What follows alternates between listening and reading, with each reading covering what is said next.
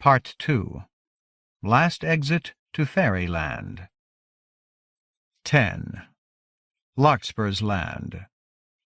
He was not simply traveling, he was stretching somehow, as though a part of him were still rooted deep in the reality he had just left, while an increasingly attenuated Theo-ness was being drawn out through thousands of miles of noise and light. All that he was seemed to be getting thinner and more insubstantial until he felt himself to be a near infinite, near invisible line of consciousness, each mote of thought touching nothing but the single beads of comprehension directly on either side, and all of them pulling farther and farther apart. He was like a rubber band in the hands of God, and God was spreading his mighty arms as wide as they would go. And then the rubber band snapped. When he came back to himself, half his vision was filled with what at first seemed to be a smeary abstract painting of green lines. Grass. He was lying on his side in long grass, and something was moving. He regained his focus in time to see Applecore, who was kneeling a few inches from his nose, bend at the waist and decorously throw up. Despite her appearance and proximity, watching didn't trigger his own reflex as it might have with another human being. He sat up. That did trigger the reflex. As Theo finished emptying his stomach, spitting over and over into the grass, Applecore took a deep breath and groaned. "Oog! It's worse coming here than going to your side." "Glad to hear that." He wiped his chin with the back of his hand. His head was thumping like a timpani solo, and he would have sold his soul without hesitation for a bottle of mouthwash. "Because I don't ever want to feel like that again." He raised his head and looked around. "Oh, God!" It wasn't so much that anything looked expressly different, or wrong, in fact. It all looked very right in a sort of romantic, pre-Raphael-like kind of way. Close-standing trees and shadowy grassy dales, beams of midday sunlight diving straight down through the forest roof like glowing plumb lines, sparked with dust and the bright flicker of flying insects. His nausea had faded, but still the colors around him were almost too strong, the edges too crisp. It made his eyes water to look at anything for more than a few moments. It reminded him of the way a dose of psilocybin made the colors of everyday objects leap out like neon. "Where are we?" Applecore bent again and spat an almost invisible streak of light. "Home? Well, home for me. What would you call it? I was never up with all that book-learning shower of shite, and fairy can't translate what you can't say." She frowned, then brightened. "Course, fairy. That's what it's called." So I was right. No, Uncle Eamon was right. Theo stretched his legs out in front of him, listened to the almost subliminal fluting of birds. His headache and nausea had all but disappeared. He could almost forget that he had just been through the weirdest and worst half-hour of his life. It's beautiful here." "That's why they saved this piece," the little fairy told him. "Don't think this is the whole story, boyo." He nodded slowly, although he had no idea what she meant. It was hard to think, almost exhausting. Spending time in the midst of such overwhelmingly powerful scenery was hard on mortal senses. So strange, all so strange. He turned back to Applecore. "What the hell was that thing that came after us?" The unearthly scenery suddenly felt different, even threatening, especially the shadowy depths behind the closest trees. "Will it come here? Is it coming now?" "Will it come? Likely," Applecore sniffed. "Now, couldn't say, but I doubt it'll find you again so fast. Eventually, though. So is it a good idea to laze around in the woods like a fat gobshite? Likely not." "What was it?" It took a moment. "Hold on. Find me? What do you mean, find me?" "Start walking first." She was up and away, quick as a dragonfly, 20 yards in a couple of seconds, then back just as swiftly to hang in mid-air before him, a grim little half-smile on her face. "Just curious, you standing there with your mouth open, do you have to do that for a bit before your legs start working?" He shut his jaw and let her lead him through the psychedelic forest.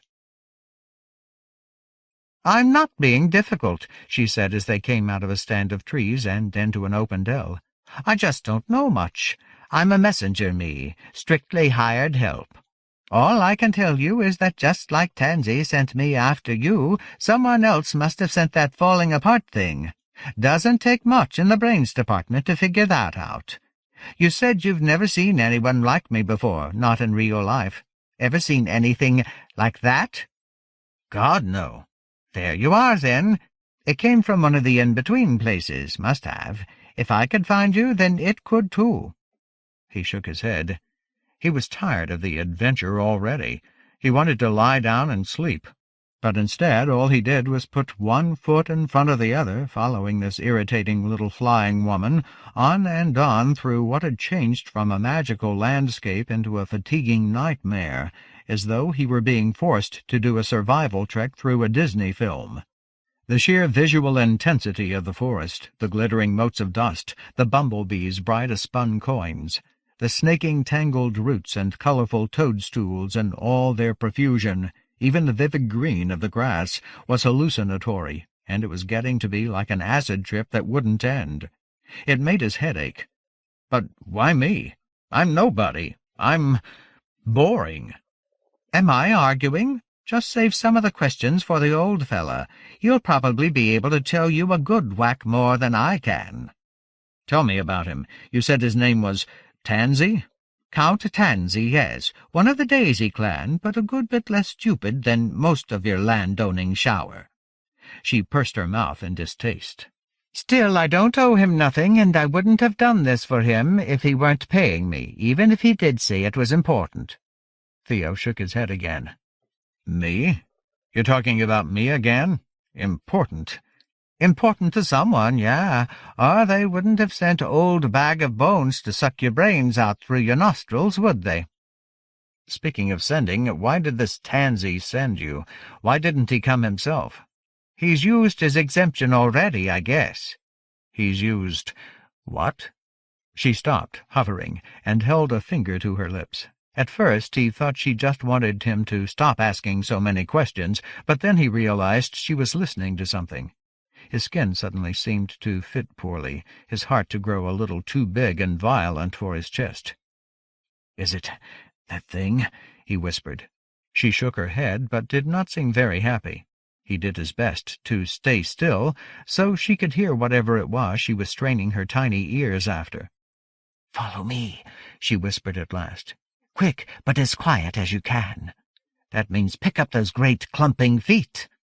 She zigzagged away toward the edge of the clearing, and he half ran, half pranced on tiptoe, after her through the wildflower-sprinkled grass. "Down here." She pointed to a gully shielded by undergrowth. Theo scrambled down into it, pressed himself into a mat of fallen leaves that glimmered silver and gold and smelled like something that came in expensive bags from a posh gardening store, then cautiously raised his head to look back at the clearing. It was empty. "Didn't expect I'd have to spend my last charm so soon," Applecore muttered. "What?" Theo began, but Applecore flew up beside him and gave him a surprisingly solid kick on the jaw. "Shut it!" she hissed. Long seconds crept by, then what looked like a horizontal flash of sunlight burst from the trees and streaked halfway across the clearing in a heartbeat, then stopped, changing from blur to solid shape so abruptly that he almost gasped in surprise. It was a deer, a huge white buck, with a spreading rack of antlers like two leafless trees carved out of ivory. It stared at the spot where Theo was hidden. The dark liquidity of its gaze seemed to mark him easily despite his held breath and tight-clenched muscles. "Beautiful, beautiful," was all he could think as it stood frozen in an angled stab of sun like a statue made of burning phosphor. It blinked, then leaped away into the trees on the far side of the clearing, a movement so swift and effortless that Theo could not at first entirely understand what had happened. His mouth worked as he tried to express even a halting appreciation for the vision he had just been given, but Applecore's wings were buzzing beside his ear. She prodded him with her foot, more gently this time. "Shh!" Her whisper was so close he thought he could even feel the tiny puff of her breath inside his ear. To his surprise, she began to sing. Her voice was scratchy but tuneful. He could not make out the words, but the repetitive melody was oddly compelling, so much so that he did not at first notice that another noise was growing all around him, a sound that even at its loudest never became more than a flutter like rain on hard-packed earth. The riders stormed into the clearing. Again he found himself dumbstruck, but it was a less simple awe than that which had pierced him at the sight of the stag. There were close to 24 of the newcomers, male and female, dressed in costumes that seemed to come from completely random times and places, both modern and ancient. Even the colors of the cloth were elusively inconstant, changing like mother-of-pearl, like sunlight on the water of a moving stream. The riders' faces were fine and proud and strangely ageless. Every one of the hunting party could have been 20 or 40 in human age, or neither. He found it was as hard to look at them as it had been to look at the land around him when he had first come through. His brain searched desperately for measurements, categories, ways to make these creatures into mere humans, but could not find the mechanism. They confused his familiar ways of judging people just as surely as the stag had turned him into mud and stone by the mere fact of its lightning-swift loveliness. Even their horses were strange, although he could not say what was different about them. They had 4 legs, manes, eyes, flashing teeth. But that did not make them horses, at least not the sort of horses he knew, any more than elaborately curled and arranged hair, jewelry, and quiet conversations made people out of these frighteningly beautiful riders. The hunt party paused in the clearing for only a few moments, riding around the spot where the stag had stopped, staring down raptly as though something were written there that they had never seen before. One of them, a tall man with long golden hair, dressed in something like modern riding gear, if riding clothes were ever made from millions of pearlescent scales, and carrying what appeared to be a rifle with a bright silver barrel and a bone-white stock, stood in his stirrups and pulled his mount around to face the quarter in which the stag had vanished. He spurred out of the clearing, and the others followed him, swift as the crack of a whip, but so quiet that by the time the last of them had passed between the nearest trees, Theo could not hear them any more. "That was Lord Larkspur," said Applecore, after half a minute of silence. "The one in the lizardy suit. Seen him in the mirror shows. He's better looking in real life, I have to admit, if you like that sort." Theo wasn't sure what sort that was, but he wasn't even too sure of his own name at the moment. "Those were fairies?" Applecore snorted and drifted down to the ground a foot from Theo's face. "Damn few who aren't around here excepting you. Flower folk, those were. You might call them the local gentry. Oh, they think they're fine, but—" They were fine? For a moment Applecore only looked at him. Something almost like hurt on her little face. "You've never seen them before, of course," she said at last, then scowled. "Larkspur right on top of us, and cursed lucky we were not to be noticed. By the trees! I told you not to come back for me." Still overwhelmed, it took him a long moment to make sense of that. "Wait a minute, you mean back at the cabin? Are you saying I should have left you there with that ugly dead thing?" "I could have made a door for myself. I made that one just for you. I was planning to keep old Ugly busy for a bit. But you dragged me through with you and buggered up the landing, so we've come down in the wrong spot." She shook her head. "Right in the middle of Delphinion. Shite and double shite. Even if we're near the edge of the forest, we're half a day's walk from Daisylands, the rate you waddle, and we don't dare go out from under the trees in daylight." "We can't go out from under the trees?" "Because this is Larkspur's land, you thick. It belongs to him, and so does almost everything on it, and a lot above it, including some of the birds. If we come out of the trees, chances are he'll know about it before an hour's passed." "Hey, damn it, quit calling me thick. You may have saved my life, but that doesn't give you a license to kick my ass for the rest of it." "Ooh, he's getting snappy." "Look, a couple of hours ago I was back in my own world thinking about nothing more earth-shaking than hopping on my bike and picking up a burrito to go. Then suddenly I'm in the middle of storybook land being led through the enchanted frigging forest by Thumbelina. And Thumbelina's kind of bitchy, just between you and me. Anyway, I'd like to see anyone else do any better, so back off." He walked on in silence for a little while. Applecore didn't desert him, or even seem to have taken much offense, so at last he hazarded a question. "What the hell difference does it make whether this guy knows we're on his land or not?" "'Cause Larkspur's a chokeweed, see? It would be one thing if he were a creeper, or even a middle-of-the-road fella like Tansy, but I'm guessing every one of them chokeweeds would be just as happy to slit your throat as look at you."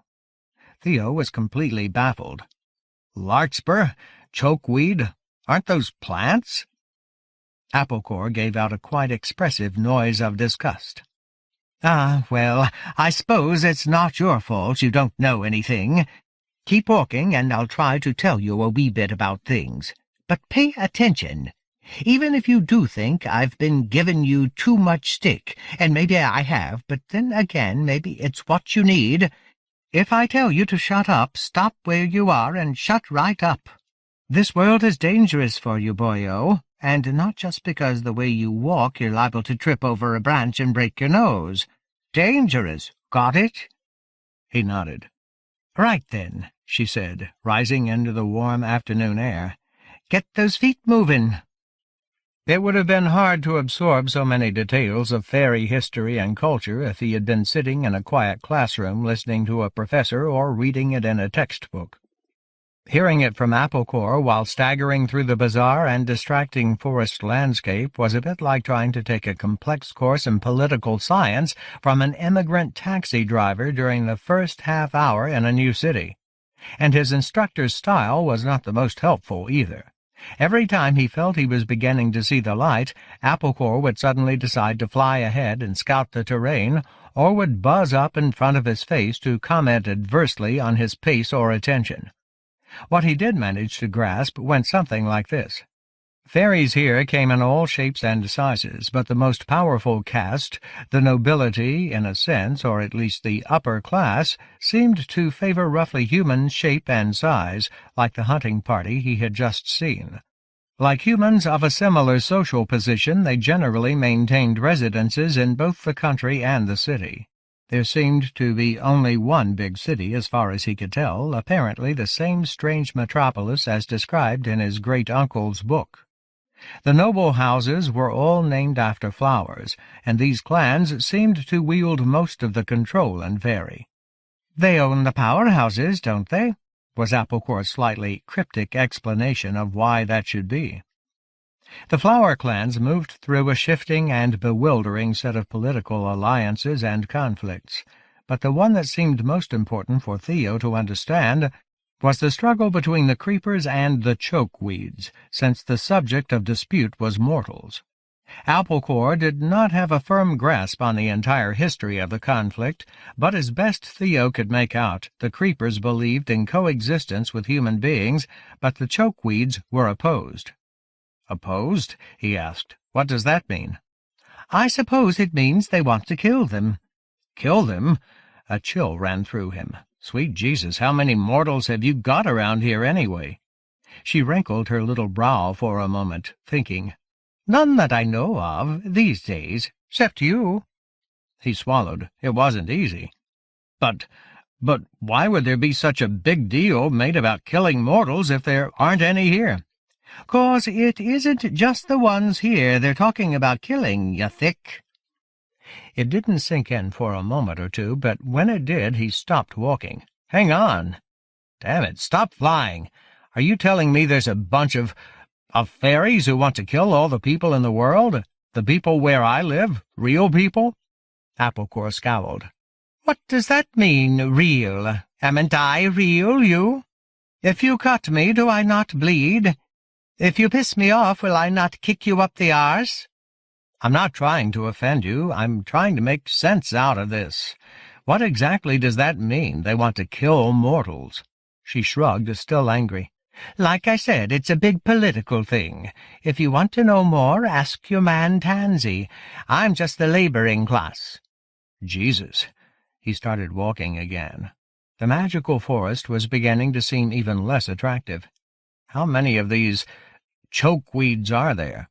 Not that many, maybe a quarter of the flowers, tops. A quarter? Jesus Christ! Would you quit saying that? Applecore buzzed around his head 3 times. It doesn't do me any damage personally, but there's plenty here as don't like it, not to mention that if we meet up with a stranger you'll give yourself away throwing that name around sure as winter brings frost. Wouldn't go shouting Mohammed or Buddha either, now you come to it. What are you telling me? The other fairies wouldn't notice I didn't belong here if I just kept my mouth shut? You'd be surprised, she smirked. There's some stupid fairies, but... Now, far as the chokeweeds go, you've got to remember there's at least that many creepers, and they like your sort well enough. The question is how many of the in-betweeners get pulled one way or the other. Don't worry so much, boyo. It's all been going on for a long, long time. She paused, hovering. Hang on a bit. I hear something strange. She raised her head, tilted it. Smell something, too. What do you think? Just stand here and do nothing, will you? But by the trees, I'm ready to start reading chokeweed pamphlets myself after putting up with you, and I don't even have a vote. Now just shut it and wait for me. And she swung wide around him and then shot off like a bullet, a blur of red dress disappearing among the trees. Theo sank to the grassy ground, then put his head in his hands to rest his eyes. It was all just bizarre past any grasping. A few hours ago he had been living a normal life in his normal cabin in the mountains of normal Northern California. Not a great life, maybe. In fact, lately a pretty pathetic loser sort of life, but one almost completely empty of shambling, corpse-limbed monstrosities and smart-assed fairies. How did Uncle Eamon deal with this shit without going crazy? Of course, his great-uncle had gone looking for it. It had been his life's dream. Reminded, he pulled the notebook out of the pocket of the leather jacket which was tied around his waist. The book had been bumping against his legs so long as he walked that he had actually considered pulling it out and throwing it away, just to keep from going mad. Theo was not a great hiker, he was the first to admit, but it was pretty much his only connection to anything resembling the world he knew. But I read almost all of it, he thought. I sort of remember some of the families being named after flowers, but why don't I remember anything about this chokers and creeps stuff? He began to leaf through the pages as he waited for Applecore to return, wondering what else he might have missed that could save him from being eaten by big bad wolves or some other god-awful thing. It was just so hard to believe that he was actually here, that everything in the book had been true. Applecore buzzed back into view. "Trouble," she said. "We're right at the edge of one of Larkspur's farms. We could go around it, but it'd take us days longer." "Days longer?" "To get to Tansy's. Larkspur won't be anywhere near the farm holding, too busy chasing that corpsey hart.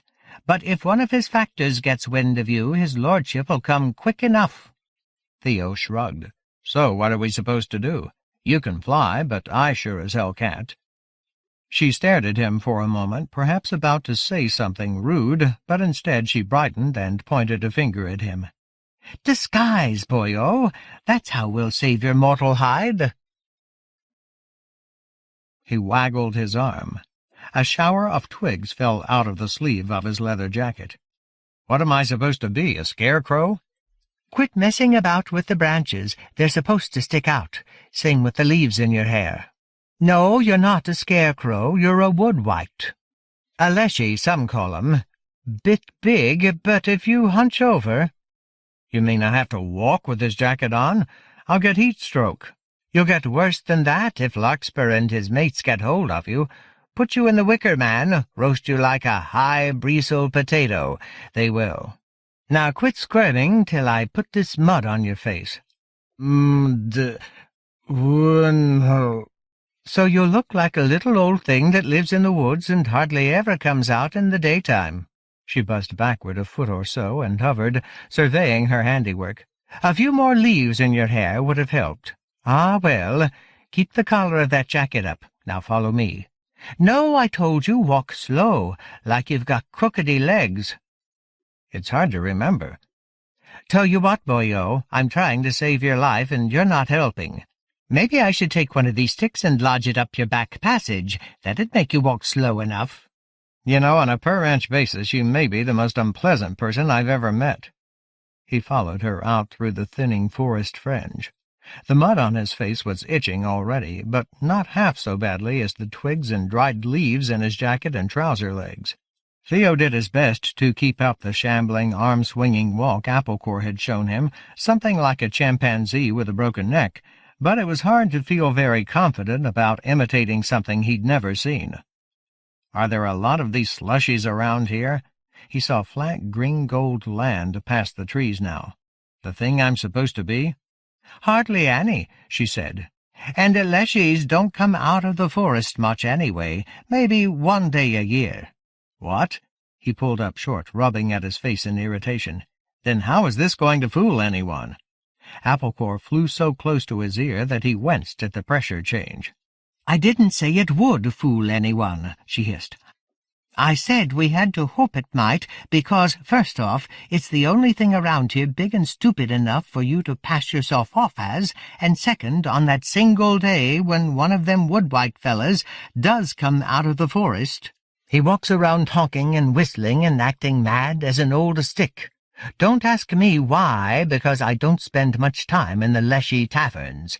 But when they've got their spring fever on 'em, nobody much goes near 'em, so if people think you're one, chances are they'll leave you alone. But just in case anyone does come up looking to pass the time of day, I advise you to start squealing and honking and what-not. Real grumpy-like, got it? Because I'd say it beats the jabbers out of being roasted like an old spud." Properly chastened, Theo fell back into his shambling, uncomfortable walk. The great ocean of trees through which they had been traveling had thinned now to a few small copses dotted along the hillside. As they made their way from one cluster of trees to another, Theo saw that they were descending into a disconcertingly wide plain. It was hemmed on either side by rows of green hills, lush as something in the background of a Maxfield Parrish painting, but those were far away, the nearest at least a couple of hours' walk, Theo decided, and probably more. At the base of the hill they were descending, the land had been leveled and ploughed, the soil dark as ground coffee, but mostly obscured by a sea of waving, shimmering fronds. Here and there figures moved among the stalks, bending and straightening. What is all that?" "Wheat. Bend over more, you're starting to look human." He crouched, conscious of a nagging pain starting in his back. But it looks like gold, like real gold." "You don't think we make fairy bread out of the same stuff you mortal fellows grow, do you? Keep walking." Even as they descended the hillside, Applecore led him in a wide swing to one side so they could cross the broad field closer to its edge. After a few minutes, she lit on his shoulder. "If they see me flying around, they'll wonder why a sprite's keeping company with a leshy," she explained, and nestled in among the twigs and leaves, but continued to issue instructions from her new perch. "Root and bough, man. Can't you remember to gibber a bit? And wave those arms around."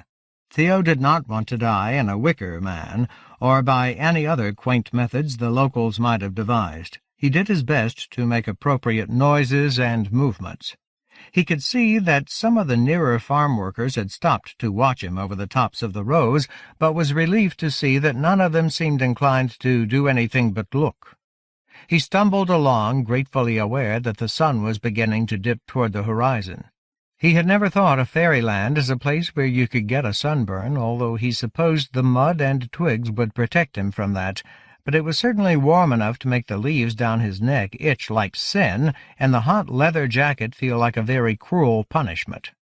There was a tiny bit of solace in the smell of the wheat itself, a rich, heady aroma, like freshly unkegged beer, as though there was drunkenness in the grain of fairy even before any distilling took place. As he reached the edge of the field and stepped between two rows of golden stalks, a trio of heads popped up only a couple of rows away. Theo let out a gasp of surprise and stopped. As astonishingly small as she was, Applecore still looked quite human, and the fairy gentry he had seen earlier could also have passed for human at a distance, but the three faces staring at him were not so easy to mistake.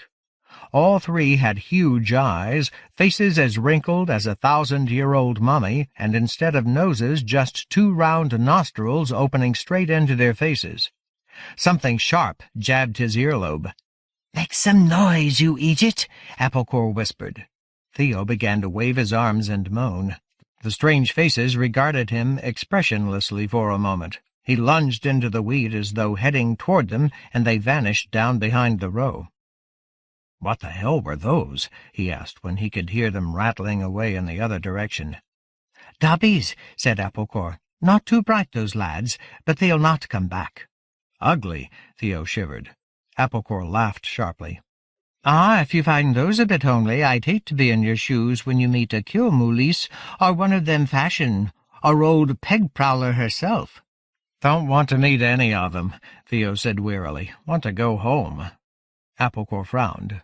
"Yes, well—" It was a long trip across Lord Larkspur's wheat fields, but although they saw many other creatures tending the crops, brownies and hodkins and hogboons and other domestic fairies who, according to Applecore, did most of the rural manual labor, most of them seemed quite willing to keep their distance from Theo the Woodwight.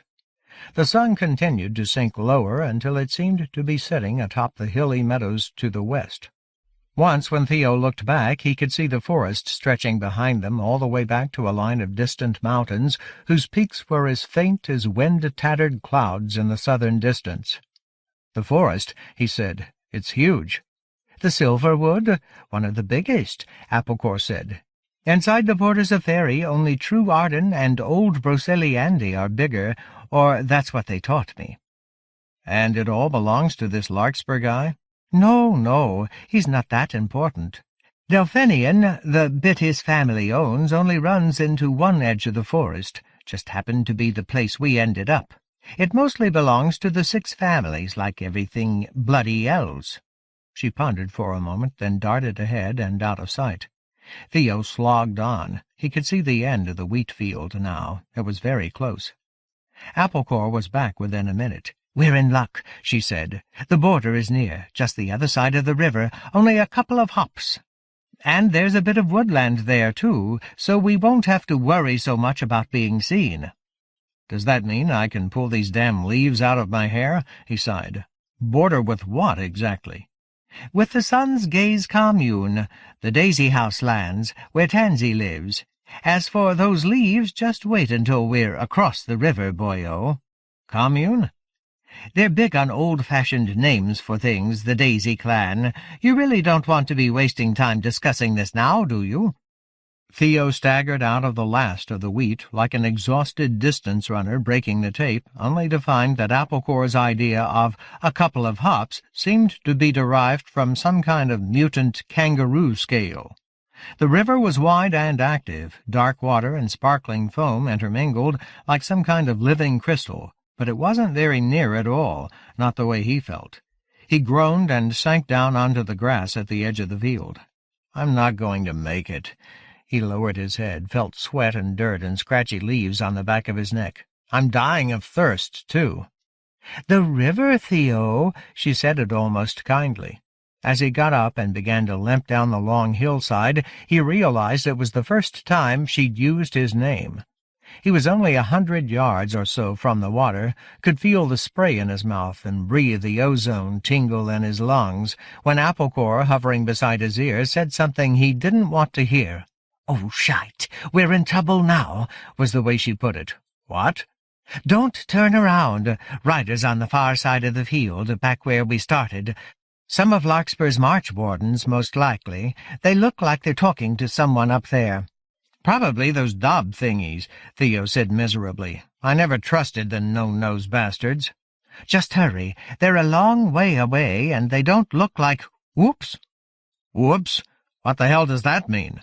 "It means they're riding across the field. Don't look back, but see if you can sort of hurry your bony arse toward that river, will you?" Theo did not waste breath on more talking.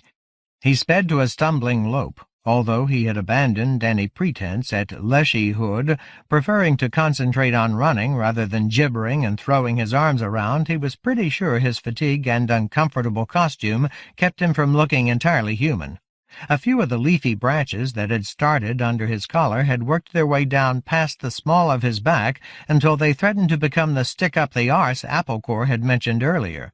The sun had dipped behind the low western hills, and although it brought a measure of blessed coolness to the air, it also made Theo think about what it would be like to be chased through unfamiliar lands in the dark. He galloped awkwardly down to the edge of the river and stood there staring at the current.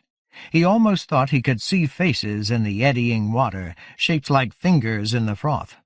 I'm not that good a swimmer," he panted. "Any nymphs owe you favors?" Applecore didn't seem to be joking. "What's a nymph?" She scowled. "I think you'd better just jump and swim hard and hope for the best, because in about the time it's going to take me to explain, those horseback fellows are going to be here."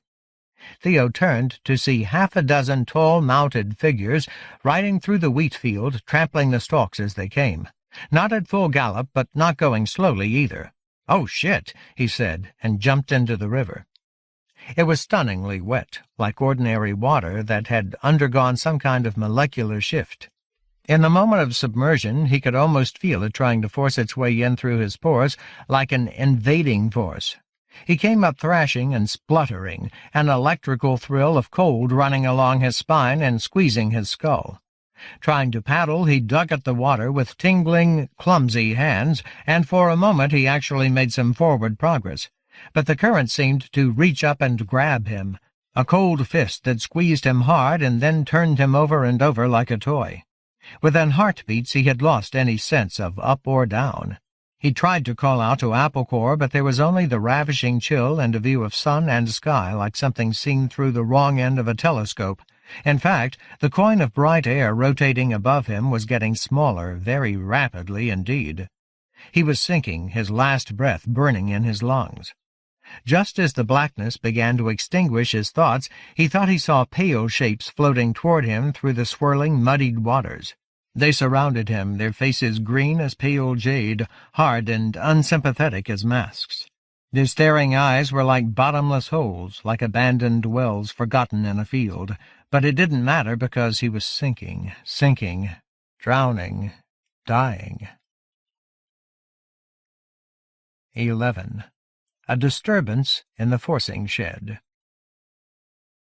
Because she was by birth a Lwarog, a type of water fairy, Mary Mosspink had a patience with humidity that other drier folk did not possess. Even so, the hot, damp evening depressed her, and she could sense that the mood of the forcing shed's patrons was not a good one. In fact, several decades' experience as an alewife told her it was the sort of night when it would be a good idea to prepare for trouble. She was already regretting that she hadn't found a replacement for Shortspan the half-troll, her other bartender and unofficial bouncer, who had called in sick. The clientele was no different than usual. A few serious drinkers who always stopped in on their way home, but never actually seemed to go home, some Twilight District office workers who really would go home after a drink or two.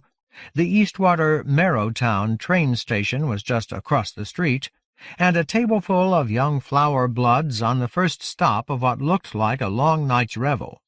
These last were loud and a bit rude, but they'd already been in almost an hour and hadn't caused any serious trouble. In fact, nothing looked much different from normal, but Mary still couldn't shake the feeling of unease.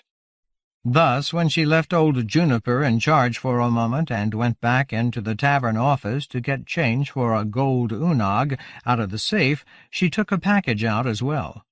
She unwrapped the cuckoo automatic briefly to make sure there was a bronze-jacketed iron egg in the chamber, but also to check that the safety was on, then folded the cloth around it again and slipped it into the pocket of her capacious smock. When she had given the waiting customer his change and released the old greencoat back to the kitchen, she slid the gun into the shelf underneath the register, far enough back that Juniper or someone else wouldn't come upon it by accident.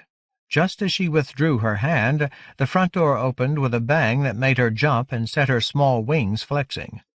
Her initial apprehension seemed misplaced.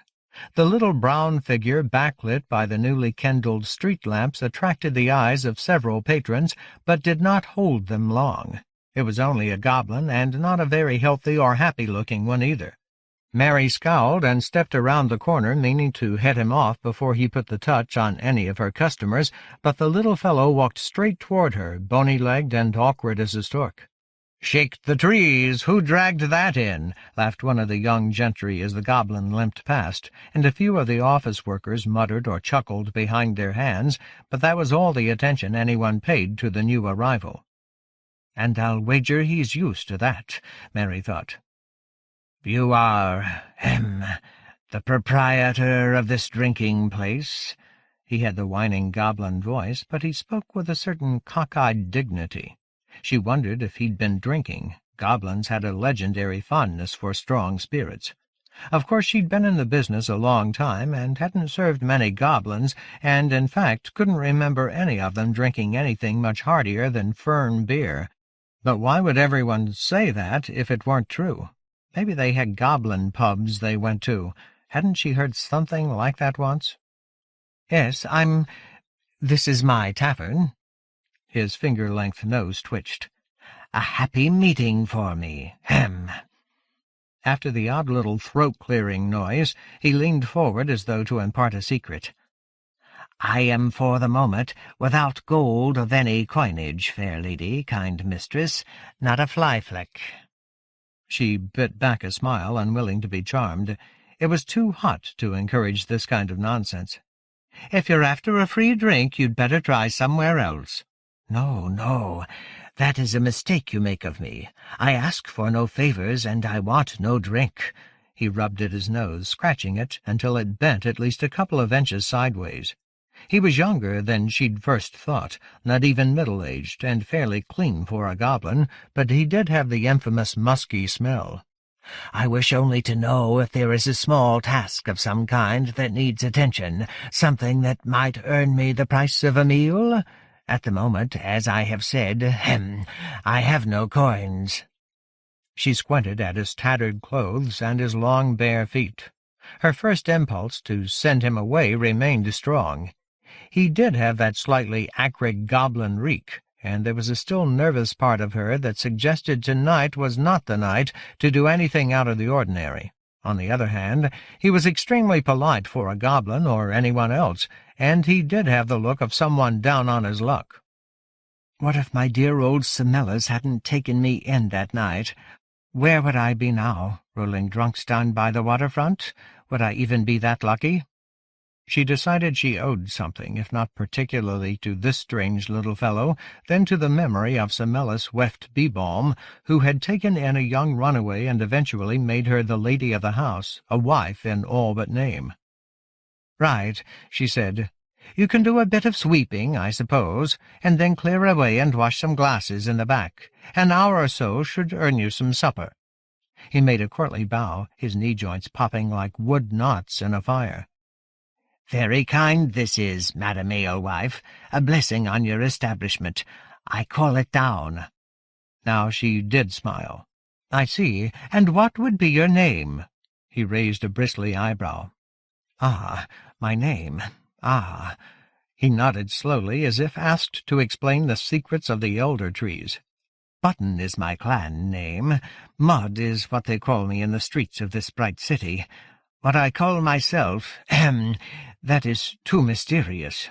He shook his head sadly, then looked up at her, his yellow eyes bright. "I wish you only well, you see." It was too hot for goblin riddles.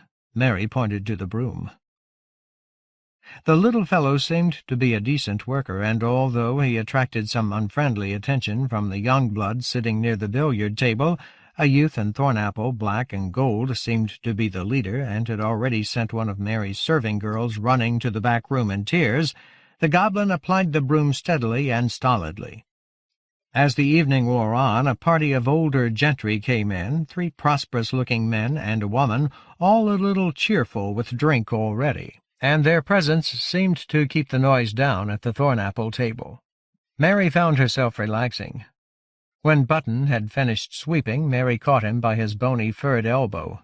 "You've done well. Why don't you take a moment to have something to eat? Juniper has made up a nice rabbit stew tonight. I'd definitely take that over the shellfish if I were you. And I'll pour you a glass of ale to go with it." The yellow eyes glinted and the long nose twitched. Now he seemed to be the one holding back the smile. "Most and very kind, mistress. If you would please put that meal in a sack for me, then I will take it with me when I have finished my work. I mean to share it with someone, you see. As for ale, so sad, but your kindness is misplaced, as I do not drink. Hem! But now I have thought that perhaps my friend would like some. Is it possible to put ale in a sack?" "Ah, not really, but I'll see what I can come up with. Come on, sit down and eat. You can take the rest with you." He drew his arm away gently, but with enough force for Mary to realize that although he was less than 3/4 of her size, he had a surprising wiry strength. "No, with thanks. Not allowed to eat here in public. It is a strangeness of my own." He made a funny little bow.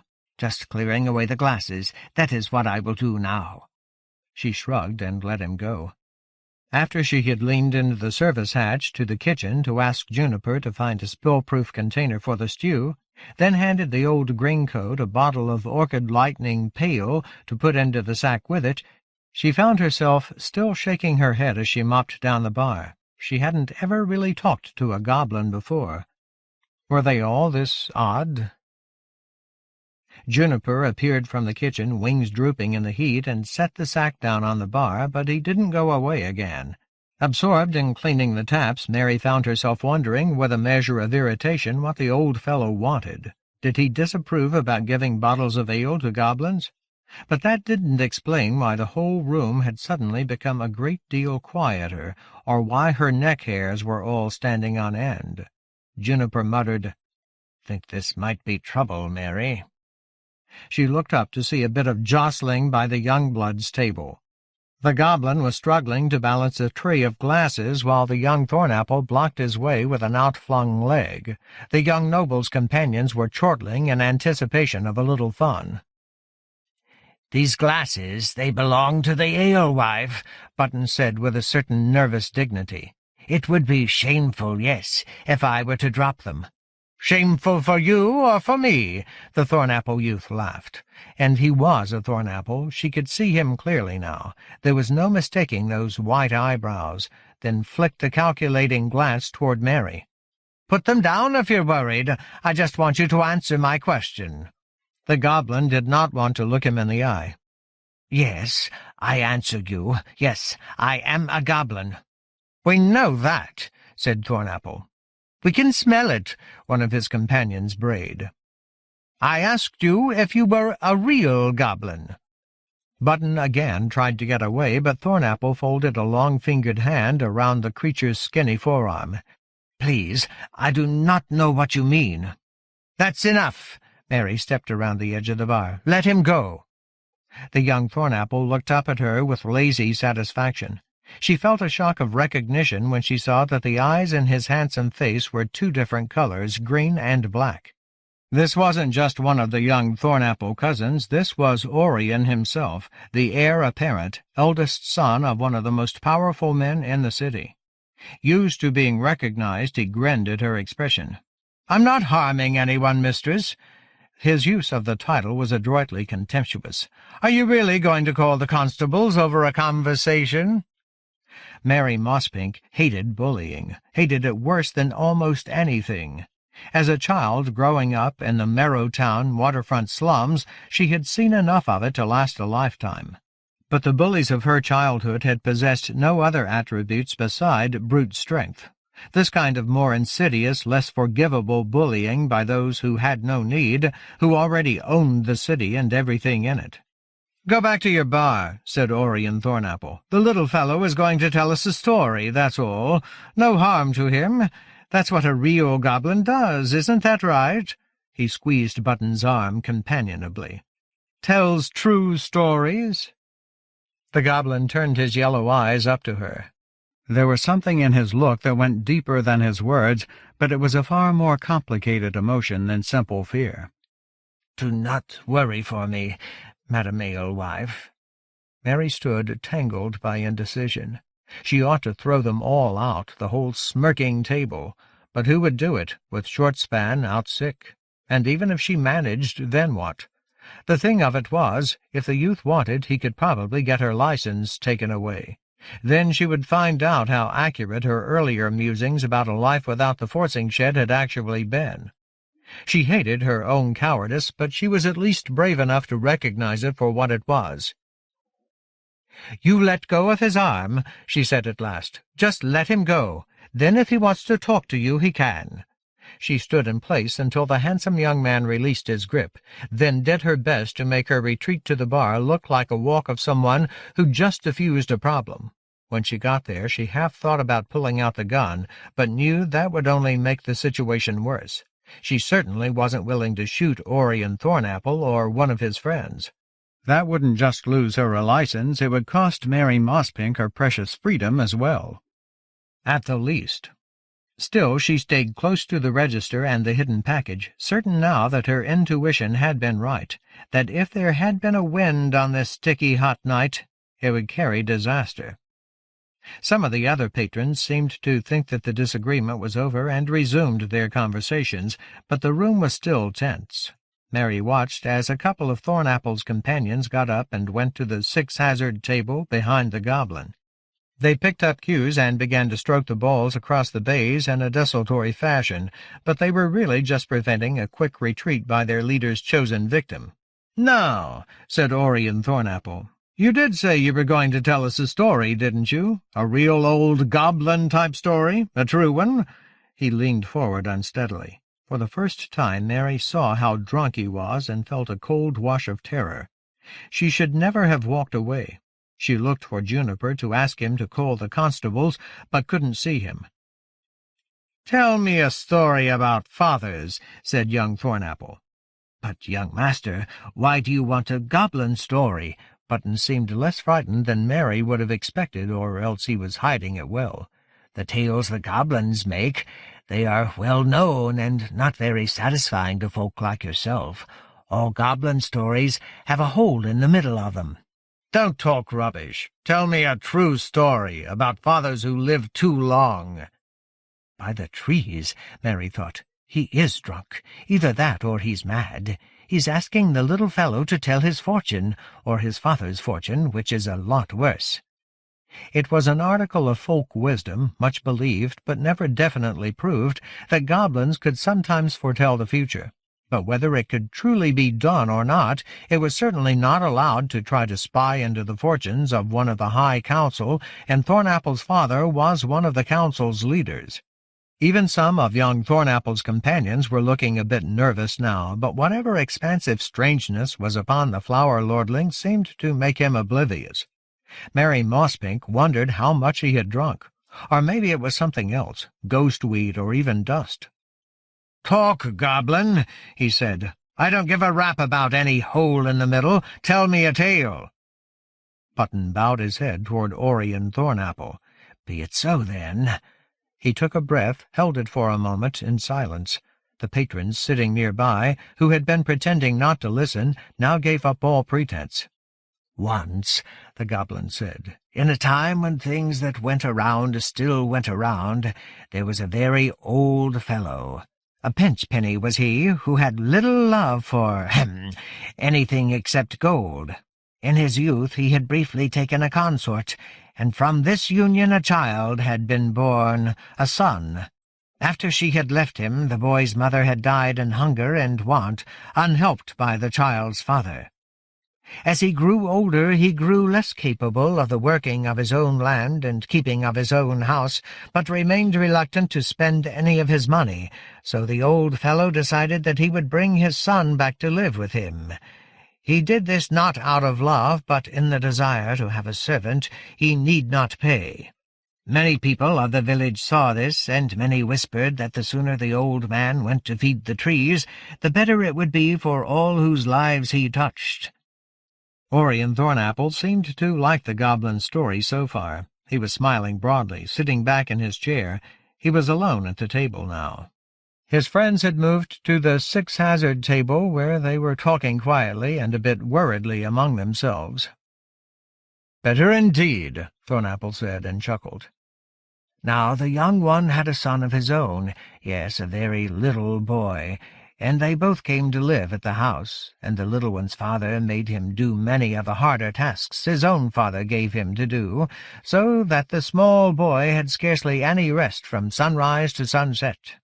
So there were 3 living together then in that house, the old fellow, his son, and the child, who was the old man's grandson.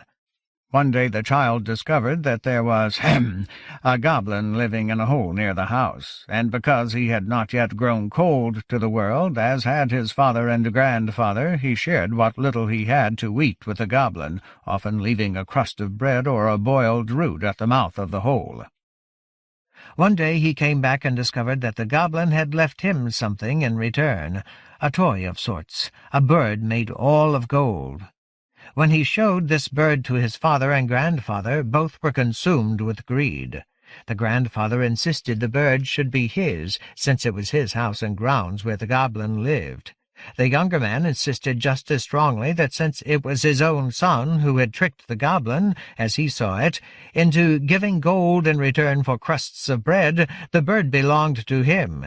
They argued and argued until the younger fellow, in a rage, killed his own aged father.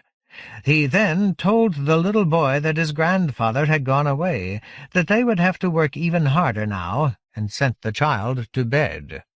He had decided to make the goblin produce more gold, so he crept out beneath the moon's light to the goblin hole with a sack of flax seeds in his hands, then scattered a handful of the seeds all around it and laid a trail of them back to the house, where he flung the rest of the sack of seeds over the floor, knowing that the goblin was properly bound by the laws of things, and so would have to count them all, and that since he would not be able to do so before the sun came up, the goblin would then be bound to the house and forced to do his bidding. He hid and watched the goblin walk past, nose close to the ground, eyes squinted as he counted the flax seeds. He waited outside the house until dawn's light began to shine in the belly of the sky, then he went in. He found the boy and the goblin sitting on the hearthrug together, drinking betony tea. Later, the little boy sold the house. With what it earned, he was able to become a rich merchant, and never needed to sell either of his 2 golden birds. The goblin, whose voice had become very sing-song, suddenly stopped talking. He blinked slowly, once, twice, as if awakening from a dream. "That is the end of my story," he said. A few of the patrons at other tables began to whisper. A woman laughed. Mary realized that despite her nervousness, even she had drifted into a sort of half-sleep. "What kind of nonsense is that?" Orion Thornapple struggled up out of his chair, stumbling a little. He loomed over the goblin. "What kind of story was that? That rubbish! It made no sense." Startlingly, a wide, sharp-toothed grin appeared in the goblin's face. "For the price, it seemed a very sensible story to me, master." "Why were they just sitting there drinking tea? What about the flax seeds the goblin was supposed to count?" "The boy had come down in the night and found the seeds scattered on the floor. Fearing that his father and grandfather would be angry over the clutter, he had swept them all up." "But—" young Thornapple scowled. It made his face much less handsome and much less mature. "What was that babble at the end? The child sold the house? Where was his father? And you said 2 gold birds, but there was only 1. He grabbed the goblin's shoulder. "Such are goblin tales," said Button, even as he swayed in the other's grip. "Can you really not guess what it was that happened to the child's father, who had tried to trick the goblin and failed? Can you not imagine where it was the 2nd gold bird came from?" The woman who had laughed earlier did it again, and this time she was joined by a few others, including the table of older flower folk. Orion Thornapple turned and glared at them, then seized both the goblin's shoulders and shook him. "You think you have made a fool of me, do you?" The little creature did not make a noise, but Mary could feel the storm precursors of violence crackling in the air. She turned to pull the package out from beneath the register, shook off the covering cloth, and dropped the cuckoo automatic into the pocket of her smock. "That's enough," she called, turning back to Thornapple and the goblin. "So!" The flowered lordling's cry was triumphant. Even as his friends came forward, perhaps trying to prevent what was about to happen, the youth bent and snatched up something that had fallen loose and clattered to the floor near the goblin's feet. Thornapple held it up. It gleamed a smouldering yellow-green, making his fist glow. "What is this? What is this?" "It is nothing," said the goblin, tugging at the youth's wrist, in an ineffectual struggle to get it back. "It is only something to light my way home through the dark, a witch-light." "Leave him alone," Mary said, but so quietly she barely heard herself. I'd say it looks like a weapon." Thornapple turned to his friends and the other patrons. "Wouldn't you all agree? Hasn't the council spoken very firmly about the penalties for goblins and other non-citizens owning weapons?" He turned, holding the struggling Button at arm's length, and called to one of his companions, "Go fetch the constables. I think they'll be interested." Suddenly he shrieked and began to shake the arm, trying to dislodge the very creature he had held captive a moment earlier. "Cursed thing! The little skin-eater bit me! He bit me! I'll kill him!" Thornapple flashed something out into his other hand, a blade, thin but wickedly long. Mary yanked the pistol out of her smock. She was only planning to wave it around in a manner purposeful enough to stop everyone in their tracks, maybe fire it into the ceiling if necessary. But as she turned around, a tall, scrawny stranger in tattered clothes came lurching up the aisle of the tavern, his eyes and mouth stretched wide with terror or pain. She lowered the pistol, confused. The newcomer staggered moaning toward the goblin and Orion Thornapple, his hands pressed against his ears as though someone had laid the grandfather of headache curses upon him. The flower lordling let go of the goblin, sizing up this bizarre new threat with a smirk that suggested he didn't think it amounted to much.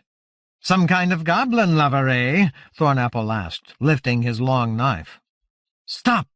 the apparition shouted at him. "Leave him alone! Stop all your voices! Get out of my head!" His voice rose to a shriek, and something exploded with a karoom like indoor thunder, turning all the world into pure white brilliance followed by utter blackness. For a single mad instant Mary thought she had pulled the trigger of her gun by mistake, but even a cuckoo automatic didn't make a bang like that, and after the echo died down to a painful ringing in her ears, she was still sightless, down on her knees and scrabbling absently with her hands for something she couldn't even imagine. People were screaming. A lot of people were screaming. "Who turned out the bloody lights?" Someone grabbed her leg. "Who's that?" "Juniper? The lights are off? You mean I'm not blind?" "The bloody power blew out." "Thank the grove for that. I thought I lost my eyes." The power came back on a few minutes later. Surprisingly, almost no one had left. Orion Thornapple certainly hadn't. He was lying on his back beside his table with his throat ripped out, surrounded by an extremely wide puddle of blood and beer. The hand that had held the goblin's witchlight no longer existed. The arm now ended at the wrist, a scorched stump. The corpse looked quite surprised. "Bad," Mary told Juniper. "This is very, very bad." The goblin and the scrawny fellow were gone, of course. The bad stuff started slowly, although Mary Mosspink had no doubt it would pick up speed soon enough. The leading counselor's son had been murdered on her premises, even if no one quite understood all that had happened.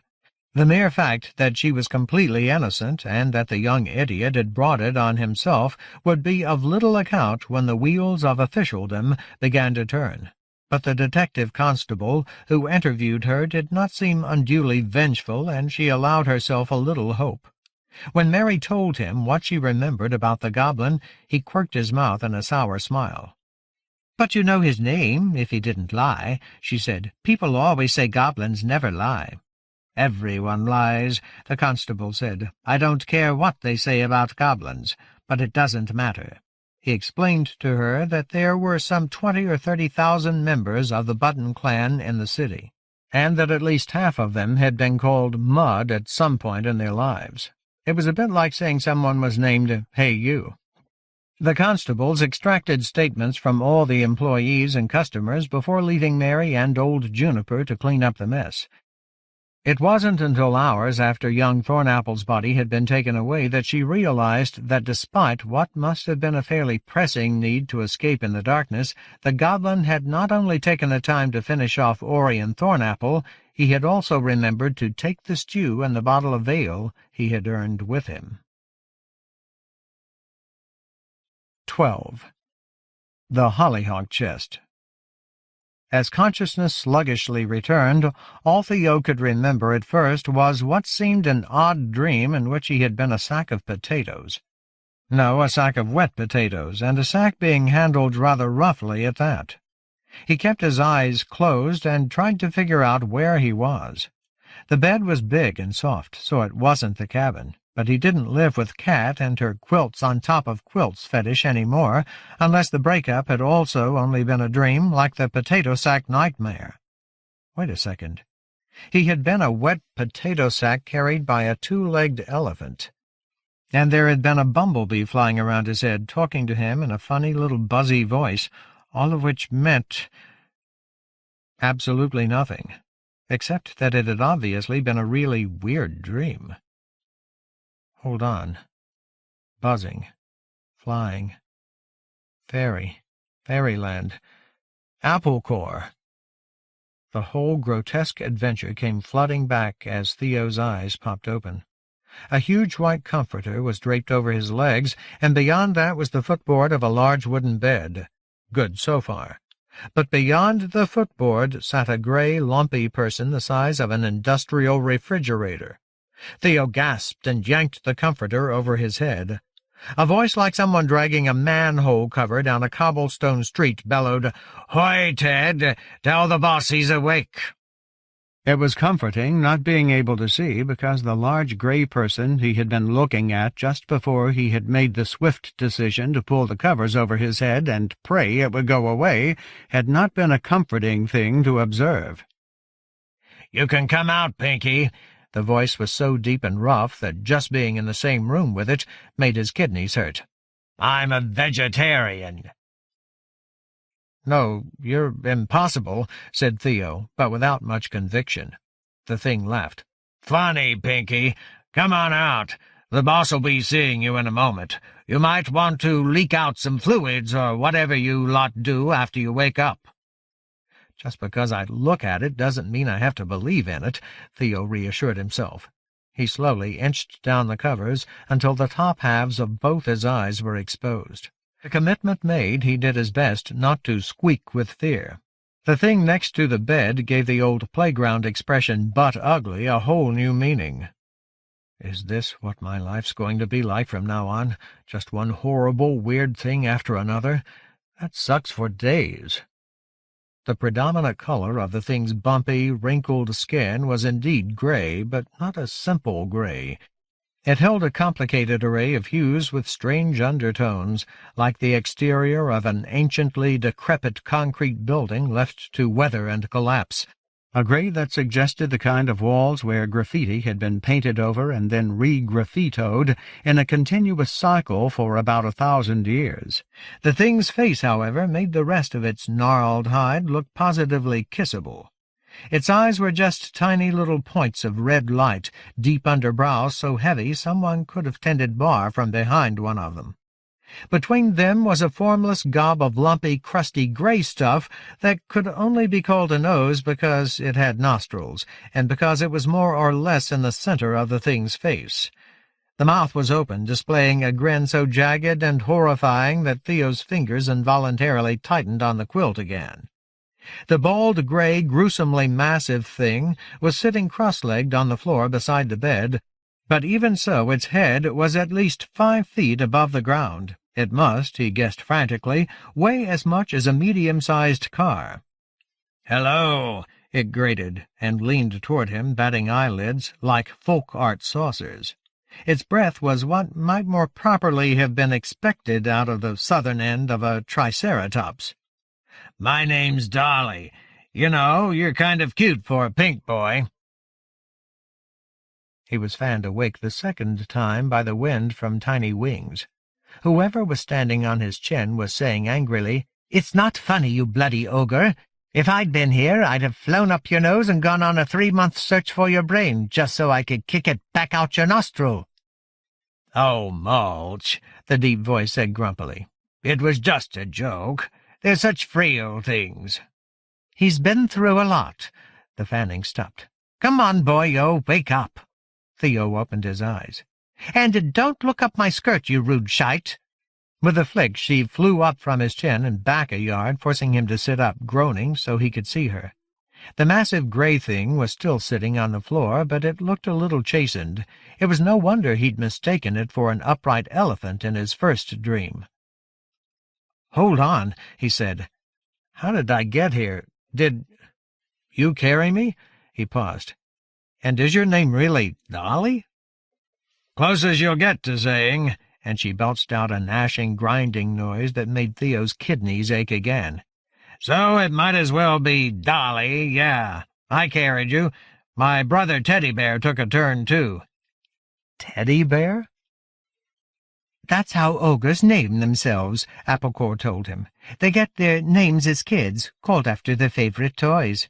But before you get all sentimental, her brother's teddy bear was a full-grown live bear that he eventually squeezed to death by accident.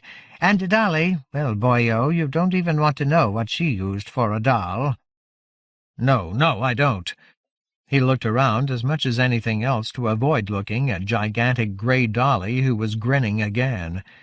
Except for his leather jacket, reassuringly draped over one bedpost, everything around him was a bit odd and unfamiliar. It was a good-sized room, full of tasteful little details of the kind that might be found in an upscale bed and breakfast.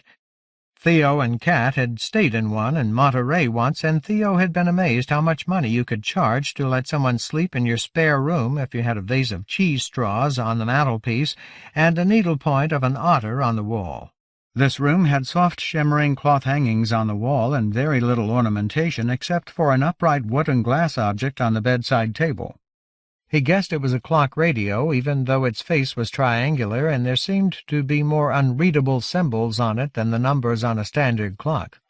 But unlike the Monterey bed and breakfast, or in fact most rooms that fell into the category of guest room as opposed to cell, this room had one door and no windows or vents of any kind, although something that looked a bit like an air conditioner with a covering screen made of silk was sunk into the stones of one wall. Air conditioners in fairyland. He couldn't wrap his head around it at all. "Where am I, exactly?" he asked. "What happened?" "You jumped into the river," she said, "and you didn't even ask first." "Ask? What do you mean, ask? You told me to do it. There were people chasing after me." But they hadn't been people, of course, he remembered. They had been angry fairies. That was part of the problem.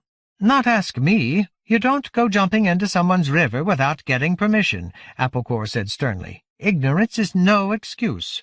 Look at your arm. No, the other one." He stared.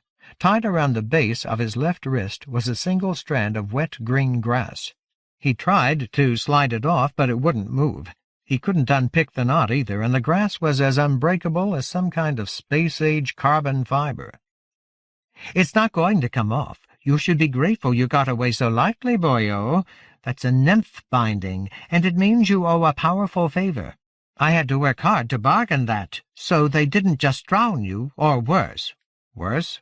"No more questions. I'll explain later. Just be glad that the Delphinian and Daisy Commune people got together a while back and chased all the Jenny Greenteeths out of that river, or you'd be, well, best not dwelt on. Your Jenny doesn't haggle like the nymphs do. She just starts chewing. Now get up." He looked from the band of preternaturally strong river grass to the hovering fairy. It was plain that as long as he was in this damned fairyland, he'd never, ever get the kind of answers he wanted to anything. He'd just have to try to catch up on the run. "I still don't know where we are." Applecore snorted. "The only place you could be without being dead right about now," she said. "This is Tansy's house in the Daisy family compound, the Sun's Gaze commune. I told you we were coming here." "Bit mad is our boss," Dolly said. "Tansy likes lost causes and whatnot, oddities and so on, mortals." I wouldn't go so far as to say he likes 'em," said Applecore, "but he wanted this one, so we're off now." Dolly shrugged. "You can take him. I made sure he wasn't carrying anything he shouldn't before I put him to bed." She shifted Theo with another leeringly jagged smile, and for the first time he realized he wasn't wearing his jeans and shirt anymore, but instead something halfway between pajamas and a martial arts costume made of slithery grayish silk. "You're smooth all over, aren't you?" said Dolly. "I like that. Novelty, I call it." Theo was still shuddering as he followed Applecore out into a broad carpeted corridor. He pulled on his leather jacket, which he had snatched off the bedpost on the way out. It looked strange with the silk ninja pajamas, but at least it was something familiar. In truth, though, not everything seemed as strange as he had expected. The soft, fur-lined boots that had been thoughtfully placed by his bed felt quite pleasantly ordinary. The walls on either side of him seemed nothing more exotic than pale, sandy stucco, and although the light fixtures set at intervals along the passage were intricately ornamented, the lights themselves seemed to be— "Electric bulbs?" he asked Applecore. "Is there really electricity here in Fairyland?" "I can't say I ever could make sense out of electricity when anyone tried to explain it, but no, these lights are scientific. They work by magic." Theo still felt like his brain wasn't entirely connected, but he couldn't help wondering why his uncle's book had described a kind of gaslight or even oil-lantern version of Fairyland, something like Victorian London. Instead, from what he could see of the quite modern decor and appliances, Eamon Dowd seemed to have gotten the similarities wrong by a good 100 years or more. "I'm tired of weird stuff," he realized. "I just want to go home. I'll go along and meet this old tansy fellow, the one who likes mortals, and I'll answer some questions. Maybe he wants Uncle Eamon's book?" In a sudden panic that it might be lost, he groped at his jacket pocket. But however intrusive the rest of Dolly's search might have been, she had at least left him his great-uncle's journal. "So I'll meet this tansy guy, give him the book if he wants it. It's not worth staying here to keep it, that's for sure, and then I'll get him to send me home." For a moment he could even imagine that things would be different for him now, after such experiences. "I'll change. I'll get my life together. Maybe I'll even write a novel and get famous. Use Great-Uncle Eamon's ideas and what I've seen myself. How hard can it be to write one of those fantasy books anyway?" Theo was interrupted in these creative musings when another large, heart-attack-inducing figure stepped out of the shadows at the end of the hall. The floor gave a little under its weight. "Hello, Nat," it rumbled. "Don't get cute, you massive shower of grey shite," said Applecore almost fondly. "We're here to see your boss." Teddy Bear, who was even less attractive than his sister, if such a thing were possible, nodded his huge head. "He's expecting you. Go right in." He looked at Theo. "And don't do anything stupid, Pink Boy. I took you out of the river, and I can put you back in. From here." Theo hastened after Applecore into a sparsely furnished antechamber, something that looked like it might have been designed by an unusually artistic Trappist monk. He looked over his shoulder to make sure they were alone before asking, "Are all ogres like those two?" "No, not really." Applecore settled onto his shoulder. "The big ones you don't even want to have in the house. Really dreadful they are." She reached over and pinched his earlobe. "You know, I think Dolly's a bit fond of you." "Shut up. Just shut up." A stranger walked into the room, a tall, slender man, apparently in his 30s, with a long white lab coat and a long white ponytail. He looked Theo up and down coolly, then turned away. "Come along," he called over his shoulder. "Who the hell is that?" Theo whispered to Applecore, who still rode his shoulder. "Count Tansy, course. You'd best get on with it." But he's not—" What had he been expecting? Old, kindly-looking, just because Applecore had once referred to him as some kind of doctor? Tansy led them out of the formality of the antechamber and into something much more chaotic.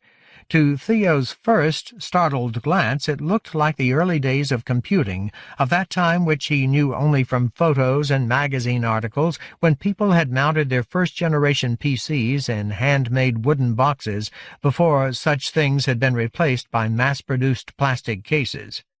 On second glance, the technology seemed more sophisticated than that, with unrecognizable machines stacked on every surface in the room, although there did seem to be rather an emphasis on attractive wooden cases, not to mention controls of fluted glass instead of workaday buttons and switches. Tansy stopped at one of the tables and picked up a pair of spectacles, which he donned before turning around to inspect Theo again. The lenses made the fairy's violet eyes seem larger, but did not make him seem any more like a kindly old inventor. Rather, they gave him the look of some kind of trendy European conceptual artist, which was in keeping with a techno-minimalist decor. The clothes he wore under the white lab coat, and now that Theo looked at it, it seemed a bit stylish for a lab coat, were also white. In his hawk-faced way, he was quite handsome, even beautiful. He looks like the angel that tells you you're not getting into heaven because you didn't make a reservation, Theo decided. He extended his hand, feeling awkward. "Hi, I'm Theo Vilmos." "Yes, you are." Tansy nodded once and ignored the hand until Theo curled it away again. He turned to Applecore, who had sprung from Theo's shoulder and settled on one of the polished wooden surfaces, legs dangling. "You are a week late, Sprite. What happened?" "A week late?" Theo looked down at his grass-bound wrist. Jesus, was I unconscious that long? No, couldn't have been. Did it take Applecore an extra long time to reach me in the first place? As she launched into a highly technical explanation of their encounter with the corpse thing and their arrival in Larkspur territory, using words like outflow and trajectory and proximate entry shift that didn't seem like they belonged in a magical trip to fairyland kind of situation, Theo could not help noticing that his tiny guide's demeanor had changed. She was all business now, perhaps even trying a little too hard, flinging technical terms around like a roadwork foreman explaining to a company VP why his crew had accidentally put a jackhammer through a power cable. "Yes, well," Tansy dismissed the rest of the explanation with a flick of his long fingers. He looked at Theo again, not angrily, but certainly not with a great deal of human warmth either, as if Theo was a guest's dog rather than an actual guest. In fact, after all the trouble of getting him here, Tansy hadn't really spoken to him yet. Human warmth. That's the key, isn't it? Theo decided. He's not human, and I don't even think he likes humans very much. And if this purple-eyed fellow was one of the sympathetic ones, Theo had a sudden chilling premonition of what it might be like to encounter some of the more unsympathetic of Tansy's folk. Well, so I'll never be Fairyland's Mr. Popular. "Why did you bring me here?" he asked. Tansy raised an eyebrow, thin and white as a line of high-test cocaine. "Because I was the only one who could find you." Theo puzzled over this for a moment. "That doesn't really answer my question." "Wait until I finish with the sprite." The lord of the manor turned back to Applecore. "Is there anything else important you need to tell me?" "Bunches, I'm afraid." She lifted off the tabletop and hovered, looking a bit frayed. "First, that dead bodies thing'll still be following him. If it found him there, it'll find him here." Tansy looked over the top of his spectacles. "I hope you're not suggesting I couldn't puzzle that out for myself." "Course not, Count Tansy. Right. Well, also, when we were leaving Larkspur's land, the lad here went into the creek. That's why I had to fly straight here and get Dolly and Teddy to bring him home." "The creek? You mean the Grey Wendell? It's strange that the nymph gave permission." "She didn't, not exactly. Not at first." Applecore flew over and tugged Theo's left hand up so Tansy could see his wrist. "I had to let him be bound." The fairy lord shrugged. "The mortal's affair, not mine." "But it will affect how he travels, sir." Tansy shrugged. "He may not. Finish a recitation." "Well, and when we bumped into Larkspur and his hunting party, I had to use my own charm because I used up all yours earlier, scuffling with that ugly thing. It wasn't much, just a small and secret thing, a once-and-thrice misdirection I got through a friend's discount, but it was my last bit of protection, so I'm without defences, sir, if you see what I mean." "I'll see you compensated, of course," Tansy began. "Hang on a moment," Applecore said, then flushed. Theo could see it, even from a few feet away.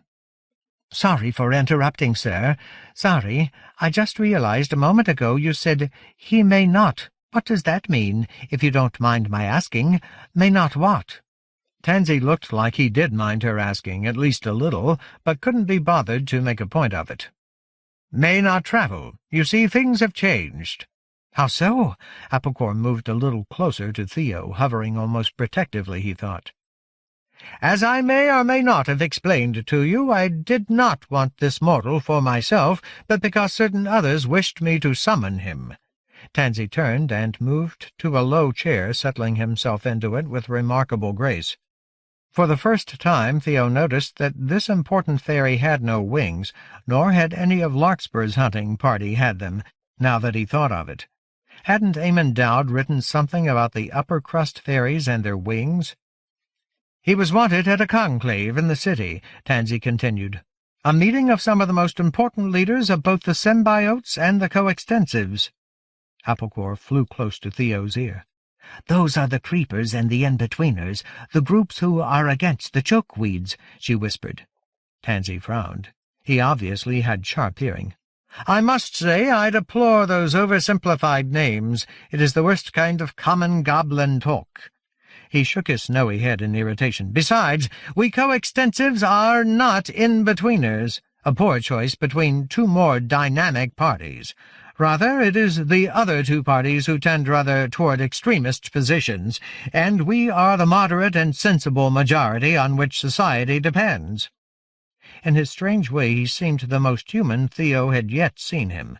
A bit of colour had even crept into the skin stretched over his pale cheekbones. "In any case, some of my fellow coextensives felt it was important that this mortal be brought here."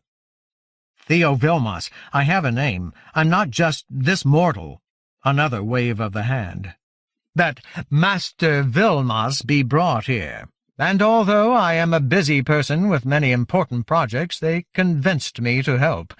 I was to bring him, you, here, and one of the young fellows of the Hollyhock household, a prominent symbiote family and good folk despite a certain political naivete, was to come here and escort you to the conclave."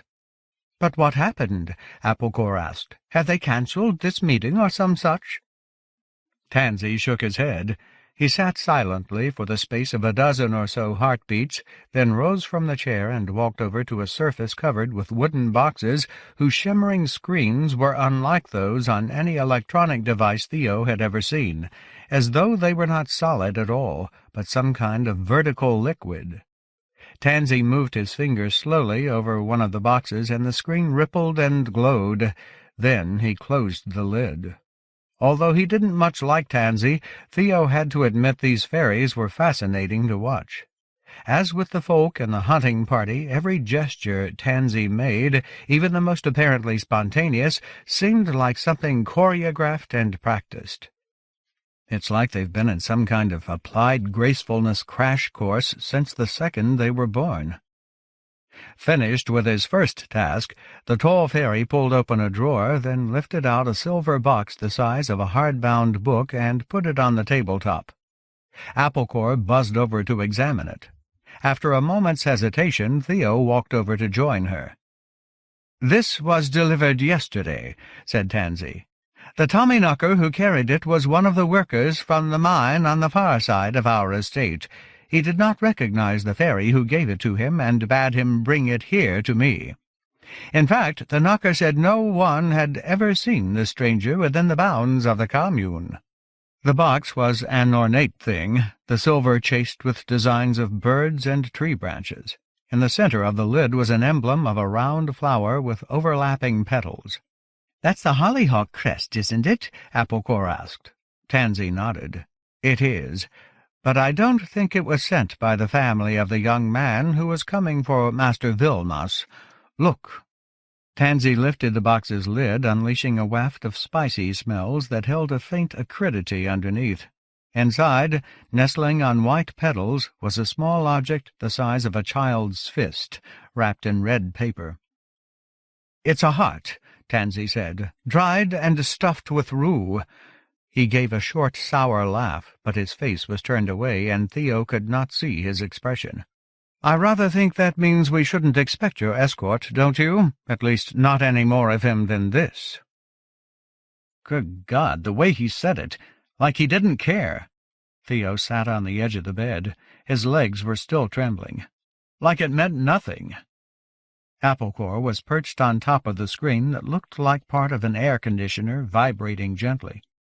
"They're not like us normal folk, those flowers," she said, then looked up. "What am I saying? You're not like us normal folk either." It was almost as hard for Theo to accept the casual way Tansy had dismissed him as it was to have found out that one of the few people in this whole mad world who seemed to have a vested interest in his safety was dead before Theo had even had a chance to meet him. "This all just sucks. What am I supposed to do now?" "Don't know.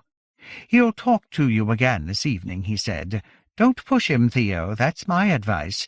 They're a mad shower, the flower folk. You can't hurry them after anything." "But what about me?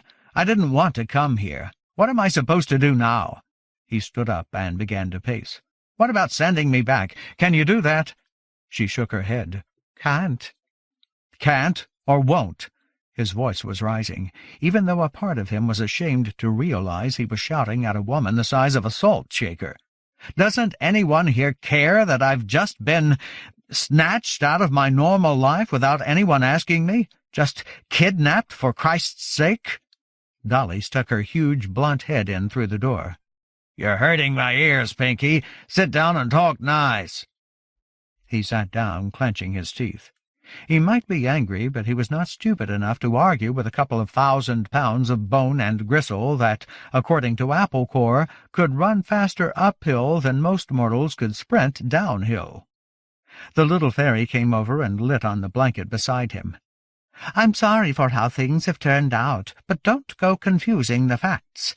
I didn't kidnap you. I opened a door without explaining it, because Tall, Dark, and Crumbly was going to suck the marrow out of your bones.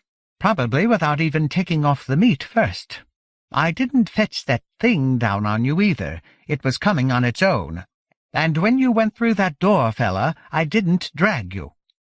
He stared at her for a moment, then let his face sink into his hands. "You're right. I'm sorry. It's just—" He sat up. "Look, just talk to me. Maybe we can figure something out. Why can't you send me back to my home? If I stay here, won't that thing find me? That zombie?" "You're better off here, to tell you the truth. Tansy's got defenses. Besides, it's not that easy just sending you back. It takes a lot of power, especially when you don't want anyone to notice. Even without the Clover effect, getting someone through to the other world, it's like building some big, complicated ship. Takes a long time, a lot of work." "But you did it once already." "Because he arranged it. I don't think I could do it by myself, even if I had a trip left. I'm not a scientist like Count Tansy." "If he's a scientist, it must be the Dr. Mengele kind, the kind that thinks of people as lab rats." He thought for a moment. "You said before that he couldn't go, and that's why he sent you. Why?" "That's the Clover effect, named after some experimenting flower fella. It's been so ever since we lost the king and queen of fairy. We used to be able to go back and forth whenever we wanted, although there were some places that were easier for it than others. Now we can only go through to your world and come back here once apiece." She sat down on the comforter and combed her reddish hair out of her eyes with her tiny fingers. "That's our exemption, we call it, that one trip. Work's coming from your side, too. Unless you're pure spirit, like that thing that tried to kill you, that is, they can go pretty much wherever they want and then get their meat from wherever they end up, but the rest of us can't. So you need someone like Tansy or his friends to get you back home."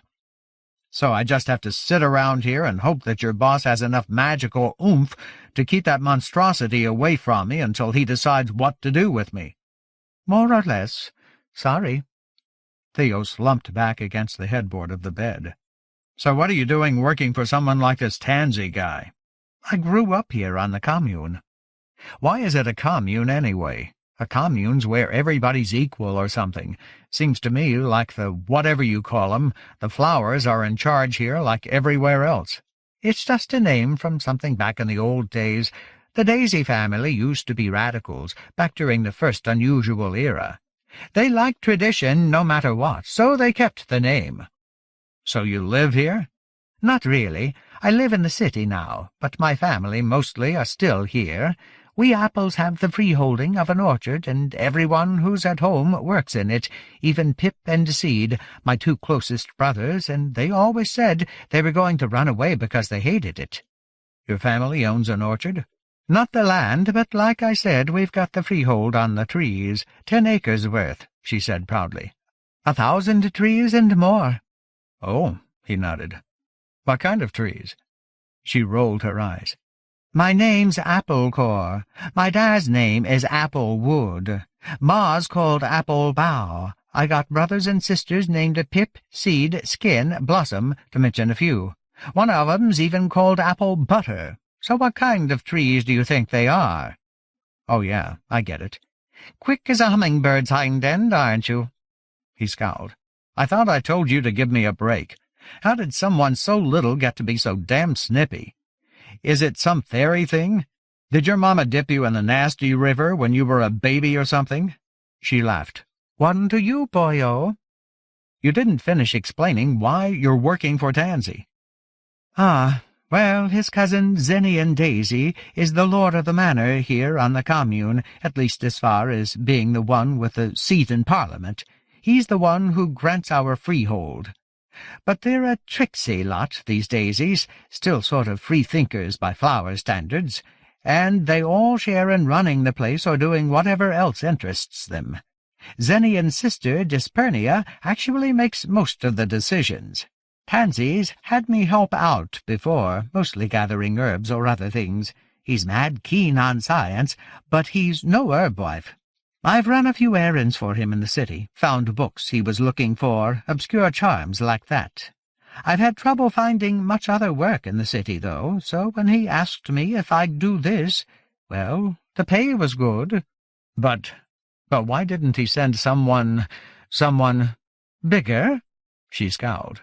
"Don't pretend I know what you were going to say. Goes to show what you know. That's why he sent me. The smaller the person going through, the less disruption, so the less power it takes to send them. I'll bet it still turned all the lights off here when I went, but—" Theo sighed. "So on top of everything else, sending me back is going to take some huge amount of power or something?"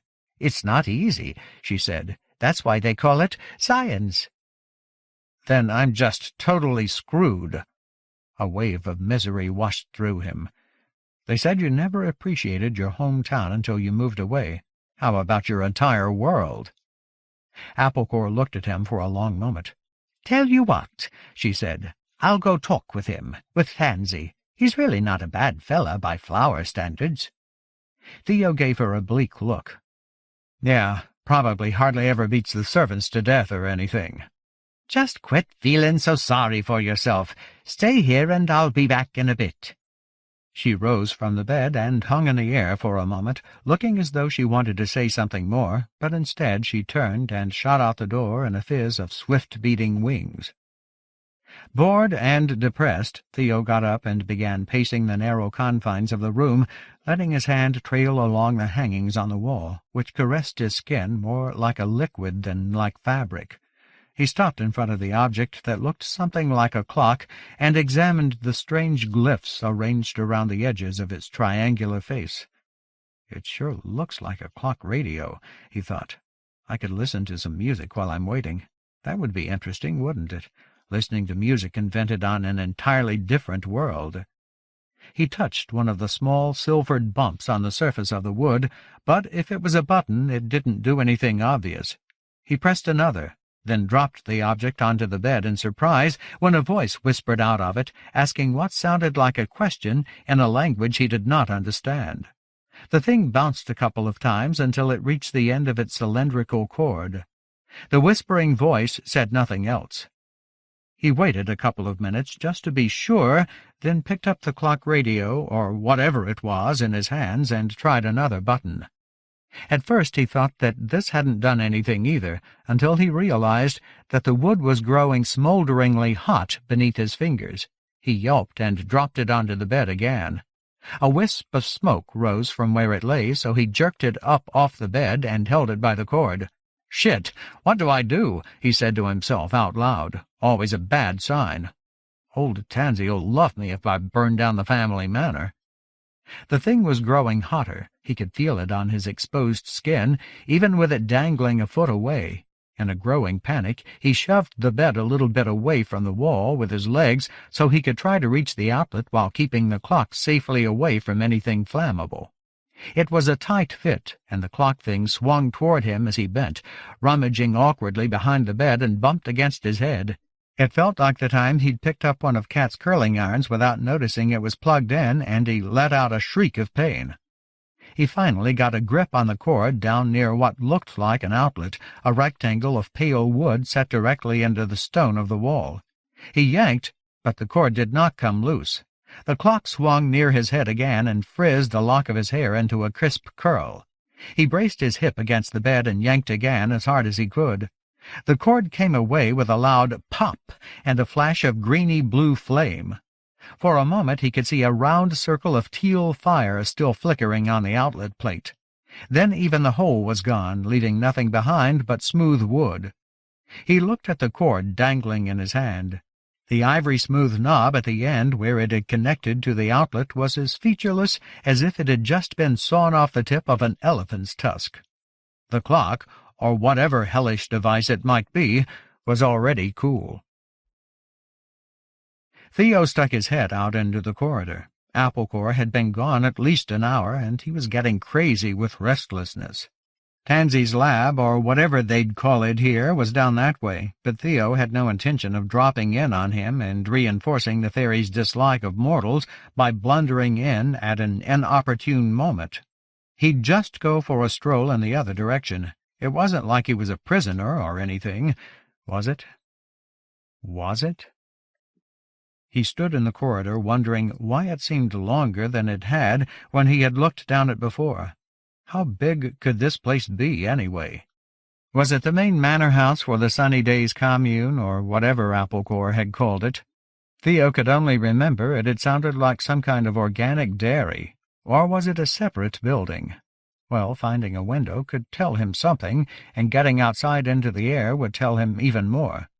He glanced up at a bit of sky peeping in through the skylight. It felt like it should be late afternoon, and certainly the oblong of blue overhead looked like that was about right. Maybe I should leave a trail of crumbs or something, he thought, which reminded him that he hadn't eaten anything since he'd been in Fairy, nor had he drunk anything except river water, and most of that by accident. There's a destination, then, he decided. I'll hunt for the kitchen. Of course it wound up being a lot more difficult than it looked. The house, most of which seemed to carry on the spare white stucco and color accents look of the parts he'd seen so far, seemed not just large but oddly unintuitive in the way it was laid out. Every time he thought he'd figured out how it worked and expected to turn a corner and find himself back in a main corridor like the one outside his room, he found himself standing instead at the edge of some kind of sunken living room with a pond and live trees growing through carefully laid-out gaps in the floorboards, or at the door of a walk-in pantry whose shelves were lined with sacks and canisters. Some or even all of these might very well have contained food, but enough of them were jiggling by themselves on the shelf or even making little squeaking noises that he had no interest in closer investigation. What was even more odd was how some of the rooms disappeared right in front of him, or seemed to, especially those that had windows to the outside world. He would spot a wash of sky peeking through at the far end of a series of linked open rooms, but when he got to the last room, he would find himself looking into another corridor with no window, or in fact anything remotely sky-colored in sight. Once he found a sort of parlor room with big low couches that had a picture window covering one entire wall. He could see an expanse of forested green hill, its crest just touched by the last slanting rays of sunlight, the clouds beginning to turn salmon pink above it. But when he stepped into the room, the entire window was gone, replaced by a slab of polished black stone. Thinking it might be some kind of polarization trick, he stepped back to the entranceway of the room again, but although the light now gleamed very attractively off the polished surface, it was still opaque black. Are they trying to keep me from seeing out, or someone else from seeing me? He could often hear people talking, but could never find any of them. Once he even thought he heard Applecore's clear, high-pitched voice behind a cloth hanging, as though she were in a room just on the other side, but when he swept it back he found nothing but a wall of pale tiles. He heard voices that sounded like the slow, harsh cadences of the ogres, and others stranger still, but they all seemed to float to him from no discernible direction. A few times he wondered if there might be some air-conditioning ducts hidden in the wide wooden roof beams, piping not just air but sound from one part of the house to the other, but if such things did exist, they were hidden beyond his capacity to spot them. When the lights suddenly dimmed and then went out, Theo had a moment of pure terror. He stopped, as rigid as a mouse, when the cat door pops open. The darkness surrounded him like something tangible, something thick, but the abrupt total silence was even thicker. No whispers, no dull, barely audible humming, just the silence of premature burial. He was suddenly all too aware that he was a stranger in a completely alien place. Do they have regular blackouts here? He didn't dare move. Or does it mean something worse? A picture from one of his childhood books came to him. Theseus in the dark labyrinth, unaware of the brute Minotaur looming behind him.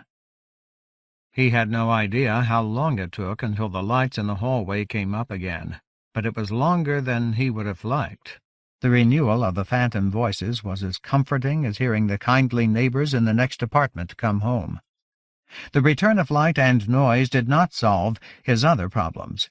He wandered on through rooms that would thrill the editors of Architectural Digest while confounding any actual architects, found singing shower fountains in bathrooms made of what seemed like living but unbarked wood, discovered carpets so thick that they seemed to cling to his feet, as if unwilling to let him leave, and chattered to him in soft voices he could not quite make out, but still could not find a kitchen or his own room again, or, in fact, any other living souls that he could recognize as such.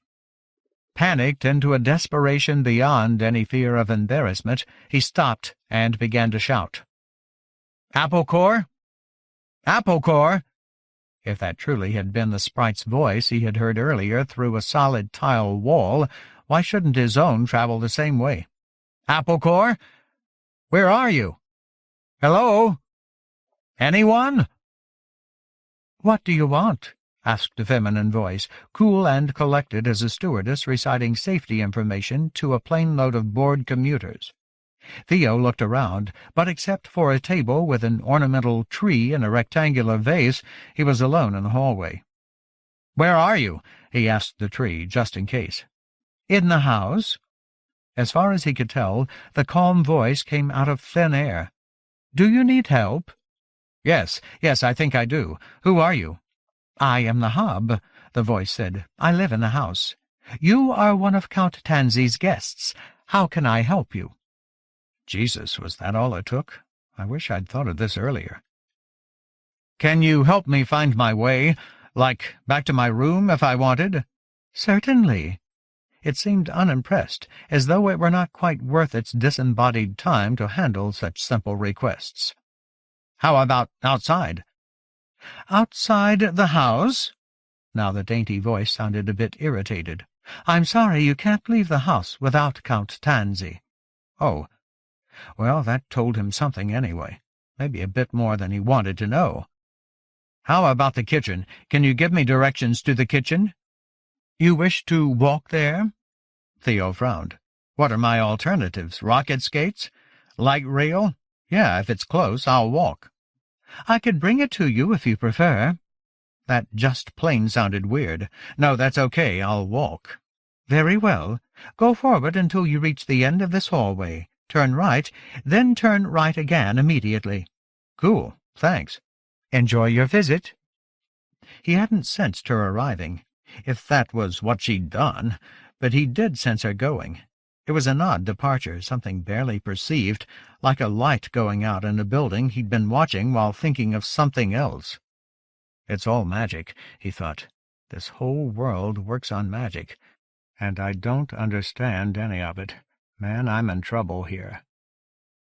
Even with the directions, he had to retrace his steps 3 times before he found the kitchen, because he did not at first realize that turn right at the end of the corridor, then turn right again immediately meant just that.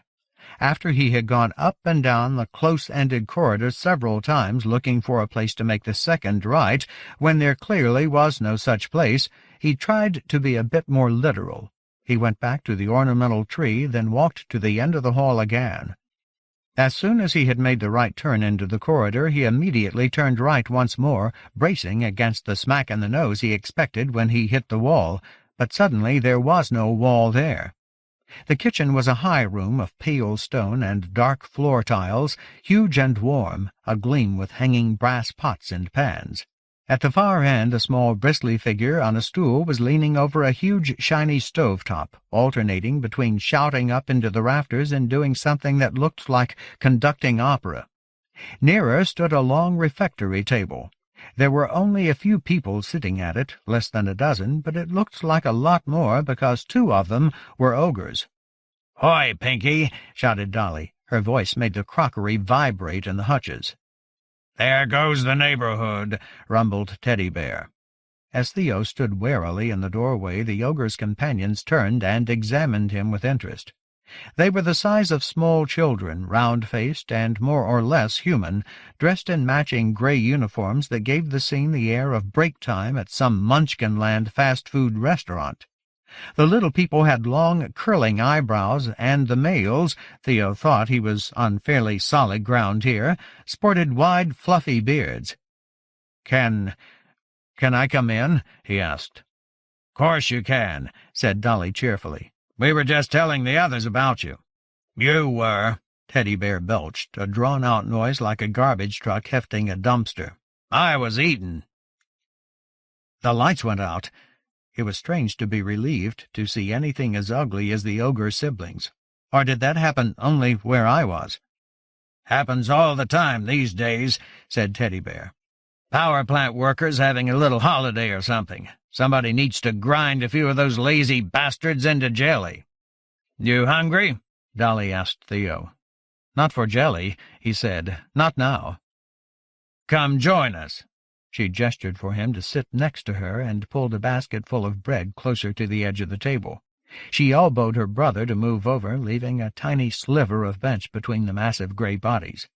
The little people watched avidly as Theo wiggled into the space. "It's like taking my bike in between 2 semis," he thought. "If either one of them twitches, I'll be nothing but a smear." He settled in gingerly. "Yeah, actually, I am sort of hungry." "Are you allowed to eat?" the ogress asked as the little people whispered among themselves. "Allowed? Isn't there something about mortals eating our food and then their heads blow up or something?" "What?" Teddy Bear shook his head. "God, doll, you talk a load of old fumets sometimes. Their heads don't blow up. That's silly. They turn purple all over and die, and it's not just from eating. It happens even if they just put some stone in their mouth or even just jump over some branches.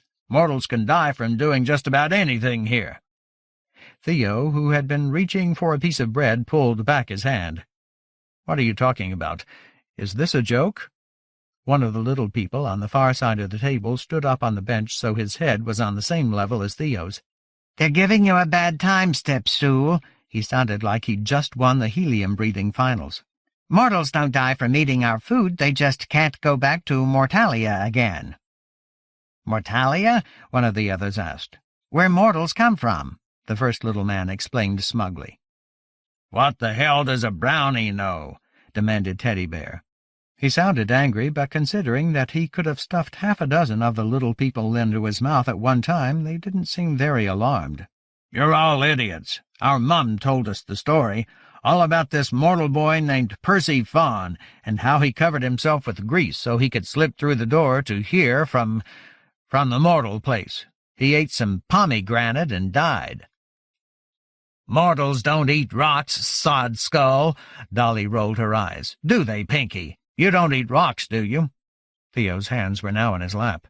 Despite the cramping of his empty stomach, he didn't want to touch anything that might be food. His head blowing up might be a fitting end to a very difficult day, but although he doubted that would really happen, he didn't feel like taking any chances, especially with the possibility of not being able to go home. "No," he said. "No, we don't eat rocks." "All right, it wasn't granite, then," said Teddy Bear. "Miss Clever, but it was something like that. He ate it, then he tried to go home, but he fell over some sticks and died." "You said they turned purple," Dolly pointed out. "Mortals, I mean. Fell over some sticks, turned purple, then died." Theo could only sit and listen to his stomach rumble while they argued over the top of him. The brownies seemed to think it was all very funny. 13. A change in the weather. "Of course you can bloody well eat," Applecore informed him as she led him down the hall from the kitchen toward Tansy's lab. "What else are you going to do, you thick? Live on air?" But the ogres said, "Ogres." She buzzed across the antechamber so briskly he almost had to run to keep up. "There's a reason Tansy didn't send one of them after you, you know. Even Dolly, and she's a bleedin' genius by ogre standards, couldn't find her arse with both hands and a treasure map. And our Teddy can't count to 11 without unbuttoning his trousers." She gave him a tiny shove toward the door into the lab. Inside, his host stood waiting, arms crossed on his chest.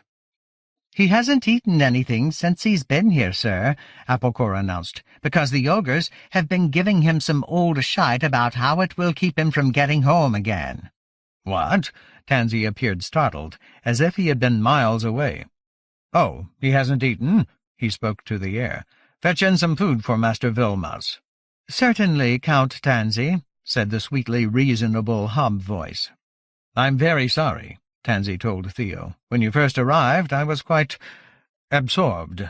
I should have asked you if you had eaten. Terrible way to treat a guest.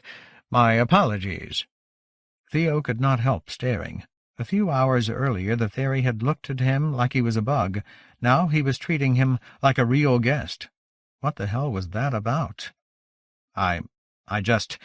It took a moment to shake off his surprise.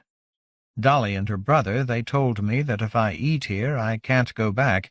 It's some old story, apparently." Tansy nodded. "It's just that, I'm afraid. An old story. I have no doubt it has some basis in truth, mind you.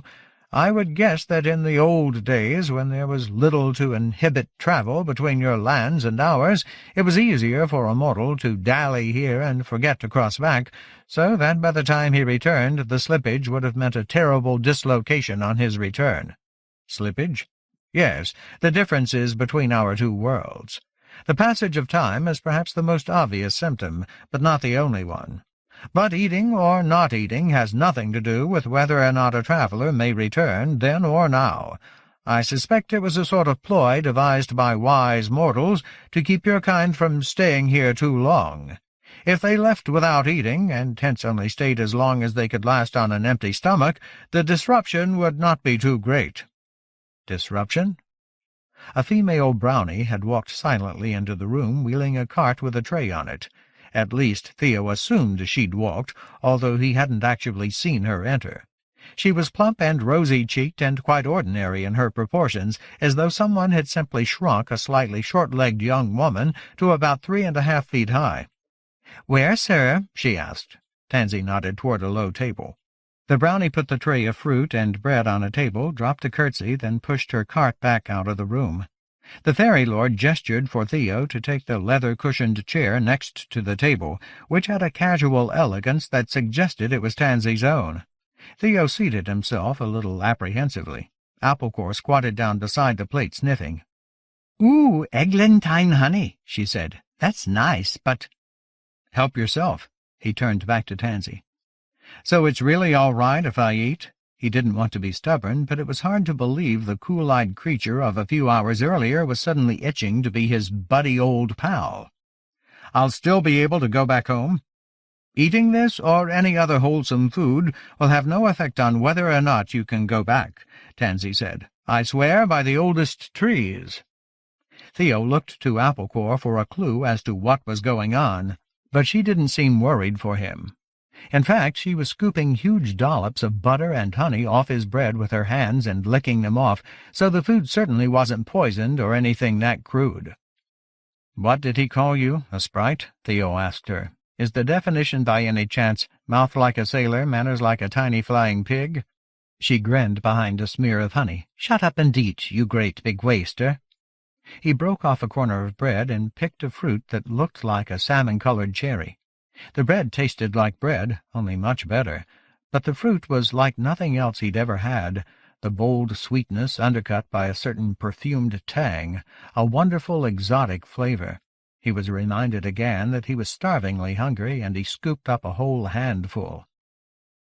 "As I said, I'm very sorry for my earlier abruptness," Tansy proclaimed. "I was preoccupied, but I have given the matter more thought and realized that it is still important for my principals to meet you, and also that you should not be left to fend for yourself in what must be a very disconcerting new world."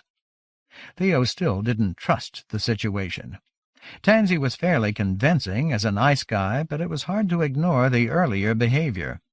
Theo couldn't help wondering what might have happened during the course of the day to change things.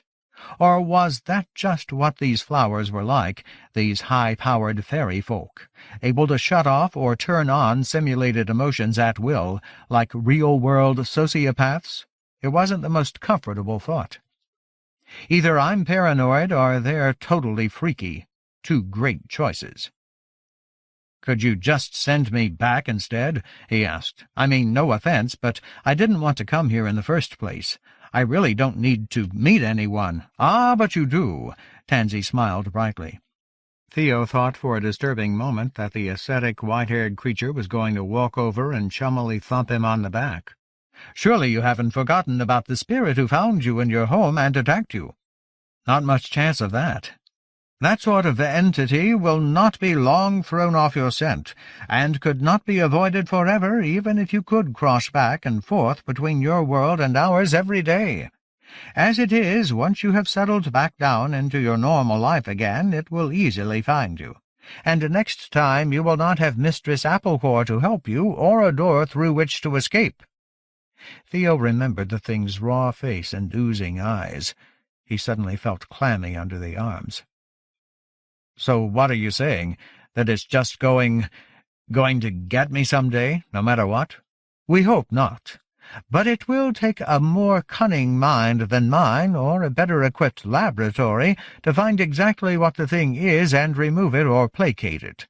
That is another reason why you should go to my friends in the city. They are better connected than I am, closer to the seats of power, and that means all sorts of power. I have chosen the life of a poor country philosopher and scientist, you see." "You said another reason. What's the first reason?" Theo suddenly wondered if Tansy or his allies might have set the corpse thing on him themselves just to make sure he did what they wanted. "Why me? You said there were these, I don't know, groups, political parties, and one of them wanted to talk to me or something. Why?" "I am not at liberty to disclose too much, in case you—" Tansy hesitated, then began again. "You see, you will have to travel a long way, and—" Apparently deciding this was just as unproductive a tangent, he pulled a stool out from behind one of the equipment-covered tables and sat down on it, his long legs bent at the knees. He wore what looked like very expensive fawn suede slippers with no socks. "Let me explain a little." He pulled out his glasses and put them on, then leaned over to look at a display on one of his desktop instruments. He waved his hand over it, and the screen changed from silvery to a sparkling blue-green. A cloud of mist drifted up from the screen, but quickly evaporated as he turned back to Theo and Applecore. Your race, Master Vilmas, and my race have lived in each other's shadows a long, long time. Not always in harmony, it has to be said. When we first noted the rise of your kind, there were some of our folk who thought we should—" He paused. "Thought you should what?" Theo demanded. "Wipe us out like bugs?" Tansy waved a negligent hand. "Let's not get sidetracked." "Sidetracked? Like that's a small matter?" "The fact is, despite early doubts, our two races have managed to share the world a long time. Not the world as you know it, I should make clear, but the world as we both know it. It is not really one world, you see. They overlap, or rather they coexist, your world and our world, although not always in the physical plane." "Physical plane? Overlapping worlds?" Theo was irritated by Tansy skipping over what was clearly an important part of the story, namely the actual desire of some fairies to bump off all the humans. He was being treated like a child, which made him want to act like one on purpose. "This is beginning to sound like astrology or something," he said, slouching back in the chair. "I hate that stuff. I had a girlfriend once who was always telling me that I was retrograde or something, when what she really meant was that I was being an asshole." Tansy's smile regained a little of its earlier wintry chill. "Yes, well, without going into too much detail, in deference to your undoubted fatigue, suffice it to say that while our two races used to share the physical and metaphysical bounty of the world very closely, we have grown apart over the years, and our needs have changed. I suppose the easiest way to say it is that your people now take much more from the earth than we do, and I am not talking about the spinning globe, the actual planet with its topsoil and air, but about something a bit more intangible. In a way, it is like two towns built on the same lake. Your town has begun to pump away a far larger share of the clean water, and to return those waters to the lake fouled." "This is about pollution?" He bit down on a pit and grimaced. None of the other fairy fruits had contained pits. He spat it out carefully into his hand and put it on the corner of the plate. Applecore, who had eaten quite a bit of honey and a few berries, rose unsteadily into the air and lit on Theo's shoulder. "Nothing so simplistic or so physical," said Tansy, "but the analogy may stand. Let us say simply that you mortals are overutilizing and befouling our shared environment." He leaned back in his chair and looked over the tops of his glasses. "It has a great deal to do with changing beliefs." "Huh?" "Changing beliefs, or more specifically, the diminishing of belief in what you call magic in your world, and which we think of as the true science. There have been several nexus points when things have changed in both worlds. Some of them you would undoubtedly recognize as important milestones in your own world, when things have grown rapidly and significantly worse here. Most of these nexus points have had to do with voyages of discovery or moments of human innovation, but some simply with the brutalization of imagination there and the atrophy of childhood. Each point significantly changed your world and simultaneously reduced the power available to us here, and thus made our lives harder and emptier. Your last 100 years have been the worst of all for us. When it was realized what was happening, several changes came to our society. One was that we began to try new methods to use our resources more effectively, forcing us in a way to ape your race's path, what you call progress. Another was that debating how to respond to these changes became the dominant political issue of our society, at least among those of us far-sighted enough to recognize the problem. "Or those with time on their hands because they don't have to work for a living," Applecore whispered loudly in Theo's ear. Oddly, she sounded a little tipsy, although he hadn't seen her drink even water. "Thus," Tansy continued, "we have our major parties in this disagreement.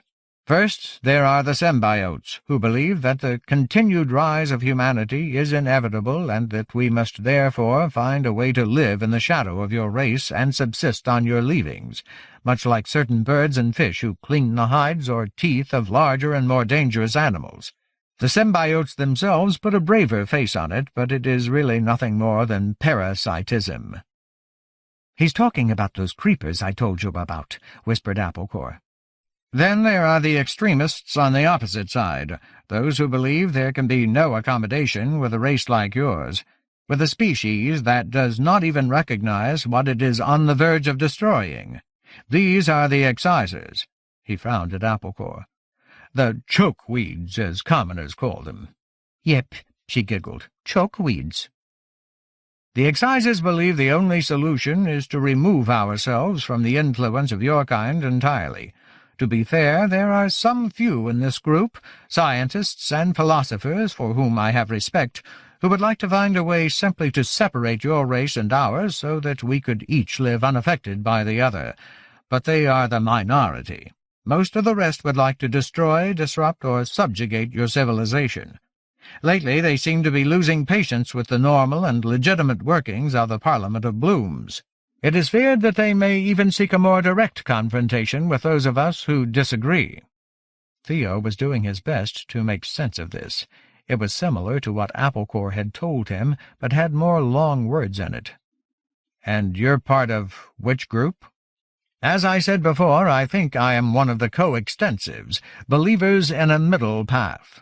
We feel we must find a way to live with your kind, but not necessarily simply by giving in. We have been active in various small ways, even in your world, influencing events where we can. We have some surprisingly well-connected friends."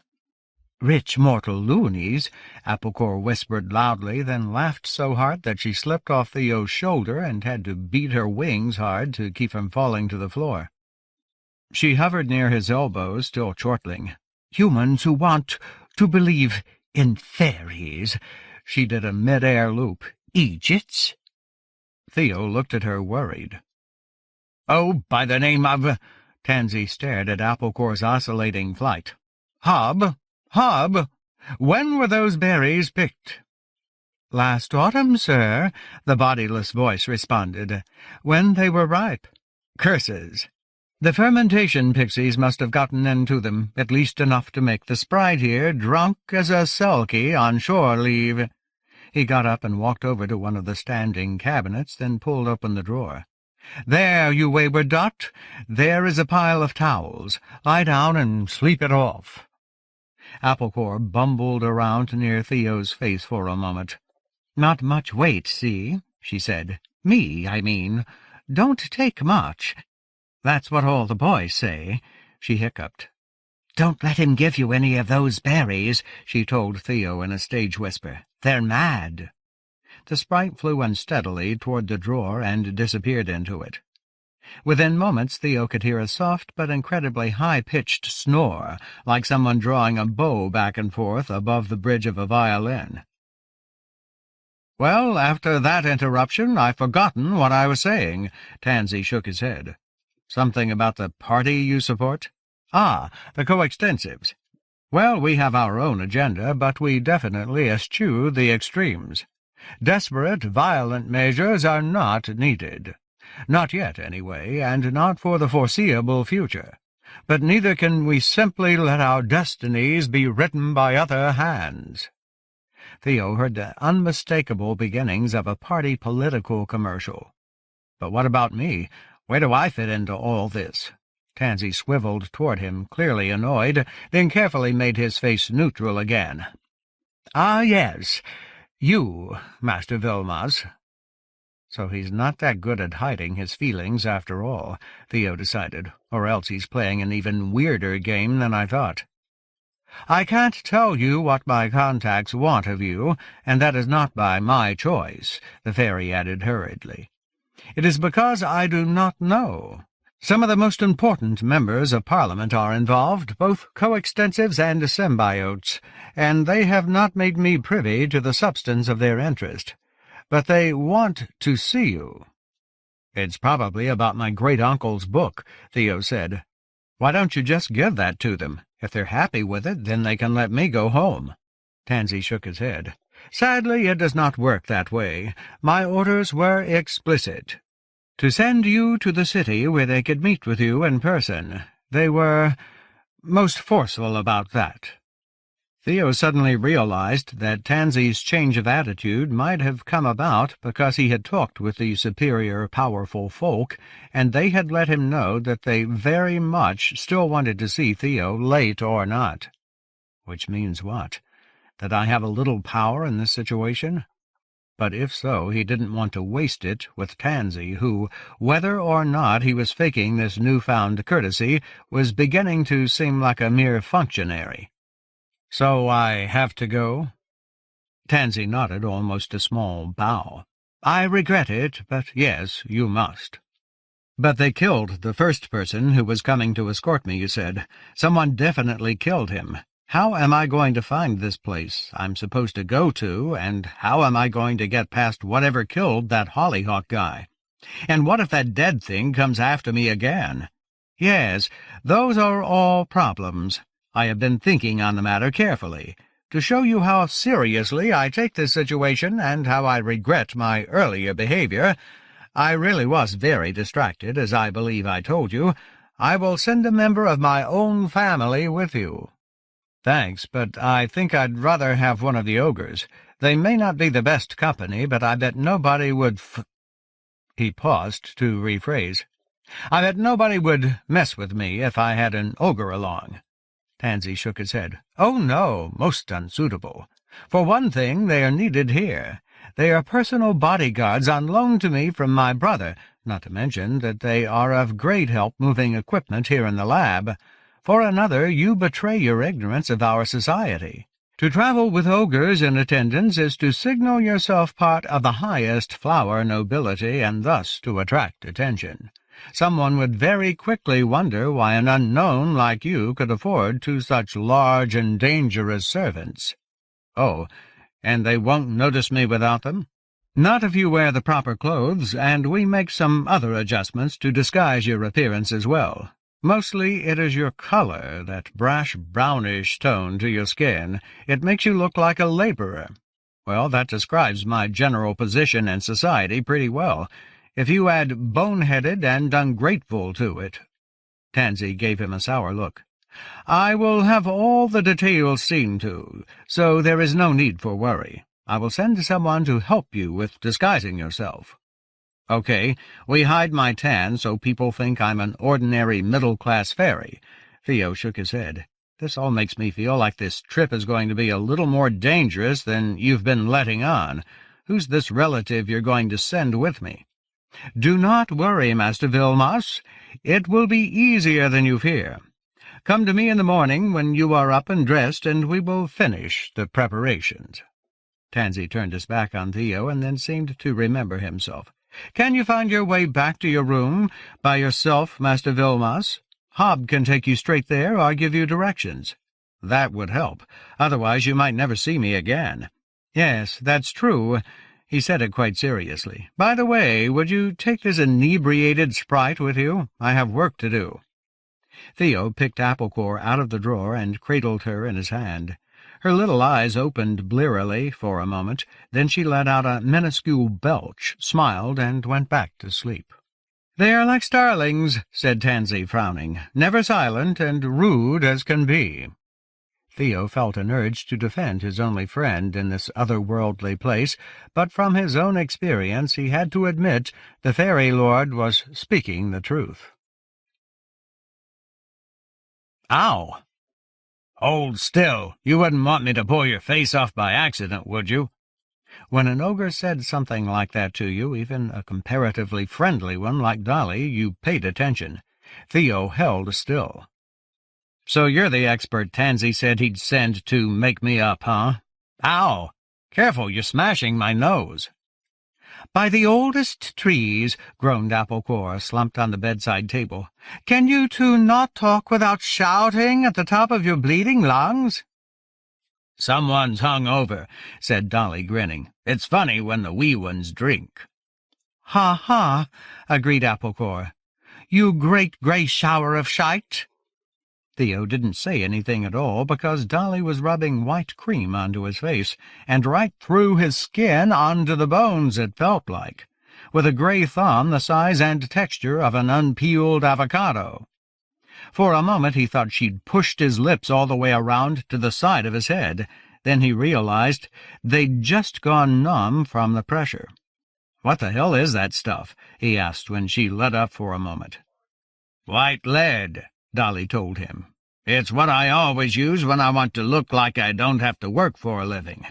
"Lead? That's poisonous, isn't it? Do you want to kill me?" Theo tried to struggle away. "No, not after all the work I've done on you," Dolly told him. "But I'd be happy to pinch your face up until everyone thinks you're a stroke boy. Then it won't matter what color you are." "It's too high up here," Applecore announced, and flew unsteadily down from the bedside table to the floor, where she began walking in eccentric circles like a smoke-stunned yellowjacket. "I feel like death, don't I?" she moaned. "How could you let me do that?" "Let you? I didn't even know it was happening." Theo turned his head to peer at the clock, then remembered he couldn't read it. "What time is it?" "What are you looking at that for?" the ogre asked. "Isn't it a clock?" They both looked blank. "You know, a thing to tell time." "A thing to tell time what?" Dolly looked at Applecore, who shrugged, uninterested in anything but the pain in her head. "My, you pink folk do have strange ideas. No, it's a charm casket." Theo tried to rub some blood back into his temples, where he felt certain he now had ogre prints the size of beer coasters. "What the hell is a charm casket?" "Just something that will give you any little charms or cantrips you might need. Direction finders or hair straighteners or love stiffeners." She poked his side until he squeaked. "That what you were looking for, Pinky?" "Geez, no wonder I almost burned the place down trying to get the radio to play. So how do you tell what time it is?" "Those big round things in the sky," Dolly smirked. "Sun, moon, you may have seen them." "Okay, so I'm ignorant. We do it differently back home. Just tell me what time it is, will you?" "Sunwise, it's mid-morning," Applecore declared. "You can tell because the light is pure poison, and it stabs into your eyes like knives." She found a spot back against the wall. "Also because it's the time of day when ogres and mortals talk the most shite.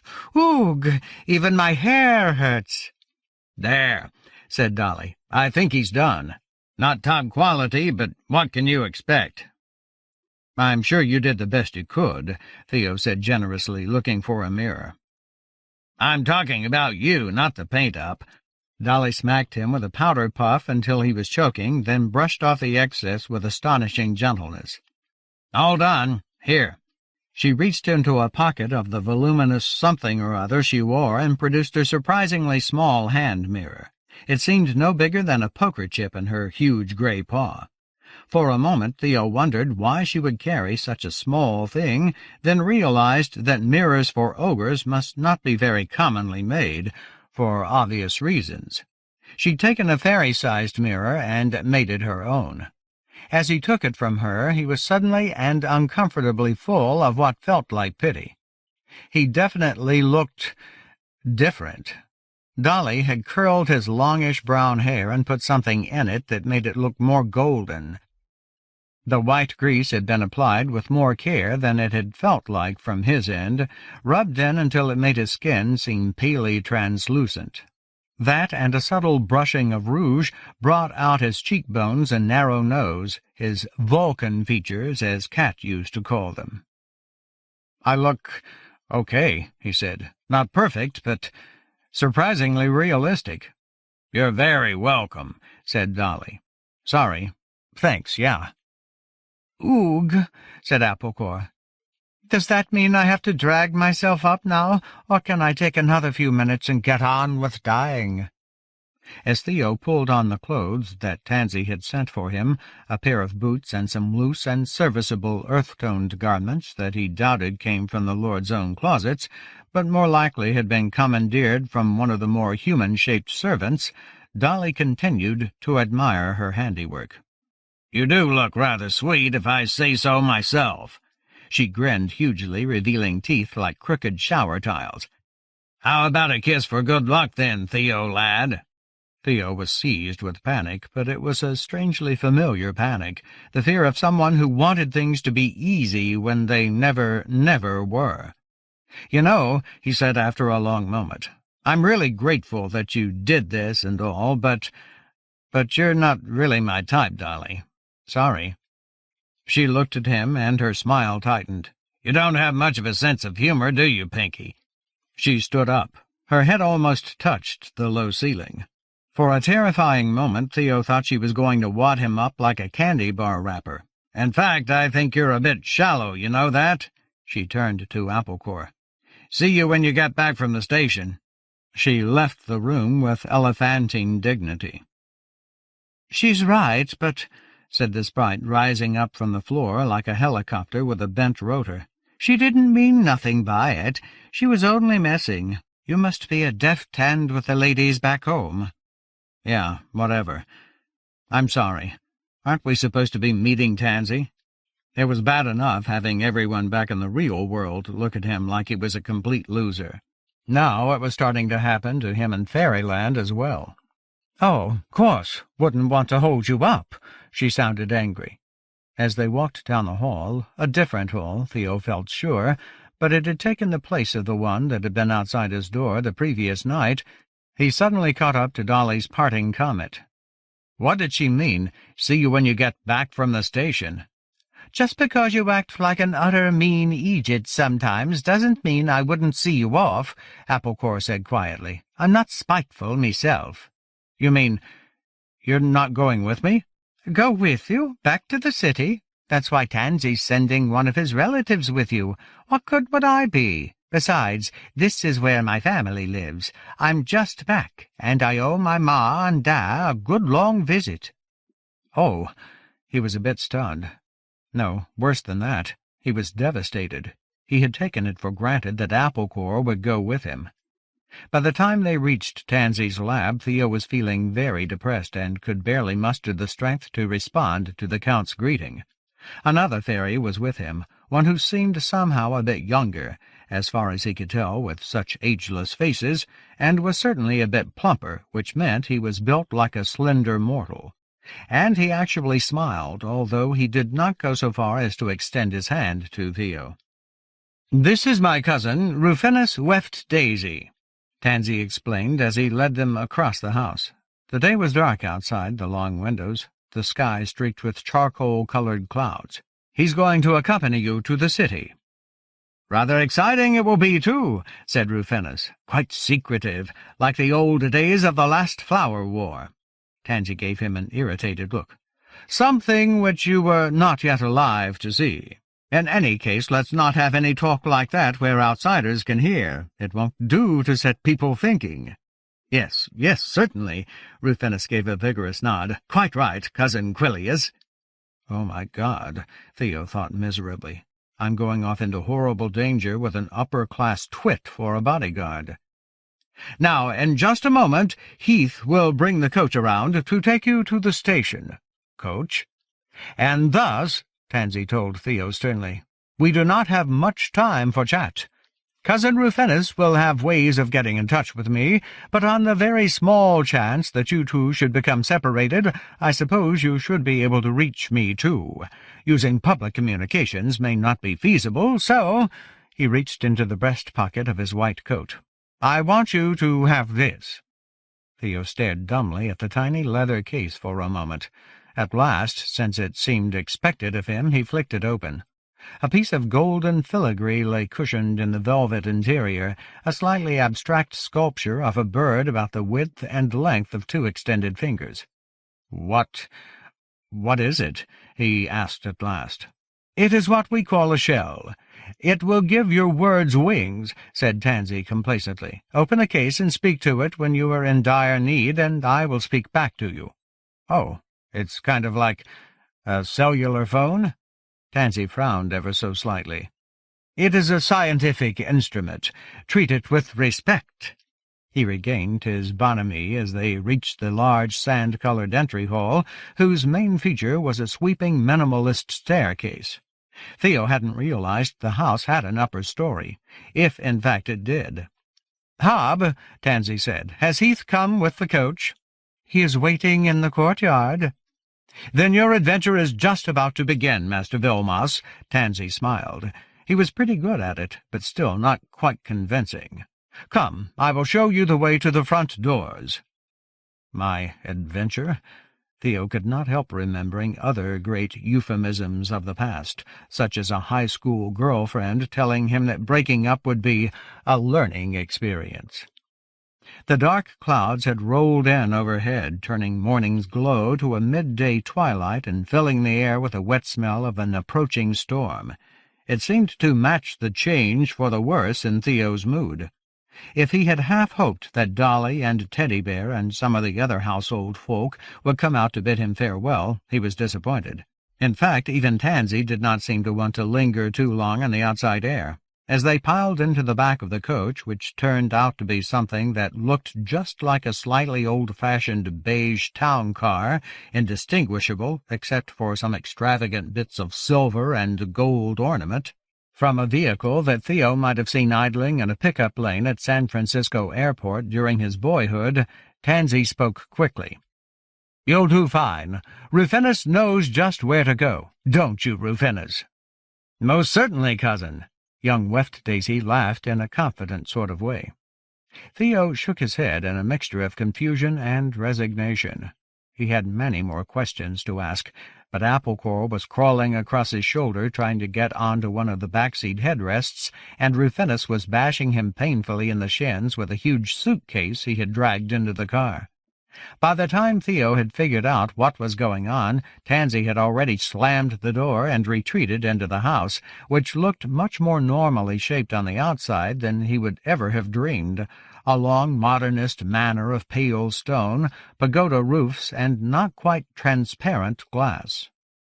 Theo flinched as a nightmarish face peered in on Rufinus' side of the car. It had a long, horse-like muzzle, and was a sort of pearly gray-green, a skin color that went nicely with its crisp navy-blue suit and cap. It had huge nostrils, but no eyes.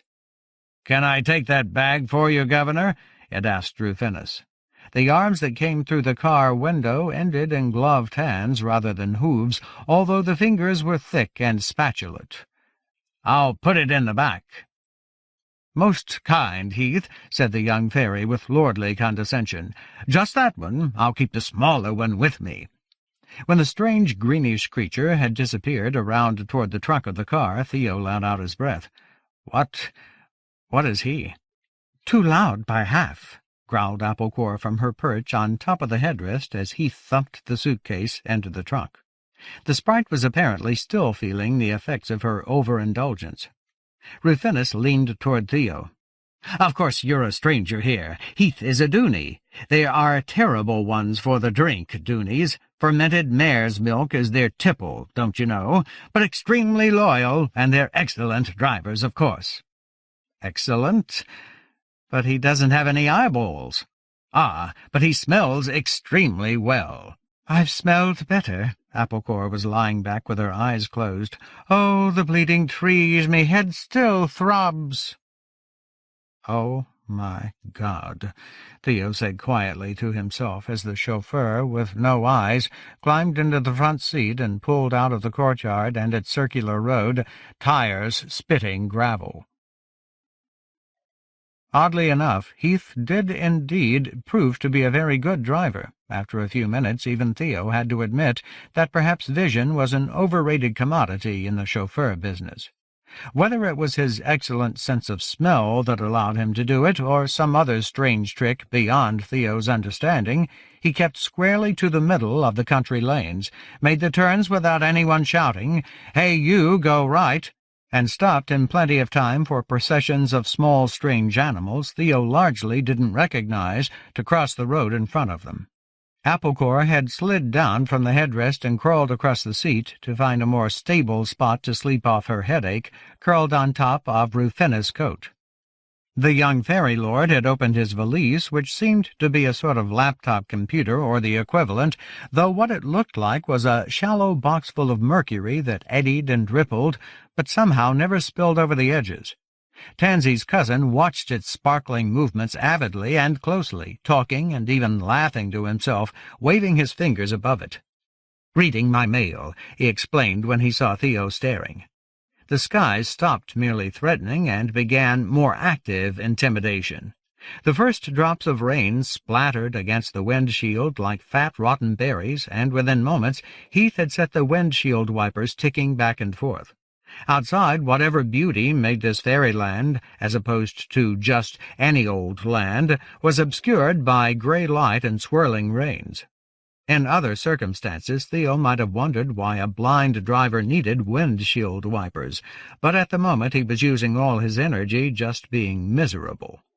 It was nothing so simple as homesickness, although he was feeling that in spades, or even simple terror, which was an excellent supply as well. Dolly's remark about his shallowness was working away in the pit of his stomach.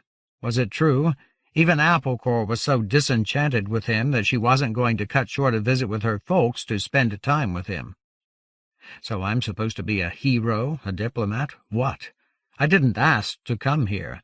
I didn't ask to have any of this happen. Just because I've got the brains to say this sucks instead of pretending it's some kind of wonderful fairy tale trip, does that make me a bad guy? Kat's pale face hovered in his thoughts, her dogged determination to add to the legend of Theo the Useless, even from her hospital bed. It's always the same. You're 30 years old, but you act like a teenager. The shit you start and never finish. You're going nowhere job. He had to concede a few points, but he wasn't ready to give in completely. Besides, when people said you were acting like a teenager, didn't that usually mean they were jealous because you had more freedom than they did? Was having an all-consuming job you didn't like very much, like cats, somehow proof of being a grown-up, or proof of having given up on the possibility of better things? Well, nobody has to worry about my own going-nowhere job, because I don't have it anymore.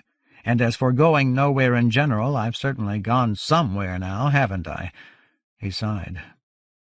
The horse-like face of Heath, the driver, surveyed him in the rear-view mirror, or seemed to. It was hard to tell with no eyes there to meet his. "You're the mortal, aren't you?" "Isn't it obvious?" "Not really. You smell a little foreign, but that's true with a lot of people who've been traveling, if you get what I mean." "Yeah, I guess." Desperate for something to alleviate his gloom, Theo seized on the age-old diversion of talking to the driver. Suicidally bored mandarins probably did this with the rickshaw guys back in ancient China, he thought. "So how does someone get a job like yours?" "Ah, you know, it's kind of in the family. My dad and granddad were both hackies. That's what we do, a lot of us." "Doonies, you mean? Have I got that right?" "Yeah, exactly. We all used to be road guardians. Each family would have their own patch, and they'd take care of it, live off small offerings, reward good or kind travelers, and punish bad ones, like that. Then the Flowers up in the city decided to begin building the interdomain highway system, and, well, we Doonies fought it. Organized ourselves, pleaded our case in front of the Parliament, you name it. I suppose a few roads might have got torn up as well." He shrugged, a gesture that looked strange until Theo realized he didn't have the same kind of shoulders as a human. "Anyway, we lost. Now the roads belong to all a fairy, they say, whatever that means. It don't mean Doonies, I'll tell you that for free. So we made the best of it. It was a while ago. A lot of us started driving, like my granddad. We do like being near the roads still." There was a note of loss in his voice that Theo recognized very clearly. "And how long have you been driving for Count Tansy?" "Well, not for him as such, you see, but for the Daisy Clan. Pretty much all my life. My dad hooked up with him in the old Lord's Day, would have been 600 years ago, give or take a few decades." Theo had to swallow before he could say anything else. "And how are they to work for?" Heath darted a quick, if eyeless, glance at the other side of the mirror. Rufinus was still chortling to himself over his valise. "Oh, fine, fine. Better than most. Treat you pretty good, almost like one of the family." "Ugh," said Applecore. She levered herself upright and peered blearily from the folds of Rufinus' coat, then clambered slowly onto Theo's leg and up his sleeve, her wings waggling slowly. "I feel like a bugbear just shat inside me skull."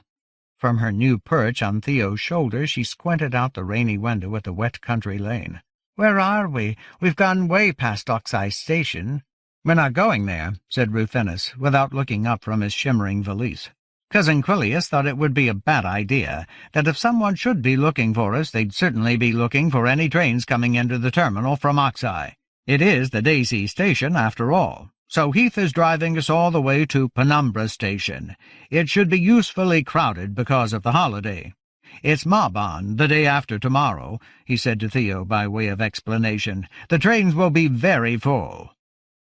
"Ferry trains," said Theo, still not quite used to the idea, even while riding in a ferry limousine. "And what the hell is a Mabon?" "Stop the coach," said Applecore suddenly. "Quick!" "What?" Rufinus frowned. "You heard what I said. Cousin Quilius wants us to go all the way to—" "Stop the coach!" "Why?" asked Theo, beginning to panic. "What's wrong?" "I'm going to be bloody sick, that's why," groaned Applecore, then immediately proved it. As Rufinus hurriedly opened the window and began flapping his hand to get some air into the back seat and counteract the slight but acrid smell, Applecore wiped her mouth with her arm and looked at the small mess she had made down the shoulder of Theo's jacket. "Sorry," she said sullenly. "It was those bedamned berries." Theo sighed and tried not to look at it. He was in a car being driven by a green pony man with no eyes. He was spattered with cold rain and pixie barf, and was about to be deserted by his only friend so he could continue on to an unfamiliar city with a companion right out of a Monty Python sketch. He tried to imagine a way the words fairy tale would be stretched to this meaning without destroying it entirely. He failed. "Yeah, well," he told Applecore. "One of those days, I guess." 14. Penumbra Station. "You should be grateful you weren't wearing anything nice," Rufinus said solemnly as Theo used the rain-water-dampened handkerchief to remove the last of the spot Applecore had made. The fairy frowned. "If something like that happened to one of my acanthus suits, I'd be perfectly murderous."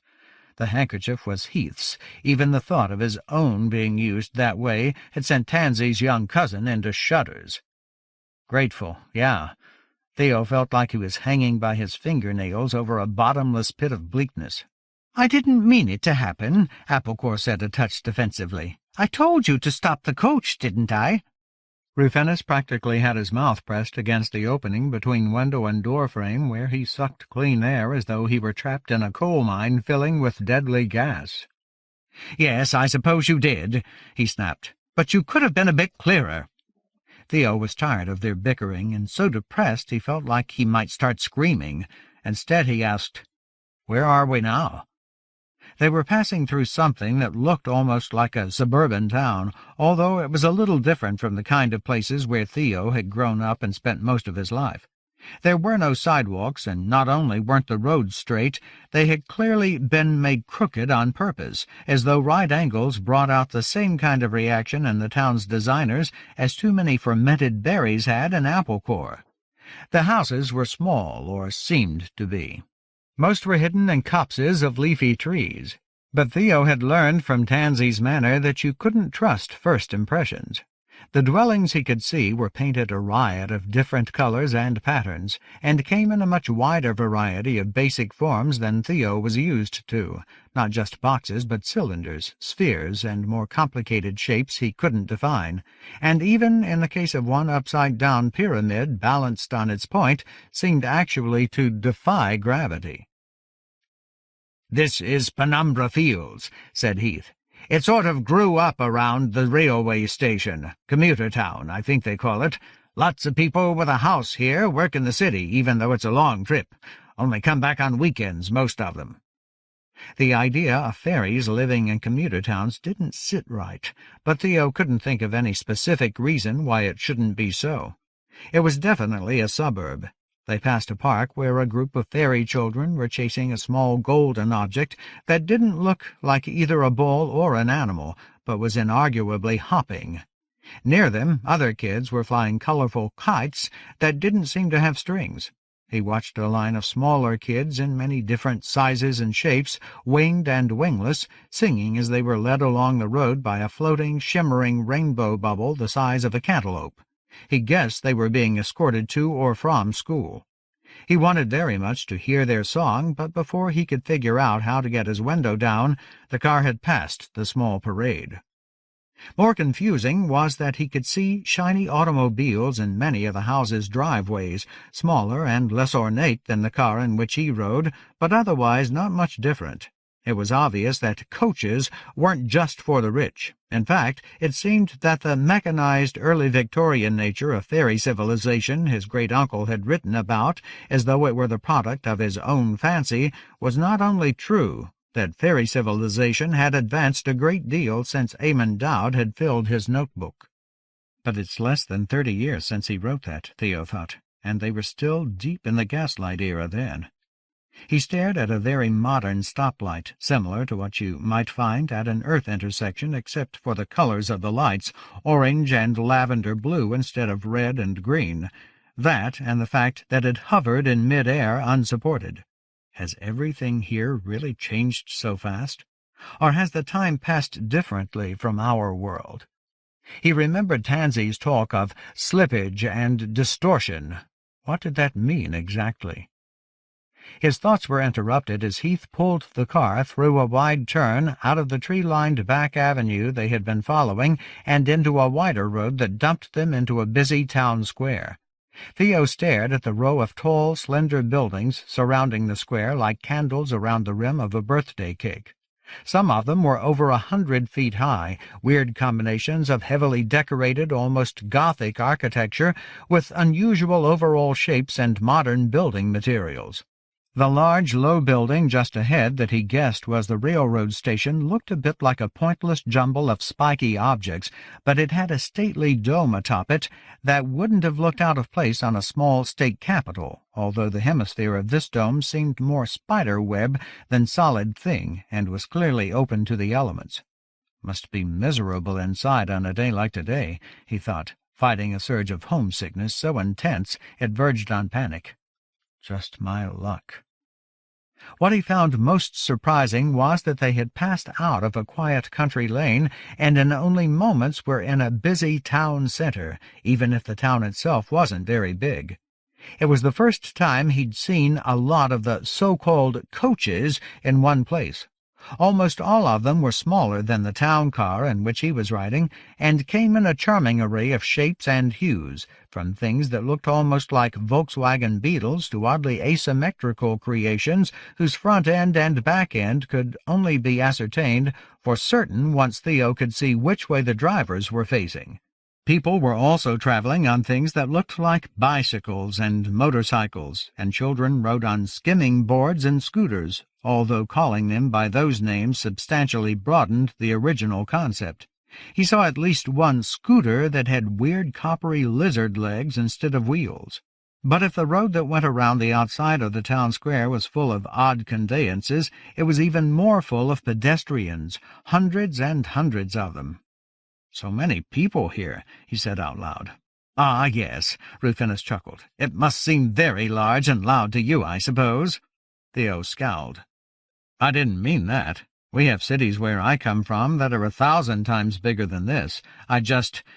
This is the first time I've seen more than a few of you people in one place." Although he had to admit to himself, people was another term that didn't quite fit.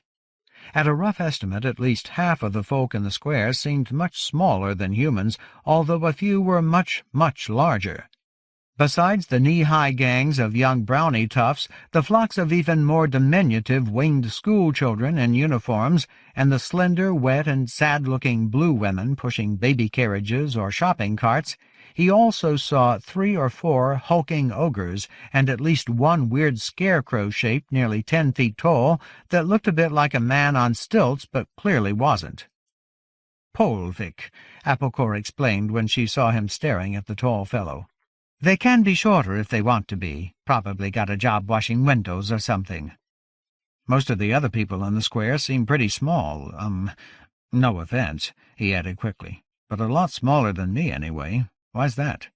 "Ah, yes," said Rufinus. "I suppose that could be because they do not get the bracing country air we enjoy in the commune." Applecore rolled her eyes. "Probably it's because lots of the big folks ride in coaches and the rest of us walk or fly, and that's why so many of the folk you see on the street are on the wee side." "Ah," Rufinus nodded his head sagely. "I suppose you could be right about that, Kettledrum. Heath, be a good fellow and just turn here at the entrance." He scowled. "By the trees, the holiday traffic is dreadful. I can understand the people needing to travel, but all these others hanging about, why are they not home spending Marbon with their families?" "Because they can't get home," Applecore said a little sharply. "They can't afford it, and their families live too far away." "Hold on," Theo said to Rufinus. "You said somebody might be looking for us." "Yes." "Well, shouldn't we find somewhere else to get out of a big car? Big coach, I mean, like this? I mean, if there's anyone watching the station, wouldn't they be more likely to notice the coach than they would be to notice us by ourselves?" Rufinus Weft Daisy nodded again. That is an idea. Yes, you might very well be right." He turned to the Dooney, who was already signalling for a left turn. "I've changed my mind. See if you can find us a place around the back to get out, won't you, Heath? Where we won't be so conspicuous," Theo supplied, but he was thinking, "Oh, God, I'm so doomed. From reading part of a Tom Clancy novel in a doctor's waiting room, I'm already better equipped for danger than this guy is." It was quite a different scene around the back of the station. Theo had his first look at a less savoury side of Ferry. Some of the shop fronts were boarded up, the walls were graffitoed. Crosses and stars of David were among the symbols used, he noticed in a bemused way, perhaps for shock value, and the streets were littered with what looked like drifting bits of paper. Fairy folk in an interesting assortment of shapes stood in the doorways or thronged on corners. Theo had to keep reminding himself that none of them were wearing masks. He was in fairyland, and this was just how people looked, this bizarre aggregation of what he thought of as purely human characteristics, along with horns and hooves and fur and bat ears. Some of the locals seemed to be having fun, laughing and talking, or even playing musical instruments, which briefly made him want to get out of the car and spend some time listening, but many of the others looked lost, abandoned. A large portion of these street fairies were of one particular type. They were all thin and almost all barefoot, with toes and fingers that stretched like tree roots, and the parts of their bodies he could see were covered in an uneven pelt of hair that might be greenish-gray or brown or several shades in between. They stood anywhere from half to three-quarters human size, and their skinny noses were as long as human fingers. Theo pointed to a group of these creatures as they turned to watch the car roll past. He could not help noticing that they all had disturbingly bright yellow eyes. "What are those?" "Goblins," said Rufinus. "There are so many here now, I can't imagine where they all came from." "They came to work in the fields," Applecore said, "and they did until the crops were in and the jobs ended." "Then they should go back to wherever it is they go," pronounced Rufinus. "Goblin land. There is really no point to them standing around cluttering the streets." "I'm sure they feel the same way," Theo said, but quietly. At first it had just been his own situation that dragged on him, but now he had discovered that Theory itself could be depressing, too. As if worried that the troop of indigent goblins might follow them, Heath drove carefully over a sidewalk and down a narrow alley before stopping behind the station. Theo realized with a jolt of sorrowful panic that it was time to say goodbye to Applecore. But before he could think of anything to say, and while he was still worrying he might start blubbering like a child and completely humiliate himself, she buzzed up into the air. "I think I'd like to go in and have a bit of a wash," she said. "It's a long ride back, and I don't want to sit with meself that long just stinking like a day-old mackerel. Plus I need to go for a slash in the worst way." "We have plenty of time," declared Rufinus airily, although Theo could tell he thought the sprite vulgar. "You can use the facilities, then we can all have a cup of tea together before you go. Heath will wait, and I will carry my own luggage." Heath, who was already unloading the bags, nodded his equine head. "If you're sure, your lordship. Yeah, I'll be here waiting, so take your time, missy." The Dooney straightened up and turned to Theo. Hey, I bet you were wondering about the window wipers, weren't you? My first-time passengers usually do." "I think I guessed," Theo said. "It's for the rest of us, right? Because we'd get nervous if we couldn't see out the front, even though it doesn't make any difference to you." If he'd had eyes, Heath might have had a twinkle in them. "Pretty good. That's part of it, yeah. But there's also the flying Murrians." "What are those?" "They're little guys that look a bit like bugs. They hover over the roads and go splat on the windshield, which they deserve, because it's pretty stupid to hover over the interdomain highway, even if it does cut through your ancestral land. It doesn't kill 'em most of the time, but it can't feel very good.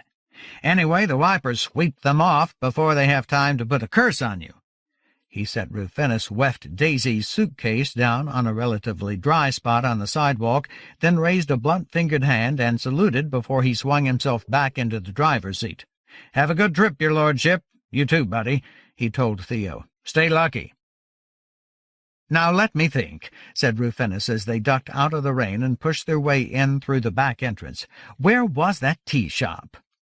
An old fairy with draggled wings and skin like an orange peel, bent over and coughing vigorously, shuffled a bit to the side to let them pass out of the vestibule and into the high-ceilinged station concourse. Theo followed Weft Daisy, but slowly, because he was staring around the station.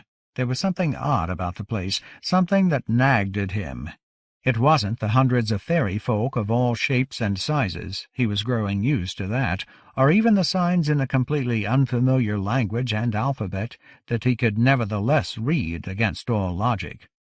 The one in front of him, written in what appeared to be some long-defunct Middle Eastern script, clearly had too many consonants, not to mention a few vowels that he'd never seen before, yet just as clearly said, "Citizens who appear to be luggage must be prepared to present their tickets for inspection at any time." Neither was it the bronze statue they passed, although it was also fairly odd, what seemed to be a wingless sprite standing on the head of a sleeping, normal-sized figure, its arms raised in muted triumph. The plaque on the bottom said, "We will never forget our dead."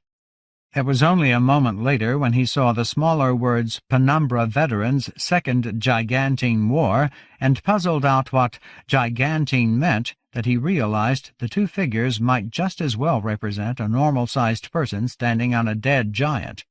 Someone had set a small pyramid of ripe apples in front of the monument, perhaps an offering of sorts. Giants? He thought uneasily, and could not help looking up, as though even now some vast hand might be reaching down toward him. As he stared into the vaulted spaces of the ceiling, into the grey light streaming through the lattice-work of the dome and glinting across the silhouettes of tiny flying humanoid creatures, all as strangely super-real in its own way as the scenery in Larkspur's forest, Theo suddenly realized what had been nagging at him.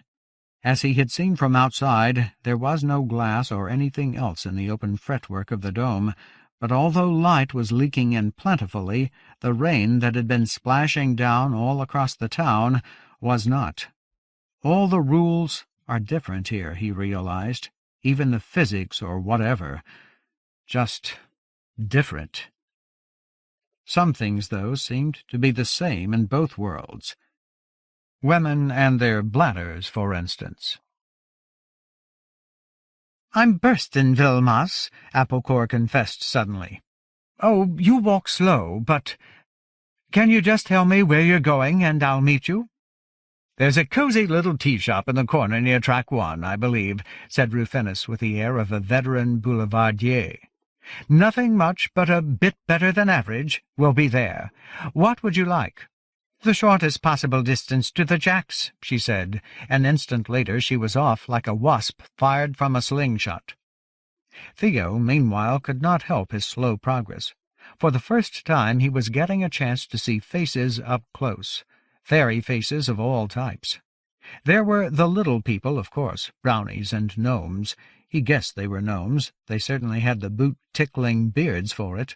And many other types who did not even reach his waist, most of them with faces as wrinkly and knobby as dried-apple dolls. Even smaller were the sprites like Applecore, little more than swift shimmers in the air until they stopped to hover. There were plenty of goblins as well, some working menial jobs in the station, some waiting for trains, others apparently just hanging around, doing a bit of panhandling. The goblins seemed of all ages and many economic stations, but all of them seemed actively to avoid eye contact with Theo and Rufinus. Are they supposed to do that or something? He wondered. Do they get in trouble for looking at the upper-class fairies, or do they just hate our guts? Our? He was amused despite himself. And what makes you think that if you lived here in fairyland you wouldn't be a goblin or something even farther down the totem pole? It's like reincarnation. Those people who believe in previous lives always think they were dukes or queens or something, ignoring the fact that most people back then spent their whole lives up to their knees in shit before dying of toothless old age at 30. But it was the faces of the upper-class fairymen and fairywomen that were most intriguing. The women in particular, of course. Not just because the nobles were by far the most human, or because by human standards they were all good-looking, although they certainly were, but because of how they were good-looking. They weren't perfect. In fact, although by and large they had a greater regularity of feature than the average set of human train station visitors, they weren't more attractive in aggregate than your average Hollywood party full of wannabe actors and actresses. But what kept them from being perfect, and thus perfectly dull, were features Theo couldn't quite define, features which pulled them away from the human norm and which were fascinating precisely because he didn't recognize where they came from. When he had first met Count Tansy, he had thought him something like a Celtic Asian or Scandinavian Asian mixture, but with skin tones lighter than either. Now, seeing all this fairy nobility at once, he began to see a fuller example of the types that he had only been able to classify with human approximates before. The Asian eyes were by and large set wider in the face than in most humans. What he had thought an extreme northern European lightness of skin in Tansy actually seemed to be near the middle of the fairy scale. And there were subtle colors in that skin type, green and purple overtones, so faint as to be almost invisible, that made even the most linen-pale of Irish maidens look like a ruddy Sicilian Doc Roustabout by comparison. That was what made them so interesting, and the women so alluring. These average fairies were not much more beautiful than humans, but they were compounded of so many different, and to Theo unfamiliar, types that each face seemed almost a new world in itself. Not that it was always easy to get a good look at the faces, especially those of the women. At least one aspect of the fashions which Eamon Dowd had described appeared to have survived into this more modern era, all-enveloping clothing for women. Gloves and long soft skirts and calf-length coats of crisp, pale fabrics. Dozens of upper-class fairy women waited on benches or took tea with friends in the small station restaurants, but there was scarcely an ankle to be seen among them. Big hats and headscarves seemed to be in fashion, too. The whole scene was bizarrely Edwardian. If it hadn't been for things like swooping sprites and little men with heads like pug dogs working the shoeshine booths, Theo could have been watching a costume drama on public television. He wondered for a moment if the rainy weather was making them cover up, but if so, the working fairies, big and small, seemed to pay it little mind, dressing for comfort and blithely displaying bare arms, bare legs, bare wings. "Hey, why don't any of you have wings?" Theo asked suddenly. Rufinus turned in obvious irritation. "What are you talking about?" "Wings. You don't have 'em. Your cousin, whatever, Tansy, he didn't have 'em either. I thought maybe it was only the little ones that grew them, but there goes somebody your size." He pointed to a young fairy woman in a funny white hat that looked like a flattened seagull. "And she's got 'em." "She's a nurse," said Rufinus, as if this explained something. "But why don't you and your cousin have wings?" Rufinus shook his head slowly. "The better people don't. Now, here is the tea shop. I hope they haven't changed proprietors. I've not been here in months." Theo shrugged and followed him in. As Rufinus ordered 3 teas, 2 large and 1 extra small, from a red-faced woman with stubby wings who had to stand on a stool to see over the countertop, Theo found himself staring at the various delicacies behind the glass. The pastries were lovely, each one a piece of staggeringly careful craftsmanship. He was just about to ask Rufinus to order one for him when he noticed that the dainty little torte, whose shimmering colours had caught his eye, appeared to be made from real butterflies, real living butterflies, since the wings were still gently moving. Another had a pile of what seemed to be sugar-dusted fish-eyes mounded on its centre. His appetite in retreat, he followed Rufinus and the tray toward a table in front of the tea-shop, which afforded them a grand view of the concourse, and the concourse a grand view of them. I hate to be a nag," Theo said, "but shouldn't we sit farther back, just to keep a low profile?" This time Rufinus could not hide his annoyance at Theo's suggestion, but he shrugged with what was probably a fairy lord's equivalent of good grace, and let Theo lead him back to a more shadowy spot along the shop's inside back wall. As Rufinus poured the tea, Theo watched Applecore appear in the shop's open frontage, a small shadow zigzagging in place as she hunted for them. "Over here!" he called. She saw them and buzzed across the room so quickly that one of the patrons was just beginning to swat absently at a spot above his head as Applecore landed on the table next to Theo's saucer. "Nice of you to join us," said Rufinus. "Yeah, cheers." She turned to Theo. "Don't turn around too suddenly, but there's some fellas I don't much like the look of across the station, in front of that wingworks shop. They're watching you." He looked. "I don't see anybody there." She rose up off the table for a quick survey. "They've gone now." She turned to Rufinus. "3 fellas, your size, but a bit strange. No, a lot strange. Cool and collected, though, not street hooligans, wearing dark coats." Now Rufinus was squinting too, but with the absent air of someone examining a cloud that a child has claimed looks like a ducky or a horsey. "Maybe you were mistaken, Kettle Drum. Of course there are lots of people in long coats, on account of the rain, you know." "It's Applecore," she said, but without the heat Theo felt sure he'd have received in Rufinus' place. It's a class thing, he realized.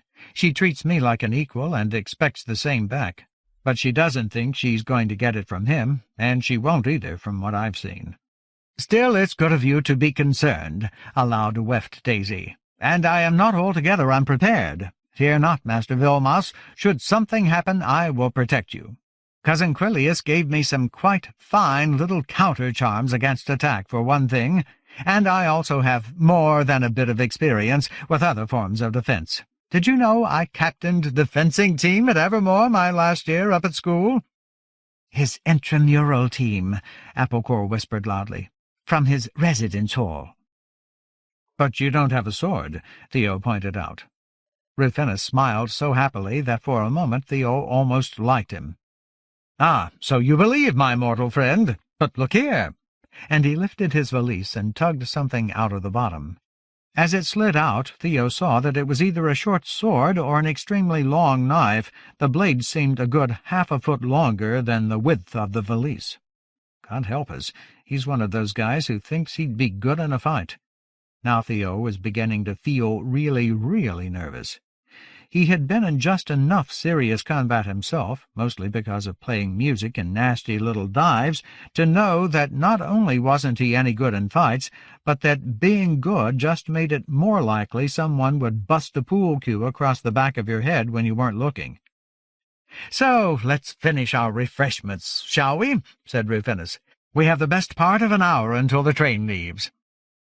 Theo forced himself to sit still and drink his tea. There was nothing he could do to get home any faster or any more safely. It was like being in trouble up on top of a Himalayan mountain.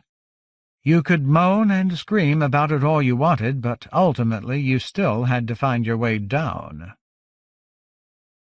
"Goodness, 2 cups of Gossamer Hills has gone right through me," Weft Daisy declared, pushing back his chair.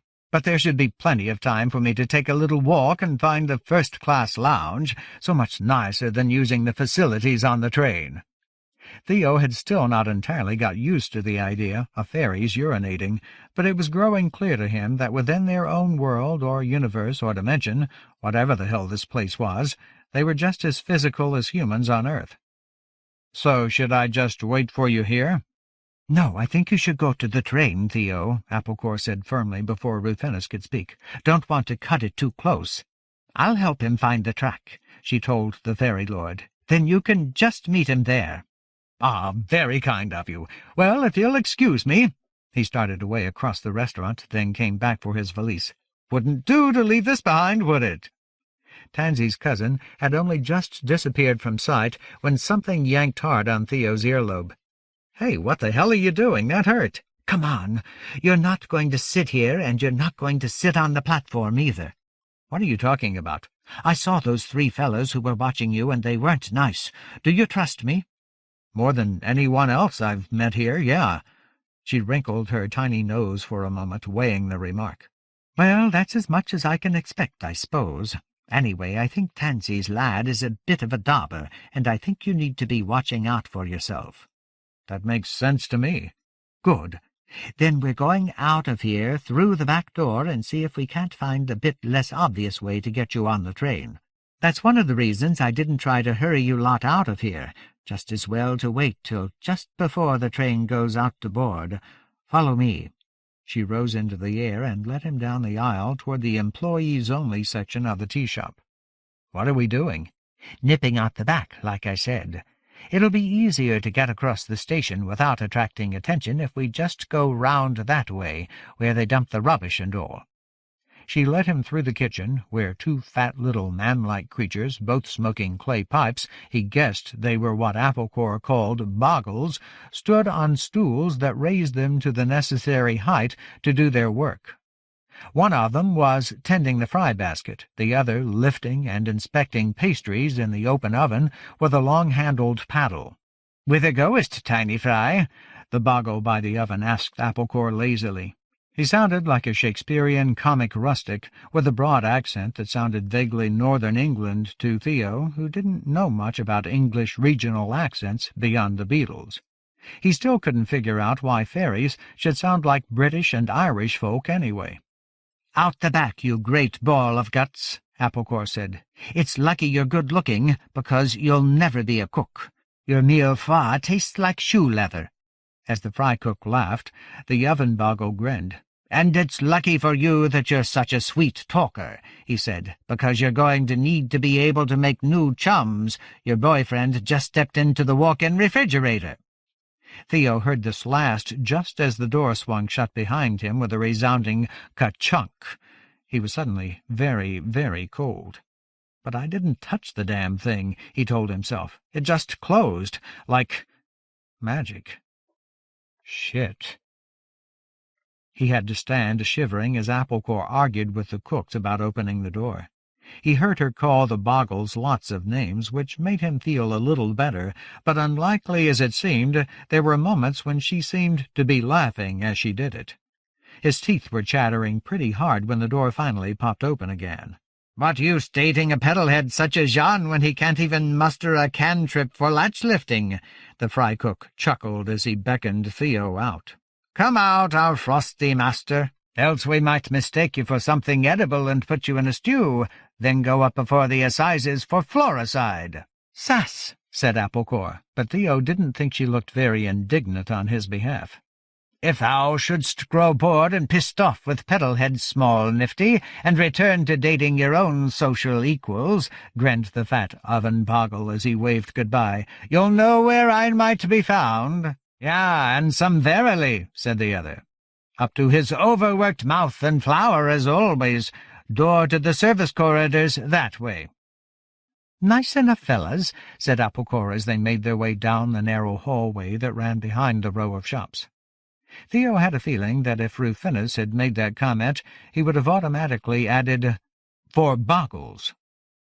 "They liked you," he told Applecore. "Get away with you." "Oh, they didn't? So why are you blushing?" "Am not. Shut your gob." As they reached the last door in the corridor, Applecore flew up close to his face. "Now, when we step out, don't look around. That's the kind of thing people notice. Remember, you've just been doing something you're supposed to do, and now you're on your way to do something else you're supposed to do. Don't look around. That's what guilty people do." "Wow, you're pretty impressive, like a miniature John le Carré out of a box of Cracker Jacks." "I don't even know what that means, but I'm sure it won't keep me from kicking you in your ear hole. Now shut up and push the door open." He wondered briefly how people Applecore's size opened doors like this when there weren't people Theo's size around. Then they were out and walking past the ladies' room for another station restaurant. At least he assumed it was the ladies' room, since one of the several silhouettes on it looked humanoid and female, although most of the other silhouettes looked more like vacuum cleaner attachments. Theo decided it didn't bear too much thinking about. The business was a book and magazine store full of browsing travelers. The place was festooned with harvest holiday decorations, sprays of leaves and piles of produce on almost every surface, and stylized moons hanging from the rafters. At least he assumed they were decorations. It was hard to tell here in Fairy what might be just the normal weirdness. As he followed Applecore down the rows of glossy magazines, he experienced the strange cognitive dissonance again. He could understand everything written on them without understanding a word of the language or script. Making Oak Blight Work for You trumpeted something on the cover of one that his brain translated as Roots, the Dryad magazine. There were dozens of others, all equally unlikely. It was like walking through the set of some expensive Hollywood comedy. Wingspan, for working mothers, with articles like "Forget Your Frost Charms," "A Fresh Mob-on Feast in Minutes," and newspapers called The Trooping News and The Arden Intelligencer, with headlines proclaiming coextensives fighting to hold coalition power, and Holly's generator outages blamed on worker morale. The browsers were just as unlikely a collection as the periodicals, everything from behatted and veiled fairy women who looked like they'd been flown in from a remake of A Passage to India, to a group of talking hedgehogs all wearing what appeared to be matching rugby shirts and carrying pennants and coolers, shoving and arguing good-naturedly while one of their number bought a bag of salted grubs. "You're looking around too much," Applecore hissed in his ear. "Walk faster. You're on your way somewhere." He had hesitated in front of a magazine rack, staring at something called Aode's Harp. He figured that of the two kinds of periodicals he generally liked, in a land of women who always wore head-to-toe clothing, he was probably going to have better luck with music magazines. But he realized she was right. Thinking about how little he knew here made him feel hopeless and twisted that skewer of homesickness in his guts again. It was one thing to make him up to look a bit more like a fairy, another thing entirely to expect him to pull it off. It was like dumping an ice cream vendor into a particle physics conference and telling him to fake it. If all he had to do was sit and look like he knew what was happening, well, maybe. But ask him to get up and discuss quarks? Disaster. "Track 12, Applecore said as she led him out of the magazine store and onto the concourse. They were half a dozen storefronts down from the tea shop, which reduced the chance of someone spotting them coming out. Applecore quickly found a group of people moving generally toward the tracks, and Theo wrapped the crowd around him like a cloak. "I guess I should be grateful everyone else here isn't Applecore's size. Then I'd really have trouble blending in." He saw no sign of the sprite's trio of rough-looking fellows, and for a moment wondered if Rufinus might not be the more sensible after all. Why would anyone send some kind of professional fairy detectives after a know-nothing mortal? Maybe the whole thing with that poor Hollyhock guy's heart had been some kind of mistake, nothing to do with Theo at all. He basked for a moment in the warmth of the idea, although he didn't really believe it. After all, somebody had sent that dead thing after him. Applecore hissed at him. "Over here! I've just seen him." His heart now bumping along quite quickly, he let his winged companion lead him to a sheltered space just across from Track 11, between a pillar and a little windowed kiosk with the name Ariel's, a spot where he would be out of obvious sight while she went to investigate. Theo tried to look as though he were reading the advertisement in the windows carefully. The kiosk sold what he at first thought were waffles, but after a while spent watching the hair-knitted brownies handing out the little bundles wrapped in waxed paper, Theo decided their product was some kind of pre-processed frozen honeycomb dessert. Something touched his ear. He jumped. "Don't do that," Applecore said in a strained whisper. "Just stand still. Look through the window and out the door on the far side. See?" He did. 20 steps on the other side of the kiosk, 3 dark, lanky figures stood by a bench watching people go by without being obvious about it. Even though their faces were mostly shaded by their hats, he could see the suggestion of something pale and shiny wet between brim and collar, a sand crab gleam. Oh, my God. "Just stay here. The train won't board for another few minutes, but we may be all right. They're looking down the other way, so they don't know we're already past them." She settled on his shoulder. Her presence was oddly but unquestionably comforting. "Hollow men." "Hollow men? What does that mean?" "They're a sort of troll, underground folk, man-stealers they used to be, when their caves still opened in your world. They're good at what they do, and they keep their mouths shut. Someone's paying a pretty penny for you, boyo."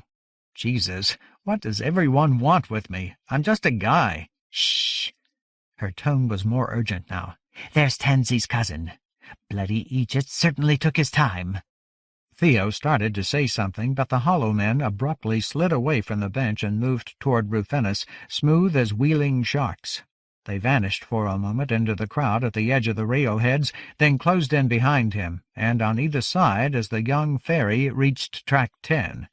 He looked at one of them without seeming to notice, but then his head swung to the other side and he stopped. The hollow men quickly surrounded him at arm's length. For a moment no one seemed to do much of anything. The foursome could have been chance acquaintances chatting about the dodginess of railway schedules. The creatures' chins were close to their chests, and their faces were mostly hidden by collars and hats, but Theo felt sure they were talking to Weft Daisy, because the alarmed and cautious look on his face was becoming something else, an expression almost of contempt. "Call for help, you daft fool," Applecore said urgently but quietly. For a confusing second Theo thought she was speaking to him. Instead, Rufinus Weft Daisy turned abruptly and began to walk along the concourse. The trio of trolls walked with him, surrounding him. One leaned close and whispered in Rufinus' ear. The fairy stopped and lifted his valise in both hands. "He's pulling that blade," Theo realized. But in the instant it took for the thought to form, the black figures had already folded around Weft Daisy like a gloved fist. Rufinus slumped a little as though he had suddenly grown dizzy. The hollow men helped him walk a few steps toward the bench where they had originally been waiting and let him sit down there. They leaned together briefly, then turned and glided toward the tea shop in loose formation. What happened?" "Stay here, Theo. Don't make a sound." Applecore dove from his shoulder to floor level and shot away.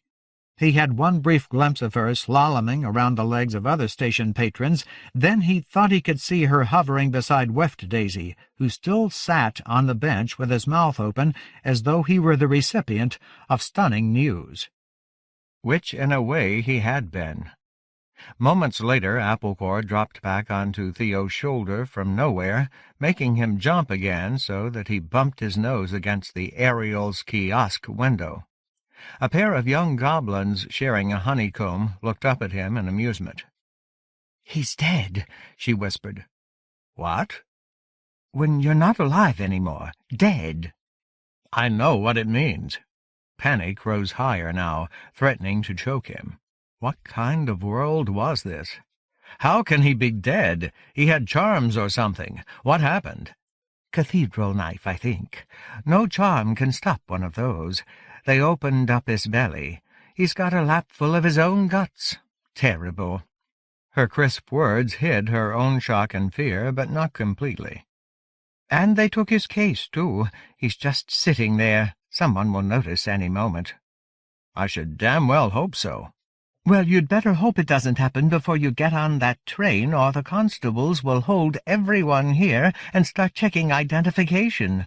Her voice was tight with desperation. "You'll wind up in the Penumbra Fieldshire jail, and sometime before Tansy's solicitor gets here, you'll decide to hang yourself in your cell." "I'll what? But I wouldn't—" He suddenly realized what she was saying. His heart was thumping away like a methadrened woodpecker. How could that happen? "Whoever hired these fellas isn't joking around, Theo. There aren't but a dozen or so cathedral knives in the whole of the land. They're made of spell-hallowed glass from the ruins on the old mound itself. They don't get handed out to every Tom, Dick, and Hobthrush, you know. Those fellas are working for someone important." "What do I do now? Oh, shit. Poor Rufinus. He was an idiot, but I can't believe he's dead." Theo wiped sweat off his face. The only idea he could come up with was to run screaming across the station, but it didn't seem like a good one. "How will I get to the city without him? I don't even know what it's called." To his amazement, Applecore burst into shrill, near-hysterical laughter. "By the trees, fella, you really do take it all. What's it called? The city, man, the city. There's only one. It's like saying you don't know which up someone's talking about." The sprite fell silent. She seemed to be oscillating between terror and a kind of fast-thinking omnicompetence. After a moment of close-eyed concentration, she said, "I suppose I'm going with you, then, haven't I?" "Oh, Jesus, can you really? Will you?" "Stop saying that blasted name. You made that lady over there shiver, and she didn't even hear you. No more talking." She shot off for a moment, then returned. "Those three fellas are still poking around down by the tea shop. Step out from behind here and just start walking toward track 12. See if you can find some other people going that direction. Whatever you do, don't look around." Rufinus' body had begun to sag and now stared down at the floor with glassy eyes, as though it had lost something and was looking for it there. A little fairy woman with a rolling basket full of parcels had seated herself at the other end of the bench from the corpse. At the moment she was oblivious to her companion's condition, but how long could that last? "Let's go, then," Theo said. "I might as well have my heart attack walking as standing."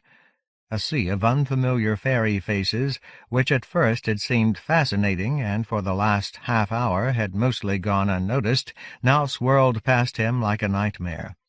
At any moment he expected someone to point at him and shout, "Imposter!" Most difficult of all was the feeling, no, the certainty, that something with a clammy white face was moving up behind him, reaching out a hand for the back of his neck. "Don't you dare turn around," said Applecore.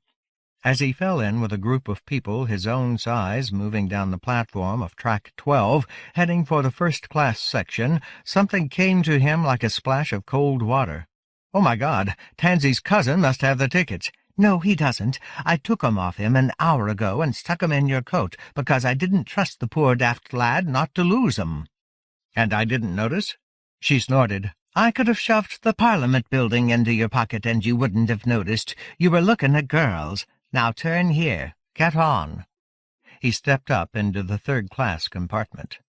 Inside, it was a zoo, almost literally, as creatures of all shapes and sizes struggled for a place to sit down. Applecore whispered that it would be just as well not to get wedged in, so they moved to the far end of the car and stood near the door, among a group of other human-sized but apparently lower-class fairies, who eyed Theo's clothes and quickly turned away. He wondered what that meant. "Why won't this stupid train leave?" he whispered to Applecore. He could feel the trio of hollow men out there as though they were fins circling his leaking boat. He wanted to run down to the engine and take the driver by the neck and bang his head until he throttled up and pulled out of the station. As if the distant engineer could feel this potential threat to his well-being, the steam whistle let out a great pteranodon shriek. "Thank God," Theo gasped. An instant later, two corpse-faced, black-clad shapes hustled past the windows of their railway carriage. For a moment he thought the hollow men would come into his car and his stuttering heart would stop completely, but instead they shoved onward through the crowd on the platform, heading toward the first-class cars. A few moments later the train began to ease its way out of the station. "Did they get on?" Theo asked Applecore. "Or did we leave without them?" She shrugged, but she did not look either happy or confident. It rode the plainer winds like an invisible kite, a shapeless presence stretched wide, wide, every bit of it alive and alert to the thing it sought. It was close now. Even in the midst of all the similar creatures surrounding its quarry, the Erewhon sensed its target as easily as an owl might spot a single small motion of warm life in the midst of a forest of undergrowth. Following that target had not been easy this time. The journey between the two planes was more difficult than the Erewhon had, in its unthinking way, anticipated, rougher and more strenuous. Things had changed during the slow millennia it had sleepwalked in the dark between places. If a tireless thing could be weary, it was. If a thing without emotions could be frustrated, it was that, too. To be so close to its goal, to touch the quarry nearly, but not to close and seize and complete its burning directive, had filled the Erewhon with a sensation it had not experienced in so long that it did not remember what it was. But one thing the hunter did know. It did not like the sensation at all. Closer, closer, there. It had located its target precisely.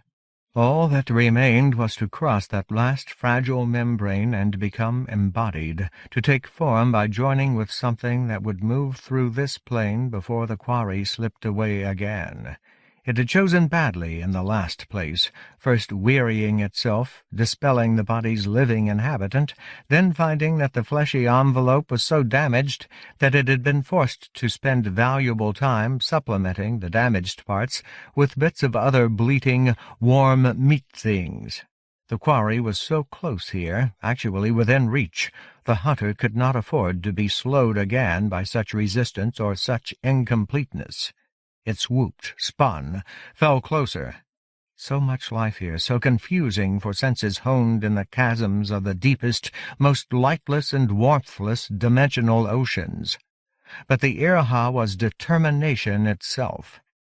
It found what it was looking for and moved to take possession, bursting out into a jittering, exploding world-sphere of light and color and sound. Cornelia Yarrow surveyed her purchases. A flying toy powered by a simple but long-lasting charm, a goblin doll in traditional dress of feathers, beads, and dragon-wing cloak, not to mention a selection of sports pennants with the insignia of leading houses and butterfly-patterned scarves that friends had assured her were being worn by all the fashionable ladies and gentlemen in the city, as well as dozens of other trinkets. She thought she had spent a little more than she should have on a few of them, but the main thing was that she still had half an hour until her train back home to Willow, and she had finished buying gifts for everyone on her list, her niece and all the many grand-nieces and grand-nephews. Out in their little forest village, her relatives considered Penumbra Fields to be almost as big as the city itself. They would have been terribly disappointed if Aunt Cornelia had not brought back gifts from her trip to the Honeysuckle Academy for Girls' tricentennial reunion. Thinking of her grand-nieces, one of whom was going up to Honeysuckle next year, she suddenly felt old. Could it really be 300 years since she had walked those echoing halls as a student? Sometimes it seemed only a few seasons in the past. As she put her parcels back in her wheeled basket, she could not help noticing that the unpleasant odor around the bench had grown worse. She looked at the sleeping man down at the far end. He was well dressed, but you never knew what these upper-class folk might get up to, especially the young ones. Out on some kind of sustained rag, no doubt. Still, he didn't smell drunk. He smelled unclean. The stranger's head turned toward her, and the eyes popped open. Cornelia Yarrow could not suppress a gasp of surprise. There was something wrong with the flower lord's eyes. They seemed blank and dull, almost blind. The mouth worked. When he finally spoke, the young noble sounded as if he had never used any language before, let alone the proper diction his social station demanded. Where? I beg your pardon? Where is— The blank-eyed man shook his head as if the effort to speak was too much, then stood up. A messy something slid off his lap and onto the station's tiled floor with a wet slurp. That's extremely inconsiderate, Miss Yarrow thought. He's just dropped his lunch on the ground. What kind of manners do they teach these young people today? But as she looked at the red slippery mass of tubing lying beside the bench, and the bits that still hung out of the young man's tattered shirt, Cornelia Yarrow came very close to screaming. Instead, she fainted dead away onto the bench. The Erewhon, apparently satisfied with Rufinus Weft-Daisy's body, which, although most decidedly dead, was still flexible and not too badly disabled, turned away from the bench and began walking slowly across Penumbra Station, stuffing its dangling innards back into its clothing. 15. The Plains of Great Rowan. The shape of fairy itself is even stranger than the Nautilus plan of the city I call New Erewhon, for it is no shape at all. To accurately reflect the experience of travelling there, a map of that land would have to revolve like a child's top or go through some other metamorphosis I cannot quite conceive, for fairy simply will not lie flat and behave itself. Reading something? Depressed by what was for fairyland a rather brooding landscape smearing past the rainy windows, mostly hilly meadows empty of trees, and by the crush of weird creatures and their strange smells in the third-class compartment, Theo had been trying to re-examine a little of his great-uncle's book. He looked up to see the owner of the voice, something vaguely sheep-like, leaning in from the seat beside him, its belligerent little red eyes squinting beneath knotted grey fleece. Yes, I'm reading something." "Can't read, me. Never learned."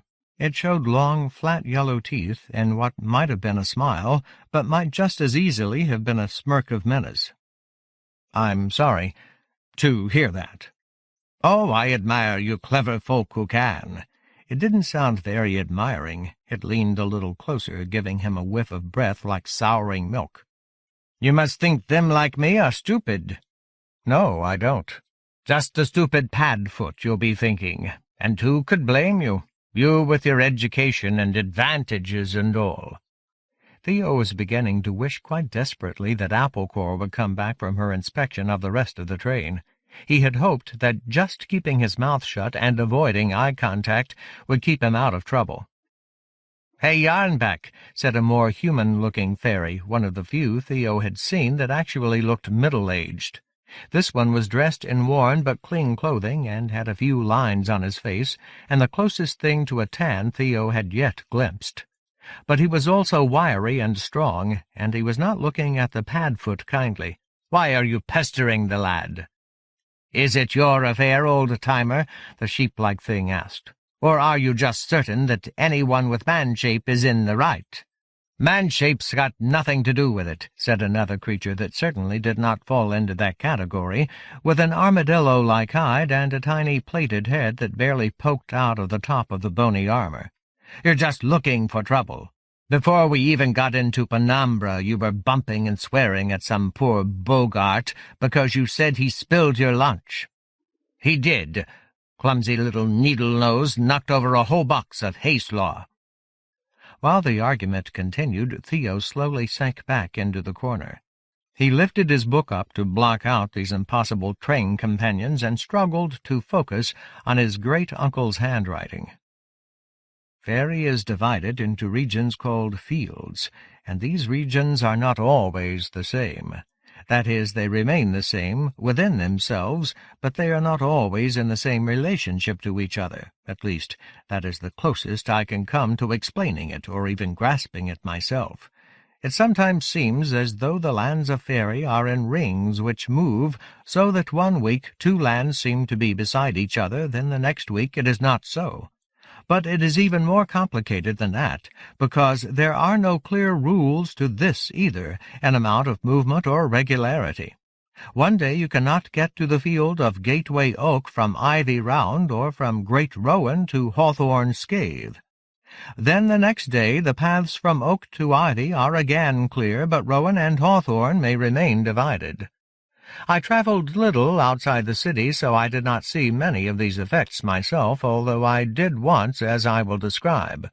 But I often heard it spoken of in precisely the same way that people in my world might talk of the weather without bothering to explain why you should take an umbrella on a rainy day, assuming that any sane adult listener would know. Thus acquaintances of mine would say, "Alder is far this year, but so beautiful at this season. I think we should gather a travelling party and go. We could be there in a few days." At some other point I might hear that same person say, "I was in Alder Head yesterday evening." Something tickled Theo's neck, and he stiffened, imagining it was a woolly muzzle of the sheepman again. "There's no sign of the hollow fella," Applecore said into his ear. Theo tried to keep his voice low. "He's not on the train." To Theo's immense relief, as the train had pulled out of Penumbra Station, they had seen two of the slug-faced hollow men standing in a crowd on the station. But since one was still unaccounted for, Applecore had been searching the other compartments. "There's no sign of him, which isn't quite the same thing. The train's pretty full, and he could be in the jacks or something. I hope you didn't expect me to force my way into every lavatory on the bleeding train." "No. So what do we do now?" "Talk a little quieter, for one thing. I'm standing right next to your jawbone, remember? I can hear you even if you barely whisper, but most other folk can't. What do we do now? Keep on to the city, I guess. I'll get you to these people who want to see you, then I'll head back to my old ones and my brothers and sisters."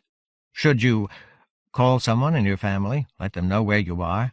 "Nah, I'm a big girl. But that reminds me, we have to tell Tansy what happened." "How?" "He gave you that speaking shell." "Oh, yeah, we'd call it a phone." "Whatever. He needs to know. At the very least, the Daisy Clan folk should know that someone's killed one of their family." "Call from here?" Theo looked around. The Padfoot had lapsed back into sullen silence, and was winding a lock of fleece around its dirty grey hoof-hand while glaring at the fairy who had intervened. There were perhaps 200 other living creatures in the compartment, and very few of them looked remotely human. Some of them had ears like bats, and for all he knew were listening to his and Applecore's every word. "You're right for once. When's the next stop?" She looked up. "It's a good long way to Starlightshire still, so you probably won't lose your seat if you get up and go to the jacks." "That's the toilet, right? Let's go." The restroom was at one end of the car. Theo lost his balance several times, once having to steady himself on what he thought was the back of a seat, and found out only when its owner grunted in irritation was actually the raised neck-plate of something strange and lizard-like. "Maybe we should have snuck into second class instead of settling for third," Applecore whispered as Theo backed away with fulsome apologies. "Seems they'll let anyone on a train these days." He opened the restroom door, which, other than a very low, very wide toilet and a sink with a tiny ladder running up the wall beside it, did not contain anything too frightening in the way of facilities. "Do you want to come in?" "I should keep an eye open for trouble." "Looks like there's a latch on the door. Come in. What if Tansy asks me something I can't answer?" She frowned. "I've never gone into a public toilet with a fella, not since my dad took me when I was a little one." "We seem to be experiencing a lot of firsts this week," Theo said. "Come on." With the door closed, it would have been a tightly uncomfortable fit with any second person except Applecore. She dragged a paper towel out of the dispenser and spread it on the edge of the tiny sink like a picnic blanket, then sat down. "At least the place isn't too horrid," she said. "I hate the mess some people leave in places like this." "I know what you mean," said Theo. "No, you don't," she said. "Not until you're my size and the mess is 20 times bigger." "You win." He stared at himself in the mirror. "I'm going to scrub off this makeup Dolly put on me. It's starting to rub off on my clothes, and anyway, there are lots of people on the train who are as tan as I am." "Yeah, but they're working folk." "I don't care. There are so many different kinds of people on this train, no one will notice. I just want to get it off." He washed his face with warm water, then used a dispenser towel, it felt more like silk than paper, to scrub away the small creamy traces left around his ears and jaw. Feeling a bit more comfortable, he lifted the case out of his pocket and opened it. Now we get down to business. He looked at the filigree bird shape nestled on the velvet. Do I lift it out? Just talk. Call Tansy. Call him how? By name. His first name is Quilius. Theo leaned in until his breath misted on the golden object as he said Tansy's name. Nothing happened. He tried again. After a moment the statuette began to gleam as though it had been lifted and turned toward the sunlight. "What is it?" Although the ornament was in the case, the voice was in Theo's ear, and it was unmistakably Tansy's. "I've just sat down to eat." "Things have gone very wrong," Theo said. "Who is this?" "Jesus." Applecore glared at him. Theo tried to speak more calmly. "Can't you even guess? How many other people have you tossed to the wolves lately?" "Vilmos?" Suddenly the fairy lord's voice was sharp in a very different way. "What do you mean?" "Your cousin, nephew, whatever he was, he's—" He paused. He might not like Tansy, but that didn't mean he should deliver bad news this way.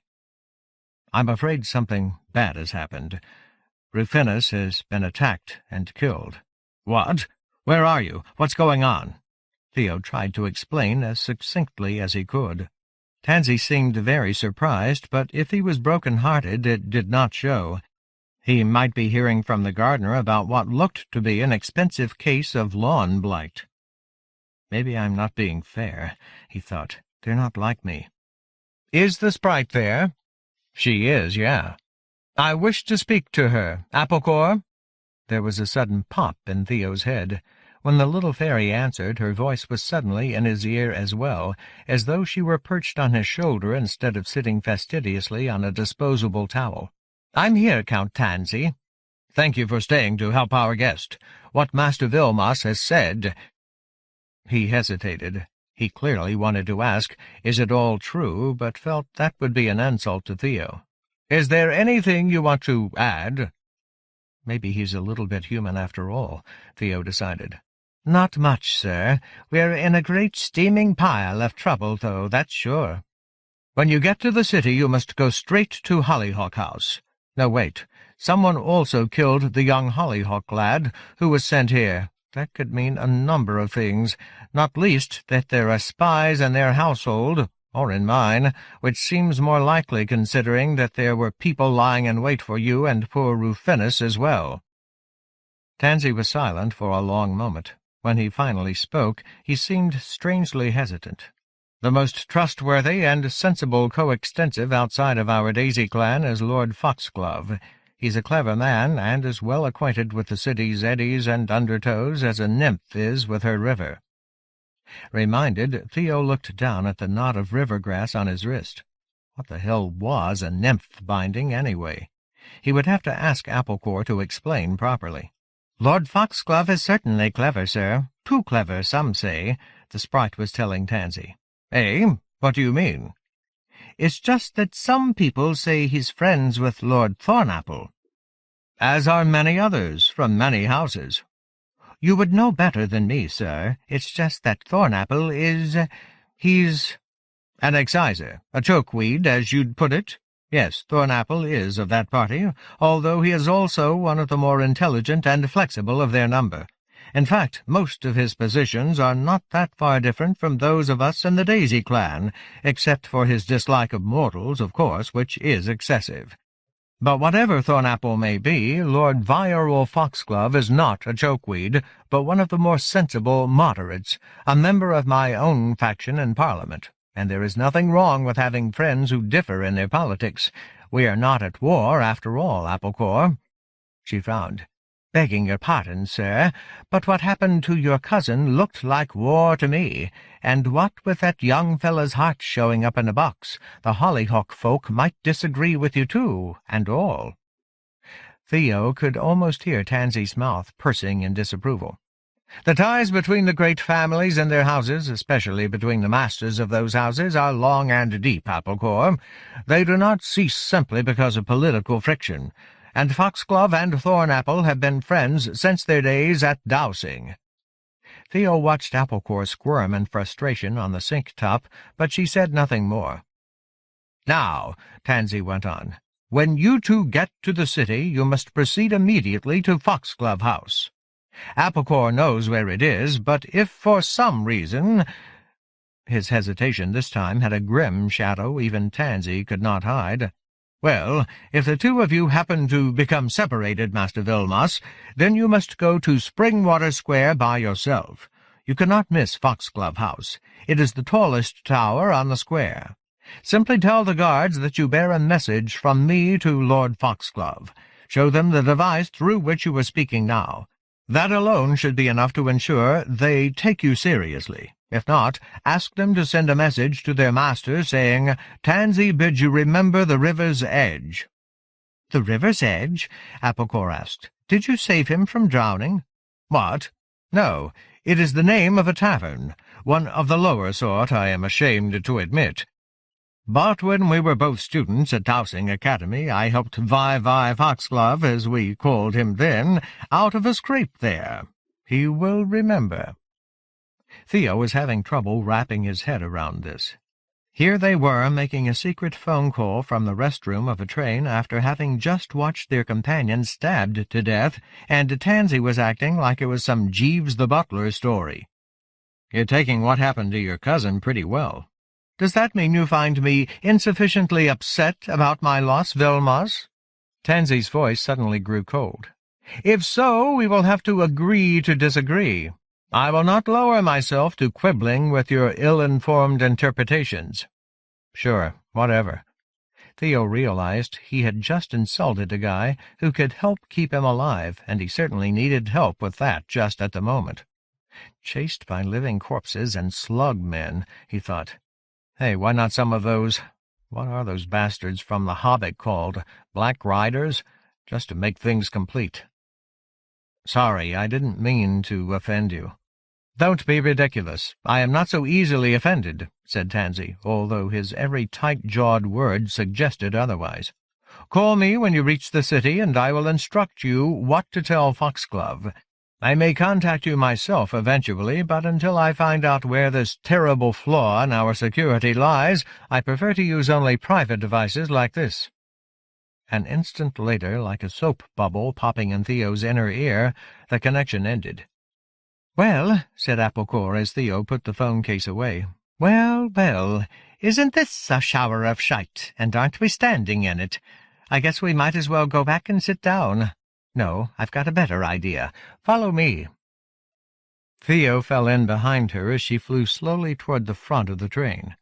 Within moments they had moved into the next third-class coach, as full of odd shapes and faces as the one they had left. Still, it was interesting how quickly he was beginning to get used to it. If he half shut his eyes, he could almost believe he was back home. Most of the passengers seemed to be drowsing as the train rushed and rattled on through the rain-swept meadows. "Where are we going?" Theo whispered. She fell back to fly beside his ear. "Those Hollow fellas may not have got on the train, but they'll have been in touch with whoever hired 'em. That means if they were watching you, they'll have given out a description, and someone may be looking for us when we get off." "Shit, I should have thought of that. But why are we going up toward first class? I thought you said we'd be too obvious up there. That's why we're in the back." "We're not going to first class, at least not to stand around. Now just walk and shut up talking." Theo did as he was told. "Here's where we should have put ourselves at the start," Applecore whispered as they passed through the nearest of the second-class coaches. There were a few of the more unusual ferry types here, but most of the travelers seemed to be office workers and laborers of more human shape. One or two of them glanced up as the pair made their way up the aisle, but they seemed more interested in the sprite than in Theo himself. "Would have blended in a bit. Wouldn't be getting into Barney's with pad feet and your other trouble-making riff-raff." "I know I keep asking this, but where are we going?" "Private compartments, just this side of the dining car." "But aren't those the really expensive ones?" "Yes, but they're also the ones people won't be sitting in if they're having a meal or a scoop in the club car." "I don't understand." "By the trees, Vilmos, but you ask a lot of bloody questions. Just shut your gob for a bit, and you'll see." Her hissing voice was loud enough to make a few of the second-class passengers look up from their magazines or their own conversations. Theo's heart sped. This isn't just about making a scene, he reminded himself. This is about getting noticed and maybe getting killed. I have to trust her. He stared straight ahead and kept walking. They stepped through into the rattling space between coaches. He could smell something in the agitated air here, something like electrical ozone, but also a bit like burning sugar. The magic that made the train run, he guessed. "Now I'll explain," Applecore said, almost shouting to be heard above the noise of the wheels. "We're looking for somebody's luggage. We need to steal you some new clothes in case anybody's looking for what you're wearing when we get off in Starlightshire." "We're getting off?" "We're sure as hell not going all the way to the city on this train. We might as well show up waving a flag with your name on it. Like Tansy said, they must have their hands on someone in his house.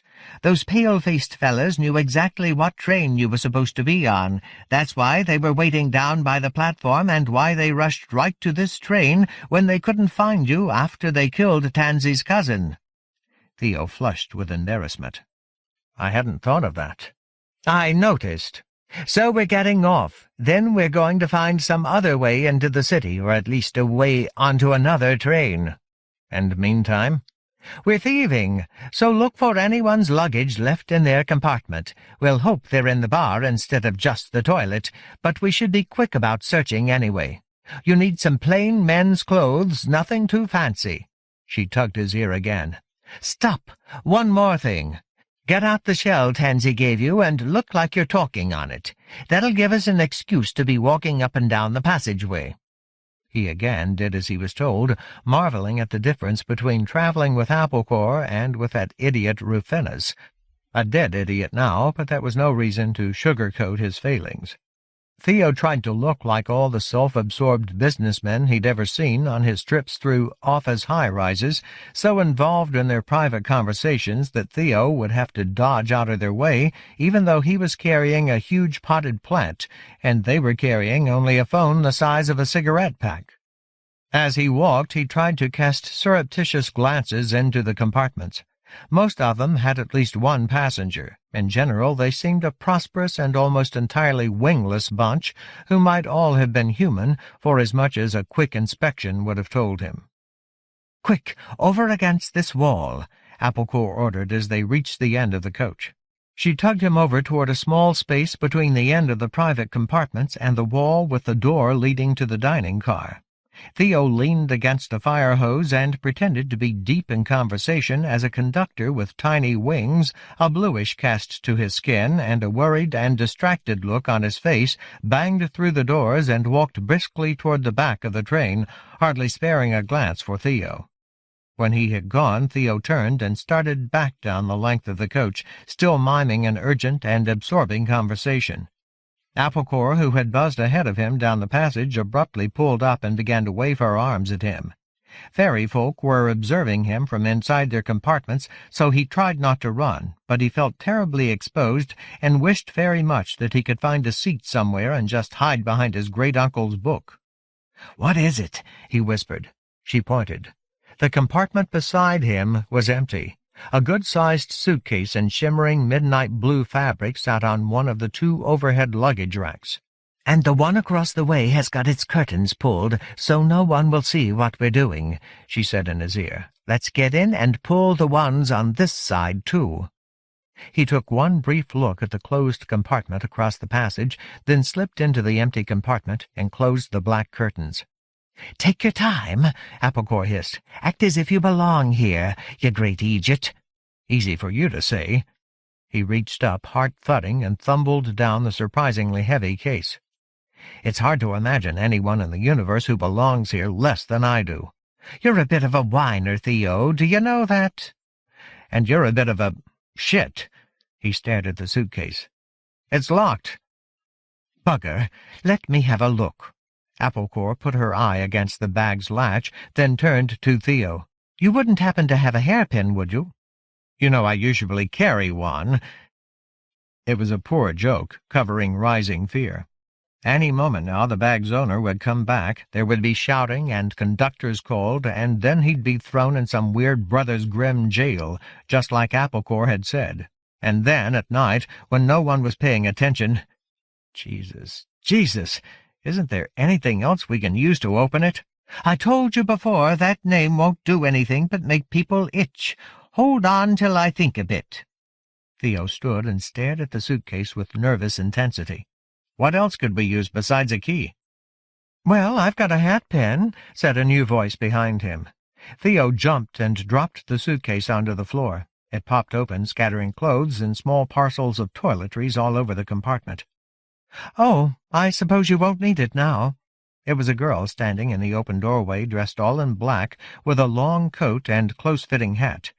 No, maybe not a girl. How could you tell anything with these folks anyway, especially age? But certainly with every appearance of young womanhood. She had a heart-shaped white face and wide, startlingly violet eyes. All he could see of her hair beneath that hat was a tar-black curl on her forehead.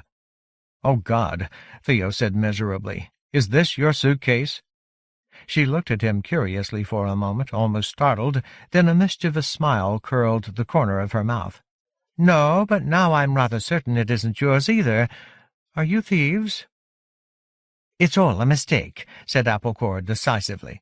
"Just a mistake. Let's put this back and find our own compartment. Sorry if we disturbed you, my lady." "Oh, a mistake. Well, that's all right, too. It's a long, dull trip." She smiled, showing Theo her small, perfectly white teeth. "If you're bored and want some company, my compartment's just across the corridor." Applecore, who had flown to Theo's shoulder, gave him a little kick. "Oh," he said. "That's very kind, my lady, but my associate and I, we have a lot of work to discuss." "Do you want any help picking up those clothes?" She seemed to be enjoying the whole terrifying, embarrassing mess more than she should have. Good Christ, Theo thought, this is the first time I can ever remember in my whole life wanting a tornado to come down and suck an attractive woman out the window. No, ma'am, we'll be fine. Thank you." "See you in the dining car, perhaps? Are you going all the way to the city?" "No." Another kick from Applecore. "I mean, yes. Perhaps we'll see you." When the girl had slipped back into her own compartment and discreetly drawn her own curtains again, Theo clawed through the clothes, which did at least appear to be a man's, as far as he could tell with his weak knowledge of fairy fashion. He found a pair of shimmery gray trousers and a white shirt with long, wide sleeves. "Should I look for anything else? Shoes?" "Don't make it too obvious. Besides, you're not trying to look rich, just different than you looked before. You can roll up the arms on the shirt, and we'll get back to third class. You'll look like a mill worker who had a job review today or something." Theo stuffed the rest of the clothes back into the suitcase and heaved it onto the rack, then rolled up the purloined shirt and pants and tucked them under his arm. He opened the compartment door and let Applecore check to see if the passage was empty, then followed her out. Except for what might have been a twitch at the drawn curtains of the young woman's compartment, nobody seemed to notice. His pounding heart finally began to slow a little, but not much. They stopped at the first lavatory once they had reached second class. "Go change," Applecore told him. "Then we'll head on back to one of the compartments where they won't be so likely to notice you weren't there at the beginning of the trip." "You mean we're not going back to the same seats?" "And sit down wearing different clothes that just got stolen from first class? It's asking for it, isn't it?" He stepped out of the restroom a few moments later, as exhausted from all the anxiety as if he had run several miles. The clothes were a decent enough fit, although the pants were a little on the short side. "Good thing I lost weight after my mom died," he said. "Sorry to hear about your ma, Theo," said Applecore gently. "Now shut it and walk." Applecore chose a seat on the aisle in a cluster of sleeping house-bogarts, or that was how she described them. To Theo they just looked like more midgets, with bristly beards and bristly eyebrows, at least as thick as the beards. The land outside hadn't changed much during their sojourn among the upper classes. The skies were still murky gray above the rain-soaked meadows, so that Theo couldn't even guess what lay beyond the mist that topped the first line of low hills, although he imagined it was more the same. "Do you think she's going to tell anyone about us?" Applecore, who was nodding on his shoulder, gave a sleepy grunt. "That girl? Perhaps. Not much we can do about it, unless you were planning to murder her." "No, but—" Of course, what else was there for them to do? This might be quaint and picturesque fairyland, but the train was still moving fast enough to kill anyone who jumped off. Why didn't she get upset? She knew what we were doing. "She's a flower. Who knows what that lot thinks? Probably thought it was some kind of prank." Theo sat back and pulled out his great-uncle's book, but he couldn't focus on the words. "Come on, Vilmos. If you ever needed to study, this is the time. Just because you screwed up college doesn't mean you can't learn something important now." But his brain felt like an animal in a too-small cage. "Where are we?" he asked suddenly. "Root and stem. Can't you let a body get some rest? It's bad enough I have to chase around without you murder me sleep, too." She rearranged herself. "We're still in Great Rowan, but we started out close to the border. Be glad. You could be traveling for days otherwise." "Which border?" She groaned again. "And now he's going to make me think." She did so for the space of several heartbeats. "It's 2 days till the moon changes, right? So we'll be crossing into Hazelwand. That's where Starlightshire will be this time." This time? He had been reading something about this when the Padfoot had started making trouble, but it hadn't made any sense. "You mean your towns and cities aren't always in the same place?" "No, you thick. The towns are always in the same place. It's the railroad stations that aren't. Well, they're always in the same place on the railroad, I guess, so you're half right." "What the hell are you talking about? You're telling me somewhere like that big town we were just in, that it moves? What, just gets up on its legs and walks to somewhere new?" Applecore fluttered over to the seat in front of him, balancing carefully just behind the furry head of something large enough to take up 2 seats by itself, and whose snores Theo had mistaken when they first sat down for something caught in the train's wheels. "Look, you!" She leaned forward and lowered her voice. "Penumbra Fields. That's a commuter town, I told you. Grew up around Penumbra Station, so it's always what it is, 11 stops from the city, no matter what province it's in. Starlightshire will be the same way, 'cause it's a station town. Oxeye Station, though, that's the Daisy Station, see, and it's always in Great Rowan Field because the Daisy Commune is always in Great Rowan. The train that goes through Oxeye Station is a local line. That's how you can tell it's local, see, because it's always in Great Rowan." Theo shook his head, which was beginning to hurt. "But you said we could have left from Oxeye Station. We just thought it would be more dangerous," he said quietly. "How would that have worked if the stations that connect to the city are always moving around? I don't think I'm getting this." "All local lines connect to a main station. It's just not always the same main station." "Oh." He let his head fall back against the seat. "Well, that's crystal clear." "I'm glad." Applecore was either missing the sarcasm or just wanted to get back to her nap. He picked up Eamon Dowd's book again, hoping for some mortal's eye clarification of Fairyland's insane transportation system, which was beginning to seem like some high school role-playing game full of arbitrary, nonsensical rules, but Theo still couldn't concentrate well enough to read. He gave up and stared out the rain-spotted window, exhausted by his terrifying day, but trying not to doze, waiting for a heavy, and probably anything but human, hand to fall on his shoulder, a voice to announce that the jig was up. It took him a moment to realize that he was staring at moving shapes in the distant hills. Dark figures, perhaps a dozen in all, were riding down into one of the meadows. They dropped out of sight behind the train so quickly that he thought for a moment he had indeed been drowsing and dreaming, but a few moments later the train passed another cluster of riders reined up in the deep meadow, watching the train with a yellow-eyed intensity that made Theo extremely nervous. This group was much closer. Even in the brief moments while the train swept past, he could see that their clothes were dark but fantastical even by fairy standards, voluminous headscarves and billowing robes tied with strips of ribbon. The downpour did not seem to bother them. Each of the riders had a spear or goad in his hand, and what looked like a rifle strapped on his back.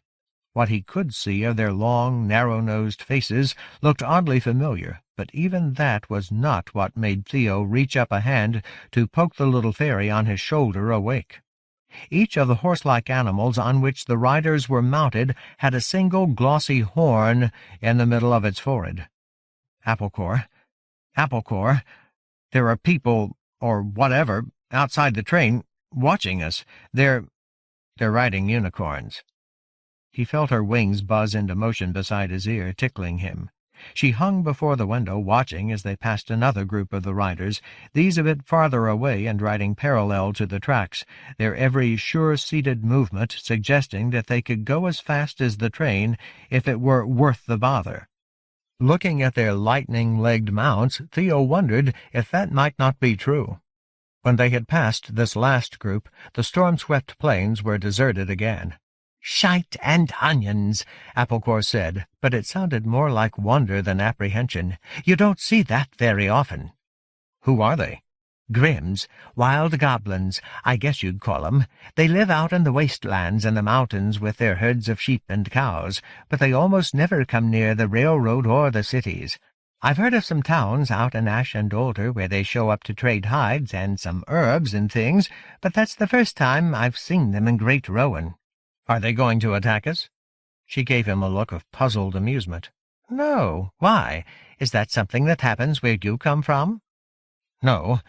He thought of all the Western movies he had seen with vengeful Indians riding down on a train, whooping and blazing away at the helpless passengers. "Well, not lately. Not where I live." "Well, there used to be bandits here, too, but it's been a deadly long time, and I've never heard of it happening since the last Goblin War, and certainly not since the Winter Dynasties." She shook her head. "Grimm's on the plains of Great Rowan. I wonder where they're going. Strange days." She was just settling herself back on his shoulder, and he was trying to decide whether he dared fall asleep himself, when the pitch of the train's engines began to change. At first Theo wasn't even certain what he was hearing. The locomotive already sounded quite different from its earthly counterpart, the engine sounds more a low rushing and humming than a puffing choo-choo. But he found himself leaning forward. He could feel the motion changing even before the first screech of the brakes. The train's stopping. Whatever was happening, he was pretty sure that he wasn't going to like it. "Are we there yet?" "We bloody well are not," Applecore said. "We're an hour out of Starlightshire at least." "Maybe those goblins are angry and they've blown up the tracks. Maybe your great fairy chief spoke to them with a forked tongue or something." The train had definitely stopped. Many of his fellow passengers had woken up and were talking among themselves, clearly less worried by this than he was. He tried to calm himself. "You do talk a load of old shite sometimes, Theo, but it won't hurt to find out."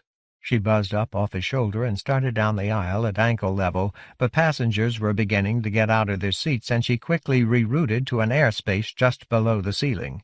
Theo sank down and did his best to look like a half-asleep fairy on the way home from visiting perfectly normal fairy friends or something. He couldn't see where Applecore had gone. Some of the other passengers had stopped on their way back from the restrooms and were standing in the aisles, looking out the windows and speculating. He spotted her coming back to him about a second before she arrived.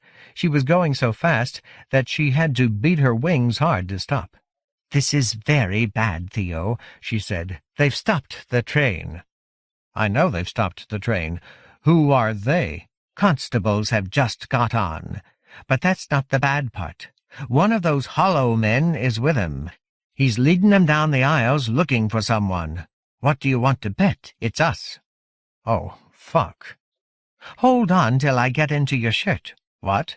"If it's one of those fellas that was in the station, and he's been up with the driver till now, then he'll probably be looking for a big one like you with a little one like me. So I'm going to get out of sight. Meanwhile, you're dressed different. He may not recognize you. We don't know how close they saw you, and that sort of troll doesn't see that well anyway." "Are you suggesting I just sit here? What do you mean, don't see that well?" "With their eyes. They're cave trolls, but the hearing and smell are sharp, so don't you say a damn word no matter what. It would only get you in trouble anyway. Just show your ticket and pretend you're deaf or something." "No, bad idea." He shook his head frantically. "Stay here. Bad idea. Run away. Much better idea." "What? You think they won't have someone at the back of the train? I saw the uniforms. These aren't village plotters or even shire blades. These are field special constables, and that lot aren't stupid. Just sit tight." And with those words she clambered down his shoulder, over his collar, and into his shirt. A moment later he could feel her feet and hands as she braced herself against the inside of the stolen garment and belayed herself a little farther down, her torso pressing against him as she flattened herself against his chest. It was a bizarrely intimate sensation, like having a living Barbie doll squirming against his bare skin. "Thank God I'm probably going to die right now," he thought in a surge of near delirium, "because otherwise this would put me in therapy for years." "Don't you dare bump into anything," she hissed from a spot just to the left of his left nipple. "You'll smash me like a bug." Should I call Tansy? Maybe he could vouch for me or something. "He'll do no such thing. He's not a fool. If they've stopped the train and put the specials on to find you, it's probably because they found Rufinus and someone's blamed it on you. Tansy on the phone won't make them change their minds, and it will make him look very bad." "Shit. So there's nothing we can do?" For a moment he thought he might throw up. Then his stomach and everything else inside him seemed to turn to a single block of ice as the door at the front end of the compartment opened, and a pair of armed fairies with padded vests stepped through. Behind them came a horribly familiar shape dressed in all dark clothes, slouch hat pulled low, face gleaming beneath the brim like the belly of a fish. Theo watched helplessly as the two officers, prompted by whispered comments from the hollow man, moved slowly down the aisle. The constables both had wings, or seemed to. Their padded dark gray body armor certainly bulged behind their shoulders. They wore wrap-around mirrored sunglasses, the kind Theo had seen on every highway patrol officer who had ever pulled him over, and listened with blank-faced contempt to his stammered excuses, although these seemed to shine with a light of their own, like luminous mother-of-pearl. In fact, their heavy gloves had a faint glow to them, too, not so much a radiating light as a weird visual intensity. But most disturbingly, both constables carried what looked like heavy machine pistols, menacing slate-colored things whose magazines were not rectangular but shaped instead like hand grenades? No, something more organic. Pineapples? No, bees' nests, he realized. They looked like some kind of modern art beehives. Something wriggled on his breastbone, then Applecore poked her head up above his collar to sneak a look. "Shite!" she hissed. "They must think you're the one who burned down the cathedral or something. They've got hornets." With a little grunt of despair, she slid back down under his shirt again. The police weren't actually asking many people for tickets or documents. As they got closer, Theo was frantically relieved to see that the constables themselves looked a little bored, as though they had already decided that their superiors had sent them on a wild goose chase. But the hollow man was not bored in the least. Like a dog reluctant to be led away, he leaned in between the policemen to sniff as the group moved slowly down the aisle. Theo sank lower in his seat. He thought about lifting the book, but such a show of nonchalance seemed no different than screaming out his guilt. Every other passenger was watching the threesome coming down the aisle with sick fascination, and many of them looked only a little less full of guilty panic than Theo himself. This isn't a happy place, he realized. It wasn't before I got here. Fairyland is in bad times. To his astonishment, the police moved right past him, the dull glow of their sunglasses sliding over him as though he were nothing, a bug. "Yes," he wanted to shout, "I'm a bug. I don't matter." The hollow man's shadowed face swept across him, and for an instant Theo thought he saw a glimmer as the tiny, piggy eyes beneath the hat touched his, paused for a split instant, considered. Theo's heart seemed to swell until it was too large to beat. The hollow man peered at him, flicked a glance at the trembling Bogart next to him, then stepped past and began surveying people in the next row. Theo's gaze rolled up to the ceiling, and he sagged. For a moment he thought he might faint from sheer hysterical relief. Then, just as he was about to let out the breath he'd been holding for so long that sparkly lights were dancing along the edge of his vision, the pale, half-hidden face swiveled back in his direction. The head went down, and Theo heard a loud, wuffling noise. Then the hollow man reached out a hand, flashing an inch of clammy white between black glove and black sleeve, and touched the elbow of one of the police constables. "Back here," the hollow man rasped. The voice was awkward, aphasic, as if the creature spoke with organs forced to adapt to speech, but meant for some other task. "There is someone." The police turned around and came back in Theo's direction, following the damp-faced thing, as it sniffed the air like a hunting hound. From beneath the hat's brim, the tiny eyes sought Theo out and found him again, and this time they did not slide away. "Yes," the troll said. "Ah, yes, there you are."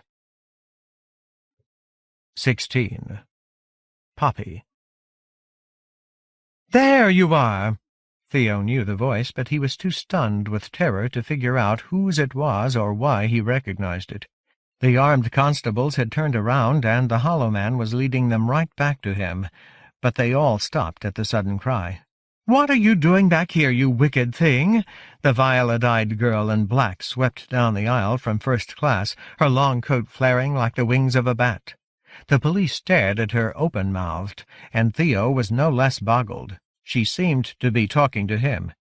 "Did you think I would nap all day?" She turned and announced to the entire carriage, "It's true I'm a liberal employer, but really, I ask you—" She stopped beside Theo and gave him a little slap on the back of the head. "Get up, you great oaf! I am very angry with you. I rang my bell for simply minutes, and there was no sign of you. Back here gambling and trading filthy stories with the rest of the no-accounts, I'm sure." As Theo stared at her in stunned surprise, and Applecore squirmed in blind confusion beneath his shirt, the young woman turned a brightly amused smile on the two police constables. "Has my servant stolen something? If so, you have my permission to take him out and shoot him on the spot." The smile bent into a mock frown. "But Daddy and Mommy are so very fond of him. Perhaps I shouldn't have him shot after all." "It is some kind of trick," the hollow man said, lurching forward. He turned toward the field special constables. "He is the one. I am sure of it." "Get up, Quius, and tell me what you have done to offend this moist person." The young woman got her hand under Theo's elbow and pulled until he struggled onto his feet. Everybody in the entire car was watching, every slotted eye and triangular bat ear aimed straight at them. Theo was so nonplussed that it took him long moments to realize the girl was trying to push something hard and thin into his hand. For an insane moment he thought it was a knife, thought she was trying to encourage him to attack the well-armed police. I don't know," he could barely form the words. "He is a murderer," the hollow man grated. "He has killed a young flower lord in Penumbra Station only a few hours ago." Many of the onlookers gasped at this assertion and stared at Theo with bright, fascinated eyes. Whispers ran through the carriage like wind through wheat. "Rubbish," said the young woman. "He has not left my side all day until I lay down to take a nap a few minutes ago. We never even got out at Penumbra Station. Show them your ticket, Quius." Theo looked down at the thing in his hand, a wafer-thin rectangle that seemed to have been sliced off a gemstone like a piece of pastrami, then looked up at the woman. She smiled encouragingly. "He is a bit stupid, as you can see," she told the officers. "And he's a trial to me sometimes, but he would never harm anyone." Theo held out the special ticket in a shaking hand. The constables looked at it with something like awe, but the hollow man ignored it, staring at Theo and the young woman with a hatred that even his hat and shrouding garments did not conceal. After he had held the ticket for a moment in his radiant glove, one of the constables passed the crystalline wafer back to Theo. The expression on the ferry policeman's high-boned face, bored a few minutes earlier, was now electrified. "All in order." "Now come back to the compartment, Quiz," the young woman said. "When we get home, I'm afraid you will have to be punished for causing such trouble." "Sorry to have bothered you, my lady," said the other policeman. "Yes, sorry to have bothered you, Lady Thornapple," said the one who had examined the ticket, who still looked as though he had briefly been allowed to tread on the steps of heaven. The young woman laughed. "Lady Thornapple is my mother. You need only call me Mistress Thornapple." "Yes, Mistress Thornapple." The hollow man let out a hiss that turned into a sputtering whisper. He shook his head in fury, writhing eel-like as though he had no bones in his neck. "Are you fools going to let him walk away? Are you going to be taken in by this crude trick?" "Shut up, you," one of the constables said. "First off, I told you, nobody's found a body in Penumbra Station. We checked." "Then it's been hidden by this man or his associates," the hollow man declared. "I witnessed the murder." The constable looked at him with obvious distaste. "Fine. Then how do you like this? This woman's father is first counselor of the realm. What are you but a jumped-up private up? Now do you want to finish this search, or are you going to waste more of our time here?" The hollow man seemed about to let out a shriek or leap at the constable's throat. Instead he turned toward Theo's rescuer and made a rubbery bow, but there was a nasty glint from the eyes beneath the hat-brim. "I do not know what game you were playing, my lady, but for now you have the advantage." The woman in black's only reply was to laugh as she tugged Theo away up the aisle. "I think we'll go to the club car," she said cheerfully as they passed through the loud connector between coaches. "That horrid person seemed extremely angry. He'd be a fool to try anything after all that, with so many witnesses, but we won't tempt him by isolating ourselves." "What in the name of the trees is going on out there?" shouted Applecore, struggling to fight her way loose from inside Theo's shirt. "Ah, it's your little friend," said the young woman. "Well, I suppose she can come too. What do you drink, dear?" Applecore fell back into the shirt as they bumped through the sliding door into the club car. Her reply was lost against his midsection. "I'm so pleased," the young woman collapsed into a booth. "This looked like being such a dull trip." Theo sat down carefully, not only to protect Applecore, who was still squirming around inside his clothing, but because he felt that if he moved too quickly, his head might come off and roll under the table. "Thank you," he said, "for everything." "Not at all," she replied. "What would you like to drink? You really must have at least one drink before we begin our torrid affair." A head the size of a grape poked out of Theo's collar. It scowled. "Begging your pardon, ma'am, but what the hell are you playing at?" "Why, is he yours?" "Not as such, no, but I'm the one looking after him. Did I hear that you're a Thornapple?" The young woman rolled her eyes. "By birth, not by choice. The trees know I'd just as soon have been born into an ordinary family like the Stocks or the Loosestrifes." "An ordinary family with pots of money, then," said Applecore quietly, but the woman did not seem to hear. Theo could only stare in dazed astonishment at the exotic black-haired creature who had saved him. Just 5 minutes earlier he had been certain he was going to die. Now his personal Tinker Bell was apparently arguing with this glamorous goth princess about whether the newcomer would get to make love to him or not. "So who are you?" he asked suddenly. "How did you get them to leave us alone, exactly? And who's Quays?" "Quies. He's one of our servants. He often travels with me. That's why I carry an open ticket for him. But he's back helping the family get ready for the funeral." "Funeral?" She went on as though he hadn't spoken. "They sent my old governess and a bodyguard to come back with me instead, but I wasn't going to put up with that, so I left before they arrived." Confused, Theo looked at Applecore, who had clambered out and was sitting on a salt-shaker, her feet dangling above the tabletop, but the sprite only shook her head. Theo decided she didn't look very happy about what was going on, which was odd, considering the alternatives. "You don't know about the funeral?" the young woman said. "It's been on all the mirror streams. I'll tell you, but be a hero first and get me a drink. Oh, I don't know your name." "Theo."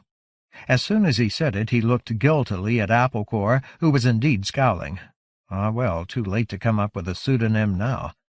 "What an odd name! Sounds like it could be something out of ash or alder, or one of the willow farming families." She smiled dazzlingly. "My name is Papia, but everyone calls me Poppy. Now do be an absolute rose and get me a drink, will you?" What should I get? And how should I pay? He also wanted to ask. "Don't be silly. The barman knows what I want. Just tell him to put it on my tab." That problem solved, Theo wandered off across the dark compartment. He was grateful to see that most of the tables were unoccupied, perhaps only a dozen drinkers in the entire long coach, mostly solitary or in quiet talking pairs. The whole club car had a hush about it that he had experienced only on his trips bearing floral tributes to high-powered executive offices, the stillness of lives heavily insulated by money. Almost everyone in the car was on the handsomely human end of the fairy spectrum.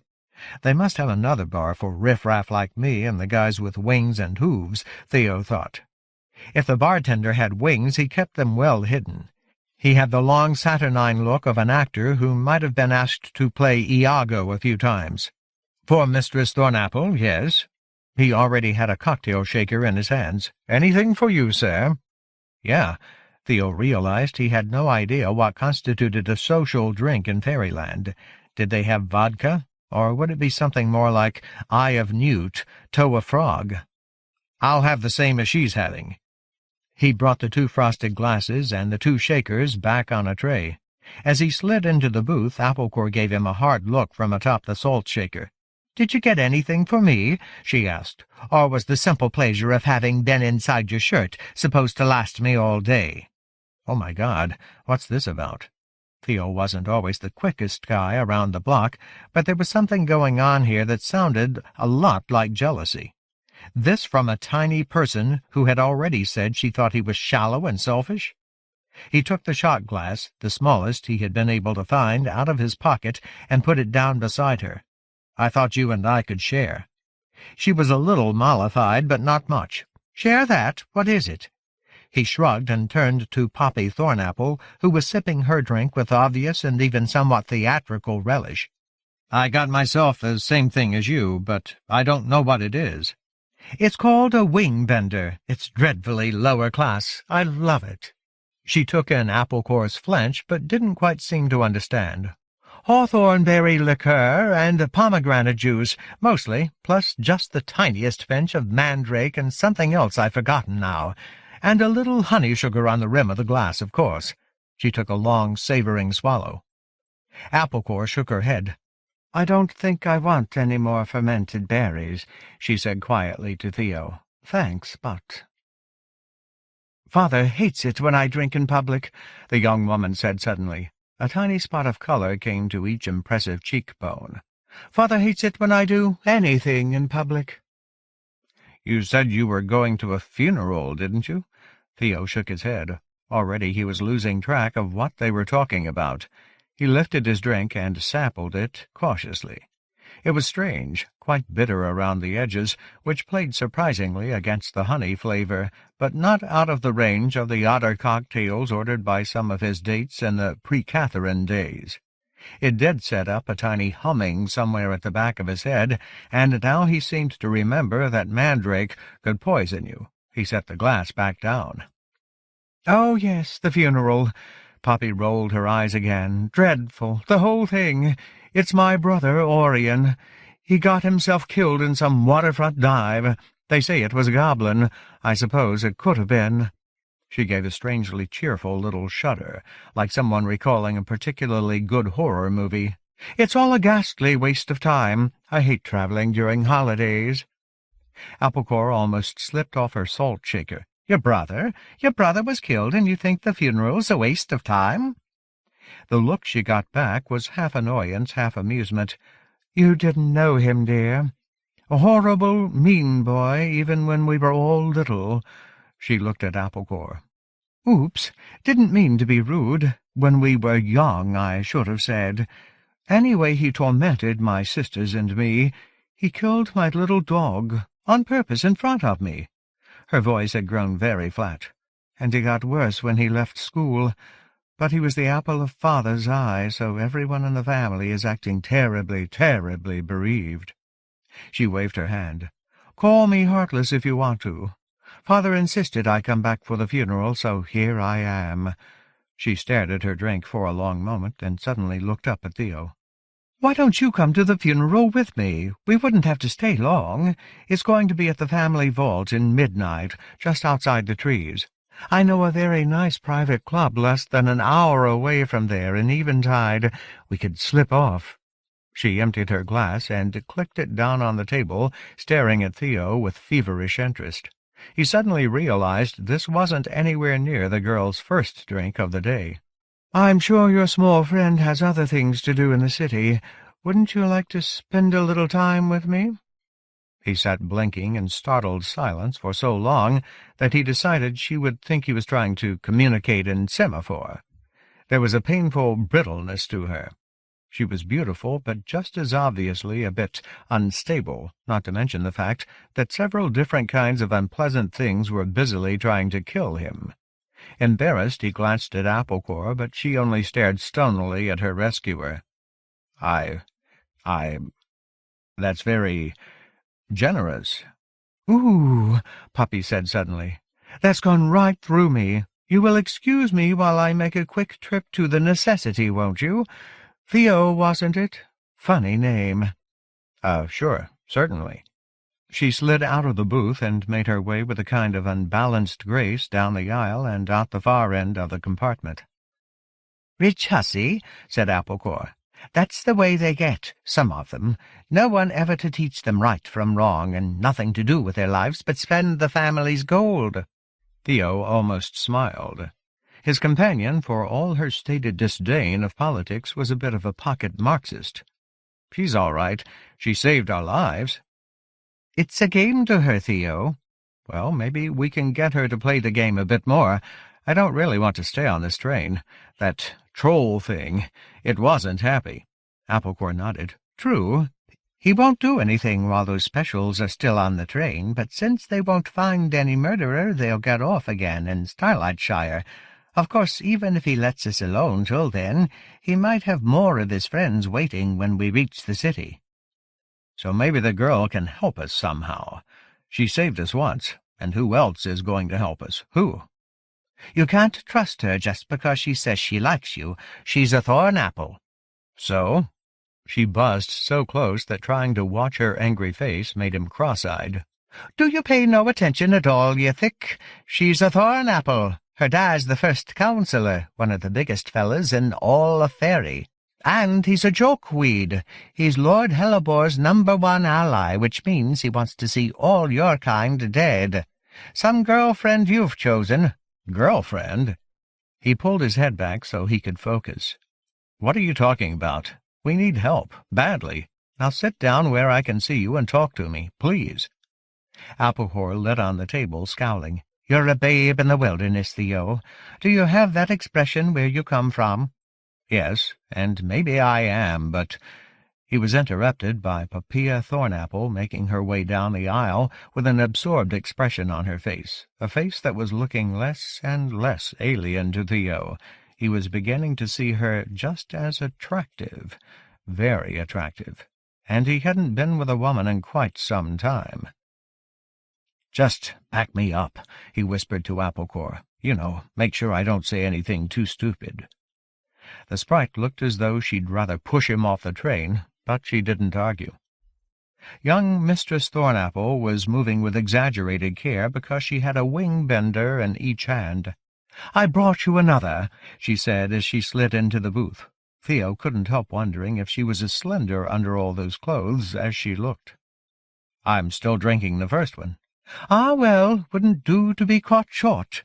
They close the bar when they pull into Starlightshire." She turned to look out the window. The landscape was less wild here. An occasional house could be seen half hidden in the forested hills, and some of the open meadow actually looked as though it had been mowed. "We'll be there soon." "The thing is, Poppy—" He took a breath. He had spoken confidently to Applecore, but the little fairy was right. He didn't know much of anything, and he was about to cross a line. This young woman was part of a powerful family that wanted him dead. He was nervous all over again. "The thing is, what that troll, that hollow man, said was partway true." "That you're a criminal? Darling, I know that. I found you and your little friend opening people's suitcases, didn't I?" Her long, uplifted eyes suddenly widened. "Oh, did you truly kill someone? That's quite impressive." No, we didn't kill anyone. But we know the fellow who was killed. We were traveling with him. It was that white-faced troll and his friends who killed him." "By the inner ring." Poppy Thornapple seemed almost more pleased than upset. She thinks it's exciting, Theo realized. She's treating this all as some huge diversion.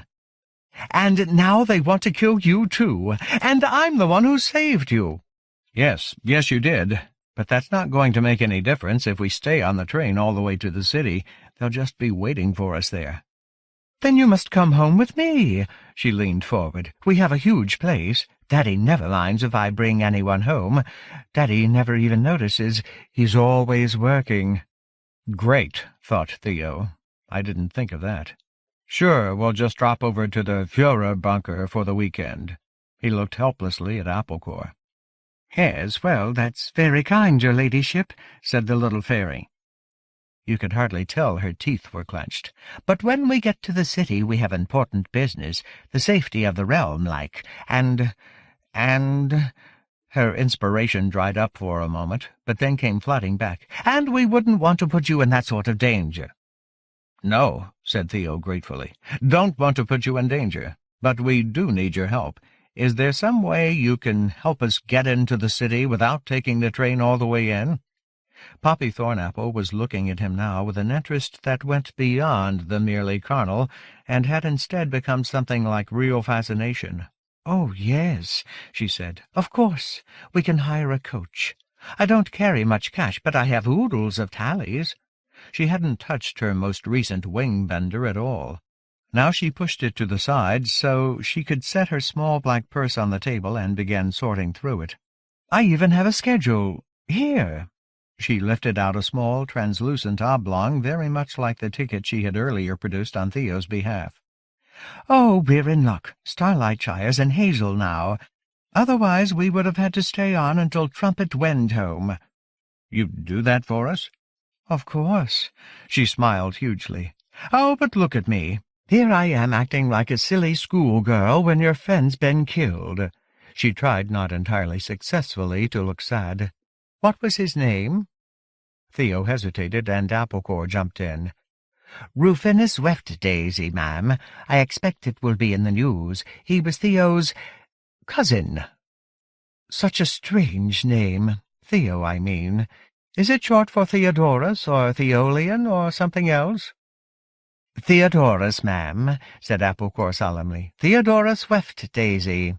She leaned toward her after casting a brief look of pity toward Theo. "Poor as ditchwater, ma'am," she whispered confidentially. "His whole branch of the family." "Oh," said Poppy. Her violet eyes didn't leave Theo. "Brave, resourceful, and poor. How wonderful!"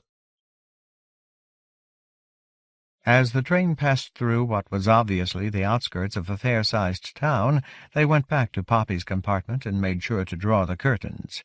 When the train stopped, they waited for a couple of minutes that seemed much longer to Theo. Just as the conductor was calling the last boarding, they sent Applecore ahead to scout, then hurried down the corridor to the end of the compartment, or at least hurried as fast as they could, with all Poppy Thornapple's luggage in tow. "I can't believe you didn't call a porter," she said to Theo. "No sign of Mr. Tall, Dark, and Damp anywhere," Applecore announced. They joined the milling throng on the platform just as the doors closed and the train pulled out again.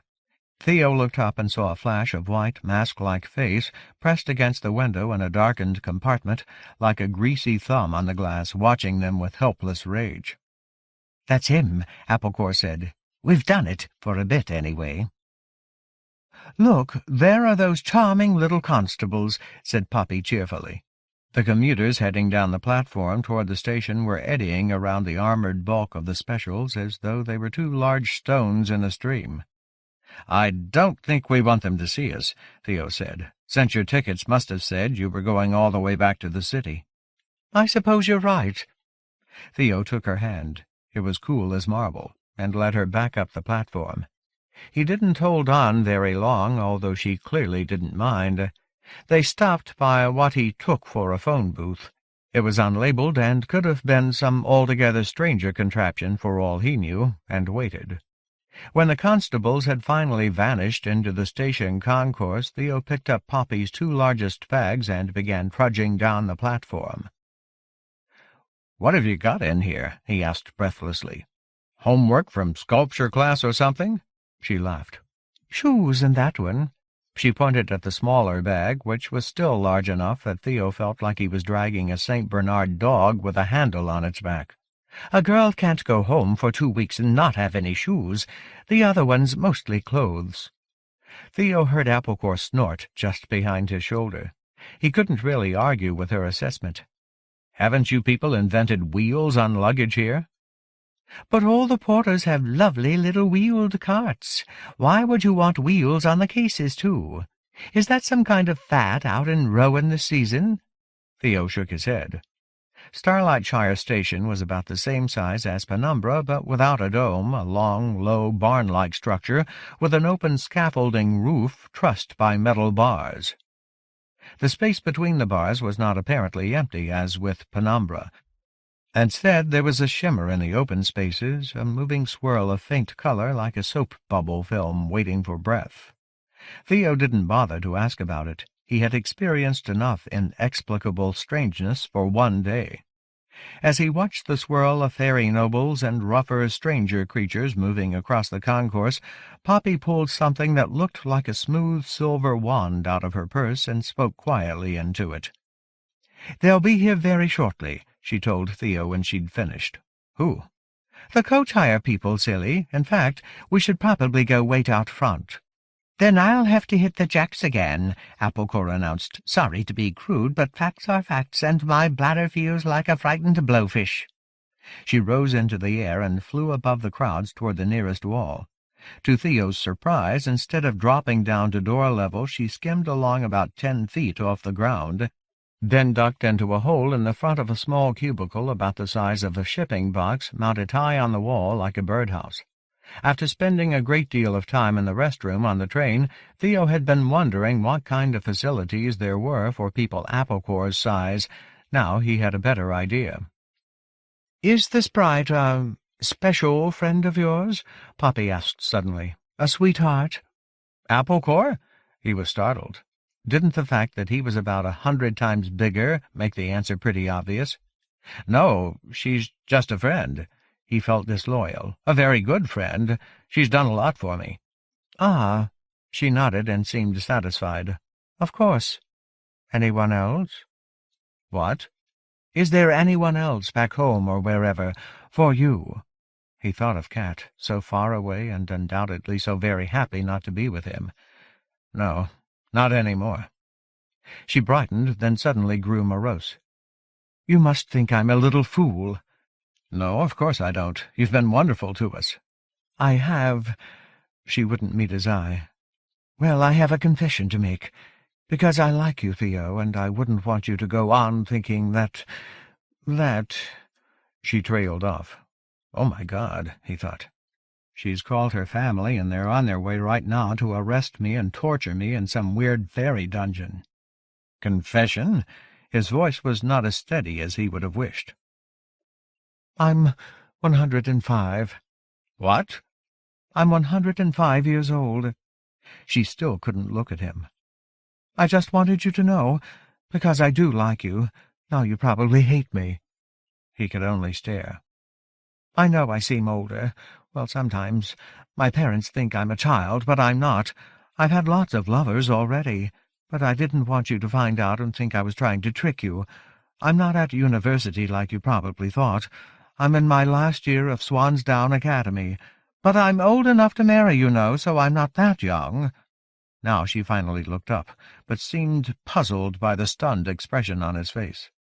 "I don't mean you have to marry me." She narrowed her extraordinary eyes a little. "So, how old are you?" Theo's stammering was interrupted by the return of Applecore. "Right," she said. "Me kidneys have sighted land again. Should we get going?" Outside the station it was early evening, and the lights were coming on all over Starlightshire, street lamps and advertising signs, but they all seemed fainter than the electric lights Theo knew, even the simplest more silvery than ordinary white light, and also more witchy was the only word he could summon. Thus, when the huge fog-colored car rolled up to the sidewalk in front of the station, silent as Charon's barge, he jumped a little. The driver stepped out, and Theo was startled by what at first seemed like a familiar horse-like face. No, he realized, it's not Heath, just another Dooney. He said a lot of them were drivers. "Are you the parties wanting a ride to the city?" the driver asked. His greenish skin was heavily mottled with white. Theo wondered if he might be from something like the Pinto branch of the family, and he wore a grey uniform whose sheen was only a little less pearlescent under the station's flood lamps than the car itself. "I need someone to signify, please." Poppy bristled. "I told them who I was."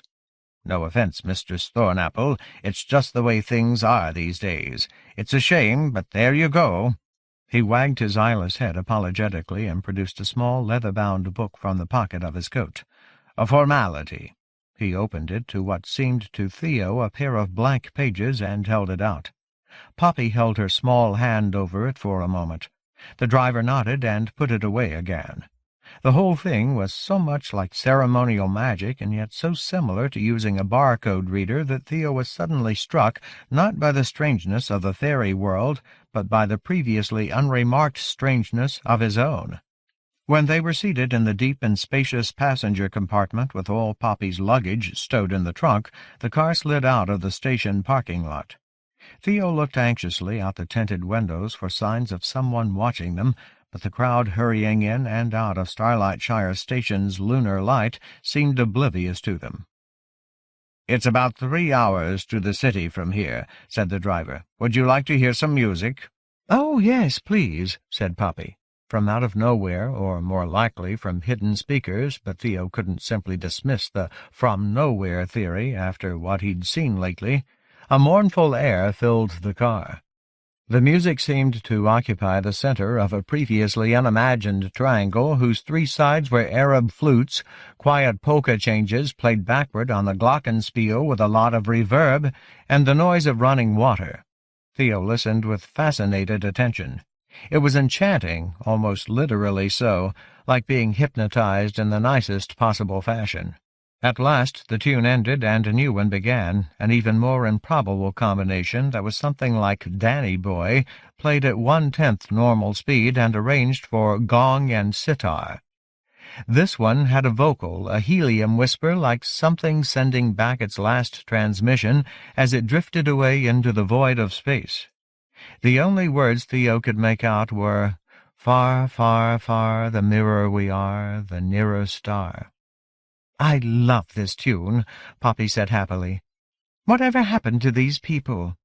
"One-hit wonders," Theo guessed. Despite the fact that the third passenger was no larger than a parakeet, Poppy had squeezed herself against Theo and showed no signs of moving away. He was having a hard time not reacting to her. The feeling of a woman's firm leg pressed against his own was exactly as distracting in fairyland as it would have been back in good old Mortalia. But she's 105 years old enough to be a great-great-grandmother. No, old enough to be dead. The mere thought of her in a romantic light should have felt like that film Harold and Maude, but it didn't, quite. Or what was that other one with Ursula Andress, where she's really like 1,000,000 years old and turns into a mummy at the end? But that was bullshit, he told himself. She wasn't some really old woman who looked young by magic. She was young, just not by the standards of his own world. The real, seriously bad problem is that she's some important rich guy's daughter, and as far as they're concerned, she's just a schoolgirl. Like they don't have enough reasons to want to kill me already.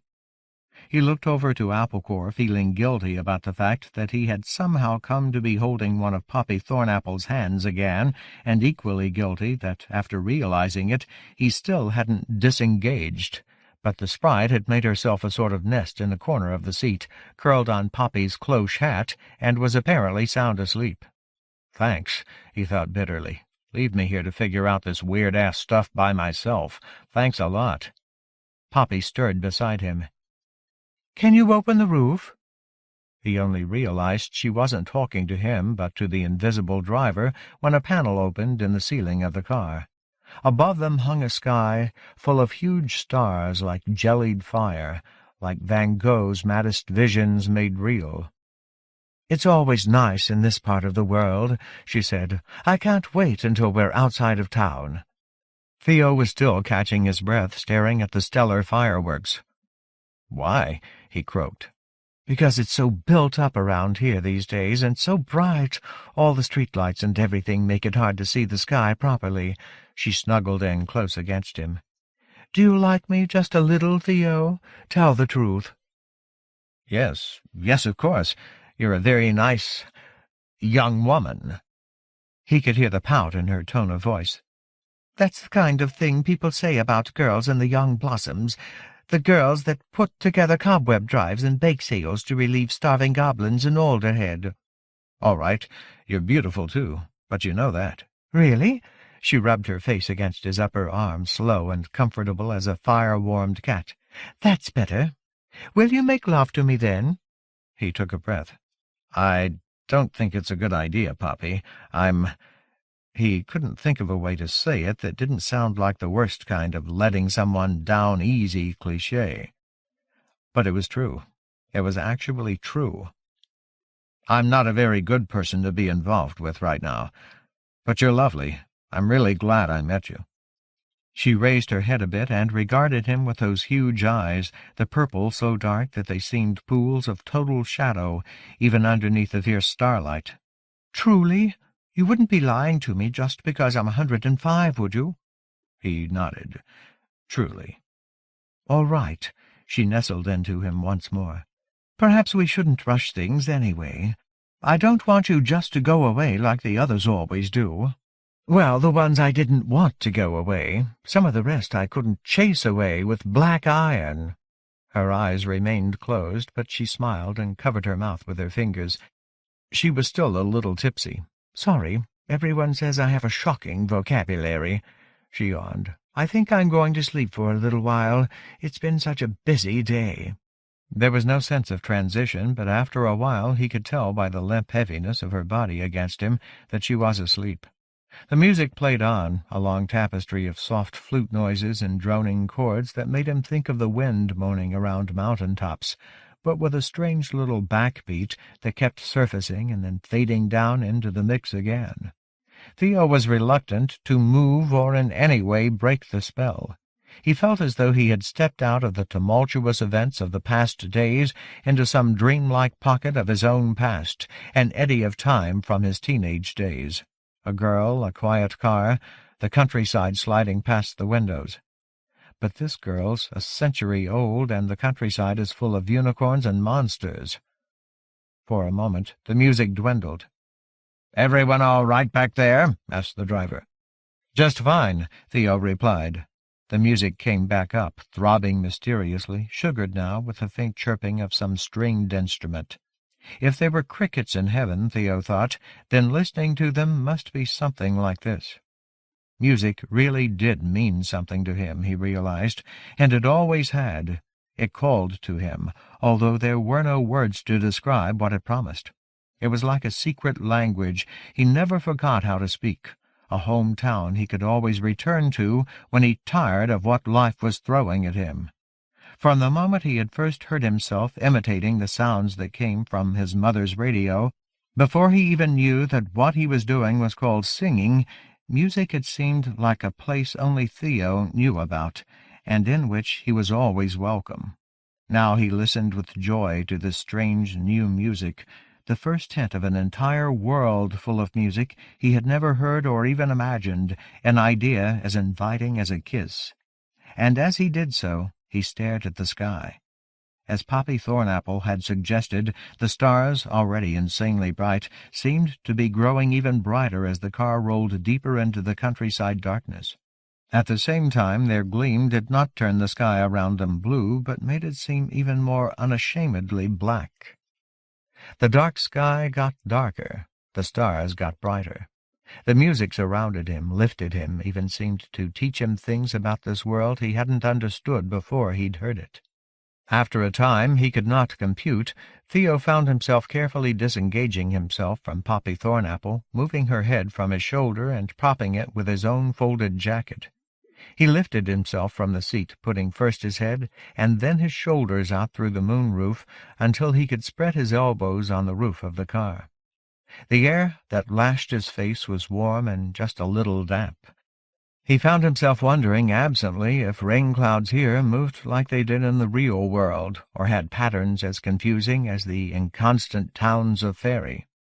But sweet as it was, the fertile-smelling air was barely on his mind or in his senses, with the lights of the town now far behind them and only the silvery beams of the car's headlights smearing the road ahead. The stars seemed to grow even grander and more dramatic, to flame like novas. He could see both their living, burning, gaseous immensity and their diamond hardness, as though they were cosmic and magical objects simultaneously. They filled the sky in all directions, and even the smallest shone so clearly that for the first time in his life he truly felt the world beneath him to be something adrift in a spherical sea of lights. At the same time, as the strange fairy melodies rose up around him and the moist wind tugged at his hair, he could see that beyond doubt they were also gems scattered across the fabric of the sky, or even the eyes of gods. It was only when he slumped back down in his seat half an hour later that Theo realized that his cheeks were wet, and that he had been crying for a long time. He woke to find something brushing against his nostril and a sneeze building. "Don't you dare," Applecore said sharply. "Then get off my face." He scratched his itching nose and tried to sit up, but discovered that the Thornapple girl was draped over him, lying on his arm. Outside the car it was quite dark, the stars framed in the moon roof, while spectacularly beautiful by any earthly measure, were vastly reduced from what he had seen before. "We're not in what's-it-called any more," he said groggily. "Starlightshire, not for hours. We're just cutting across the edge of Ivy. We'll be in the city soon." The sprite's wings buzzed briefly as she lit on his knee. From what he could see of her by the dimly illuminated panels over the doors, she looked strained and edgy. But why wouldn't she? He thought. This hasn't been any easier on her than me. Still, he did not want to be conscious right now. It felt like he hadn't slept in days. "Why did you wake me up?" he complained. "Because we're going to be there soon, and I need to talk to you before she wakes up." "She's not so bad, you know." "You would think that, wouldn't you?" Applecore crossed her arms over her chest. "But that's neither here nor there. We have to decide where to get out." "Aren't we going to that— what was it?" He ransacked his fuzzy memory. "Springwater Square, to see that foxglove guy?" "No, not unless you want to find out what happens to bad mortal boys who don't listen to their elders." "Elders? Oh, my God, how old are you?" "Old enough to think with my head and not other parts of me, thank you very much. I don't care what Tansy says, we're not going to put ourselves in that foxglove's hands. Those flowers think they know everything, but I've been in the city lately, and I've heard what people there are saying. That foxglove and—" She lowered her voice, making Theo lean as far toward her as he could with Poppy's head in his armpit. "And this girl's father are thick as thieves, and they're both chummy with Lord Hellebore, and that's about as bad as news can get." "Who's Hellebore? I think I've heard the name before." "We've time to talk about it later. Right now you let me do the talking to your girlfriend here." "She's not—" Poppy was stirring. She lifted her head and brushed a strand of ink-black hair out of her eyes. She wore it cut short, shorter even than Applecore's hacked red bob, but without the hat her bangs seemed continually in her eyes. "Theo, are we there?" "Not yet," Applecore said shortly. "Go back to sleep." She sat up, yawning and stretching. "Shade and stream. I must be a terrible sight. I'll have to ask the driver to stop somewhere so I can freshen up before we reach town." "That's just what I wanted to talk to you about, mistress," Applecore began, but the girl sat up straight on the seat and took Theo's hand.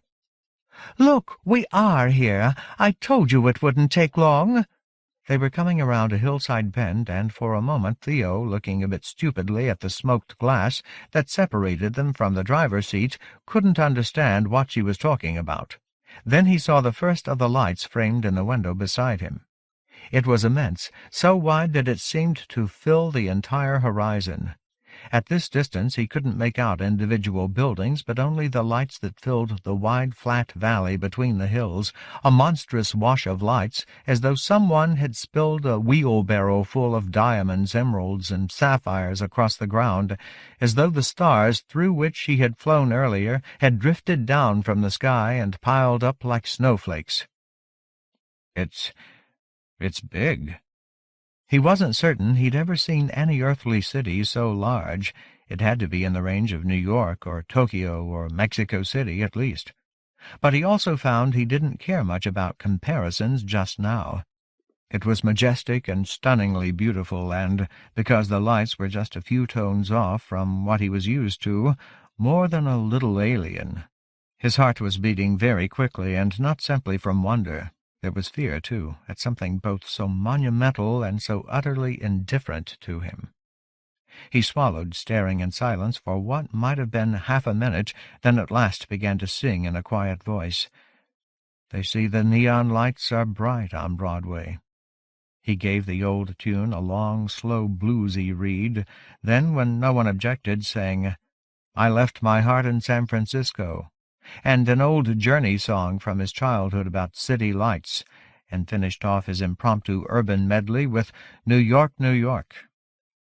"If I can make it there, I'll make it anywhere." Yeah, they call this whistling past the graveyard, he thought as he neared the end. But what the hell? "You have such a pretty voice, Theo," Poppy said, squeezing his hand. "I've never heard any of those songs. I haven't even heard music like that. Where is it from?" "Another world," he told her, then fell silent again before the awesome spread of light. 17. The Hothouse. The remover of inconvenient obstacles admired the way in which he had been kept waiting. Even in the midst of world-changing events, Nidris, Lord Hellebore, had taken the opportunity for a small assertion of power and status. An hour sitting in a deceptively uncomfortable chair in his lordship's outer office, with only Hellebore's pale and silent secretary for company, had made the point handily. The remover wondered if the secretary was always so pale and silent, and whether it was her habit so scrupulously to avoid looking at those her master kept waiting. He did, after all, have a certain effect on people, even when he was spruced up to go visiting. Even very strong charms could not make him look entirely acceptable. "His lordship will see you now," she announced with her back still toward him. A door opened in the wall, silent as a petal falling to the ground. Reddish light spilled onto the carpet. The remover stood and made his deliberate way into the office of the master of Hellebore House. Lord Hellebore sat half in shadow, a ghostly presence. The remover recognized his own habit when receiving his rather infrequent visitors. That part of the remover's face which could still smile twitched a little as he sat down. The white flower in its spotlit vase glowed like phosphorus between them. "Dramatic lighting, my lord." Hellebore flicked his fingers, and the light grew more even. "You will forgive me. I was thinking. A worthy occupation for a nobleman. And the worthier for being unfashionable, eh? So, do you bring me news?" "Nothing you do not already know, my lord." Yes, well. A long time passed in silence. "Explain to me," Hellebore said at last, "why you have failed." The remover's tone was mild. "I have not failed, my lord. I simply have not succeeded yet. Remember, you wished me to begin this while the person in question was still in the other world. When he escaped the initial attempt and crossed over, he gained days, but the pursuer has crossed over now, too. I think your quarry's hours of freedom are numbered." The remover allowed himself another little smile like tightening of the mouth. "I gather you have made an attempt of your own, my lord. I am surprised that after you spent so much to purchase my services, you are willing to spend still more on what I must honestly suggest are less likely methods. Really, my lord, hollow man, the cave trolls are not such bunglers as you make out. And what is the purpose of being rich if you cannot employ multiple weapons against that which stands in your way? I would rather be paying a second assassin to stab the corpse than have an enemy slip away. But the task here is more delicate than a murder, my lord. That is why you hired me in the first place. Do you know the expression about cooks and broth? Would you choose to have several chirurgeons wrestling each other for pride of place while you lay ill on an operating table, or would you rather have only one, the best man at the craft, standing over you?" Hellebore made a quiet noise of irritation. "When you have brought me this mortal, then you can gloat. If you succeed, I will make you official tame monstrosity to the Parliament of Blooms." After an almost invisible flinch, the remover said quietly, "But I am not tame, my lord." Enough of this. Hellebore stood, unfolding gracefully from behind the desk, like an exquisitely crafted machine. "I have another with whom I would consult. I think you know who I mean. I would like you to come too. You have not actually met him, have you?" "Just the once, my lord." "Ah, of course. I had forgotten." Hellebore waved his hand, and a door opened in the side of the office. "You don't object to meeting him again, then?" "On the contrary, my lord. I will find it most interesting." They had been walking for only a few minutes, but already the temperature was noticeably warmer. "He likes his rooms heated," said Hellebore. "That won't cause any problems for your condition, will it?" "Only minor inconvenience." "Lady Hellebore calls this part of the tower the Hothouse." "And how is your wife?" Hellebore gave him a strange look. The remover of inconvenient obstacles was not generally known for making polite small talk. "She is well. She spends little time in the city these days, though. She has taken the younger children out to Festival Hill, our place in Birch. She is afraid there will be a war." "But of course there will be a war. You were seeing to that." "That is why I have not talked her out of staying at Festival Hill." They reached another waiting room. Seated at the desk, and this one was not a secretary, but a man in a white cloak with a single band of white silk knotted about his dark hair. He looked up at their approach, then rose. "Ah, Lord Hellebore." His eye slid to Hellebore's guest, stopped for a moment, then rapidly returned to his patron. "Have you come to see him?" "Yes, but I'd like to hear any news first." "He is well, quite healthy. His appetite is uneven, but that is common in a child his age. Some days nothing, other days we are calling down to the comb over and over." He looked worriedly for a moment at the remover, clearly hesitating. "Go on," said Hellebore. "He had another seizure a few weeks ago, but otherwise has responded well to the medicaments. Interestingly, though, he is a bit allergic to both Molly and most quotidian sleep charms." "Yes," said Hellebore. "Thank you, Doctor. Dr. Iris. Well, Weft Iris. But how could you be expected to remember, my lord? You have so many important things on your mind." "Open the door, please." "Of course." Dr. Weft Iris sprang back to the desk and waved his hand above it, murmured something. A door appeared in the wall where there had been no sign of it before. Lord Hellebore stepped toward it, then paused and gestured for his guest to go in first. As he did, he heard the doctor quietly ask Hellebore, "Is that—" "Yes, it is." Then the door closed, and Hellebore and the remover were alone in a short, steam-dampened hallway. "You are a celebrity of sorts," Hellebore said with a cold smile. "To the medical craft, and to a few other crafts as well." When the door to the larger chamber opened, it was at first very hard to see anything through the swirl of warm fog. When the air currents caused by the door had abated a little, the huddle of white-clad bodies on the far side of the white room became clearer. The two nurses stepped to the side as Hellebore approached. So quickly it almost seemed they must be guilty of something, clutching the towels they had been employing to the bosoms of their uniforms, their faces heavy with the look of foreboding common to the staff of that household.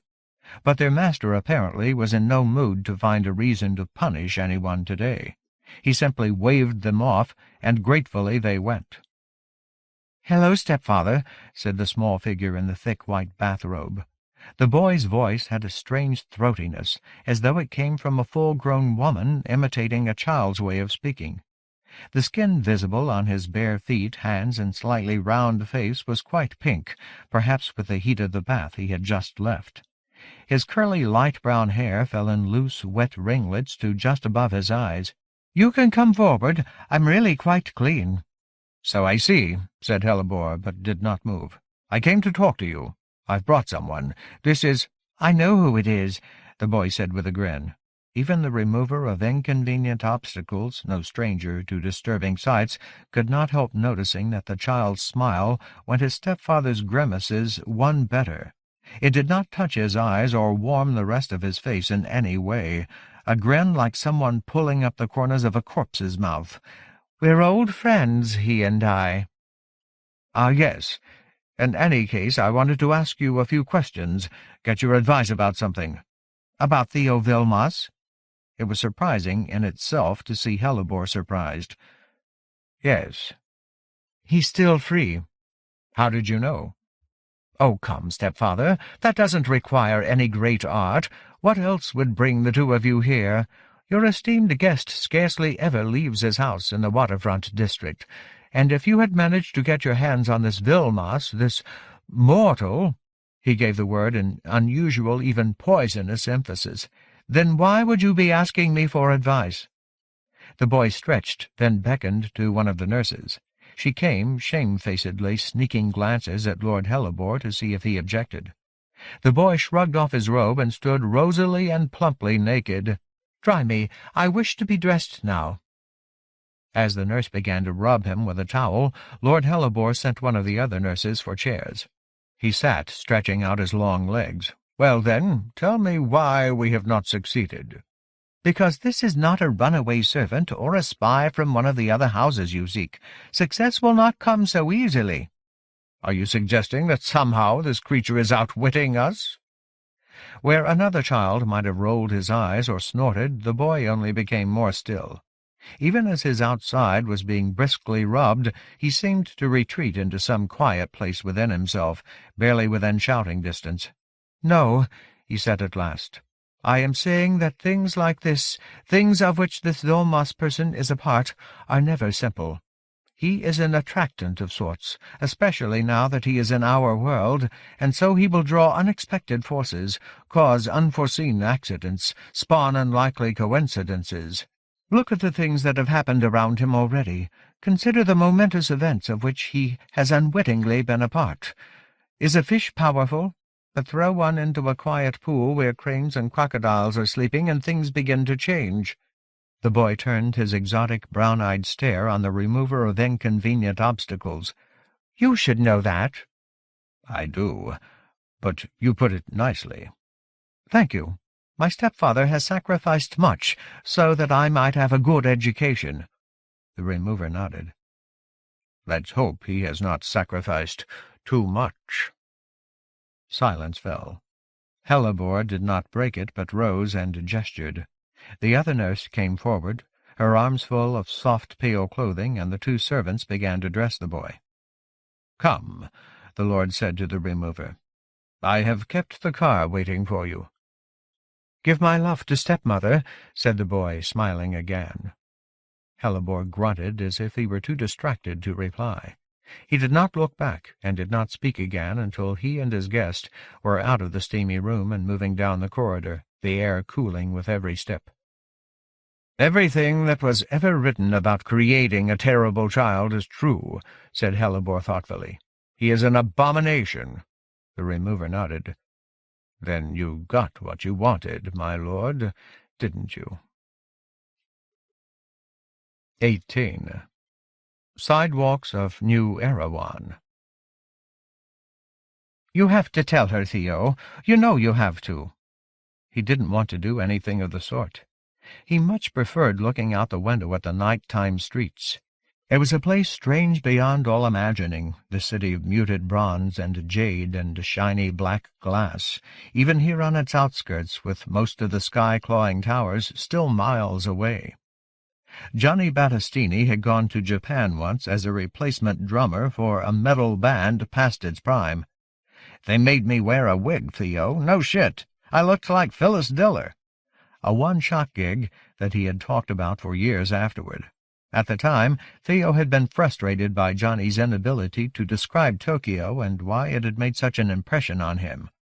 Although he spoke about it frequently, summoning up the memory without warning from a haze of post-practice weed smoke, he could never explain his fascination more clearly than, "It was just weird. It's like a regular city, but then it's all different and shit. But to them it's not different, and that's the really weird part." "I finally get where you were coming from, John boy." Theo felt a sharp, sharp pang of homesickness, as though a less substantial version of the knife that had killed Tansy's nephew had sliced him open and left him helpless against the strangeness of this new place. For the first time in his life he truly missed Johnny B. The drummer would have reduced the whole of the experience to, "Wow, this place is crazy," and by doing so, made it palatable.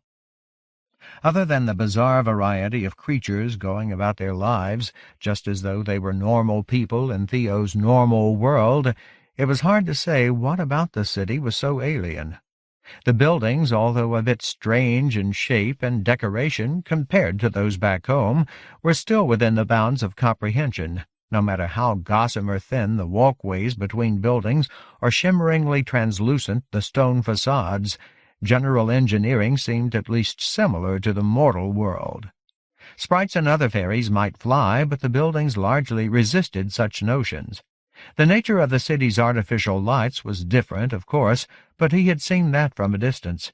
He was just seeing it more closely now.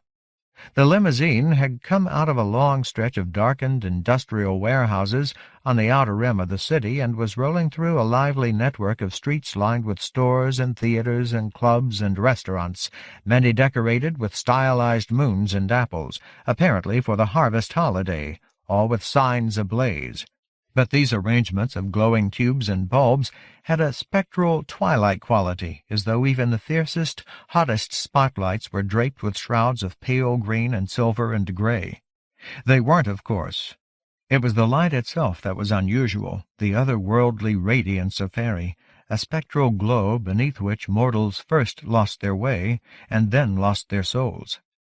"Theo," Applecore's whisper was so loud it hardly qualified as a whisper any more. It felt like she'd stuck her head all the way into the hole of his ear. "You have to tell her." "Why can't she just let us off somewhere near where this foxglove guy lives?"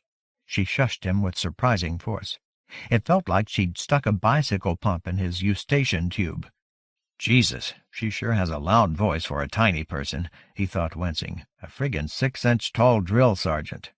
"We're not going anywhere near that shower," she hissed. "I told you, I don't trust Foxglove, and don't mention any names anyway." Theo shot a glance toward Poppy, who was sitting with her head tilted back against the seat, listening to the music with her eyes closed and a little smile on her face. She was holding Theo's hand quite tightly. "Okay, but why can't she drop us off near wherever it is we really are going?" "Because the more she knows, the more dangerous it is for us, and for her, if for some reason you're suicidal and my life doesn't mean much to you. We don't want her able to tell anyone anything except she dropped us in the Deepshade district." He started to raise an argument, but he knew Applecore was right. "So when do we get out?" Now, we can get a bus anywhere around here."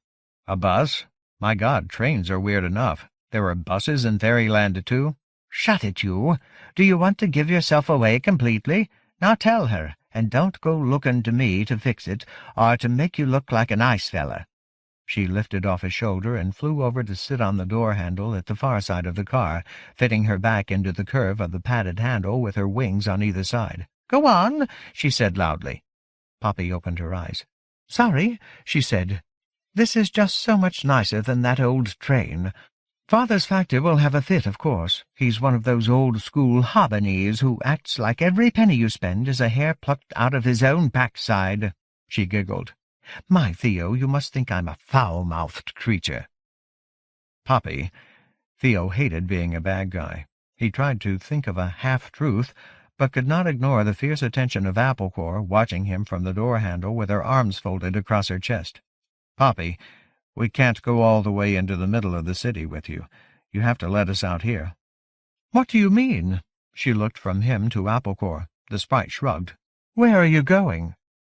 We have lots of places to go. You're in danger now just for knowing us, for helping us. We don't want to make it any worse." But I thought—" Her expression hardened. "You used me." No, Poppy, I swear." "You don't really care about me at all. You just acted that way so you could get a ride into the city. I should have let the constables take you away."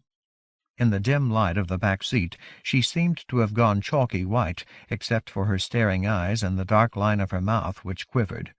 "You probably are murderers. No, that would at least mean you were really desperate. You're probably just thieves, just petty, nasty little thieves." She pounded on the partition that separated them from the driver. "Stop the coach!" "Pardon, mistress?" asked the Dooney's disembodied voice. "Stop the coach! These people are getting out." The car pulled smoothly out of the slow traffic and over to the curb. The door swung open without a sound, Applecore still clinging to the handle. Outside, a sign advertising some kind of gambling parlor splashed shuddering blue-gray light all over the pavement. "Look, Poppy, we're very grateful. I'm very grateful," Theo began. "And I really do like you. I think you're—" "You think I'm stupid? You think I'm a stupid child? Get out! Go to the well for all I care." Applecore, ever the pragmatist, was already out and hovering above the sidewalk. A trio of husky young ogres slowed down to peer inside the limousine. "Hello, seedling," one of them said to Poppy, bending his immense form almost double to get his huge head into the open car door. He had fists like Virginia hams, and he smelled like something sluiced out of factories in big pipes. "Looking for fun? Come down from the pollen palaces for a little of the grey stuff?" "If you touch my coach," Poppy snarled at him, "if you even breathe on the windows, I won't bother to have you killed. I'll have your family killed instead, every one of them." The young ogre blinked at her. "Then you can explain to the neighbors that Mumsy and Daddy and your brothers and sisters are all dead because you were thinking with your knob when you should have been minding your own business. Now consider the whole thing carefully before you decide, grey stuff. Do you really want to fuck around with Thornapple House?" The ogre had time only for one more dumbfounded blink, then his two companions grabbed him by the arms and pulled him away with a force that would have easily yanked a normal-sized person into pieces. "Wow," Theo said as he watched them hurry away. "You're tough." "Get out of my coach!" He turned.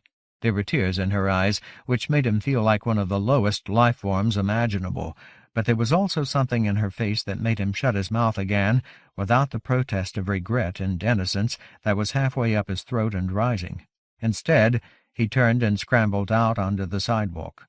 The door scraped his ankle as it slammed closed. A second later the limousine pulled back into traffic, which parted for it as though it were a dynamite wagon.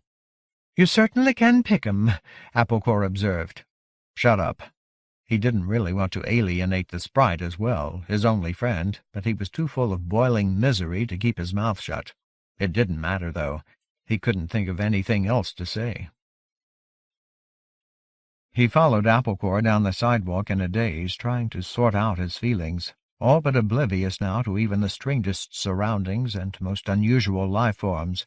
glad only that the night skies were clear so he didn't have to add wading through puddles in a driving rain to his list of miseries.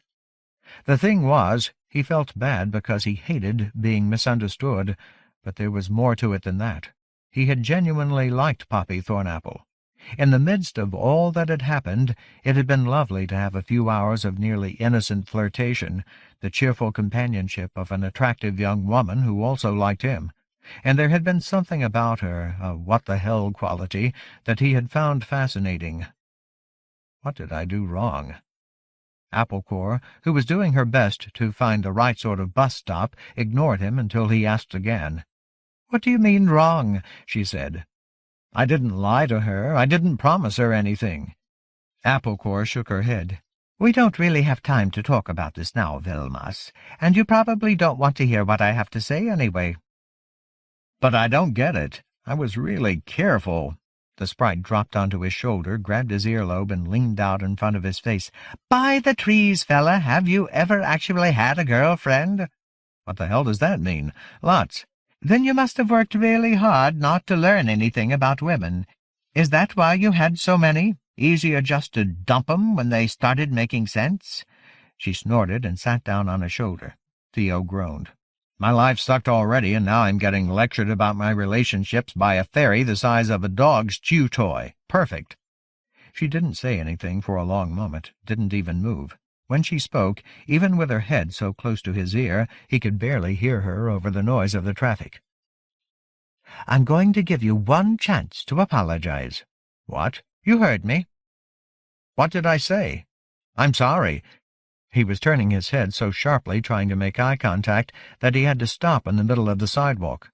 A two-way procession out of an illustrated children's book eddied around him. "Applecore, please don't leave me. I said something stupid. Okay, I'm sorry, but I don't even know what it was." "Theo," she said after a pause, "almost everything you say is stupid." "Probably," he said, relieved. Her voice had sounded almost normal again. "And you shouldn't pass up an opportunity to kick me when I'm down anyway. You might not get another one for at least 10 minutes. But I really don't know what I said." "Do you think my size makes me stupid?" "No." "And do you think I'm a woman?" "Of course I do." He swallowed down the "I guess," reasoning that it might muddy the situation. "And the problem you're snivelling about, would that be a problem with a woman?" "Yeah, but—" "So why would I not be qualified to give you the benefit of my experience, being as I'm a member of that particular sex?" "Geez, that wasn't what I meant. I just— Shit, forget it. I'm wrong, and so what else is new?" "Quit whining and start walking, you thick, and listen a little bit." Okay. "What did you do wrong? Isn't that what you asked? You said, 'But I didn't promise her anything,' as if how someone feels about you was some kind of court case or a contract, like you can solve it just by taking out the agreement and waving it around. See, I never said it. But how people feel isn't like that, Theo, especially women. And the thing is, you know it, too." He groaned again. "I don't know anything." "Oh, yes, you do. I used to have a gentleman friend just like you, sweet-tempered most of the time. He could be lovely, he could. But he just took everything that was given him and never wondered what was expected back." "So what the hell is expected back? Will you tell me that? Or are we men just supposed to read your minds?" "By the trees," she said. "It's like talking to a fawn in the springtime. Look, fella, so you didn't tell her you loved her or that you were going to live with her in a cottage by the sea. Did you hold her hand? Did you listen while she talked about how happy she was? Did you or did you not tell her she was lovely and that you were glad you met her?" "I thought you were sleeping. You were listening." "Fair play to you. This is my life too, remember? Can you blame me for being curious about what stupid things you might tell the daughter of one of the people who are trying to kill us?" He was walking again, all but oblivious to the grotesque and beautiful faces watching him through the windows of the restaurants and bars, to the shouts and the foreign musical tones of the coach horns, even to the snatches of intriguingly exotic melody wafting out of stores. "Okay," he said at last. "You were listening. What was I supposed to say? She was nice." "You're just like that other fella I went with. Theo, what do you lads expect? You make us work for every word out of you. Half the time, if we let you have what you want, we never hear from you again, or if we do, you've gone all strange on us. We have to try to read you like a book in some language we don't know. Then, when we make a mistake, you tell us, "Ha, I never said that. You can't prove it." Look, you can't hold a girl's hand, cuddle up with her, tell her she's beautiful, then pretend that because you didn't ask for her hand in marriage, it's all a mystery why she's upset when you piss off at the first opportunity. Theo shook his head. But you didn't even like her. You wanted me to stay away from her. I like her better for not sitting around listening to your excuses, but you're right, I didn't want us mixed up with her at all. Which you may have noticed is why you didn't see me playing finger-tickle with her or rubbing me leg on hers when I thought me companion was asleep. Turn right here. What? Turn right here. There's a stop down this street for the bus through to the Morning Sky district. The stop, an ornate bench beneath a small but equally ornate leaf-shaped roof, stood in front of a boarded-up storefront. The sign over the store's front entrance had been pulled down, but in the silvery streetlights Theo could still see the bolts that had held the letters in place, spelling "Lily-Pad Sundries," in that strange gibberish but he-could-read-it way that fairyland writing usually appeared to him. There was only one other person waiting at the stop, a goblin sitting with a very straight back at the end of the bench. He did not look over when Theo sat down, but there was a change in the quality of his attention to the street that suggested he was not entirely oblivious. "Okay, you win," Theo told Applecore. "You're the Zen master of relationships, and I'm the whatever, the uncarved block. Teach me." She laughed sourly. "As if I need to add to my list of impossible jobs. Just use your brains, fella. I think you've got some." "Is that a compliment?" "Of a sort," she frowned. "If this is the right bus, we can stop at my place first before we go on to—" She stopped and shot a quick look over to the goblin, who was still solemnly watching the traffic slide past, his long nose pointed at the street like a finger. "To the other place." Theo couldn't even remember where they were going. To see Foxglove? No, Applecore had vetoed that. "We're not going to go wherever it is tonight, are we?" "I don't know," she said. "It's getting a bit late, but I don't know where else you can stay." "You said we were going to stop at your place. I'm not picky. I'd be happy to sleep on the floor or something." She cocked her head, looking puzzled, but before she could answer the bus came around the corner, the engines humming with a sound like drowsy wasps, the brakes screeching a little as it pulled up to the stop. It was shaped a bit like a caterpillar, with accordion folds and a humped back, but still recognizably a bus. "I'm getting used to things here already," Theo thought as he went up the steps, then stopped when he got to the top. It wasn't the driver who gave him pause, a squat, donkey-eared woman, half Theo's size, on a special booster seat, with modified pedals in reach of her dangling feet. "Damn, I don't have any money," he whispered to Applecore. "Doesn't cost anything," she said. "But that's a good thought. We need to get our hands on a bit of the yellow stuff pretty soon. I've pretty much emptied my tally bank." The little goblin had got on ahead of them and had already made his way back to the rear of the bus. Since all the seats at the front were full, Theo followed with Applecore on his shoulder. The passengers hardly looked up as he went past. They wound up in a seat in the second-to-last row, beside a sleeping fairy woman with a faint lavender tint to her skin, who seemed a bit the worse for drink or something. She had an odd smell to her, almost like camphor. Her cheek was mottled with an old bruise, and her wings were bedraggled, one of them even tattered along the edge. The goblin had taken a seat behind them in the last row, and was still staring ahead as though afraid to do anything else. The bus had gone a few blocks when Theo realized he had been drifting, thinking of the look on Poppy Thornapple's face as she threw him out of the car and wondering why it hurt him so much to remember it. "About money," he said. "Why don't we just have He paused. Theo was learning the trick of discretion, too. "Why don't we just ask your boss to wire us some? You can do that here, can't you?" She frowned. "Not as simple as you think, but for reasons I don't want to talk about now. And I still have to puzzle out where we can put you up for the night." "But," he hesitated. "Listen, I don't want to cause trouble. I mean, if there's some religious reason or something that an unmarried sprite can't bring home a member of the opposite sex 100 times her size—" He suddenly thought of something. "Wait, is this your parents' place? Is that why you don't want to bring me home? But I thought they lived back in—" She stood up and touched his lip, silencing him before he could say more.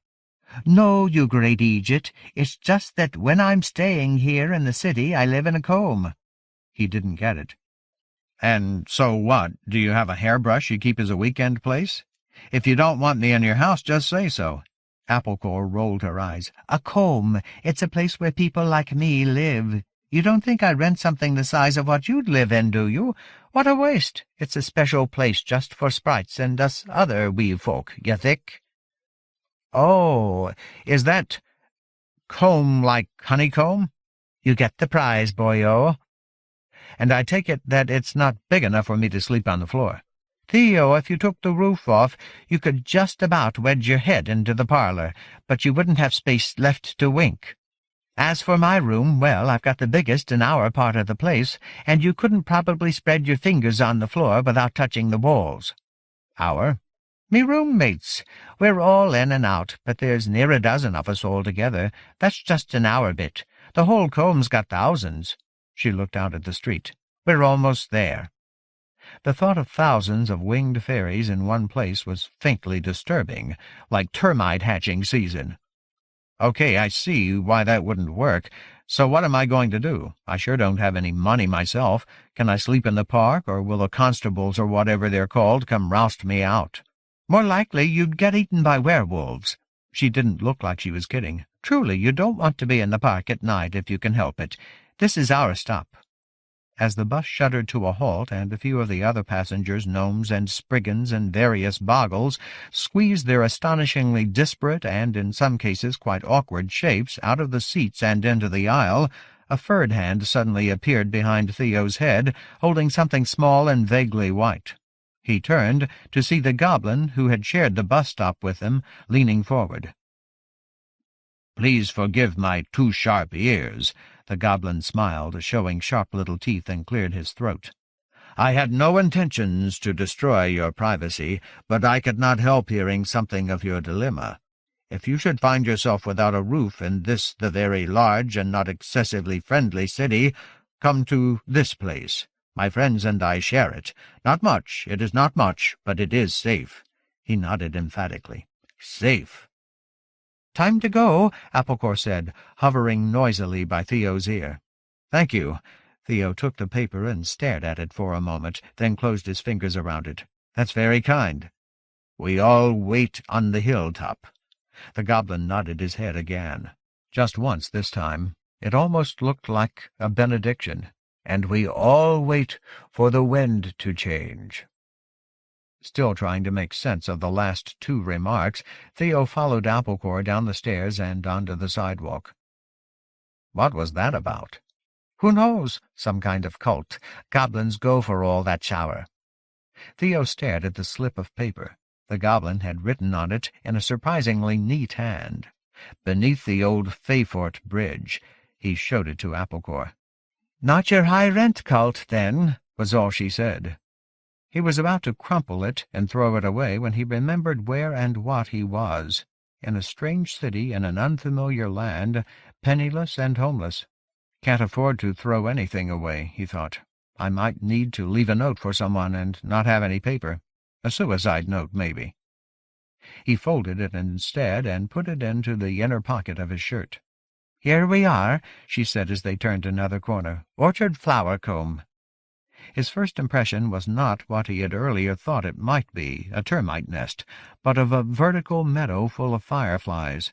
The air in the small side street was absolutely ablaze with flickering, swooping lights, gray-green, pink, yellow, and pale blue, like a blizzard of radioactive snow.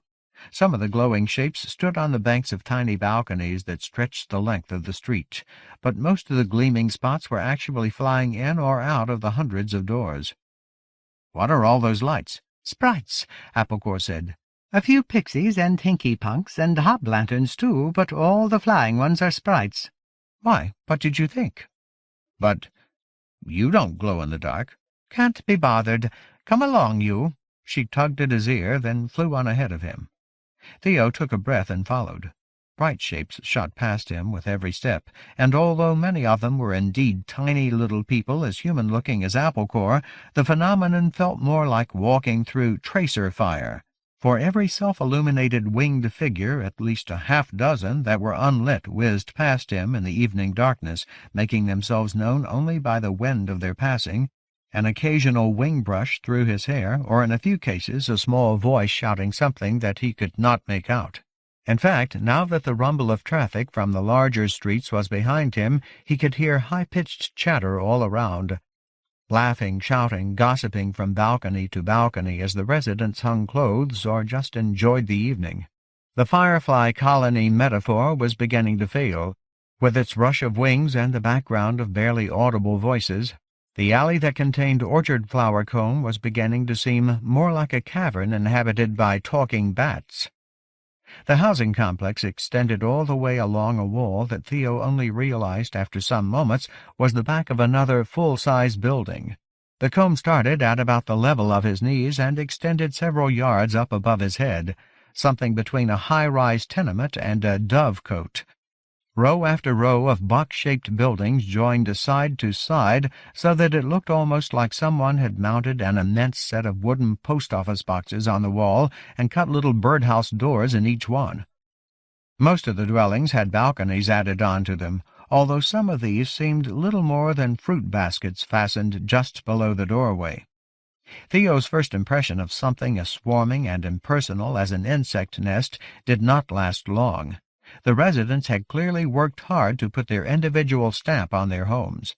Many of the fruit basket terraces had potted flowers, hanging tinsel or streamers of cloth and other decorations, and most of the tiny houses had windows cut into the front walls as well, with curtains or blinds which colored the light that shone inside so that the pastel flickerings generated by many of the residents were matched by the more static colors of the windows.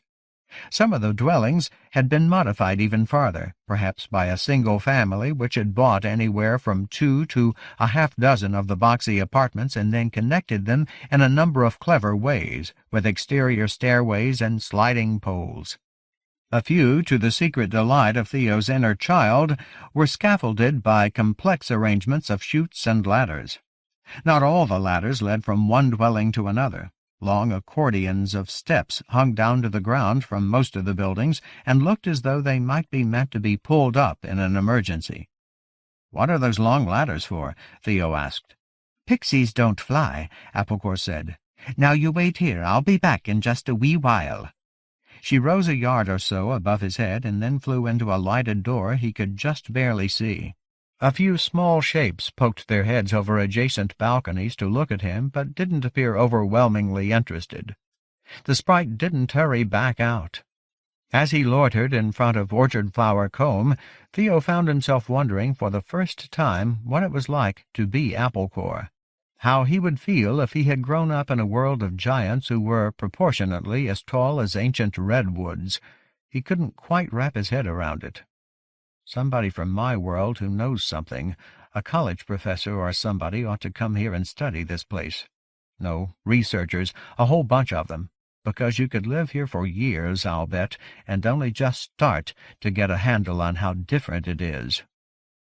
"Ooh, he is a big one," someone said above him. For a moment, the pseudo-Hibernian dialect made him think it was Applecore poking fun at him, but the voice wasn't quite right. "Well, of course he is," said someone else. "She told us he was a big one." "I meant he's a big one for a big one," protested the first. "He's got shoulders." "Will the two of you quit it, you silly starlings?" said a third unfamiliar voice. "I'm getting me headache back." Theo squinted upward. On a balcony just above his head, a trio of Applecore-sized figures stared down at him. All three were young women, as far as he could tell, two with dark hair, one cut short, the other long, and the last with an immense fluffy mane of gold half-rolled in curlers. All three had wings poking out of the back of their house-dresses. "Are you Theo?" asked the blonde. "You're a big one, aren't you?" "Can you think of nothing else to say, Jenny?" snapped the one with short dark hair. "You're doing my head in." She looked down. "Pay no attention to this lot. They've only been in from the country about 2 hours." "Ooh, Pitt, it's terrible you are," said the other brunette. "She's been here about a month longer than us, and she puts on such airs." He tried to let his brain catch up. Are you some of Applecore's roommates?" "Yes," said the long-haired brunette, "although for as much as Core comes around these days you'd think we were sharing the place with a will-o'-the-wisp."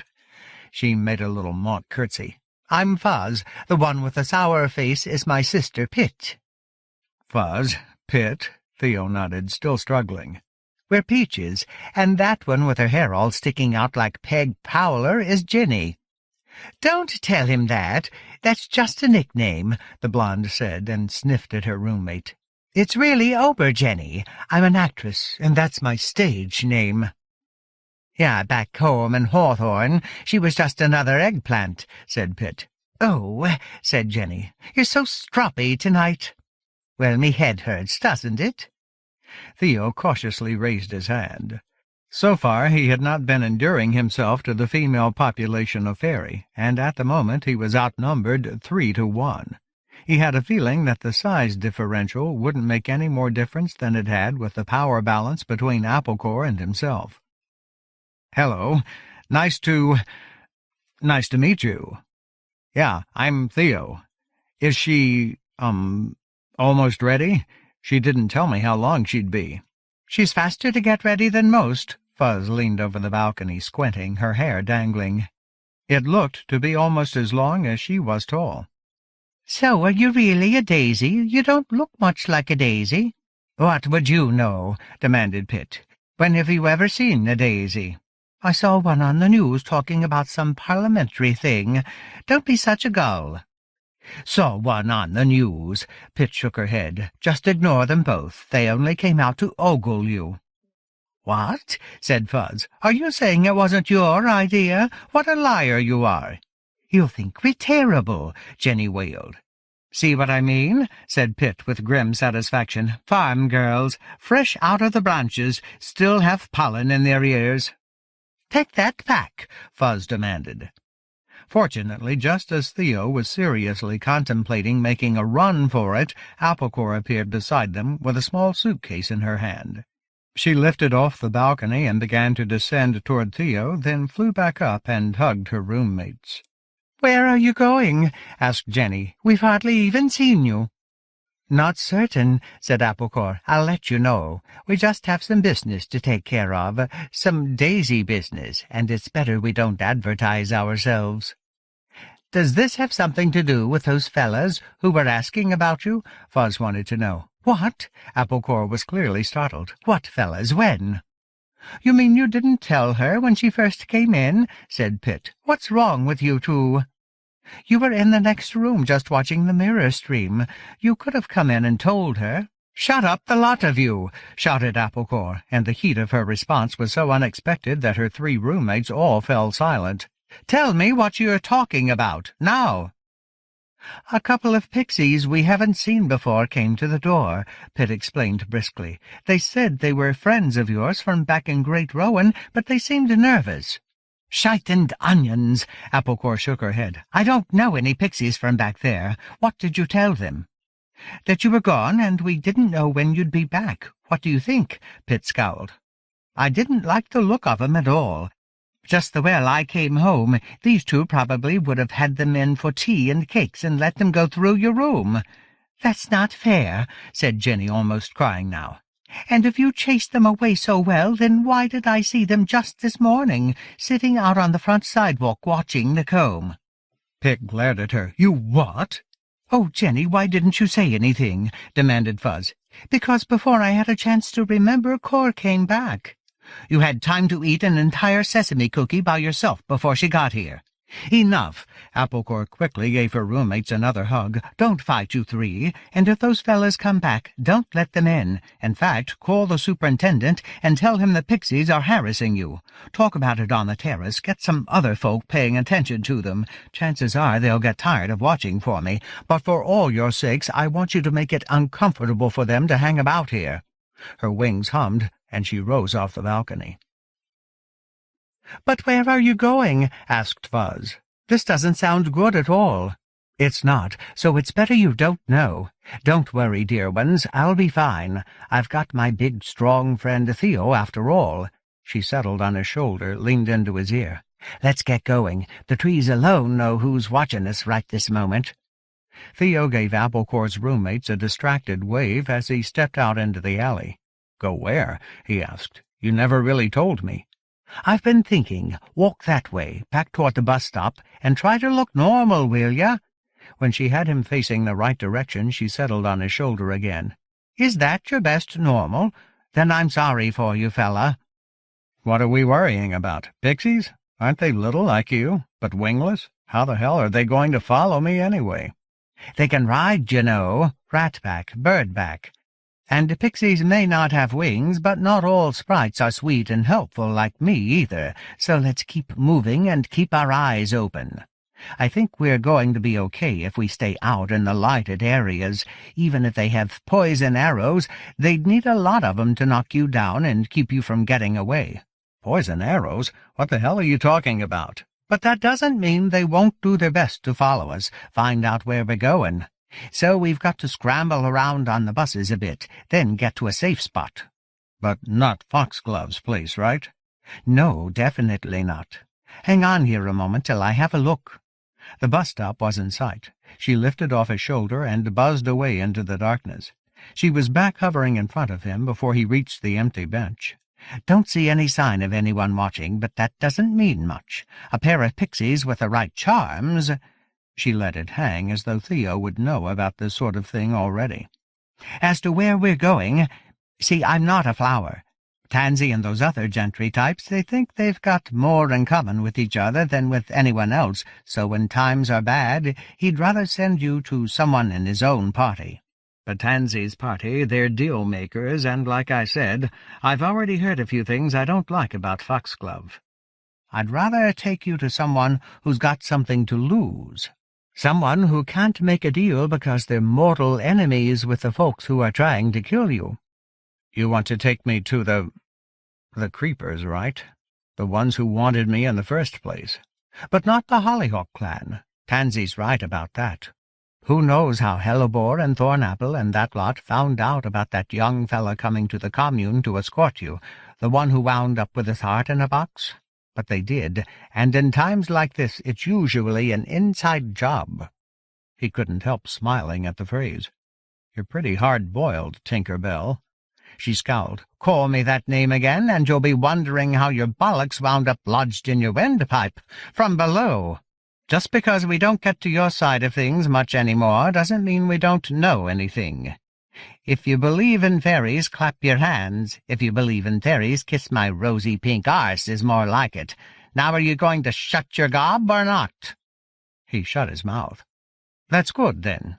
So we're not going to talk about this on the bus. If a goblin can hear us talking, so can a lot of other folk. We're going to get on and off the buses a couple of times, but in the long run—" She moved in close and lowered her voice to a whisper. "We're heading for Daffodil House. There's someone there who'll want to meet you, and luckily it's someone who doesn't like Hellebore and his chokeweeds very much." If it had been something past 10 at night, by Theo's reckoning, when they visited the combe, it was approaching midnight when they got off the last bus. Theo stood shivering on the sidewalk beside a wide thoroughfare. The night air had turned sharply cold, while Applecore sniffed the breeze. "I don't think we're being followed." Followed?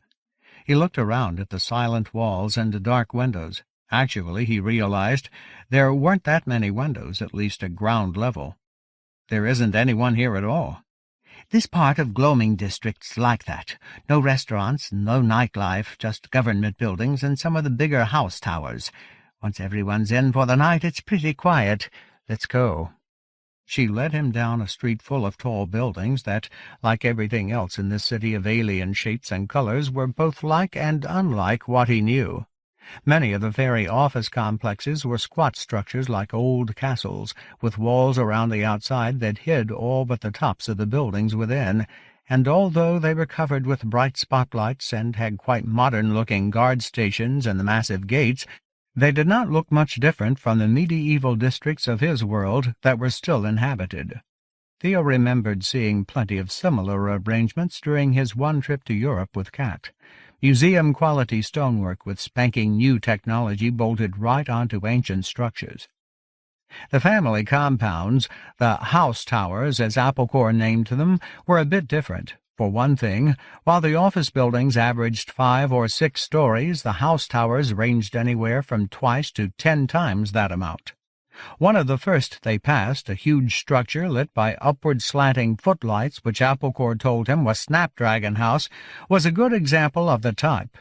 It was not cylindrical, but polyhedronal, and although it had regular rows of windows on the upper floors, there were none at all within 50 feet of the ground, probably for security. The only entrance to the building seemed to be through a gatehouse set well back from the street, its massive doorway set deep in a thick wall. But although there were few windows in the first 100 feet, the tower was not without decoration. The windows were a number of different sizes and shapes, and most of the available wall space was covered with ornamentation as complex as the gargoyles and carved saints of a Gothic cathedral. Even in the glare of the spotlights, Theo couldn't quite make out the nature of the carvings, but they seemed to run across the side of the tower he could see in slanted bands, as though the whole thing created a single picture spiraling around the structure. He asked Applecore about the decorations. "Goblins getting killed, mostly," she explained. "Snapdragons made their names and their fortune in the last Goblin War. You should see Flock's house. They were big in the wars with the giants. They've got carved giant heads and shoulders built into the foundations. Them big fellas look like they're not having a real good time holding up the building, either." Her voice took on a thoughtful tone. "At least, I think they're carved." She led him across a wide expanse of trimmed lawns and meandering paths, all quite empty in the pale bluish light of the street lamps. "Hoarfrost Park," she told him. "Do we have to watch out for werewolves?" he asked nervously. "I think they've just planted the new wolfbane. You see those hedges? They take better care of downtown than they do the parts where us working folk live." Keeping his ears open for the sounds of something lupine in the shrubbery, because who knew what you could expect from disgruntled gardeners? Theo could just imagine them planting ivy instead of wolfbane by mistake. Theo slowed to look at a statue. It was the first he'd been close enough to see. It was of some strange silvery metal, and seemed to represent a fairy lord in full armor, holding his swan-winged helmet in the crook of his elbow. He looked out across the park in a heroic pose that Theo had seen on dozens of statues back in his own world. "Who's this?" "How should I know?" Applecore flew in impatient circles. "The First Lord Rose, or maybe Speedwell, one of that shower. Come on." Theo stared a moment longer at the sharp-featured face. If the subject of the statue was not one of the most arrogant creatures that ever breathed, the artist had done him a disservice. "Cold," said a weary, infinitely mournful voice. Theo jumped. "So cold." He looked around, heart-pounding. "My God! That statue just talked to me." The voice had seemed miles away, and yet right inside his head. "No, it didn't." Applecore was beside him now. "Come along." "It did. It talked to me. It said, 'Cold.'" "That wasn't the statue. See, when they cut down what was left of the forest that was here to make the park, the tree nymphs, well, the trees were all destroyed. Some of them got into the statues, a sort of a protest, but it didn't do any good. They're still in there." She shook her head. "Can't be nice for them." "When did all this happen?" He was still shivering. The voice had sounded so lost, so miserable. "Least 50 years must have been, maybe 100. Nobody cared. It's sad, I suppose, but what can you do? Now hurry up." He could not help looking back over his shoulder at the gleaming silvery figure. 50 years or more. He might only have fancied it, but he thought he could still hear a faint, miserable echo as he caught up to Applecore. "How can anyone put up with that? It's horrible." "Nobody who lives around here stands next to him long enough to hear. You just learn. Anyway, here we are." They looked down from the top of the grassy hill onto the edge of the park and a huge complex, the biggest he'd seen yet, perhaps 4 city blocks square, so wide that the whole of Hoarfrost Park was its front garden. The main tower was large, perhaps as much as 30 or 40 stories high, but it was not the tallest he'd seen. The Snapdragon House Tower and a couple of others had been higher. However, 3 of the 4 corners of the complex also held towers that were each about half the main tower's height, so that the landscaped lot looked something like the gathering of Giza pyramids, like a cemetery full of monuments. The encounter with the Dryad had upset Theo deeply. He could still hear its voice, the exhausted disbelief of an abandoned child. "Daffodil House," Applecore announced. "Although really that's only the center tower house. The other towers are Iris, Jonquil, Narcissus, and that low one's the conference center." The 4th corner, the only one without a tower, was filled with a sprawling complex of low buildings. "Geez," he said, "this is all one family's place? It's huge." "They're a big, powerful family," she said. "In fact, they've practically been bankrolling the creepers all by themselves, so if it weren't for them—" She fell silent. Theo realized she had decided against finishing her sentence. "If it weren't for them what? Your kind might be busily wiping out my kind?" "I'm tired, Theo. Let's just try to get off the street before someone catches up to us. Wouldn't you rather be inside those walls than outside just now?" That was true. He had been out of Tansy's house less than 24 hours and felt like he had been on the run for weeks. He was exhausted, frightened, and had no doubt that he smelled pretty rank as well. One of those hollow men could probably spot him from a mile away. "Okay, yeah, let's go." She led him to a tunnel barely higher than he was. It went all the way through a stone outer wall at least 20 feet thick. "The guard station's through here." "Isn't this a bit of a weak spot in the defenses?" "Have you ever seen a pastry bag?" Applecore asked. "You know how you squeeze on it and this little stream of goo comes out the end?" "Yeah." "Somebody in Daffodil House or in the guard tower says a word and these walls slide together." She made a squelching noise. "Whatever's in here, goo." He thought very carefully about turning around and running back out again. "Is it a word someone might say by accident?" "Hardly ever happens." "Oh, I feel much better. How do you know so much?" "Been here before." The guard station, which was only the bottom floor of a large guard tower in the front wall, was an odd combination of medieval and modern. The interview room was mostly behind walls that seemed to be transparent glass or plastic. At this time of the night, Theo and the Sprite were the only people on the visitor side of the barrier, but that did not hasten the approach of the guards, a group of uniformed ogres who were playing some kind of card game on the far side of the room. At last one of them sauntered over and spoke to Applecore through a slot too small for even a Sprite to get through, while Theo tried to look interested in the Daffodil the Dynamic House and explore historic Hawthorne Scathe brochures in a rack by the chairs. After a drearily long time, the guard sauntered off, stopping on his way toward what looked like the communication center to kibitz on the card game. "Aren't they going to figure out pretty quickly that I don't have the right identification, that I'm not really a daisy?" Theo asked quietly when Applecore came back to him. He was almost too tired to be afraid. Almost, but not quite. Applecore looked surprised. "Didn't Tansy give you anything?" "No." She shook her head, troubled. "Well, no matter. While we're at the comb, I called the person we're going to see. Those Jimmy Squarefoots are just double-checking. If she's coming, it won't matter if you're wearing your pants on your head and dancing a jig." They were kept waiting long enough that Applecore buzzed to the slotted window after a while for another exchange of ideas with the guards. The Sprite's main ideas seemed to be, "Get off your fat grey arse and call again."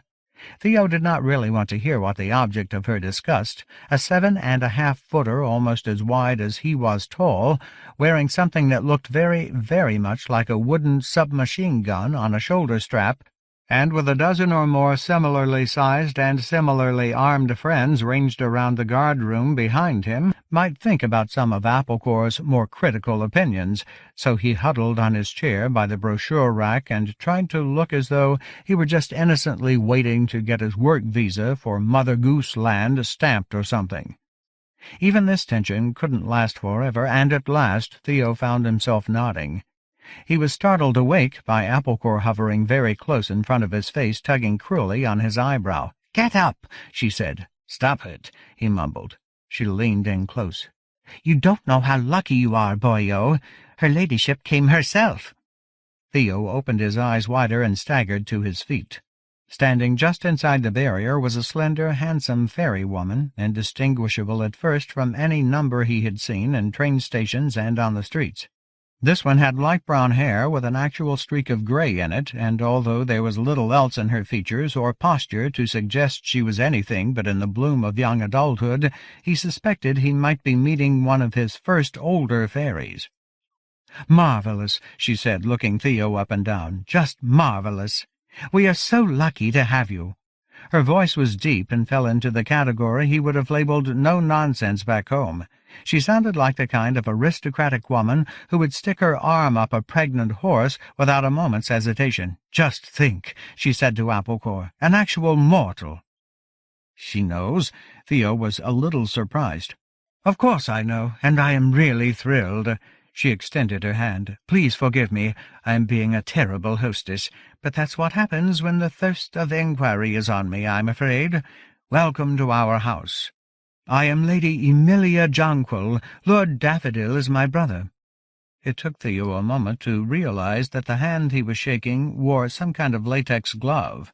Maybe she really had been helping a horse give birth, he thought. Or more likely, a unicorn. "Nice to meet you." "Oh, and you too, Master Vilmos. Now I know this should really wait until tomorrow when we can get the testing underway properly, but before we put you to bed I'd like to perform just one or two small, and I'm afraid a bit more moderately painful, experiments on you."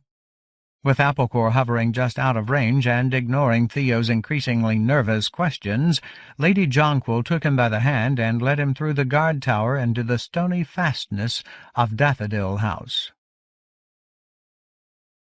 19. A Holiday Visit. The wind had changed, and that morning had shifted into the northeast, a stiff breeze from Wise that moaned through the bending treetops of True Arden, a wind with a bite to it, first messenger of still-distant winter. It was the day before Mabon, and many of the staff would be traveling home for the holiday to visit family out in the countryside whom they had not seen in months. The younger employees, including some who could not afford the trip back home, were making the great house festive with corn dolls and acorn mazes and piles of apples on the tabletops. One of the caretakers had made a wine moon out of wicker and birch bark and hung it above the front door where it jiggled in the freshening wind. It was an exciting day at Zinnia Manor, and not just because of the holiday or the weather change or any of the more usual reasons. Sympathetic madness among the clinic hobs nearing retirement, or an escape by one of the Feverfew twins, each time they immediately went to ground in the hilly countryside that surrounded the manor. Sometimes the director had to hire a black dog and handler to track down the shape-shifting escapee. Instead, what was causing excitement among the nurses as they passed each other in the old halls or huddled over tea and lavender-oil muffins in the break-room was the knowledge that the patient they called the Silent Primrose Maiden was going to have one of her rare visitors. The fact that it was almost always the same visitor and that he came most holidays did not make him any the less interesting to the manor staff. Not only was Erethan Primrose's visitor handsome, even by the high standards of his folk, and also the heir apparent to one of the most powerful family houses, he was known to be unattached. Dynastic pressures were strong, and he was said to have fathered a child or two on the weft side, but that did not mean he would never marry. And, as one of the youngest nurses pointed out, there was no law in Fairy that said he could not marry a commoner if he fell in love with one. The older nurses laughed at this. The youngster who had spoken of the primrose lordling as though he lived in the same world she did was a farm girl still damp behind the ears with the dews of Ivy Round, one who followed the romance fables available through Xenia Manor's mirror stream with the same deeply absorbed belief that other fairy folk reserved for news about the latest debate in the Parliament of Blooms, or announcements about interfield trade statistics, or distant border skirmishes between the giants and the smaller but more ambitious mountain trolls. Still, all but the most hardened of her co-workers found something naively charming in the young nurse's insistence that even her large and pretty wings were no barrier to an alliance with a scion of one of the flower houses. "It's not as if I couldn't do something about that," she protested. "People are having their wings off all the time." "Even more than once, some of them," another nurse pointed out, "like Mr. Lungwort. His just keep growing back no matter how many times he has 'em pruned." The others laughed. The sanitarium's administrator was not particularly popular, and his ambitions were the subject of frequent discussion. "If you're lonely, what you really want is a mortal," said one of the older nurses, "smelly and hairy and savage. Ooh, that'd do me right. I've not had any of that for centuries." "Getting one of them's no more likely than getting a fellow out of one of the 6 houses, not these days," said another. "Sides, if that Primrose lad even looked at you too long, I imagine there would be more than a few ladies from the high houses who'd be happy to set a stroke boy on you." The older nurse said cheerfully, "That happened to a girl I know who was in service. They don't like to share with our sort."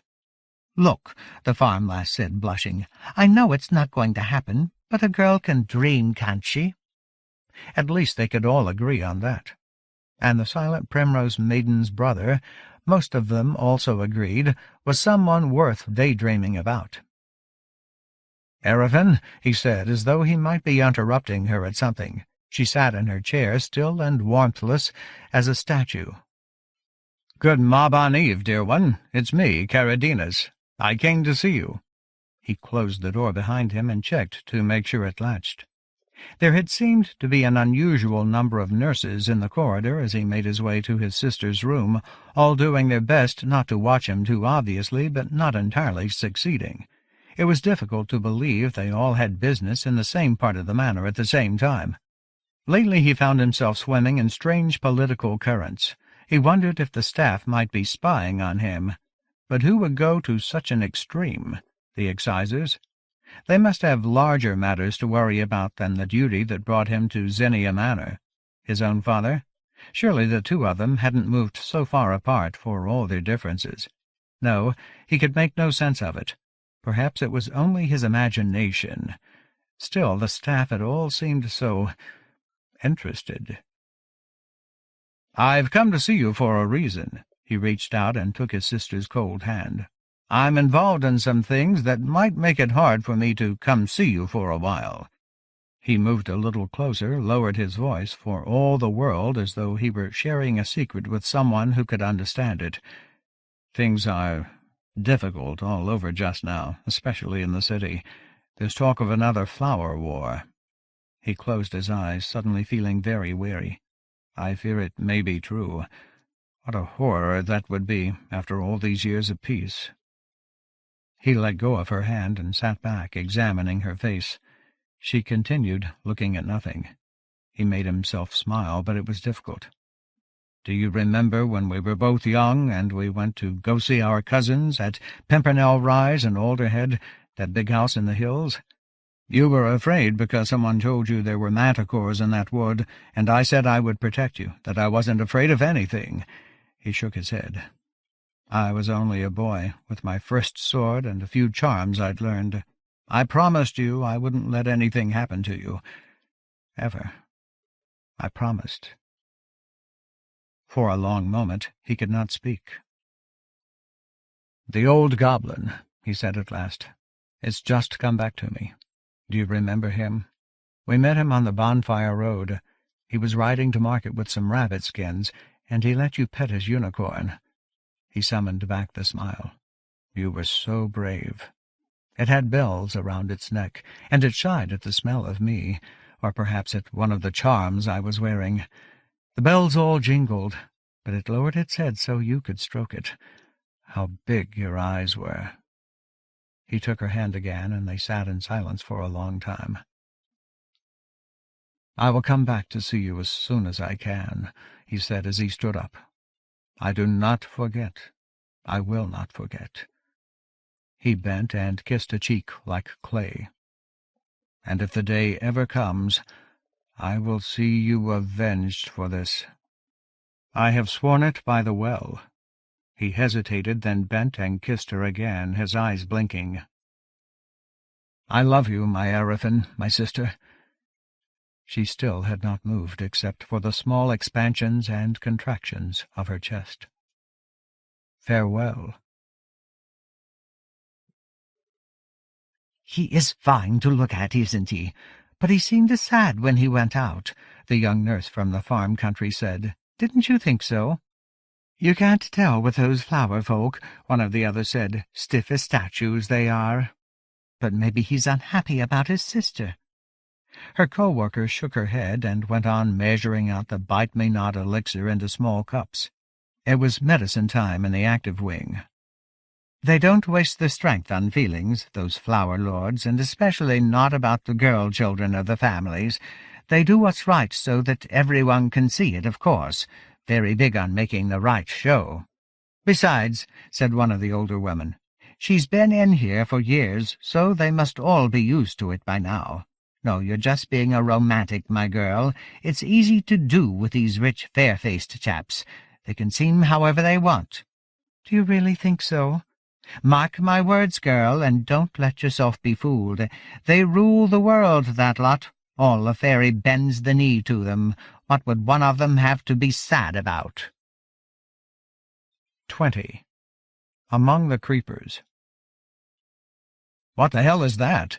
Theo squinted at the jar Lady Emilia was holding, which glowed a pale yellowish green like something out of a low-budget movie. "Don't be such a big girl's blouse," said Applecore, kicking her legs on the edge of the dispensary table. "And what's that bizarre expression supposed to mean?" "It shouldn't hurt at all," said the very noble woman, but Theo felt she could have put a bit more feeling into the assurance. "You said the last thing would only smart a bit, and then it felt like someone stuck a dental drill in my spinal column. So shouldn't hurt at all means what? No worse than a severe beating?" "Certainly no worse than that," Lady Emilia agreed. "Just lie on your stomach. Aren't we glad we didn't put our shirt back on?" "Oh, yeah, we're thrilled." Theo clambered back onto the medical table and its white linen cover. He couldn't escape the feeling that this sparsely decorated room was actually a veterinary surgery, but he supposed he should be grateful that at least it was clean. Still, this was not the bargain he would have preferred to make, painful experimentation in return for sanctuary. "You still haven't told me what's in that jar." "A leech, of course. We need some of your blood." Theo was halfway off the table before Lady Emilia grabbed his arm, but he got no farther. She was surprisingly strong for someone who looked like a willowy 110 pounds at the most. "Don't make such a scene, young fellow." She turned to Applecore. "Does he really know so little about science?" "Science? You're calling leeches science? What do you call thumbscrews in the rack? Probation?" "We simply need some of your blood so we can determine so we can do some other important testing. We so rarely get the chance to study someone like you." "I thought this city used to be full of visiting mortals." "Oh, well, not full exactly. In any case, it has been a long while since we have had anyone of your type here, and our science has moved forward rapidly since then. This is a priceless opportunity to increase knowledge. Now would you please stop being such a soppy boy and lie down?" "Her ladyship knows what she's doing, Theo," said Applecore. Theo didn't want to embarrass the sprite, but then again it wasn't like she'd consulted him before getting him into this either. He stretched himself face down on the table and stared at the wall, which, except for a stylized daffodil in bas-relief, was as tastefully blank as the rest of the room's walls.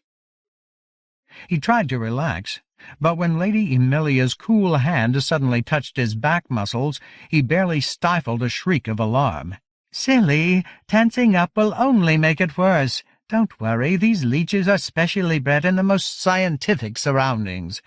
Something was set gently on his back below one shoulder-blade and settled there with a small wet shrug. He tried not to think about it too much. It nipped him sharply, then he could feel numbness spreading. "It should be better now," his hostess explained. "They have anesthetic saliva. Anesthetic means that it suppresses—" "I know what it means." It was probably bad form to interrupt fairy women of high social standing, but right this moment he didn't give a shit. He was tired of being treated like Charlton Heston on the ape planet. "It's Greek for, 'We just added another $500 to your hospital bill.'" The puzzled silence lasted several seconds. "That was a joke." "Ah, of course," said Lady Emilia. "Oops, I think this little fellow is full. Cumber, could you bring in another leech, please?" "Another one? Why don't you just poke a hole in me and fill a bucket?" "What a good idea!" She tightened her grip to keep him on the table. "That was also a joke, Master Vilmas." After Lady Emilia had disappeared, off to instruct little fairy children on the evils of chewing gum or something similar, Theo suspected, he pulled his shirt and pants back on. The noblewoman's assistant, a small male fairy with skin the color of butterscotch pudding and hair only a shade lighter, had remained to straighten up the examining room. "How long have I been in here? It feels like it's been all day." "It's late afternoon," Applecore told him. "Are you hungry?"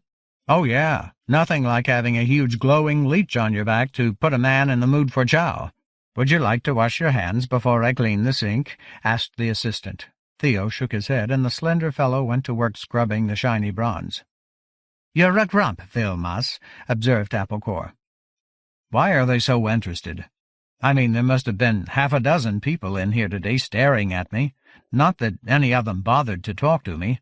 I felt like the Elephant Man or something." "I can tell you," said the assistant. When Theo turned to look at him, he blushed a little, or seemed to. It was hard to tell with his skin color. Applecore fluttered up from the table and buzzed over to Theo's shoulder, balancing on it carefully as he buttoned his shirt. "Yeah, why don't you? He never listens to me." The fairy bobbed his head and smiled. He seemed shy, but not in the servile way Theo had encountered so often during his single day at Daffodil House. The goblin housemaids who had not met his gaze, the wingless but still obviously lower-class functionaries who hurried to one side to let him pass. In fact, there was a gleam in this fairy's eyes as he spoke that Theo could not at first understand. "It's just— I'm certain that coming from a magical world like yours, we must all seem very drab to you, Master Vilmas. But it's an honor to be part of these examinations. You cannot imagine how exciting it is." His cheeks grew a little more brown. He was definitely flushed now. "Speaking for myself, I'm certain Lady Emilia is quite interested too, of course she is. But for me, it's—" He took a breath. "I earned my graduate degree in mortal studies, so this is— I never even hoped." Theo could not help liking this fellow. There was something pleasingly childlike about him, and not just his ageless features, or the fact that the top of his head only reached Theo's shoulder. "Well, I can't say I'm happy to be of service, not quite, but I suppose I'm glad someone's getting something out of this. What's your name?" The fairy seemed caught entirely by surprise. "My name?" "Shit, did I say something wrong again? Do you come from some fairy place where you're not allowed to have a name until you've turned at least one pumpkin into a coach or something?" Theo regretted his sarcasm. The fellow looked confused and almost on the verge of panic. "Never mind. Is it all right to ask your name?" Applecore snorted. "You see what it's like, running around with mortals?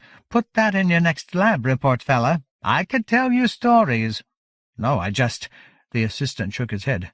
"My name is Cumber Sedge." "Pleased to meet you." Theo began tying his shoes. "Now, where am I supposed to eat? They brought some little seed cakes this morning, but I haven't had a bite since." He turned to Applecore. "They put you in some other part of the complex. Have you got a cafeteria over there or something?" "I'm staying in Daffodil Combe under the main tower," she said. "I think you'd find the portions a bit small. But we should be able to get you set up in the refectory, or maybe they'd even bring something to your room, although it's usually only the high muckety-mucks that get that kind of treatment. Speaking of your room, did they do right by you? I didn't get much of a chance to look it over this morning. It's fine, kind of like the Wonderland Holiday Inn, but no complaints. I'm afraid to touch any of the appliances, though. I almost set Tansy's place on fire when I was there." Cumber Sedge straightened, the gleam back in his eyes. "You know Count Tansy?" Theo hesitated and looked to Applecore, but she seemed unconcerned. "Yeah, sort of. I stayed with him for a couple of days." "He has some fascinating ideas about etheric vapors, quite original. One of the few flower lords who is more than simply a gentleman scientist." He looked around guiltily after uttering this bit of lèse-majesté. "Have you read his work on circular and triangular utterances?" I'm afraid I've been a bit busy lately, but I'll be getting to that any time now." He winced as Applecore tweaked his ear. "Stop that. So where can I get something to eat? Dinner, supper, whatever you call your evening meal." "Would—" That one word seemed to have bankrupted Sedge's courage. He plunged his hands deep into the pockets of his white tunic and swayed a little, then had to take a deep breath before trying again. "Would you like to go have a proper meal? After all, it's Mabon Eve. I could take you, both of you. It would be an honor.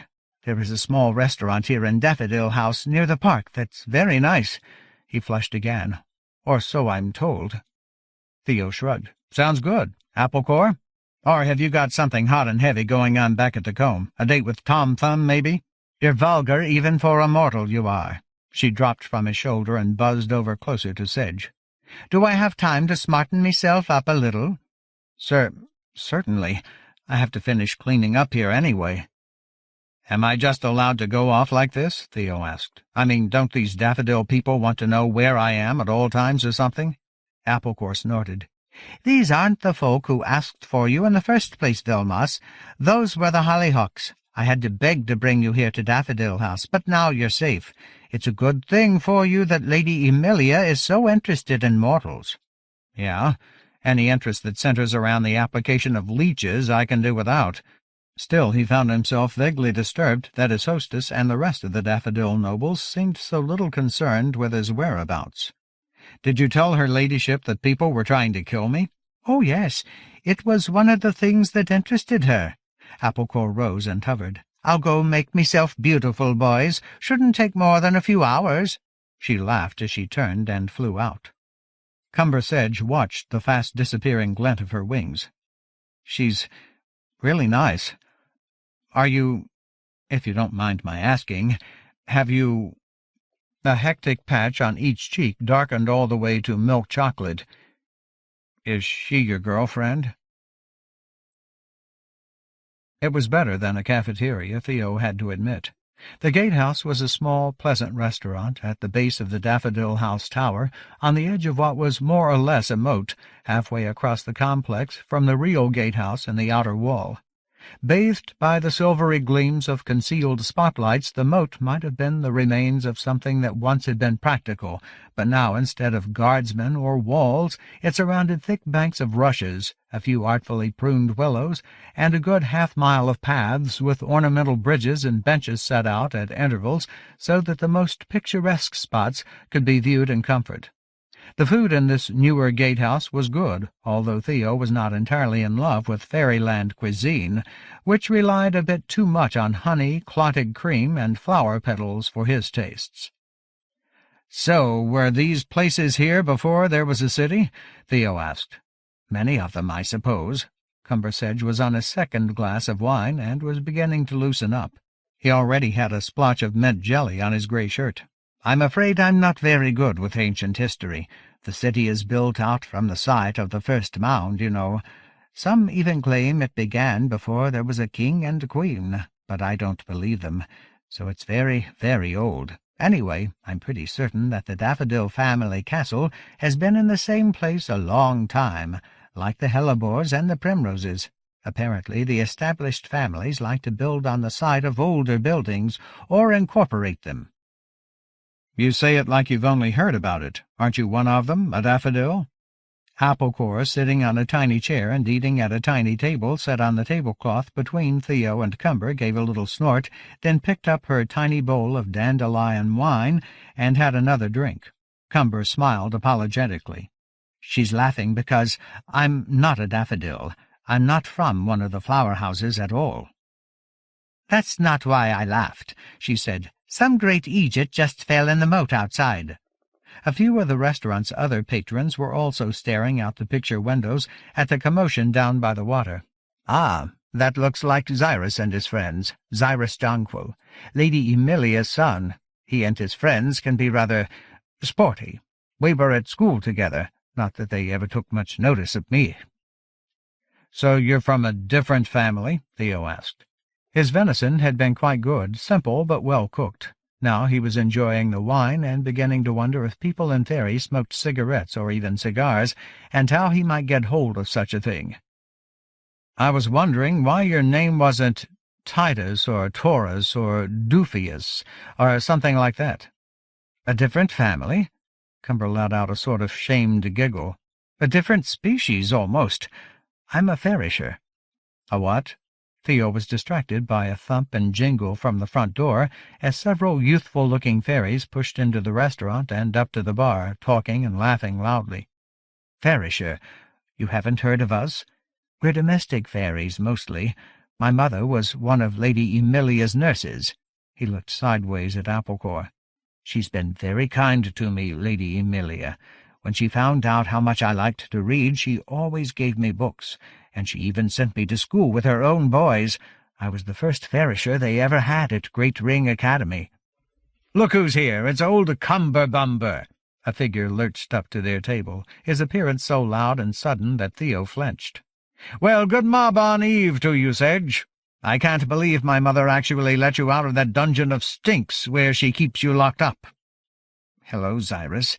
Sedge's smile was a little nervous. Good Marbon Eve to you, too. I like it in the lab. I like the work. Work? Bloody bark and root. Who wants to work? Had enough of that back in school. The tall young fairy yanked an empty chair away from another table, startling the table's occupants, and sat on it splay-legged and backward, tipping back and forth between Theo and Cumber. He was dark-haired, very handsome. The resemblance to his mother's chiseled features was easy to see, and seemed by the standards of his kind to be quite drunk. "Who's your chum, Cumberbumber? Old family friend?" "Yes, he's a friend," said Cumber, and gave Theo what looked very much like a warning look. The young fairy lord offered Theo his hand, and Theo took it, not quite sure of what he was supposed to do. He gave it a shake that turned into sort of a squeeze, then let go. If he had done anything wrong, the scion of Jonquil House appeared not to have noticed. "Pleasure to meet you, all that. Cyrus Jonquil, me. Don't mind what those others over there tell you. They're all potted." He gestured at the bar, where several of his friends were standing a little unsteadily, although their natural grace was such that Theo was only now getting to the point where he could tell the difference between sober and unsober fairies. "You are?" "Theodorus," he said. Applecore flitted up to his shoulder and whispered a suggestion in his ear. "Theodorus Weft Daisy." "A country cousin," said Cyrus. "Welcome to the big bad city. What do you think? Your first visit?" He turned to his friends. "There's a lad here fresh in from Rowan." He turned back to Theo and Cumber Sedge, as his friends at the bar shouted what sounded like genial insults at the out-of-towner. "Say, what are you fellows doing tonight?" "We're just having dinner," Cumber began. "No, you're coming with us. It's a holiday, isn't it? Bring your friend." Cyrus squinted blearily just a bit to the side of Theo's face, and for a moment Theo thought the fairy lord was going to be sick. "Hoy, what's that? There's someone on your shoulder, Daisy." "Her name is Applecore." "I'm a friend of your mother's," the sprite said a bit sternly. "Ooh," Cyrus grinned. "Then you'd better come along too, so she doesn't find out where we're going until it's all over." "Go where?" "The most wonderful club. Very new. Everyone's talking. And they will be until it closes in a week or so, and they're talking about something else," Cyrus chortled. "Come along, I insist. Haven't seen old Cumberbumber here for a shuck-dog's age." He grabbed Theo by the arm. He had his mother's grip, and Theo found himself pulled up onto his feet. "I insist. We'll go in my coach. The rest of this lot can find their own way." He tugged Theo toward the front of the restaurant, with Applecore buzzing along beside their heads, and Cumber Sedge hurrying along after. "Don't we have to pay for our dinners?" Theo asked as they reached the door. "Pay? Rubbish! Hoy, Needle! Put it on my bill." The bent old fairy behind the counter didn't look pleased, but didn't say anything as they banged out the door and into the cold evening air. "He's probably a bit miffed because I haven't settled my tab in a few months," Cyrus confided to Theo as he hurried them down a winding path toward the compound's front gate. "Mother is being dreadfully stingy about advances on my allowance. Hoy, I'll go wake up that lazy driver of mine. I can see him sleeping from here." As Cyrus kept off toward a long limousine that was idling in a little parking lot just beside the gate, Theo slowed down until Cumber Sedge caught up with him. "Do we have to do this?" Cumber shrugged, embarrassed. "It's not a good idea to say no to Cyrus. He's like his mother, curious about things. He'll just get even more interested in you and start asking questions, and not necessarily only about Daffodil House. I'm lucky, most of the time. He forgets I exist." "Come on, you lot," Cyrus shouted. "I don't like it," said Applecore quietly in Theo's ear. "But at least we're not likely to get picked up by the constables while we're out with him. Nobody arrests a flower." "It's not being arrested I'm worrying about," whispered Theo, remembering Rufinus, Weft Daisy, slumped on the train station bench. But Cyrus Jonquil was trotting back toward them in a not entirely straight line, waving his arms and urging them to hurry. Sorry, this is all my fault," said Cumber Sedge. "By the way," Theo asked Applecore, "I understand the Daisy part, but why do you keep telling people my name is Weft Daisy? What does Weft mean?" "Bastard," she said. "Don't look at me like that, you thick. I'm just telling you what the word means." Cyrus Jonquil kept talking as they rode across town, a drunken but also highly entertaining recitation about silly people and unusual events that Theo felt sure he would find even more amusing if he knew any of the subjects or even a bit more about the world in which they all lived. A lot of the stories seemed to be about people getting into trouble in places they shouldn't be off their own turf. To hear Cyrus tell it, these shenanigans sounded a bit like the early parts of West Side Story, funny and more exciting than dangerous. But as Theo looked out the car window at some of the bleak, run-down neighborhoods they were now crossing, he thought the area itself looked like some of the less charming parts of Los Angeles, more like Bloods and Crips than Sharks and Jets. "Where are we going exactly?" he asked Cumber. "This club." "I'm not certain," said the researcher, "but it does seem a bit far. I think we're already at the far end of the Eventide district. Cyrus, where are we going?" "Just in the moonlight." Their host's tone was light, but Theo could tell by the uneasy look on Cumber's face that it was not such a minor thing. "This isn't good, Theo," Applecore whispered in his ear. "Ask him what the name of the club is." When Theo did, Cyrus smiled and drained another glass of something he had poured himself from the bar built into the car door. "Oh, you probably haven't heard of it. It's only been open a couple of weeks. It's called Christmas, and it's quite good." He laughed as Cumber Sedge flinched. "You really have to get out more, Cumberbumber. If the name of the place bothers you, wait until you see the decor." "Where exactly is this place, Cyrus?" Cumber asked. "I didn't think there were any clubs in Moonlight, just house towers and government buildings and places like that." "Ah, but that's what makes this club so good," the young Jonquil lord said. "It's in the basement of Hellebore House." A 6-inch tall sprite had to gulp loudly to be heard so clearly. Theo's uneasy feelings suddenly grew a great deal more intense. "Not good," he whispered. "Very not good," she whispered back. "Oh, stop it, you two," said Cyrus. "Everybody makes such a massive fuss about the Hellebores just because the father's awful and political and the heir is a bit of a strange weed. But some of the younger ones are quite fun in a wild sort of way. Besides, how else would any of us from Daffodil ever get to see the inside of Hellebore House?" "But I don't want to see the inside of Hellebore House." Cumber had clearly had more to drink than he usually did, and had become ever more silent and morose during the journey. "They're our enemies." "Enemies?" Cyrus shook his head in amused astonishment. "Do you believe all that nonsense about a flower war? It will never happen. Bark and root. They're always squabbling in Parliament. The goblins will rise up and execute us all before the houses go to war with each other. Speaking of, this part of Eventide really has gone to seed, hasn't it?" He frowned. Outside the window the streets were crowded again, but it did not seem like a happy scene. Most of the folk on the sidewalk were goblins, and what looked to Theo's untutored eye like various kinds of doonies and squat bogarts and other not-quite-human-looking folk. They seemed listless and unfocused, standing or even sitting on the sidewalk in the harsh silvery light of the street lamps, collected in little knots. Many of them looked sullenly at the car as it slid past them. Theo remembered something from his great-uncle's book about the shape of the city being a sort of spiral.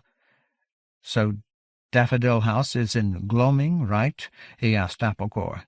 "And this is, what, Eventide? And we're going to Moonlight. So does it just keep going? I mean, does it get darker and darker? Is there a middle of the night or something?" "Let's not talk about it," she said. "Why?" "Because." "No whispering, you two," said Cyrus. "Blast, we're out of brandy." He settled back in the seat and crossed his leg. "What brings you to the city, Daisy?" "He came with me," Applecore said quickly. "He'd never been, and he wanted to do some sightseeing." "Sightseeing?" Cyrus groaned. "Don't let her drag you around to all that nonsense. Winter Dynasty Bridge, Knocker's Walk, all that. Stick with me. I'll show you the real city." "That's very kind of you." Theo was wondering how quickly they would be able to shed this young jonquil lord and get back to Daffodil House. He did not like the idea of being introduced around. What if they ran into someone who really was from Daisy Town, or whatever the damn place had been called?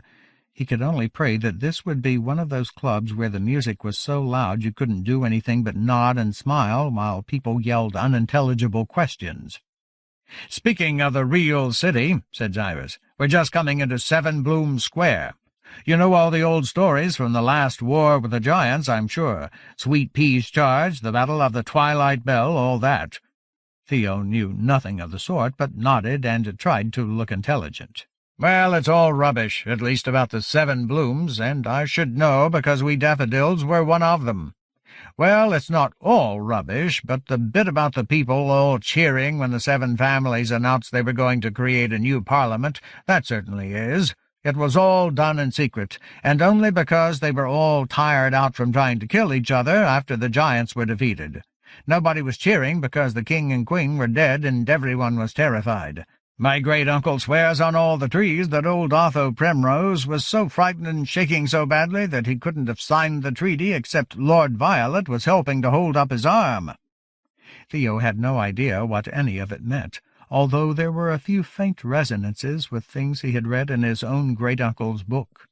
He was having trouble thinking clearly and wished he hadn't had the wine. A light spatter of rain on the coach windows broke the strange, witchy lights of the city centre up into a smear of silver and green and blue spots, but it seemed to be getting darker outside rather than brighter, as though they were leaving the well-lit areas behind. In the middle of a long patch of blackness, broken only by an occasional street lamp, the coach slowed and stopped. "What's going on?" Cumber Sedge didn't seem nervous, just confused, but then he probably didn't have as much to worry about as Theo did. "Checkpoint," explained Cyrus. Theo could vaguely make out a dark shape blocking the way, some kind of wall. Low voices spoke for a moment, their own driver no more intelligible than the guards or whatever they were. Then the coach again moved forward, but more slowly this time. "There it is," said Cyrus. "Hellebore House.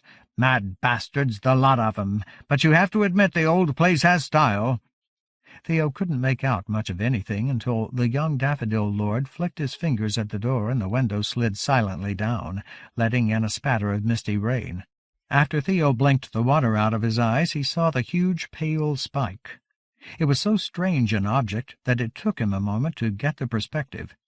If it had looked more like an office building or a castle tower, it would have happened immediately. But it looked like nothing so much as a kind of ivory chess-piece out of some abstract set, a very slender rook or a predatory queen. It was not cylindrical like the daffodil towers, but four-sided as far as Theo could tell, although neither of its visible sides were rectangles. Not quite, although they looked like they might have started that way. The whole structure seemed to have been stretched out of true, as though a great hand had reached down, grabbed the tower by its spiky, many-gabled roof, an odd contrast with the simplicity of the rest of the building's lines, and yanked on it, pulling it up into the dark sky like a piece of bone-colored taffy. It was lit by carefully arranged spotlights, some with a reddish tint, and all its windows were black. It looked like the shell of an alien animal or a skull with hundreds of eye sockets. I don't like that place." There was more to Theo's aversion than he could express, an alien coldness that came down on him suddenly, and with great weight. It reminded him queasily of something, a nightmare, but he could not remember what it was. He only knew that he was having trouble getting his breath, and that he wished he were somewhere else. "Why should you like it?" Applecor asked. "They're not nice people in there." Cumber Sedge only mumbled as he stared out the window. The Farisher, Theo realized, was pretty seriously drunk. "Wait until you see the club," said Cyrus, pouring himself another drink. "It's really interesting." Theo had now heard the word interesting several times from Lady Emilia and her son. He was beginning to suspect that it had two meanings for them, and neither of those matched the definition of the word as he had previously known it. One was horrible, the other was especially horrible for mortals. "I don't think I want to see any more interesting things," he announced, but it was far, far too late. They were already in the driveway that led to the main gate. He felt as though something was waiting for him, something dreadful. He hoped it was only that he wasn't used to fairy liquor. At first, it seemed like it was going to be even worse than he had thought. The hulking ogres at the massive gate shining lights into the car, the long wait which Theo was convinced would end with them all being dragged out and handcuffed, or put into stocks or whatever restraints they used on wanted criminals in Fairyland.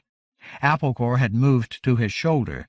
He could feel her sitting there, a tensed, hard little object that seemed made of springs and knobs. He realized he'd never seen their driver, and had a sudden suspicion that the creature behind the wheel was one of the corpse-like hollow men, that this whole episode had been an elaborate trap. But instead the ogres stepped back, and the limousine suddenly rolled forward again through a renewed flurry of rain that slapped against the windshield, then down a dark and disturbingly long tunnel that dumped them into an underground parking lot about 5 seconds before Theo's paranoia hit the critical point. In a daze he followed Cumber Sedge, who didn't seem any more eager to go than he was. Cyrus Jonquil almost had to push them both out of the car. As they walked across the echoing, silver-lit garage, Theo looked back at the limousine, but could not make out the driver's face through the darkened windows. They could already feel the music as they waited for the elevator, a thumping, jarring sensation as though something extremely large was trying to escape from the floor below them. A few more fairy lordlings joined them, laughing and talking so fast and in such emphatic slang that Theo couldn't understand a word. He let himself be moved into the elevator like a puppet.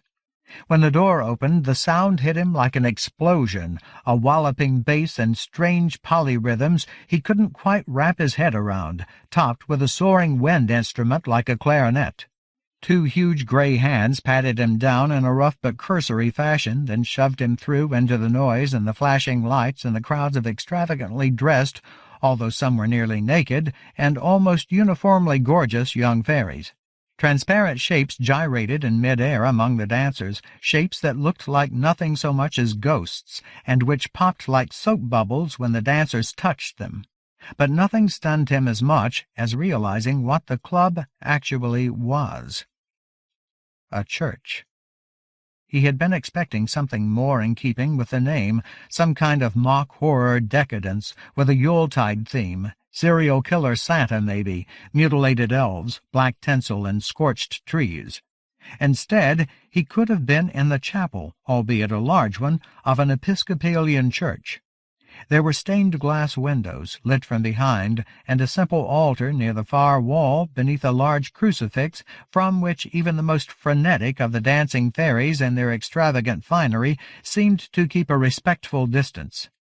The Jesus on the cross was not even one of the more tormented, bloody sorts he had marveled at in Mexican churches during his traveling days. He was about to say something about it to Cumber Sedge, bellow something, since that was all that could be done, but the Ferrisher stumbled against him and almost fell. "This is horrible," Cumber groaned. "We have to get him out of here," Applecore shouted in Theo's ear. "Is he drunk?" "It's that." He pointed a tiny hand at the crucifix. "These people, they're all crazy, sick." And suddenly he remembered what she had told him about swearing and realized that it was the Christian symbols themselves which gave this place its nasty cachet. They didn't need to have pictures of mangled children or evil toys. It wasn't the Christmas bit that was the draw here for Fairy's jaded gentry. It was the Christ bit. Not modern Christmas, but Christ Mass. "Where are you going?" Zyra shouted. He had already found a drink somewhere. "This is fabulous, isn't it? They've actually hired Bishop Silver to do the music. All those great old music charms. Everyone wants to get him. He's absolutely the most vaporous tunesmith in the city. Makes his own phantasms, too, you know." Theo waved his hand in a distracted way. He guessed that the phantasms must be the transparent, faintly glowing figures flying around the dance floor. The music certainly was interesting. He could hear all kinds of strange, fragmentary resonances, and could sense noises in it that he couldn't quite catch with his ears. He would have loved to learn more about it, but not here, not now. "Yeah, it's great," Theo roared back above the din. "Can I get you something?" "Cumber's not feeling very well." Theo struggled to keep the Ferrisher upright. He'd been in this position before, but it was the first time he'd ever had to carry someone out of a club because of too much Jesus. "Is there another room?" Cyrus laughed. "You're doing okay, though, country boy. A bit more than you seem, eh? Right, I think there's a quiet room just up the stairs. I'll catch up with you. I've just seen some friends." The room was open to the dance floor, and the noise boiling up from below didn't make it a whole lot easier to talk. But at least they couldn't see the crucifix from the table in the dark room. Theo got Cumber sitting upright, and Applecore fanned his face with her wings until he seemed a bit more himself. "Sorry," he mumbled. "Just not my sort of thing." "That's okay," Theo said. "Do you want some water?" "No, another drink." "Are you sure?" The Ferrisher nodded his head grimly. "It'll make it easier. We'll be here a while." "Well, why don't we just go home by ourselves, catch a cab or something?" "And how are we going to pay for it, boyo?" asked Applecore. "Do you have any tallies?" "No, I didn't think so. Cumber?" The Ferrisher shook his head. "I paid for the meal in the restaurant. I left it on the table. It's one thing for Cyrus to walk out on a bill, but I'm not the jonquil heir." He sighed. "But that was all I had, so we'll have to wait for him to take us home. Could I have that drink? I'll be perfectly happy to put it on Cyrus' tab." "I'll go find a waitress," said Applecore, and hummed straight over the railing into the seething mass of creatures below. Another group of fairies, apparently upper crust and dressed in a weird mixture of what looked to Theo like high Victorian and slashed and smeared punky goth fashions, piled into the quiet room and settled around a table in the opposite corner, making it much less quiet. Theo frowned and moved a bit closer to Cumber Sedge. "I don't know how much you know about me," Theo said, "but I really don't want anyone to, notice me. There were people trying to kill us on our way to Daffodil House. I shouldn't even be here." "Nor should I," said Cumber mournfully. "Don't belong." "I'm just saying that I don't know enough to pass myself off as anything, really, so please help me out. We can't afford to draw any attention. We just need to stay sort of quiet and unnoticed until your jonquil friend takes us home again." "Understood." Cumber tried to lay his finger alongside his nose in a gesture of secret solidarity, and managed to poke himself in the eye. Applecore buzzed back in, followed a few moments later by a waitress who took one look at Theo and Cumber Sedge and went to take orders at the other table first. "How are you boys?" Applecore asked. "Enjoying this charming place?" "I was just telling Cumber that we need to be inconspicuous."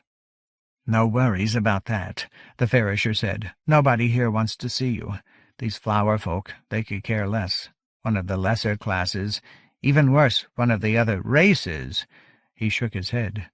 Wouldn't help you if you were lying dead in the street.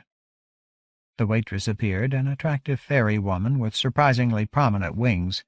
She was wearing an odd costume that Theo only figured out after she had left, bearing their drinks order and instructed to charge it to the young laird of Jonquil House, was a nun's habit, shortened and slit into a mini-dress. "But Cyrus seems like an okay guy," Theo said. "Oh, as far as they go, he's a good one." Cumber had recovered from his initial shock, but had become morose and distant. "But most of them wouldn't piss on you if you were on fire." "Unless you were lying on an expensive carpet," said Applecore. "So are you telling me that no matter what language I spoke back in my world, I'd be speaking fairy here?" "You'd be speaking the common breath," Cumber said, working very hard to enunciate his consonants above the musical din. He'd had 3 drinks on Cyrus' tab, and what he had gained in cheerfulness he had lost in articulation. "That's the language all the races of Sherry Fair. Bugger. Fairy share." Applecore, who had downed a few thimblefuls herself, giggled. She had left Theo's shoulder and was sitting in the middle of the table. "Okay, I guess I get that. But what if my normal language was, I don't know, Arabic? No Chinese. Isn't it kind of weird that I'd arrive here and I'd see all you fairy folk from, like, old Irish stories and what-not?" "That is an interesting question," said Cumber, downing the last of his drink. "You see, Theo, we don't see ourselves the way you do, and we don't see you the way you see you, right?" "You've lost me." "See, there have always been people of fairy visiting the mortal world. Well, until recently. The Clover effect has cut back on that." He frowned. "And until just lately there have always been mortals who have crossed over into fairy. So most of the difference between what some mortals call us and what some others call us is just the difference in mortal languages. You call us fairies, other mortals call us fairies, or whatever the Chinese word or the Balinese word is, see? But there is another difference, too. It was a fairisher who did the important work on it, actually." He nodded slowly. "Holdfast Buckram. A few centuries back, wrote a marvelous book called The Mortal Lens, about how mortals tend to see what they want to see. No offense," he belched. "Excuse me." Theo was trying to pay attention. This was something he hadn't read about in his great-uncle's story, but a fairy lordling at one of the other tables in the quiet room was smoking what looked very much like a cigarette in a long cigarette holder, and Theo found himself wishing he had the courage to go bum one. But that would be asking for trouble, wouldn't it? He tried to refocus on Cumber Sedge. "So I see most of these fairies as looking like the kind of fairies I expect to see?" "More or less." Sedge got the attention of their waitress and ordered another round of drinks. Theo shook his head. He had been drinking only a sweet wine and was only on his 2nd glass since reaching the club, but he was already feeling more fuzzy than he wanted to. "So if you had grown up in some quite different tradition, you'd be seeing and hearing things a bit differently." Theo had now stopped listening entirely. The young, pale-haired fairy with the cigarette-holder had leaned back to laugh at something. Sitting on his far side was Poppy Thornapple. "Oh, my sweet Jesus," said Theo. "That only hurt a little," Cumber announced cheerfully. "Vilmos, I told you, don't do that," said Applecore. "There, over at that table. It's the girl we were on the train with." Poppy was dressed quite differently now, no longer wearing what he realized had been her meeting-her-family clothes. In a sort of elaborate morning outfit with a surprisingly low bodice and makeup that looked like it belonged in a Japanese play, she blended in well with her companions, but he knew without doubt it was her. He was surprised by the flip-flop in his stomach. Remorse or just jealousy? She was leaning her head against the young lord with the cigarette. "Well, I'm not surprised," Applecore said. "This is just her sort of place, isn't it?" Before Theo could reply, Poppy looked up and saw him. She had been speaking, and for a moment she simply froze, mouth open, eyes suddenly wide and startled. Then she looked away and finished what she had been saying, forcing a laugh. When her companions responded and the conversation eddied away, she looked at him again. This time it was as though a gate had been slammed down behind her eyes. She stared as though she had never seen him before and never wished to see him again. After a moment she whispered something to the pale-haired fairy and got up and left the room, her stiff white skirt swinging. "Just a minute," Theo told Applecore. "I'll be right back." "Don't you dare, Vilmas," the sprite began, but he was already up from the table and heading for the door. She wasn't on the stairs. He went down into the full blare of the music and pushed alongside the pulsing swarm of dancers, looking for her on the floor or in one of the alcoves that lined the wall, dark places where people were kissing and groping, inhaling things out of odd little crystalline tubes, or engaging in other activities he couldn't quite make out, but about which he felt he could make a good guess or two. He found her at the bar, waiting for a drink. "Hello," was the only thing he could think of to say. "Do I know you?" For a moment he wondered if he had mistaken a mere resemblance under thick makeup, but then he remembered the way she had looked at him across the tables, the anger and hurt. "You know me, Poppy, from the train." "I don't think so. I certainly never talk to country riffraff on trains, so you must be mistaken, very badly mistaken." She would not meet his eye. "Look, I'm sorry it turned out that way. I didn't want to leave, but we had to." Still looking toward the bartender, mixing her drink, she said, "I'd hate to have to call for security. They are extremely rough here in Hollyhock House, as you might guess. They would probably break your legs at the very least, and the wings that you are no doubt hiding under that ill-fitting jacket, well, they would probably rip them right off." "All right. I'll leave you alone." It had been stupid coming after her. What had changed?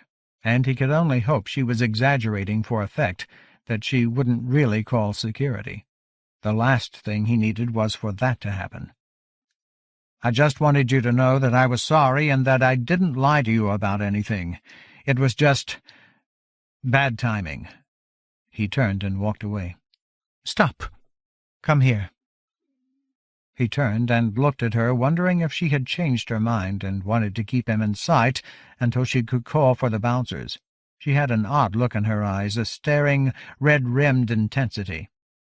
"I just want you to know," she said quietly, making him lean forward to hear until his face almost touched hers, "that I hate you, Theodora Swift-Daisy, or whoever you really are. Do you understand? I'll be staying at Thornapple House for another week before I go back to school, and you are not under any circumstances to call me there on my private line. Because I hate you, you wretched, horrible, heartless monster." She abruptly reached up and pulled his head down toward hers, then kissed him so hard that her teeth banged against his. When she let go, he tasted blood from his own lip. She was crying.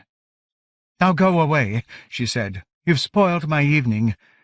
She wiped her eyes with her sleeve, smearing her makeup, then turned to shout at the bartender, "Running water and black iron! Where is my drink?" Theo stumbled back across the club, a bit overwhelmed. Someone grabbed his arm near the bottom of the stairs. It took him a moment to recognize Xyrus Jonquil.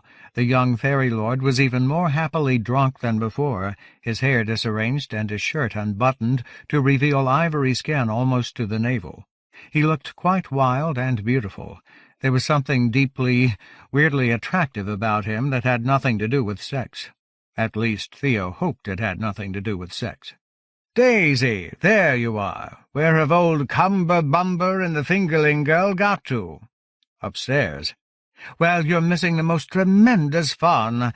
One of the Campion lads was teasing the Hellebore security, who didn't take it well. They just took Campion out on a stretcher, but he was still ragging them even as they put him in the hospital coach." Hysterical. Theo was distracted by the sound of someone shouting at the top of the stairs, shouting very loud, he realized, if he could hear it over the thump and whine of the music. As he reached the door, something flew into his face like a confused bird, battering him for a moment in a flurry of wings and tiny limbs. "There you are," Applecore said as she fluttered backward. "Oh, and you too, your lordship. I was just coming to look for you. It's your friend Sedge." But Theo, for one, did not have to be told that. Cumber Sedge, who had apparently had a bit more to drink than was absolutely optimum, was standing on the tabletop shouting at the gathering of fairy lordlings of which Poppy had been part. Theo was grateful to see there was no sign of her now. It was bad enough trying to figure out what was going on between the two of them without adding a shit-faced Farisher into the mix. "And just because you were born to the right families you think you're better than everyone." Cumber swayed and pointed a wavering finger at the fairies. "You think everyone wants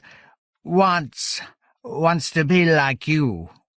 Poppy's companion, the young fairy with the cigarette-holder, saw Zyrus and called out, "Ah, there you are, Jonquil. Is this one of yours? If he is, you'd better silence him before someone takes offense and has his head." "Point taken, Foxy," said Zyrus. "Maybe we'll just trundle him home." But Cumber Sedge would not be so easily muzzled. "I don't belong to anyone," he screamed. "You wingless bastards run everything, but you don't own me." Everyone in the room was watching now, and Theo saw someone on the stairs below him turn and head back down toward the ground floor, perhaps looking for the massive security guards. If Cumber went to jail, Theo had a feeling he might wind up there as well. For a moment he considered making a run for it. What did he really owe the little Farisher anyway? But the thought of wandering the alien streets showed that for the foolishness it was. He was relieved when Applecore settled on his shoulder again. "We have to get him out of here," he said. "Now." "You have a gift for the obvious, boyo." Poppy Thornapple's former companion was actually debating with Cumber. Debating or playing with him as a cat with a mouse. "Wingless," the young fairy said with a lazy grin. "And did you not choose to be the same? If you were so fond of wings, little class warrior, where are yours?" Cumber Sedge gave out a drunken shriek of frustration. He crouched down, and for a horrifying moment Theo was positive he was about to leap onto his tormentor. Theo and Zyrus both sprang toward the Farisher, but he was only setting his drink down on the table. An instant later he straightened up and yanked his shirt over his head. Somehow he managed to keep upright long enough for Theo and Zyrus to reach his side and take his arms, but Cumber fought with surprising strength, and though Jonquil hung on, Theo could not. Cumber Sedge turned halfway around toward the table of young fairy nobility to show them the pair of jagged pink scars on his back. "Where are my wings?" he shrieked. "Gone, cut off, because my mother wanted me to be like you. But I wish I had them still. Do you hear me? Because a fairy without wings is nothing, a flightless abomination." Zyrus tugged the Farisher roughly off the table and wrapped his shirt back around him before shoving him toward the door. Theo followed closely, Applecore hunched down and riding his shoulder like a jockey. The jonquil air stopped in the doorway and bowed to the crowd, most of whom seemed more amused than anything else. "Well," Zyrus shouted above the music, "another exciting evening at Christmas, hey? But I think we'll get this fellow home now." "Some day all their houses will burn down," Cumber Sedge murmured, "and I'll be one of the ones cheering." Only Theo heard him. In the elevator down, Zyrus was still cheerful. "Hidden depths, eh, Sedge?"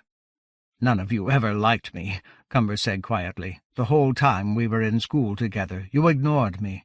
You didn't even bother to pretend." For a moment, Zyrus Jonquil's face revealed something startlingly cool and hard. "Oh, stop blubbering, Sedge. What did you expect? You're only a Farisher, after all." 21. In Thornapple House. The big coach slid past the gates and down the long driveway lined with poplars. The lower part of the tower stood mostly dark, as was to be expected. It was halfway between midnight and dawn, after all, and even the most powerful families had to be seen conserving energy. But there was a cluster of lit windows on one of the top floors. Father up working late, she thought. As she stepped from the car, she could just hear the quiet moaning of the tree-nymphs in their restless sleep. The spells on them were powerful, but even so they could not be entirely silenced. "They're mourning all the other trees gone here in the middle of the city, all their kin killed or dispossessed," one of her childhood nurses had told her. "A terrible thing that was done here, terrible." That nurse had not lasted long, but her words had stayed with Poppy. In the small hours there was no traffic to hide the nymph's lament, and it left her shivering. Malander Foxglove slid out behind her, pulled her back toward him. He twined his long arms around her and searched for her lips. His mouth smelled of myrtle pastilles, which he sucked to cover the faintly corrupt scent of pixie dust. "Shall I come in, fair Poppy? Shall we have a little Mabon-Eve drink?" "I'm tired, Lander." He raised an eyebrow, then leaned back against the side of the huge coach. "You've been strange all night, Pops. Not your normal entertaining self at all."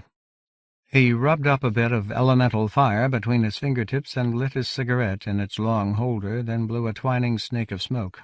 "I hope this won't be an all-the-time thing, little one. That would get boring." She hated it when he called her little one. It was the kind of name her father used on those long-ago and extremely rare occasions when he had tried to be affectionate, the kind of non-specific endearment that Poppy suspected allowed Lord Thornapple not to have to remember which of his 7 daughters he was talking to. And it also reminded her of something else she would rather have forgotten, namely that she was half a head shorter than any of her friends. She stiffened in his arms. "I'm sorry to offend you, Master Foxglove." His eyebrow lifted again at her tone. "Black iron, what crawled into you and died?" He let go of her and stretched lazily. "That's my ancient father's bodyguard Gummy waiting there at the door, so the old fellow must be here discussing affairs of the realm with your daddums. Surely you don't mind if I come in and see whether he wants to catch a ride home with me?" "Your father must have his own coach." "Not if he came with Lord Hellebore, which he probably did.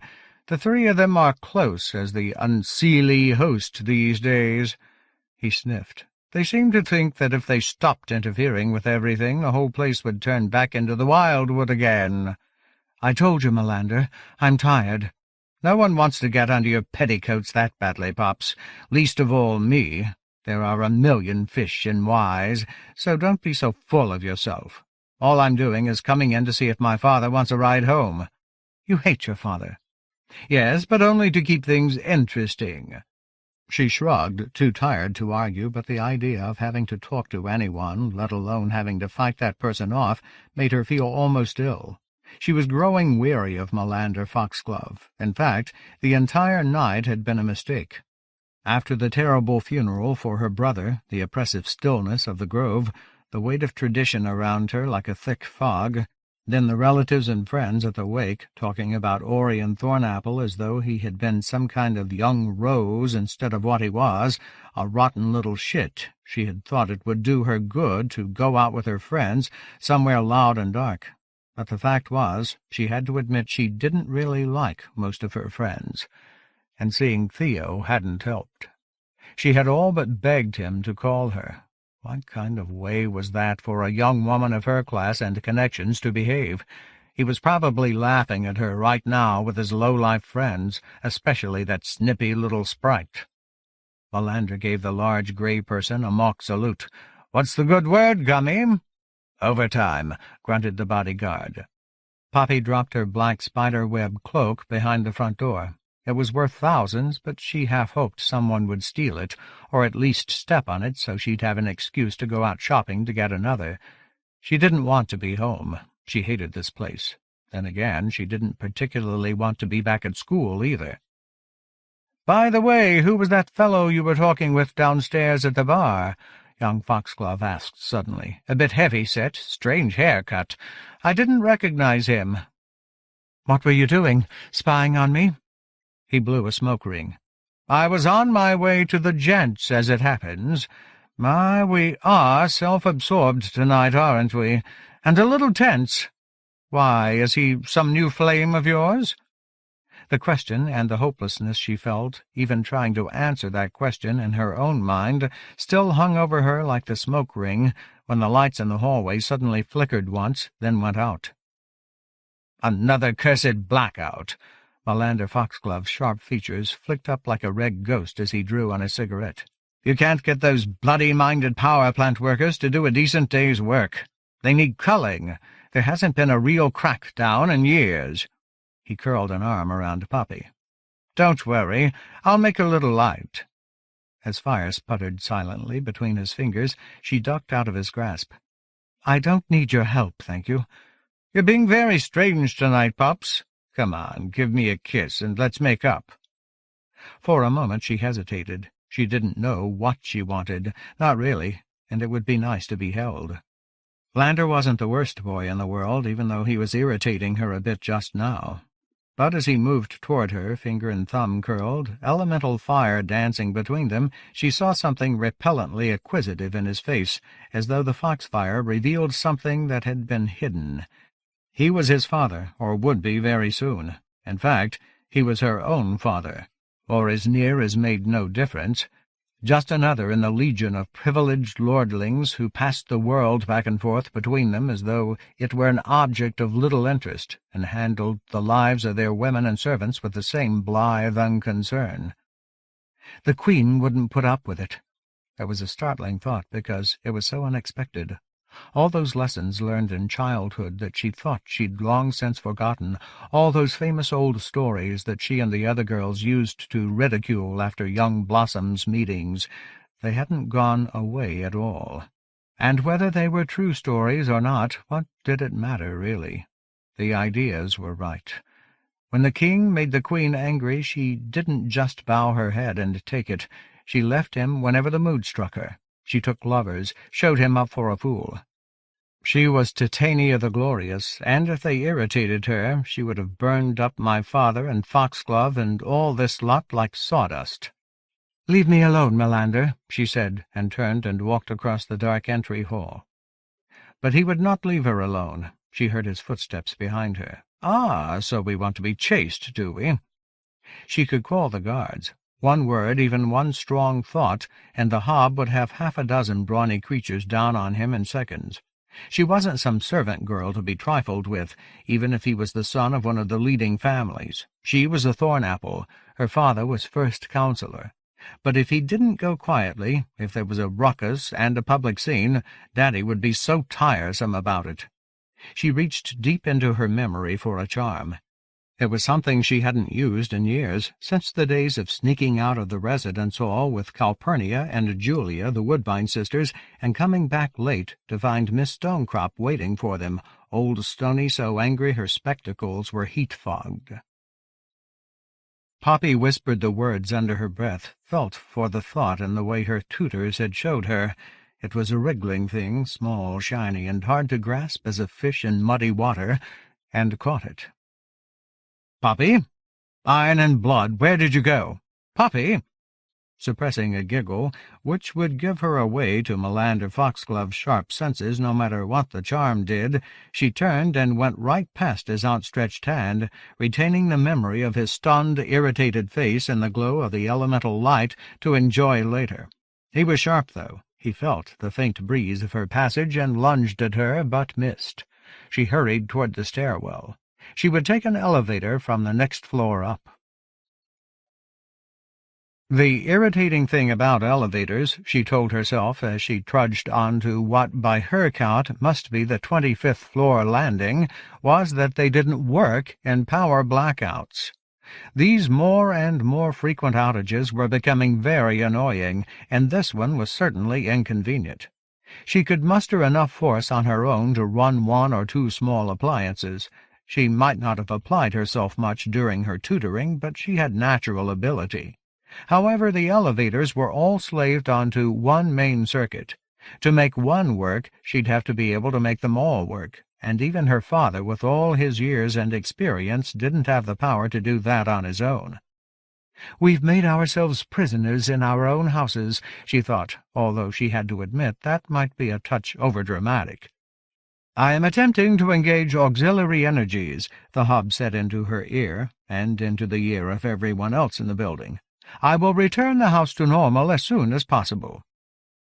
Poppy had passed a few servants and family functionaries on the stairs, some of them groping blindly, some of them carrying their own little lights they had made. If she had not been used to the deference of underlings, she might have thought it strange that they did not look at her, and even more so that many of them almost bumped into her and did not stop even to sketch a bow or a quick curtsy.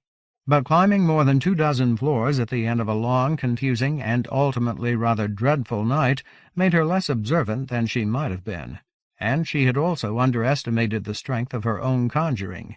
It did not occur to her that they could not see her or sense her at all, that the charm was still in place. Even without the inarguable darkness, she would have known the power in the building was off by the effortless way the door swung open at the lightest push. The entrances to the family's private section of the Thornapple Tower were also crisscrossed with charms that ordinarily a large coach would have bounced off it, should such a thing be found in the 25th-floor lobby in the first place. But now, and without her even having to breathe her own secret house name, it opened for her like a lover's arms. In the green flicker of the emergency witch lights she could see the corridor stretch before her, but little else. Something was strange, but of course everything was strange in a blackout, and she was still thinking about the door. "No, we're not just prisoners, we're slaves to our own assumptions, because with the power off, anyone could just walk in here and do anything. The arrogance of our strength," she thought. "Not even a bolt on the door." It was only when she was halfway down the corridor, and the startlingly tall figure of Lord Hellebore stepped out in front of her, glowing with witchlight of his own manufacturing, that she understood her mistake. She was on the office floor, not the residence. She swallowed a squeak of surprise at seeing him, dark-haired and glowering, his skin corpse-like in the nimbus of sickly fire, and then had to suppress another gasp when he walked past her. "I'm still wearing the charm." He stopped and hesitated, thin face lifted as though he scented something, and she knew she should speak up. It was rude to be invisible, even in your own house, but something in his hard face choked off the admission as thoroughly as a hand around her throat.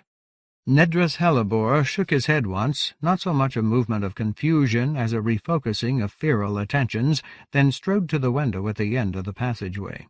As he turned and came back, Poppy shrank against the wall and held her breath, although she still couldn't have quite said why. Even if he caught her, the worst that could happen was a scolding, certainly. She was in her own house. She hadn't done it on purpose. "What is it?" Now Lord Foxglove, Lander's father, had come out into the corridor. "Are we attacked?" The contempt in Hellebore's voice was quite impressive. "If so, then someone has attacked a third of the city. No, you bloody fool, it's another power breakdown."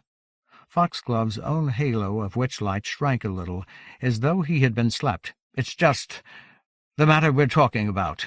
It makes me— If you're going to say it makes you act like a coward, don't bother. I noticed."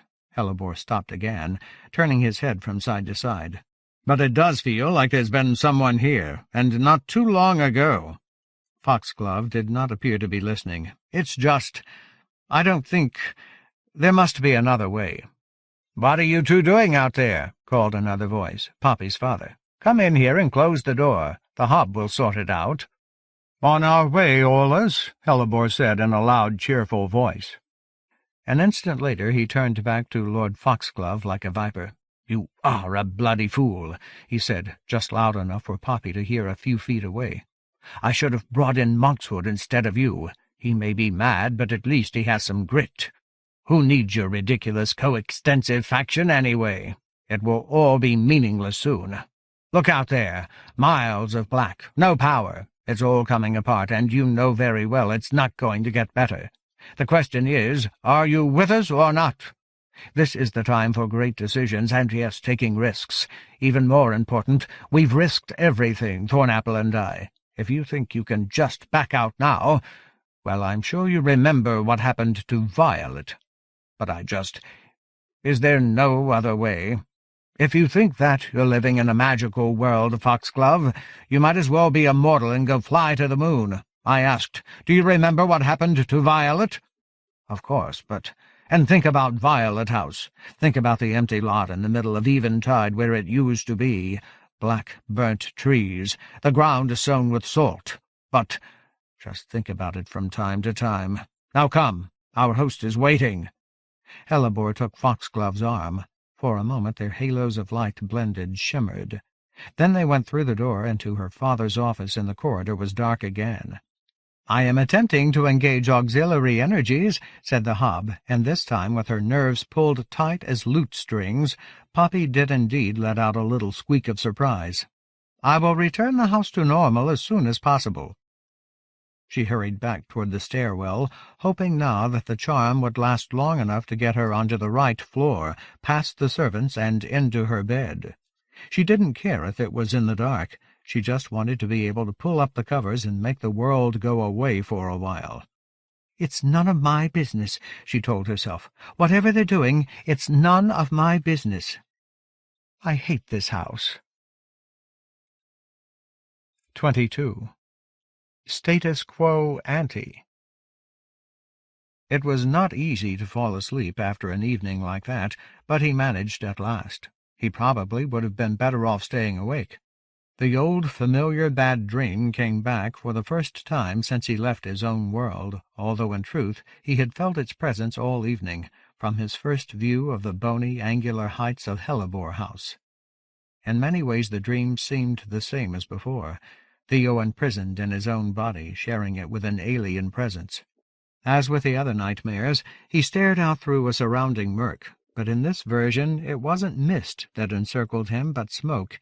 He was looking down from the top of a tall building, the stars hugely bright and close, the air sour with the smell of burning. The city below him looked like a lava field, with dozens of patches of bright red glow, each signifying an entire neighborhood in flames, providing the only light in the dark city. Screams drifted up to his high perch, as thin with distance as the mewing of kittens. But what was worse than the suffering going on below him was that he could feel himself enjoying it, savoring the terror that ran wild in the shadowy streets. The alien presence was completely in control. Every shriek gave him a jolt of pleasure. It was like sex. It was better than sex, because he, or rather the thing that wore his body like a suit of clothing, was having his way with an entire world. Theo woke up sweating and whimpering, and was helplessly grateful to find himself in his room in Daffodil House. He asked for the time, and the hob voice told him in a desultory way that it was after midnight. Fairies didn't seem very specific about time, he had learned, and their houses followed that pattern. He knew he was not going to be falling asleep again any time soon, not while his heart was still rattling in his chest. He asked to have the lights on, then went into the bathroom and got himself a glass of water, marveling anew at how bizarrely ordinary a place this could seem, as though he were spending the night in a decent but not overwhelming hotel instead of in the heart of magical fairyland. The tap turned, the water came out. Experimentally, he flushed the toilet. The water went around and round, not even backward the way some people claimed it did in Australia. He could only be thankful it didn't have a little paper strip across it reading, "Sanitized for your protection." Mints on the pillow would be okay, though. It was no use trying to jolly himself. No matter how apparently ordinary the setting, he was stuck in a very strange place. People, no, not even people, things were trying to kill him. He didn't know the rules. His only friend was the size of a ballpoint pen. He pulled Uncle Eamon's book out of his jacket pocket. Both leather jacket and notebook were looking a little the worse for wear, wrinkled from being sat on, a bit water-stained in places. He had felt sure that the book was the reason he had been dragged out of his own world, but so far no one had asked to see it or even asked him about it, even though he had mentioned it to Lady Emilia and Cumber Sedge, just to name two people here in Daffodil House. Theo still had no real idea of how things worked here, and he was wondering if a rereading of the notebook might help. There were things in it that he'd barely paid attention to at the time because he'd thought it was fiction, because who could ever have imagined it wasn't? It's like someone gave me a manual on lion taming to read, but didn't warn me I was about to be smeared with gravy and parachuted into the African veldt. But the frustrating thing was that it wasn't an instruction book. There was no handy dictionary, no index of facts, or explanation of local etiquette. It was a story written by a visitor, the areas of detail apparently arbitrary and maddeningly inconsistent. Theo began browsing through the notebook, skipping the early autobiographical sections entirely. He wasn't even certain what he was looking for, but in the few short days since he'd crossed over or passed through or whatever the hell you called it, he'd become steadily less certain he knew what was going on. Strange as it had been, the Larkspur family forest where he had first arrived had at least felt something like what he would have expected fairyland to be. Now it was clear that it had been no more than a private game preserve, the grounds of a rich clan's stately home. The real fairyland was here in this vast city, or at least it seemed to contain most of Fairy's residents. At the same time, the weird modernity seemed to carry over into other areas as well: class struggle, the power of wealth, the importance of technology. A word dimly remembered from high school social studies caught his eye, and he stopped to read. Although present-day Fairy is an oligarchy, and there have always been powerful families, as far as I can tell, some kind of shift happened about 200 years ago, their time. I cannot be exact, because time in Fairy is a slippery thing, and comparing it to our own world makes it even more so. Fairy was once a true monarchy, ruled, as mortals themselves have described in poetry and folk tale, by a king and queen. Shakespeare called them Oberon and Titania, but they have many other names, like Gwen ap Nudd and Maeve or Mab. In fact, they seem to have many names and no names because they were the only king and queen, and had been so for most of the memory of the fairy race, just as what I named New Erewhon was called simply the city by all in Fairy, since there were no other cities, only towns and villages. In any case, during the time of the last Gigantine War, a war between the fairy folk of New Erewhon and the race of giants, whose origins and habitat no one can explain better than that they came from the giant country, something happened to the king and queen. They are commonly held to have been literally killed by the giants, but I have heard other explanations that suggest the king and queen died exerting some great and final force that saved the city and defeated those terrible enemies. There is a song of armored giants approaching the heart of Fairy, burning and smashing all before them, that makes them sound more fearsome than even the most modern war machines of my own world.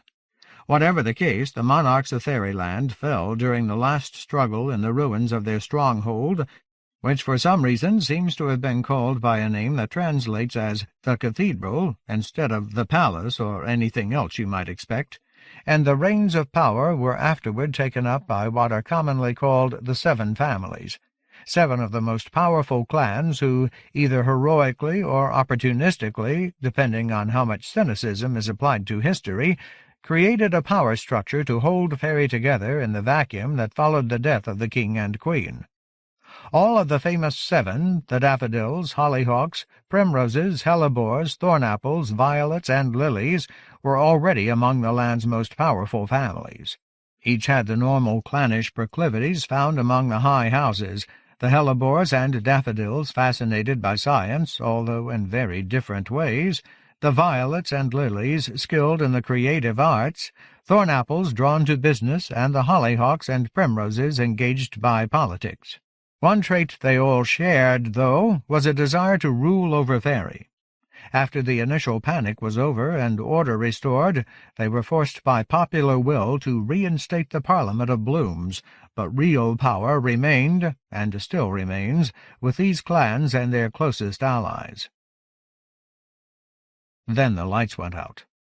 For a moment Theo felt certain something really bad had happened, that someone had discovered he was reading something he shouldn't, and now they were coming to get him. But then he remembered the blackout in Tansy's house and various comments he'd heard about Fairy's untrustworthy power situation. When the hob voice proclaimed that alternative power operations would begin soon, and that the proper authorities had all been contacted, he could not entirely forget he was trapped in pitch blackness in a very strange house, in a place full of ogres and worse things, but he felt at least a bit reassured. Thus, when someone suddenly knocked at the door, he let out only a very small scream of surprise. Who is it?" "Cumber Sedge to see you," explained the hob, persisting in its duties even in the middle of a blackout. "Me, Cumber," said the person in question. The Farisher had brought his own light, a sphere the size of a large marble, which gave off enough radiance to illuminate the young fairy's mournful face, but not much more. "Sorry to bother you, Master Vilmas. The hob said your light was on. Well, until all the lights went out." "Call me Theo, please. Come on in. How are you feeling?" "You mean from the drinking? Not bad. It'll be worse when I wake up tomorrow. Good thing it's Mabon, and Lady Emilia isn't expecting me to work. But about how I behaved? Pretty wretched, to tell you the truth." He followed Theo into the room, and, perhaps in some kind of penance, declined a chair and sat cross-legged on the carpet. "Ah, it happens. Everybody has to let loose sometimes," Theo hesitated. "Unless they're going to execute you for it or something." "Nobody goes to the well for saying things like that," Cumber said. "At least, not unless they're a goblin." "Well, that's good. Not for goblins, I guess, but I'm glad they're not going to have you shot for insulting a flower or something." The Farisher nodded. Even in the thin glow of the magic marble, or whatever it was, he looked profoundly unhappy. Theo had thought of the long-faced Cumber Sedge as about grad-student age, but he realized now the butterscotch-colored fairy was probably at least 5 times that, 10 times for all Theo knew. He sipped his water and waited for the other to say something. It was a long wait. "So does this happen all the time?" Theo asked at last. "This blackout thing?" Cumber shrugged. "It's been getting worse. All the power plants are strained. Lord Daffodil has 3 of them in Ivy, and I hear they're all having problems. That's one of the reasons for the big meeting they're having." "Oh, yeah?" Theo wondered what had brought the young fairy to his room. Cumber seemed to have something on his mind, but perhaps he just wanted the company of someone who didn't think he was a disgrace and embarrassment. "Interesting. What big meeting is that?" Cumber looked stricken. "You haven't heard? Why, hasn't anyone told you?" "Told me what? Why should they bother to tell me?" "Because you're one of the other reasons for the meeting." Hang on, what?" "Lady Emilia was talking about it yesterday. Lord Daffodil knows that some of the other houses were trying to get hold of you, and since you're staying here, he figures he has a bit of a bargaining chip." "Bargaining chip?" Theo felt a sudden chill. "You mean they're going to make some deal, hand me over to those people who were after me?" No, Cumber said hurriedly. "No, I can't imagine that. Lady Emilia's way too interested in you, for one thing. But Lord Daffodil knows the Hellebores and Thornapples and that lot want you, so apparently he's decided he's going to make them worry a little, wondering what secrets you're telling him. Which reminds me, I've been kicking myself for letting Xyrus drag us out tonight, especially onto Hellebore family turf. It was madness. Your friend Applecore's wrong, though. The people in charge here do care what happens to you, at least as long as you're valuable to them. And if something had gone wrong while we were outside the compound, they would probably have blamed me." He had the look of someone who'd eaten something that was not agreeing with him. Hold on, Theo thought. Thornapples? Poppy's family? They're after me, too? Could she have known that? "I don't get this, any of it. These bad guys think I'm telling secrets to Daffodil or something? What secrets? I don't know anything. Why are they all so interested in me? These people don't even like mortals." "This is why I wanted to come talk to you, Theo. I feel terrible that no one's telling you anything. Not that I know much. But I do know one important thing, something that you need to know, too." Cumber took a deep breath. "Can I get myself a glass of water? I feel like one of the great beasts is nesting in my mouth." "Of course, be my guest."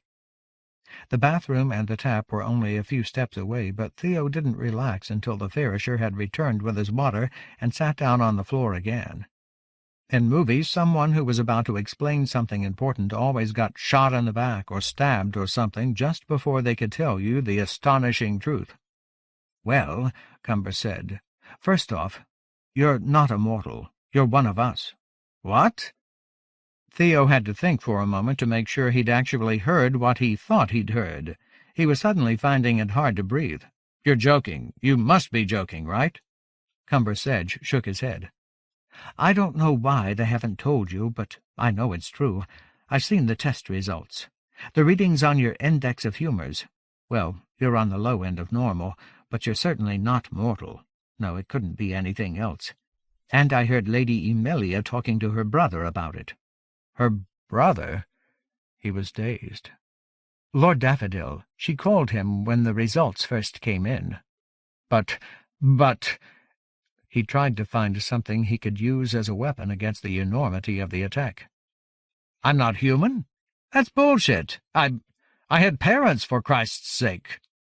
Cumber flinched as if struck, but kept his eyes fixed on Theo, even through obvious discomfort. "You had people who raised you," he said quietly. "Mortal people. I'm sure they were very good to you, but that doesn't mean you're related to them. Changelings seldom recognize the truth on their own, and after a certain point in their lives they are human. You probably wouldn't have passed our tests after you'd been there a few more years, not to mention all the other things that could have accelerated or even finished off the mortalization process. Having a family, undergoing a religious conversion, a serious illness." For a moment the Farisher's guilty gloom was brightened by discussing his subject of expertise. "There have been cases where changelings in the mortal world have even denounced other changelings, without for a moment reflecting on why they were so certain." This was like one of those topsy-turvy dreams where someone could tell you things that you knew were wrong, yet you couldn't summon a useful argument against it. Hold on, Theo waved his hands. His own voice sounded distant, as if someone else was speaking. "If I'm one of these fairies, then why are they so interested in me? Why all the tests? They couldn't have needed all that just to tell whether I was one of them or not, those reflex tests, the color-recognizing stuff." "As Lady Emilia said, she was telling you the truth about this anyway, Theo. They haven't seen anyone like you for a long time. There isn't much travel between your world and ours anymore. There aren't many changeling babies, and I haven't heard of any that have crossed back over to our side for ages." "But I feel like a mortal, damn it." "You probably do. That's how you were raised. But more importantly, you feel like you. When have you ever been anyone else to compare it to?" He tried to think of a reply, but couldn't. This new dream, this nightmare, was defeating him. "Did Applecore know about this?" "Not as far as I know. It only came up after Lady Emilia saw the test results. Anyway, your friend doesn't seem like the type who'd keep her mouth shut about something important." Theo had dozens more questions, but Cumber Sedge had very few answers. Tests could not show who his real parents were. The Farisher knew of no famously missing children, nor, as far as he could tell, did Lady Emilia. Theo's original identity was a mystery. Switching babies with mortals had been very common in the past, but was almost unheard of these days, largely because of the Clover effect. Theo felt like he wanted to cry, but at the same time he felt like he was drifting in a vacuum, unable to touch or even to remember the normal life he had been leading until moments earlier. Even in the midst of such abnormal events as he had experienced lately, he had still felt himself to be a very ordinary person. That was gone now. He literally had no idea of who or what he was. He sat for a while in silence, full of anger and confusion. At last he let out a deep, shuddering breath. "Listen, I appreciate you telling me this and everything, and someday I'll probably thank you, but for now could you get the hell out? I'd like to be on my own." "Certainly. I understand." Cumber got to his feet, not entirely steady. "I'm sorry, but I thought you should know." "Right." He showed him to the door. tried to find something else to say as the Ferrisher stood awkwardly in the hallway outside, but couldn't. It was only after he slammed the door that he realized he'd set away the only light. He groped back to the bed and lay there in the dark, his mind a flurry of fragmentary images that did not ever quite coalesce into sense. His childhood, his mother's dying, the crazy things he had seen here, even Kat's angry, pale face. It went on for hours, or seemed to, a helpless roller-coaster ride through seemingly unending confusion. What am I? Where did I come from? Is my whole life just a stupid, made-up story? A sudden ugly thought, alone in a lightless room in a strange land. Is that what the dream's about? That thing inside me, looking out through my eyes? Maybe I've got some kind of evil fairy side, and now it's starting to come out.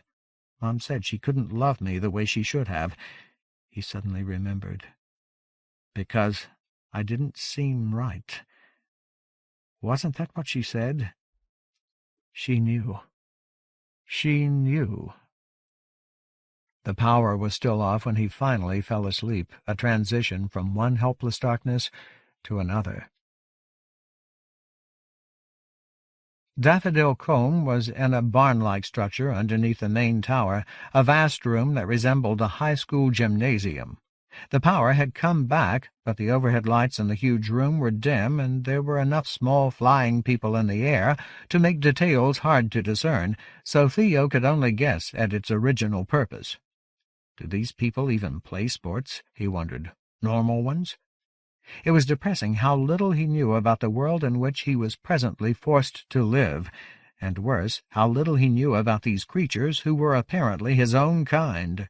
He couldn't think about that just now, though. It was like his whole mind was an aching bruise, easier to concentrate on things that didn't matter. Poor snobby Rufinus had said something about being on a fencing team. That was the reason he had thought himself capable of handling the Hollow Men. He had been horribly wrong, of course. So this world had fencing, but what else? It was hard to imagine fairies playing field hockey or football. In fact, the ruling class seemed more like an entire nation of country club tennis players, much easier to picture them sipping drinks on the patio after a match, expensive sweaters draped across their shoulders, than getting into a sweaty half-court basketball game. "Hey, Giant Feet, you want to watch where you're going?" shrilled a thickly accented voice. "Or is that how you spend your days off, stravaiging about and crushing innocent people?" Theo froze and looked down. The floor was as alive with traffic as the air above him, tiny pixies and other small creatures filing in and out of the comb, scurrying across the floor to the propped outer doors of the room in long lines, like mice leaving Hamlin. "Oh, sweet Jeep!" He caught himself. Sorry, I didn't step on anyone, did I?" "No, but not because you're bloody graceful or anything." Theo carefully got down on his knees. The creature standing in front of him was a little larger than Applecore, but a uniform gray-green and covered with bristling spikes. Theo couldn't help thinking he looked like some kind of mascot for the Artichoke Council. He was carrying a toolbox. Oh, my God, Theo suddenly thought. If Cumber's right, this guy's kind of a relative of mine. All these little bugs are. Closer to me than Mom, at least biologically. The thought was yet another in the category of too big and too strange. He simply couldn't do anything with it. "Hey, I really am sorry, man. I'm new here." The spiky little person stared at him for a moment, then shrugged. "Aye, it happens." "Could you help me, maybe? I just need to find someone named Applecore, a sprite. Do you know her?" "No, don't like 'em either. Bloody wingers think they rule the roost. Hang on." He put 2 fingers, small as the points of sharpened pencils, to his mouth and whistled, surprisingly loud. "Preet! Preet! Preet!" Theo didn't know what he was supposed to say, so he didn't say anything. An instant later another little person dropped out of the air from somewhere just above Theo's head, a male sprite, as far as he could tell, a handsome, graceful little fellow wearing a sort of toga. The winged man hovered, looking at Theo with only limited curiosity, then shouted down to the creature on the floor, "What do you want, Thistlehead?" I'm late to work. This big lummox is looking for one of yours, and he almost stepped on me. Some flappy, bent, height apple core. Ring any chimes?" The flying man ascended a couple of feet and examined Theo's face with some interest. "I think she's staying in the guest quarters," he called down. "Fine. You take care of him, then. I have to go clean the silver tangs for the muckle storage battery, and don't have time to waste on flutterby business." The spiky little man turned and stalked away, joining one of the lines of small creatures snaking toward the outer door. "Friendly guy," Theo said. "Those thorns aren't just for show," said the sprite, laughing. "Hogboons are a grumbly lot, but he's all right as they go. I'll see if I can turn her up. You just stay here. Step on one of those little needle-noses, you probably won't hurt them. They're tough as old leather, but you'll get a nasty prickle in your foot, and no mistake." His wings blurred into invisibility, and he was off. Daffodil Combe had its own open-plan cafeteria, as Applecore had told him, in another large room just off what he now thought of as the gym. The smallest tables were the size of a silver dollar, but some were large enough to accommodate half a dozen diners the size of a G.I. Joe doll. This was still a bit small for Theo, however, so he made his way carefully to one edge of the eating area so he could sit down on the floor with his back against the wall. Applecore perched on his knee with her tea and scone.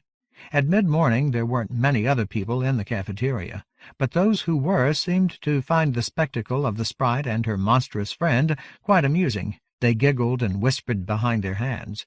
He felt like he was back in high school, except that even during the worst adolescent traumas of high school, he'd never had to worry about whether he was actually human. "I don't know what to say, Theo, truly." "You didn't know?" "By the trees I didn't, I swear." Could Cumber be lying, or wrong? She took a sip, thinking. Anything's possible, but it doesn't seem likely. He's a good sort, that young fella, and he strikes me as a smart one, too. But I don't feel like one of these people. Besides, it doesn't explain any of this other crap, even if it's true. Do you think that's why those other people were after me, the ones who hired those cave trolls? Because they wanted to do experiments on me like Lady Emilia did? Doesn't seem likely. Her little forehead furrowed. Fact is, boyo, this still doesn't make any sense. Just tell me one thing. What are you doing here? She frowned. What's that supposed to mean? Just what it sounds like. I've been wanting to ask you, but I was too scared.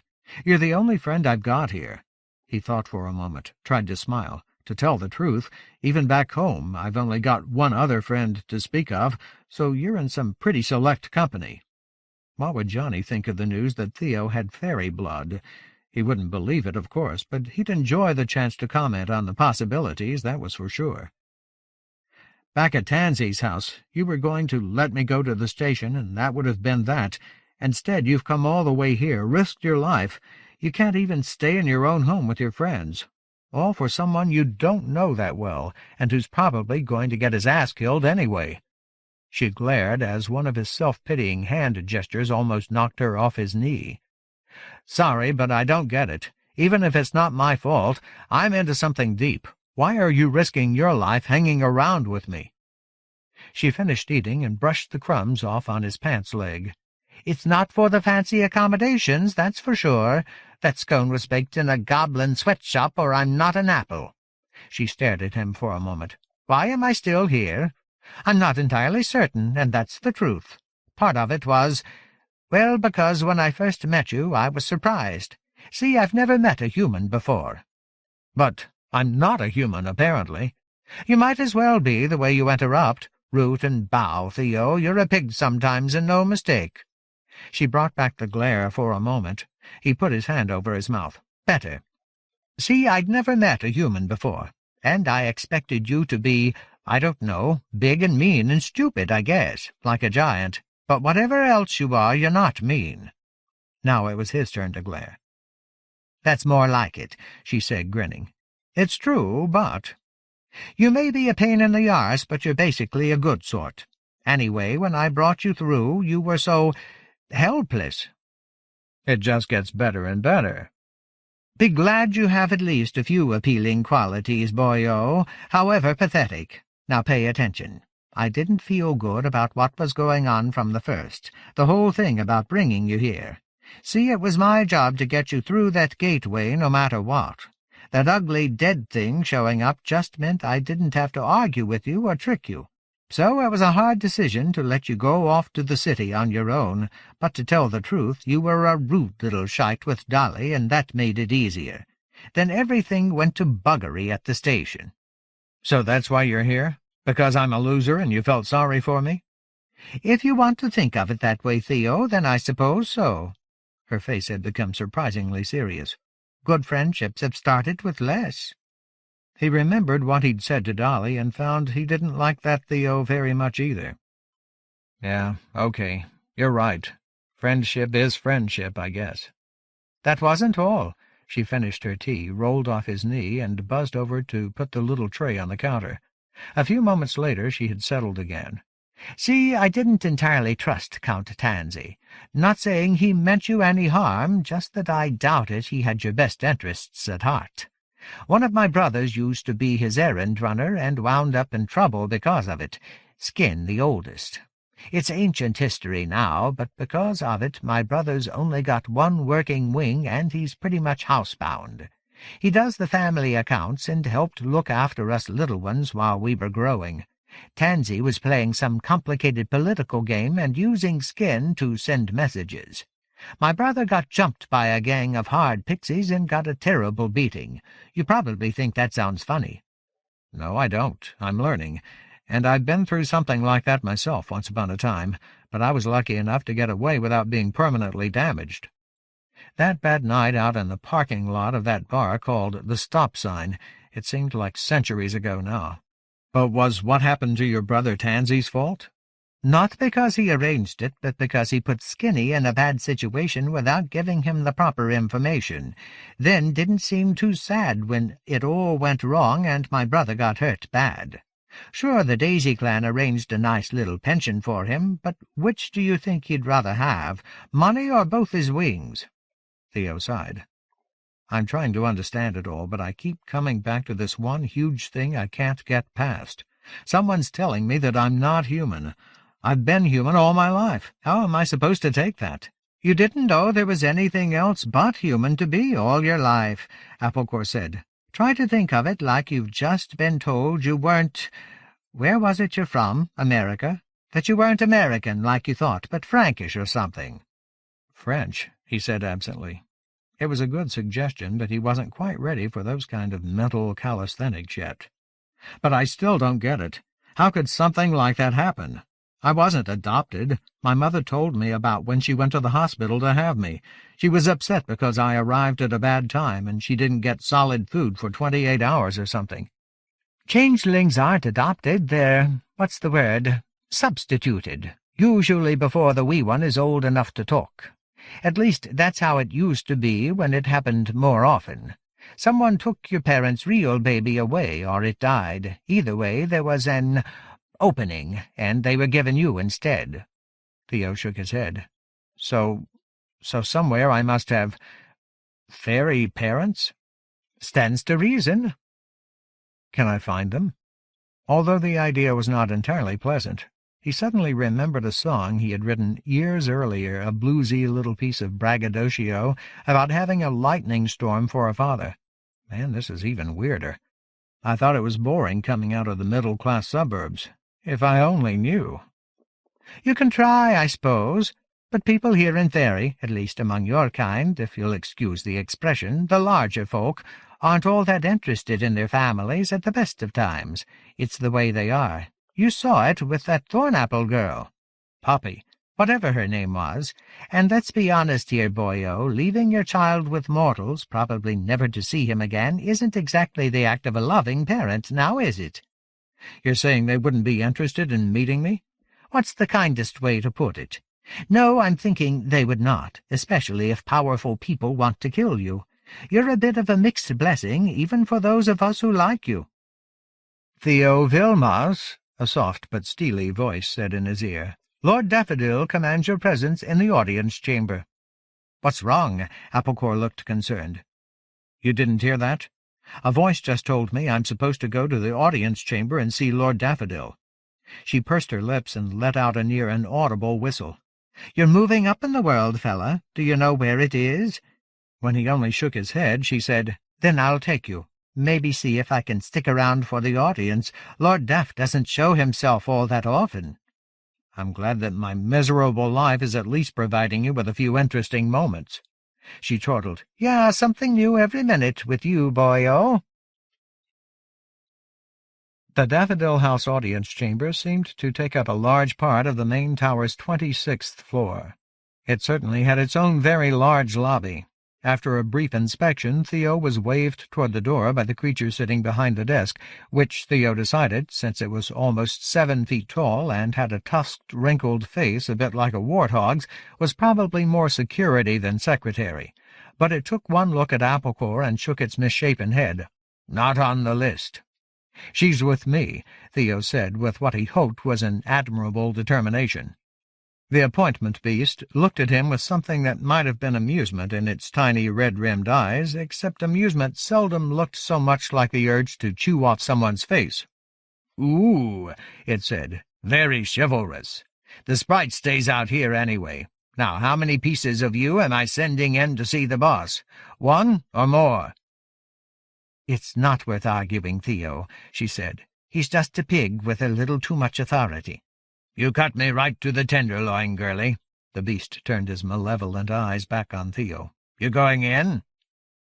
"I'll meet you here," Applecore said. "You'll find me just far enough away from the desk that the air conditioning starts to take the edge off this fella's breath." The warthog thing chuckled in appreciation as Theo stepped past him. He wished he could feel so cheerful.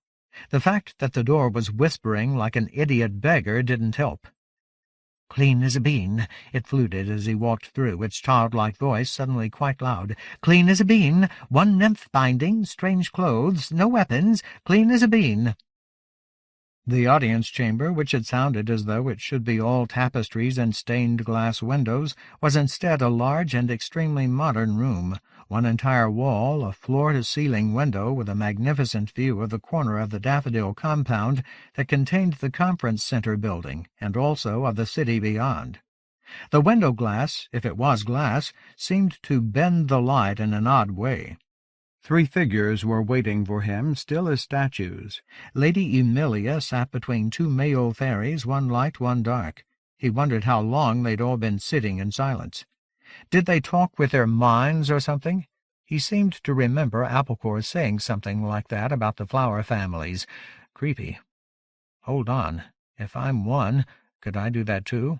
Or is it too late for me? That would be typical Theo Vilmos luck, of course, to have all the disadvantages of being non-human with none of the benefits. Lady Emilia stood up, smiling graciously, if a bit perfunctorily. She was wearing a sort of suit made out of a rough, pale fabric, something that, like a complimentary bathrobe from a 5-star hotel, managed to look both simple and extremely expensive. "Good morning to you, Theo Vilmos. It is kind of you to join us. I hope the power outage didn't inconvenience you too much. There's such a problem for us these days." She indicated the dark-haired man. "This is our honored guest, Lord Hollyhock." Theo was a little startled. The Hollyhocks were the family who had commissioned Tansy to get Theo to the city in the first place. So this must be some blood relative of the guy who'd ended up a mummified heart in Tansy's silver box. But in all the excitement since then, he had almost forgotten about them. The fairy lord didn't look much like he'd suffered any major losses lately. He wore a beautiful, slightly shimmery suit, and was handsome in a long-boned way, as so many here were, but seemed small by flower fairy standards. Hollyhock wore rimless spectacles, but otherwise had a face that Theo thought belonged in a Renaissance painting, as if he should be standing beside the throne smirking at Columbus, while the poor fellow tried to talk Isabella and Ferdinand into loaning him some ships.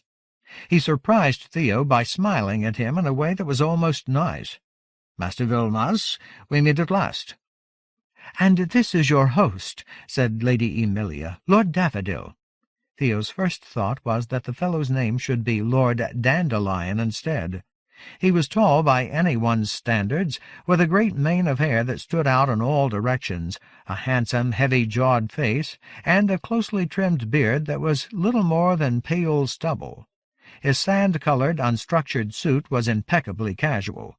His white-streaked hair was sand-colored, too. Of all the flower folk Theo had seen, he was the only one who actually looked like he was past the prime of adulthood. Theo suspected that meant he was very, very old indeed. To look at, he might have been a vigorous 60, the kind of man who'd buy your business, fire you, and then steal your girlfriend as well, and take her away on his yacht. "You have been treated well, I trust?" Lord Daffodil's tone suggested he could think of 1,000 things that were more important. It was hard not to get on his knees to this impressive personage and genuflect.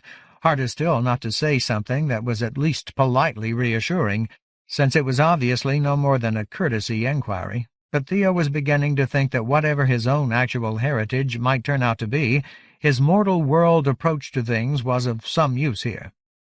"Well, the roof didn't leak in my room or anything, but I haven't exactly been showered with information." Lord Daffodil allowed one brow to climb just the exact distance to connote slightly amused disdain, a piece of precision engineering that Theo could not help admiring. He wondered if the master of Daffodil House had some goblin woman pluck and shape those impressive eyebrows. "You feel you have been tricked in some way, that we have taken advantage?" "I feel that there are things going on here that concern me, but I'm the last to know about them. Lady Emilia," he said abruptly, "I've just been told that your tests prove I'm not really mortal, that I have fairy blood. Is that true?" She smiled. It was a sympathetic one, ever so slightly sad. Damn, Theo thought. Can't you ever catch these people off balance? "You must have talked to young Cumber. I was told he had a bit too much to drink last night. I am fond of the lad. I've known him since he was born, and his mother is very dear to me. But despite the advantage of his schooling, he has failed to learn much discretion." "Begging your ladyship's pardon," Theo said, "but fuck discretion. Is it true? Do I have fairy blood?" Lord Daffodil stirred, but Lady Emilia only offered another regretful smile and nodded. "Yes, you are one of us." "One of you? Does that mean I'm a daffodil?" The master of the house let out a snort. "By the shattered cathedral, you certainly are not. There are no missing children in our house." "Please," said Lady Emilia. "Forgive my brother. He does not mean to be rude, but we do take good care of our offspring, unlike some of the other houses. You have met my son Cyrus, I'm told. Does he seem like the child of a house that could lose a baby and not care?" "He seems like the child of a house that gives him too much money and too little responsibility," Theo thought, but didn't say. He knew that kind of parenting wasn't confined to fairyland. "Fine. So then where do I come from?" "We don't know, Master Vilmos," said Lord Hollyhock. "What we do know is that certain of the other leading houses have been watching you for a long time. That something recently happened, or is happening, that has made their interest more personal and more intrusive. Well, let us say a source of ours with access to those houses made it clear that they were about to change the arrangement, to do something more than simply observe you." He was watching Theo carefully, perhaps to see how closely he was following what was being said. "At that point, we decided to step in. Do you know much about what is going on here, about our factions?" "Enough to know that it's confusing, but yeah, creepers, chokeweeds, that stuff. Everybody fighting over whether to kick the mortals in the ass or not. It's been explained to me." Hollyhock allowed himself a small grin. "I would have enjoyed hearing that explanation." "So if you know something of that, you will understand, perhaps, why we didn't feel we could allow our adversaries simply to do whatever they wanted, and why we became a bit curious about you." "I still don't understand. Why me? These are, what, the hellebores and thornapples we're talking about, right? What could they possibly need me for?" "We don't know," Hollyhock admitted. "But no doubt they will be very upset to learn that you are with us." "You're going to tell them?" "He is cursedly full of questions," said Lord Daffodil. "Whatever his true nature, his mortal upbringing quickly comes to the fore." He didn't sound like he thought that was a good thing. Hang on, I thought you were one of the families that liked mortals." Daffodil stared at him as if from a great height, which was actually more or less the case. "We symbiotes don't feel that the mortals should be destroyed, but that the two races must find a way to coexist. That is hardly the same thing as liking them." Theo sat back in his chair, weary and depressed. He might not be a human being, but he felt like one and thought like one. It wasn't much fun constantly being told how much everyone hated his kind around here. "So, excuse the mortal rudeness, but I still want to know why you're going to tell these people who want to kill me that I'm here." "They don't actually seem to want to kill you," said Hollyhock, who at least seemed to be able to talk to Theo as though they were both of the same species. "That's part of the puzzle. We want to know why they've been chasing you just as much as you do. We're hoping that when they find you're here, they'll think we do know, and they'll either give up their plan or give it away."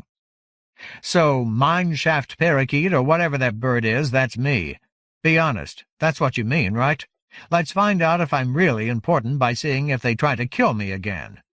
"Even if they wanted to kill you," Lord Daffodil said, "they would not dare, not as long as you were under my protection. That would bring about another flower war, and nobody wants that, not even the most hot-headed of the excisors like Hellebore."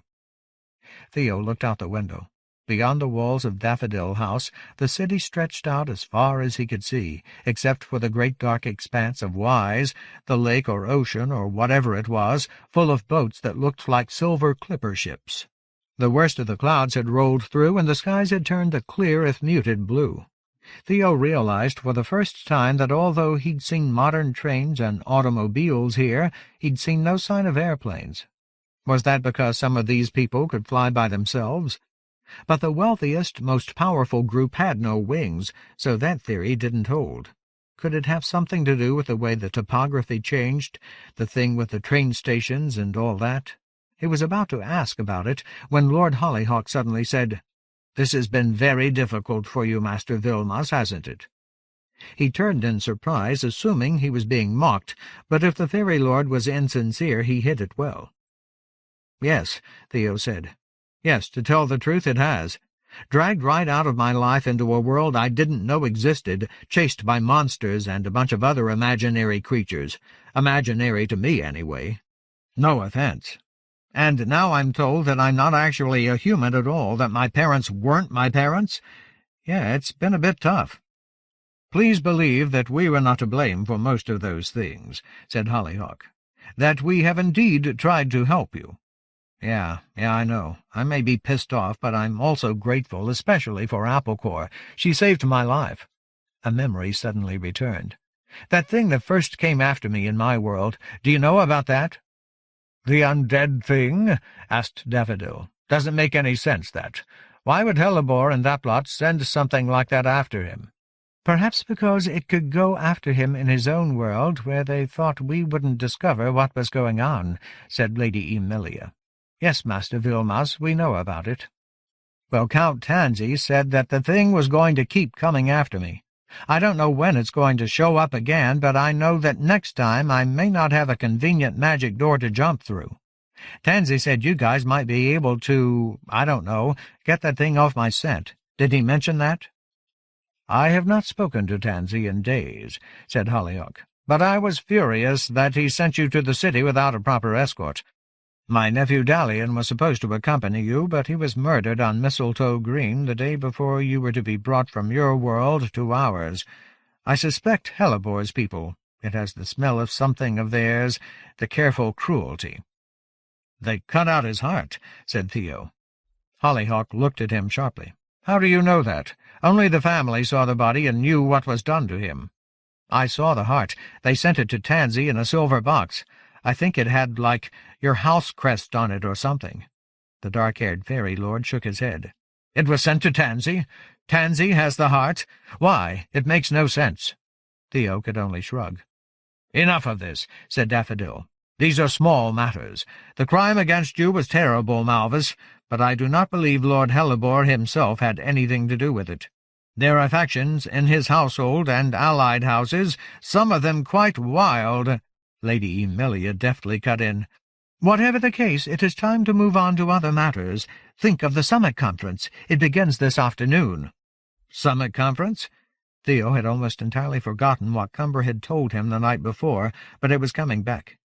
"Yes, a meeting of the 6 families," said Lady Emilia, "where we will find out what the Hellebores and Thornapples think about you being our guest. They will be here along with Lords Foxglove and Lily and their retinues in a very short time." "Hang on a second." Theo suddenly had extremely damp palms. "You're telling me that the people who tried to kill me or capture me or whatever are coming here to Daffodil House today?" "We have asked for an exigent gathering, yes. There wasn't time to arrange use of another site because of the holiday," said Lady Emilia. "Parliament is out of session, and Lord Monkshood said he couldn't possibly provide sufficient security there on such short notice."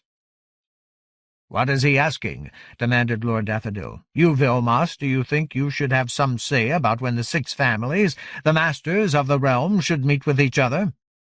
"I think I should have some say about when I get trotted out for a bunch of people who seem to want me dead, and certainly want to see my friends and family back home wiped out. Yes, I goddamn well do." "Perhaps it need not be that way, Master Vilmos," said Hollyhock. "Lady Jonquil, do we need to involve him in a face-to-face confrontation?" "No, probably not." She turned to Theo. "I will make arrangements so you can watch the proceedings without having to be physically present. Would that satisfy you?" She said it nicely, but still managed to sound like she was soothing a child's tantrum. Theo, however, was not going to be drawn into the fairy nobility's stilted manners and old-world behavior. "Yeah, maybe, if it's safe." "Does the fool creature think someone is going to assault him in my house?" growled Lord Daffodil. For a fairy he had turned a rather choleric shade of beige-pink. "Nonsense!" Lord Hollyhock turned to Theo. "I would like a little conversation with you before the meeting, Master Vilmos. Have you had lunch? No? Then perhaps you will join me for a meal in the chambers Lord Daffodil and Lady Jonquil have been kind enough to provide me. Let my hosts and I just finish discussing a few things here. Would you wait for me outside?" Theo nodded and stood. He still had a lot of unanswered questions, and so far the Hollyhock fellow was the only person who'd shown any signs of being willing to talk. As he walked out, they fell silent behind him.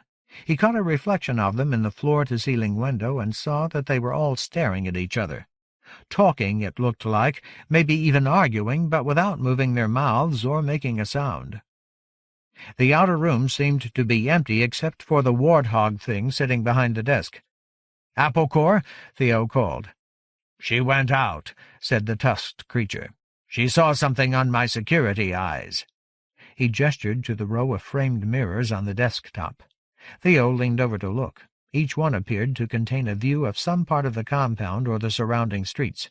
"She's quite a sweet little nutcracker, that one," the warthog said. "Not exactly the sugar-plum variety, but I like a little spice myself."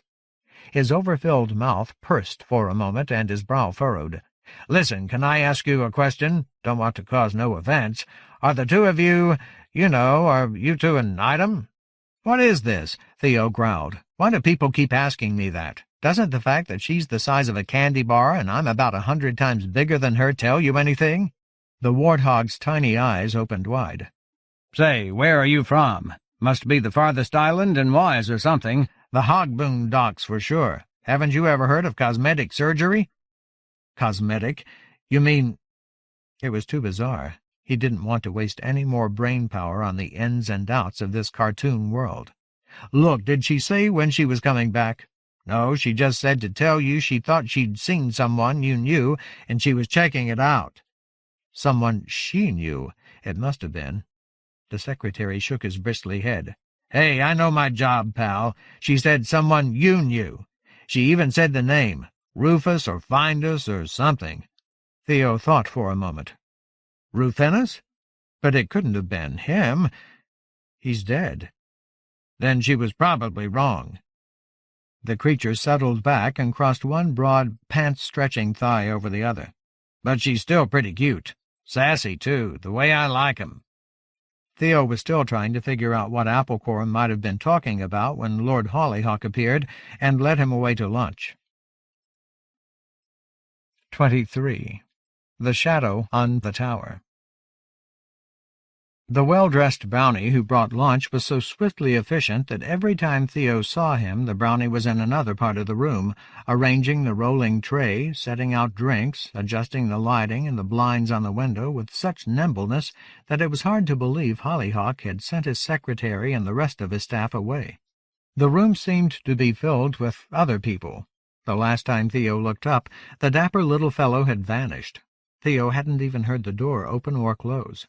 "I'm glad you joined me," said Hollyhock, leaning forward to peruse the tray. Outside the audience chamber he was almost informal. "Have some of the melon. It's only in season for another week or so." He speared a piece with a long two-tined fork. With the fruit in his mouth he waved the fork in a strange little pattern.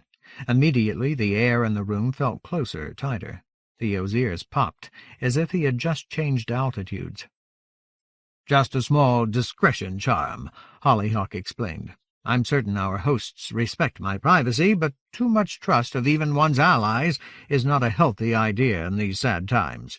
He smiled, but his eyes were intent. "I said I was displeased with Tansy for having sent you unescorted. I am also unhappy that the Daffodil Clan have been so slapdash in their care of you." "They took me in off the street," Theo said. "They have given you no guidance, no warnings, nothing. It's regrettable, but the city is not a safe place these days for almost anyone, and certainly not for you. I heard that Lady Emilia's son took you to a club right inside Hellebore House. Is that true?" When Theo nodded, he scowled. "Criminal, like putting your purse down on the sidewalks of Goblin Town and expecting it to be there when you return. You seem to have been incredibly lucky, perhaps a little too lucky." He lifted his fork again, held it up as though it were a baton, and he were about to conduct Theo in an aria from Madame Butterfly. "Do you mind?" "Mind what?" "If I give you a brief inspection." He saw the puzzled way Theo was looking at the fruit fork. "Ah, it's silver, you see, a good conductor. Not a perfect item, but good enough to save me going through my belongings to find my wand." When Theo did not object, Lord Hollyhock closed his eyes and began to move the fork in lazy circles. 3 different times he stopped and extended his free hand to snap up something invisible as though he were catching mosquitoes. "Just as I suspected," Hollyhock said when he had finished. "You were covered with them. But to our fortune they are all of the minor variety. I doubt it's anything deeper at work than the usual run of security policy at Hellebore House. They sprinkle them on everyone. You have a few on you from the Daisy commune as well, but they are days old and inert." Theo suddenly felt itchy all over. "Somewhat. Covered with what?" "Charms, I suppose you'd call them, although they're a bit more manufactured than what that word generally connotes. Since you haven't any background in our sciences, as far as I know, it's a bit difficult to explain. Tiny surveillance devices." "Bugs?" Hollyhock smiled. "No, not living creatures at all. As I said, it's hard to explain." "Oh, for God's sake, I know what a surveillance device is." Theo took a breath. He didn't want to offend this man. "That's what we call things like that back in my world. Bugs." A chill tightened his skin. "Hang on. You mean I've been wearing those things? That the people at Hellebore House not only know exactly where I am, they've been listening to me?" Hollyhock shook his head like a kind father. "No, son, you can never go down the drain in the bath." "I very much doubt it. These are minor charms manufactured to attach themselves indiscriminately to anyone from outside Hellebore House who steps into their compound. Most of them weren't even working, disabled by Daffodil House's own counter-charms when you returned, no doubt. The 3 I've just destroyed have been sending something back, but it couldn't have been much, since they were badly damaged by Daffodil defenses. These are common practices in the city." He set the fork down. "But it is evidence that this is all not being taken seriously enough. Tansy, Daffodil, even Lady Emilia, although she's sharper than most of them, are all treating this like it's a bit of inter-family espionage over who will win the trooping banner at the Old Hill Day Games." Theo had been picking his way without much appetite through the fruit, bread, and cheese, although the melon was as good as advertised, with a curious minty perfumed taste. In fact, everything on the tray was exotic and wonderful, but any urge to eat had now left him for good. "What exactly is this?" he asked. "I keep hearing about a flower war. Everybody says there's not going to be one. No one would dare start one, blah, blah, blah. That sounds to me like a divorce or somebody dying. Whenever people talk that much about how something's not going to happen, it's usually because they're scared to death it will happen." "Your mortal background does you credit," Hollyhock said. "You see more than many in this city. Yes, I agree. I think they're all being foolishly optimistic, but I think that secretly they know it. It is a common cliché to say that no one wants a flower war, but the fact is that there have been 3 of them just in recent history, one of them a very short time ago, and for much the same reasons, as far as I can tell, major disagreements among the ruling families." "But what does it have to do with me?" Theo rubbed his face. He was beginning to feel the lack of sleep. It was getting harder to ignore the dull throb in his head from too much to drink the night before. "It's crazy. I suspect it has something to do with the rumors I've heard, the truly chilling rumors. They say that the hellebores have raised a terrible child." Theo shook his head. "I don't get it. They've got a bad kid?" "No, no. A terrible child is not an ordinary child, not by any stretch. It is a thing, in a sense, the product of a very old and now shunned science from an earlier era. A child who was not born of woman in the normal way, although I do not know much more about the process than that. It is a thing you only hear about in old stories, so if Hellebore has managed it, he has managed something significant, however evil." "Evil?" "A terrible child is a sort of living invocation, if what I understand about it is true, a gateway to the old night." "Old night? I have a feeling that's another one that means something really unpleasant." "It is the primordial crawling chaos out of which all order arose. It can only be restrained, not destroyed." The fact that the fairy lord could say such a thing as though he were talking about the weather was what frightened Theo the most. "I'm stuck in a world where things like that are the plain truth. Magic is real here, even black magic, and I don't know shit about anything." "It has retreated now and touches the world only in a few shadowy spots," Hollyhock explained. "But out of those few places dreadful things erupt, madness and murder. To unleash Old Night and all its power would mean an entire era of blood and savagery and delusion, the twisting of everything known into its worst possible configurations." Theo wished he hadn't eaten. He had a sour, nauseating taste in his mouth. He lifted the crystal goblet of water that the fairy lord had poured for him and drank like a man in the desert. "It sounds horrible," he said at last, "but I still don't know what it has to do with me. Besides, why would these hellebores want to do something like that anyway? I saw their place. They're rich and powerful. If they ruin Fairy, they'll be ruining themselves too, won't they?" He took another drink. Hollyhock showed a grim smile.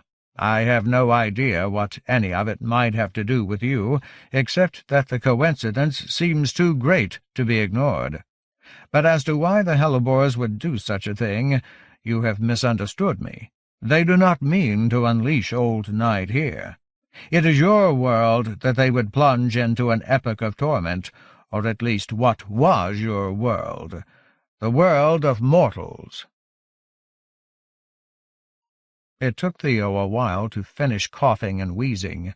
As he dabbed at his wet shirt-front with the napkins Hollyhock handed him, he tried to make sense of it. "You're saying that these crazy bastards, the hellebores and Thornapples, that they're planning to destroy my entire world?" He had absorbed the idea that Applecore's chokeweeds, excisors as they seemed to like to call themselves, bore a grudge against humans and even might want them wiped out. But he had put it in the category of some kind of terrorist cell, the source of occasional acts of violence, perhaps, but not of an actual plan for total genocide. Unleashing old night would not destroy it so much as transform it out of all recognition, said Hollyhock, but the results would still be horrible. But why do they want to do something like that? I suspect it has something to do with power. You experienced the outage we had last night, I assume, or did you sleep through it? Power? Not political power, but you mean like electricity? Hollyhock looked puzzled for a moment, then nodded. Of course. That is the science of your world, isn't it? Here that word describes a discredited superstition of half a millennium past. Yes, the power that runs our society, lights our buildings, warms our rooms, and moves our vehicles. These outages, blackouts as some call them, have been getting more frequent and more serious. It is no coincidence, Master Vilmas, that the fiercest exciser families are those that own the machineries of power production. For some reason, perhaps due to our rapid expansion and the growing demand, perhaps because of something more peculiar and less obvious, our science, and particularly those families, are having trouble meeting the power needs of our civilization. What is known about the problem is that there is a connection between the growth of what your world calls technology there and the shortages here. That advances in scientific progress in the mortal world somehow cause setbacks here that are growing increasingly painful. Many people feel that your world and ours make a closed system, that we need your ignorance to keep ourselves strong. If so, this is a bad time for Fairy in more than one way. Humanity is slowly abandoning its old beliefs, the beliefs that give power to our world, at the very same time that our civilization is exponentially expanding its need for that power. The reference to the ignorance of mortals, even from this unusually well-disposed Fairy, rankled a little, but it also reminded Theo of the deeper paradox that had been gnawing at him all day. They keep saying, "you," and "your people," he thought. But that's the point, isn't it? I'm not immortal at all, unless everyone here's lying to me, and that must have something to do with why I'm in the middle of this. But he had been raised to think of himself that way, and a lifetime's worth of self-image could not change in an instant, might not ever change. So how can I understand why these excisers might want me when I can't think like they do? I'm trying to follow all this, he said, really trying. You think that somehow they want to bring on this dark night thing, and then people, mortal people, will be, like, plunged back into the Middle Ages and get superstitious all over again, make it easy for you fairies to draw power from us? Old night. Perhaps that is what they want, yes. I confess I cannot see all the sides of the figure. It is a strange, complex plan, whatever it is, and one that has been years in the making, but it is the only thing that makes sense of what has happened. And that somehow they need this terrible child, and me too? Again, perhaps. Hollyhock sighed. I am certain of only one thing. Our opponents will not be contented merely to argue about it in the Parliament of Blooms in the ordinary way, or even at today's summit conference, as Daffodil and the other old guard seem to think. Neither will they be bluffed into giving up. Hellebore is a man of action. He relies on others to waste their time talking while he plunges ahead. Theo had momentarily forgotten the conference. Now the idea that the masters of the Hellebore and Thornapple families were going to be right here in this place made him feel nakedly vulnerable. He stared at the rain-spotted window of Hollyhock's suite. A series of drops joined together formed a vertical stream.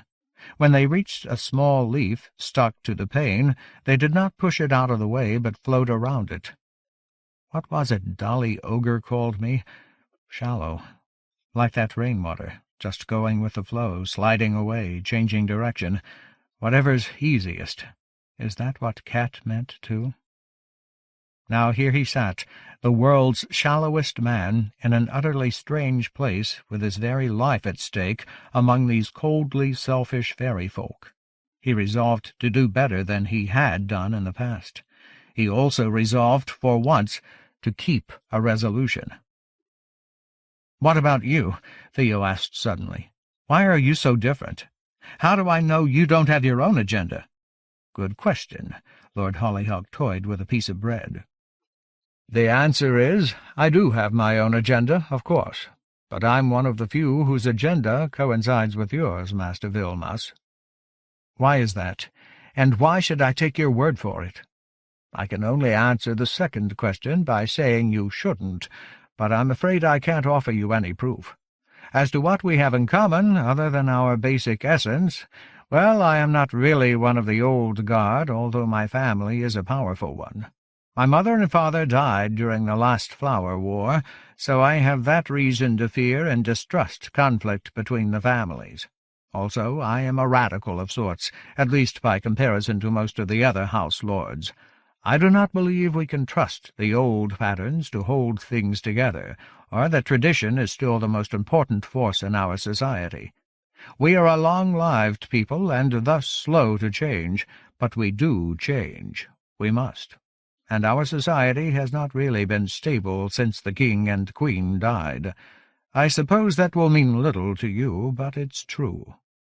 Hellebore is another radical, but his ideas only benefit Nidris Hellebore and people like him, a very small part of our folk. Not to mention what he would do to countless innocent mortals, against whom I have no grudge." Theo's concentration had snagged on the idea of the death of the King and Queen, which he had read about in his great-uncle's book. That it had been their passing which had forced, or was it allowed, the 7 ruling families to take power in the first place. Whichever the case, it was all becoming a bit much, too many facts, too many confusing new ideas, and no matter what his blood might say, his mind still told him that he was a mortal. He was far more concerned with protecting his own skin, whatever its genetic heritage, than continuing a crash course on the royalty of Fairy. "One more question," he said to Hollyhock. "Were you the one who wanted me here? In Fairy? And if that's true, why did you have Tansy do it instead of just doing it yourself?" Hollyhock made a graceful gesture of surrender. "I drive the others mad because when I believe something is important, I treat it that way. So yes, if pushing and pushing until Daffodil and Lily and the others gave in and agreed to have you brought here from your world means I am responsible, then the blame is mine." He smiled a little. "I hope in the long run you will have cause to thank me rather than hate me, but the future is still churning in the well.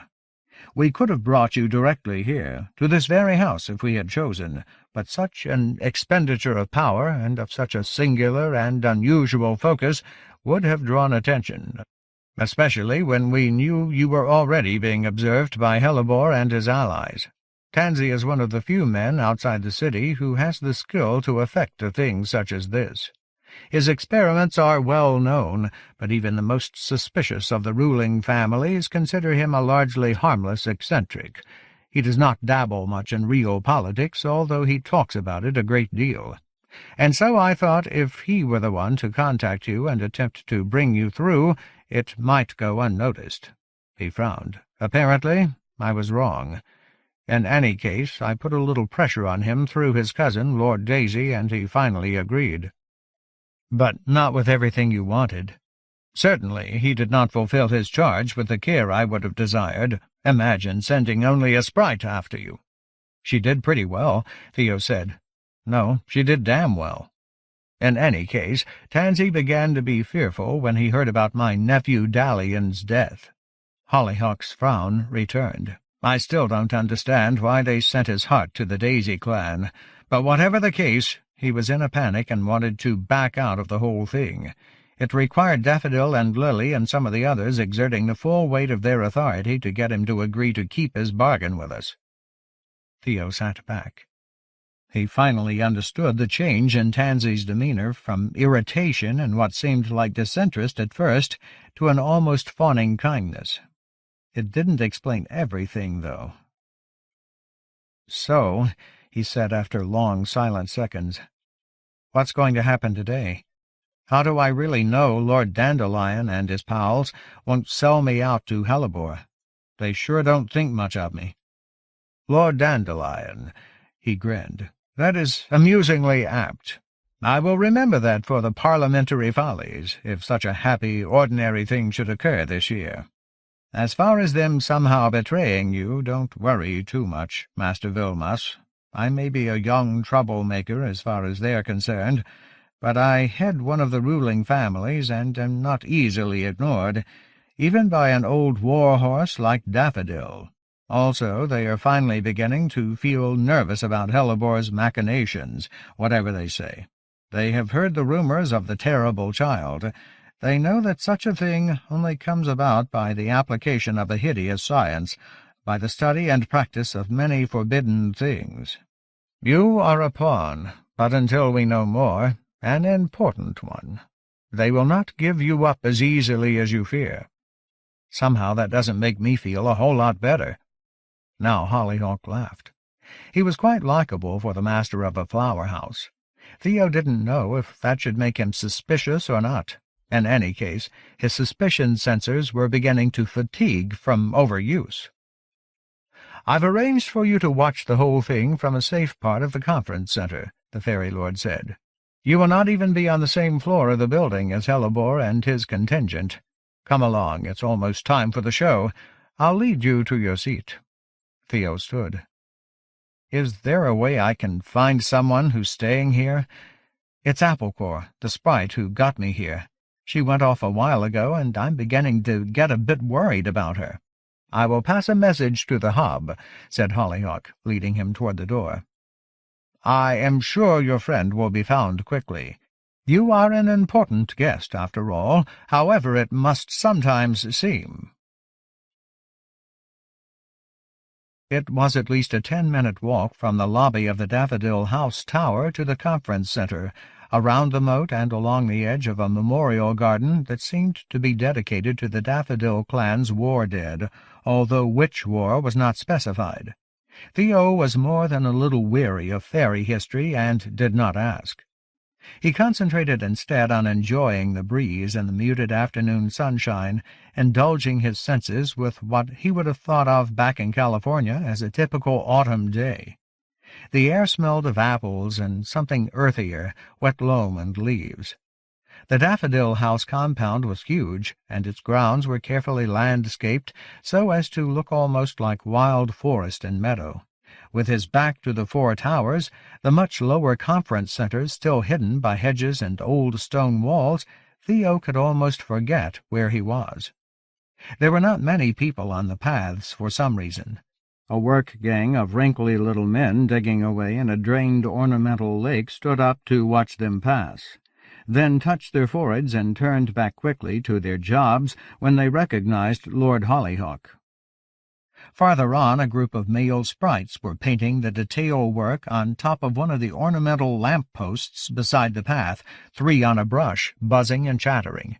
They swept down and made a couple of circuits around Theo and Hollyhock, swift as a storm of midges. Their greetings sounded more mocking than respectful, but his lordship paid no more attention to them than he had to the diggers. The conference center was low compared to all the other buildings in the Daffodil complex, only 4 or 5 stories at its highest point, but that didn't make it small. It stretched over a large area inside the wall and had its own manicured gardens, less wild than the rest of the Daffodil grounds. It also seemed built in a more modern style, at least as far as Theo could tell. The outside walls were mostly glass or some fairy equivalent, and the different buildings were connected by exterior catwalks and bridges, so that it looked a bit like a giant model of some unusually flat molecule. Even with the Fairy Lord accompanying him, Theo spent a rather long time being pressed and poked by unsmiling ogre security guards before being allowed to pass through the wide front doors. Hollyhock led him across a lobby full of busy functionaries in a variety of exotic shapes and into an executive elevator.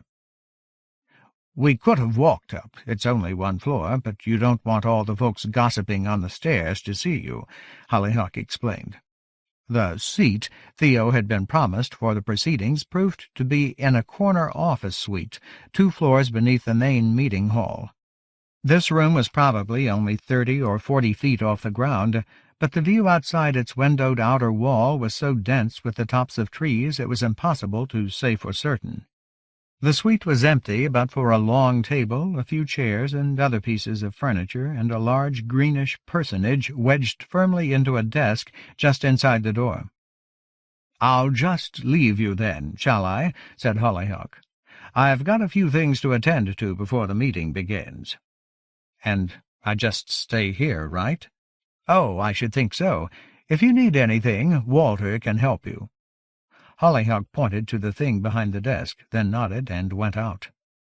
Walter was another large appointment beast, at least as large as the one Theo had met earlier.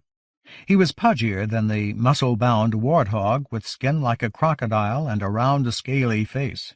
He silently directed Theo to the table in the center of the room, then flicked his fingers over the surface of his own desk as if trying to shake water off them. A large mirror rose from a previously invisible slot in the center of the table. Its reflecting surface appeared to steam over, then the mist vanished and was replaced by the daffodil family crest, which remained in the center of the mirror. "The test patterns of fairyland," Theo murmured. "Beg pardon," said Reptilian Walter. "Nothing." The appointment beast nodded, slowly extricated itself from behind the desk, and brought Theo a pitcher of water and a glass. "Do you mind if I eat my lunch?" Walter asked, "seeing as I'm working today when I'm supposed to be on holiday?" "Not at all." The scaly head nodded. "Very kind." Walter took a white cardboard carton that might have contained Chinese take-out from beneath the desk, opened it, and looked in. Flarp! A long grey tongue shot out and plunged into the box like a piston, then withdrew almost as quickly, bringing back something with tiny wriggling legs. Theo turned away, unsettled. The mirror in the center of the table grew misty again, and the daffodil crest faded, replaced a moment later by a view of what Theo guessed must be the conference center's meeting hall a couple of floors above him. It was at least as large as the vast basement room that held the comb, and, like the much smaller suite Theo was presently occupying, seemed to have one wall entirely made of glass. A long table bisected the hall, running perpendicular to the floor-to-ceiling window. Theo's viewpoint looked down its polished length. Banks of seats surrounded the table on either side, diplomacy as spectator sport. Outside, the towers of the city's greatest houses spiked the skyline like the unfolded components of a Swiss Army knife, a group of silhouettes much quirkier than anything he would have seen back in the world of his birth. Lord Daffodil and Lady Jonquil were already sitting on the side of the table visible to Theo's left, surrounded by various underlings. Lord Hollyhock had just taken his place too, although he had a much smaller contingent, which included some young fairy women in smart suits. Beyond them, nearest the floor-to-ceiling window, and clearly constituting another household, was a group centered around an extremely tall and slender fairy lord with long silvery tresses and sad but self-absorbed eyes. He looked even older than Lord Daffodil. This mournful presence was surrounded by a group of what might have been acolytes, young fairy men with identical haircuts wearing simple, loose garments that resembled religious robes. "Who's that?" Theo asked, pointing at the silver-haired fairy. The appointment beast looked up, cheeks bulging. He chewed a few times, delicately spat a shoal into his napkin, then set the box down and leaned forward, squinting. "Ah, His Radiant Honor Garvin, Lord Lilly," he said. "Mad as a mudfly, that one." Theo tried to remember what he had been told about the Lilly household. Allies of the Daffodils and Hollyhocks was all he could remember. So everyone here so far is on the same side, he thought, and it was literally true because the side of the table to Theo's right was still entirely empty. No hellebores yet, no thornapples. That should have made him feel better, but it didn't. Waiting was worse than knowing, really. He surveyed the crowd of fairies filling the seats behind Hollyhock, Daffodil, and the rest. "Who are all the folk at the back?" he asked. "Some of them look pretty rich and important." The lizard man leaned forward again. "The usual lot. The Primrose clan over there, they're another of the 6 families. A lot of the others are Lord Daffodil's allies. Those are peonies and bluebells, and I can't quite make those out in the back, but I saw the guest list, so I'm fairly sure they're snowdrops. Beyond them are stocks, yes, no question. Hard to tell which stocks just by looking at them. Huge family, and they all look much the same, but you can't mistake the look. Weak chins, the lot of them." "And the other side, the empty chairs, those are for the hellebores and the thornapples?" The functionary briefly consulted a list on his clipboard. "Yes, and some others who asked to be seated with them. The foxgloves, larkspurs, and, let me check, moxwoods, buttercups." Foxglove. It tugged at Theo's memory, but his head was spinning with horticultural names, an overgrown garden of half-understood fairy civics and history. "That lot will arrive late, no doubt," the scaly fellow continued. "With Hellebore and some others it will be a purposeful gesture of contempt. With Lord Larkspur it will be because he has caught the wrong train from the country. He will spend 10 minutes blaming the rail system." Despite his nervousness, Theo was amused. "You seem to know a lot. What's your name?" "Spunky Walter, sir." "Nice to meet you, Spunky." "No, my name is Walter. A spunky is what I am. You met my cousin Spunky Tim earlier." "The warthog guy? Oh, sorry, is that rude?" "People can think what they like." Walter shrugged at the ways of the world. "Some people think I look like a lizard." "Imagine that." The spunky nodded. "Would you mind if I finished my lunch, sir? They said they might want me to bring you up later, so I'd just as soon eat now. I hardly get a chance to sit down around here, let alone eat." "Of course." Now Theo was nervous again, very nervous. He didn't much like the idea of being brought up later or at all. He did his best to calm himself, watching the fairy lords preparing for the conference. Well, one side was preparing. The other still hadn't made an appearance. Spunky Walter had called it a gesture of contempt. Or, Theo couldn't help thinking, maybe it's something much worse. Maybe they're going to attack Daffodil House and try to kidnap me or something. But it was hard to believe that, hard to attach that much significance to himself, no matter what Hollyhock had said, let alone believe that any of the other fairy houses were desperate enough to attack the Daffodil clan here in the heart of their power, behind their mighty fortifications. Still— "Hey, Walter, does Lord Daffodil have— I don't know what you call it here— a standing army, a personal security force?" Walter slurped down another wiggling something. "Yes, sir," he said glumly. "Over 1,000 of them. They have their barracks in the outwall. And there are always 100 stationed in the main tower. After the last flower war, nobody gets too trusting around here." "Thanks." Theo suddenly felt much better. And there must be magic, too, lots of magic, all the charms and things Hollyhock had mentioned.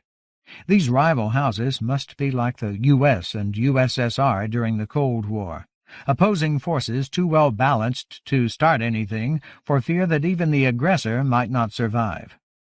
No, it was leaving this armed fortress that he needed to avoid. His stupidity in letting Zyrus Jonquil take him right to his enemy's doorstop was really beginning to rankle. Come on, Theo. You can't be shallow any more. You can't just go along. That will get you killed. Lord Daffodil was standing now, talking down the table to some of the others on his side, but Theo couldn't hear a sound. "Is there a way that I can hear what they're saying?" "Say, to my ears," Walter instructed him. Theo did. A moment later Daffodil's voice was in Theo's head, full of well-bred irritation that his counterparts from the other families had not yet arrived. It was not an external sound like the sort you got from speakers, however good. The fairy lord's voice was right in his head. It was such a strange and fascinating effect that Theo almost didn't look around when the door to the office opened. The ruling class were still similar enough to Theo's eyes that it took him a few seconds to recognize the fairy standing in the doorway. The handsome, bespectacled figure nodded to Theo, then turned to the lizard secretary and said, "Do you recognize me?" "Of course, Count Tansy." "Good. I have a message for you from Lord Daffodil." He passed the Spunky a piece of paper. Walter looked at it. A frown crossed his scaly face. "It should come through the hob." "It was not given to the hob. It was given to me. I was just with your lord a few moments ago." "Then I must go at once," Walter said, rising. "There is a drinks cabinet on the far wall, Count Tansy. Please forgive me if I leave you to serve yourself. This appears to be urgent." Theo had been staring. "Tansy, I didn't expect to see you here." The other smiled a little. "I cannot say the same. I have heard a great deal about you lately. I gather you have had many near misses and close escapes, but it seems you have been lucky. Still, I am very displeased that Applecore brought you here against my orders." "Yeah, that's right, you wanted me to go to... The recalcitrant memory escaped for good, replaced by another thought. The din from the conference-room had diminished when he gave his attention to Count Tansy, but it had not gone away, and it added to the confusion in Theo's head. "Hang on, it must have been you." Tansy, who had been approaching the table, stopped suddenly. "What does that mean?" "Applecore left me a message. Said she saw someone I knew outside Daffodil House. I thought from what the secretary said that she meant she'd seen Rufinus, but he's dead. Yes, he most certainly is, the poor fool." Tansy slid into the seat beside Theo. "Nice relative you are," Theo said. "But she must have meant you. I haven't been able to track her down. Did you see her?" Tansy shook his head. "I have not, and I doubt it was me she saw, since I came not in my regular coach, but a jitney from the station. My presence here is not generally known, you see." He looked at the view of the main meeting-room. "I see that Hellebore and the others have not arrived." "Yeah, Walter the Spunky said they'll come late, all of them, the Thornapples and the Larkspurs and the Foxgloves, too." He was suddenly as cold as if fever-chilled. "Oh, my God, that's who you tried to send me to, wasn't it? Foxglove?" "Foxglove? I might have." Tansy spoke in a distracted way. He was watching the mirror intently. "What of it? It has only been widely reported in the last few days that he has thrown in his lot with Hellebore's people." Theo's heart was hammering. "Hollyhock couldn't figure out why you sent me to the city with so little protection. But that wasn't a mistake, was it? You sold me out." "Sold you out? What nonsense is that? I have done my best to help you, you rude, ungrateful creature." Tansy paused. "Look, Hellebore has arrived." Theo's eyes flicked to the mirror, but everything looked much the same, one side of the vast conference-table crowded, the other side empty. Lady Emilia was suggesting that there was much to be discussed, even without all the 6 leading families represented, and her words distracted Theo for what was almost a fatal second. He saw movement from the corner of his eye and turned just as Tansy tried to clamp a piece of cloth across his mouth. One smell of it, an acrid, mouldy scent like something that had been growing a long time under dark, wet ground, was enough to make him fling himself backward. Tansy had not had a chance to get his other arm around Theo's neck. He managed to break free and tumble off the chair and onto the floor, but it felt like some of the fumes were inside his body now, turning his muscles to rubber. "Idiot!" He scrambled away from the table, trying to get control of his limbs so he could stand. "I'm an idiot for not seeing it coming. He sent Walter away. He sold me out, and now he's here to finish the job." Tansy was on him in a moment, grabbing him with slender but still astonishingly strong arms. As if in alliance with his attacker, the voices from the conference-room grew louder in Theo's head as he struggled to keep Tansy's cloth away from his face. "We are being treated outrageously. You know I do not like leaving my mountain for anything except the most important business, especially on a sacred day that should be spent with my family and folk. Please be patient, Garvin." "I have been patient, Lady Emilia. My meditations have been disrupted. I have been forced to travel out of season through all the field of Hollycrown trying to find a station, and now this." "You have every right to be upset, my good Lily.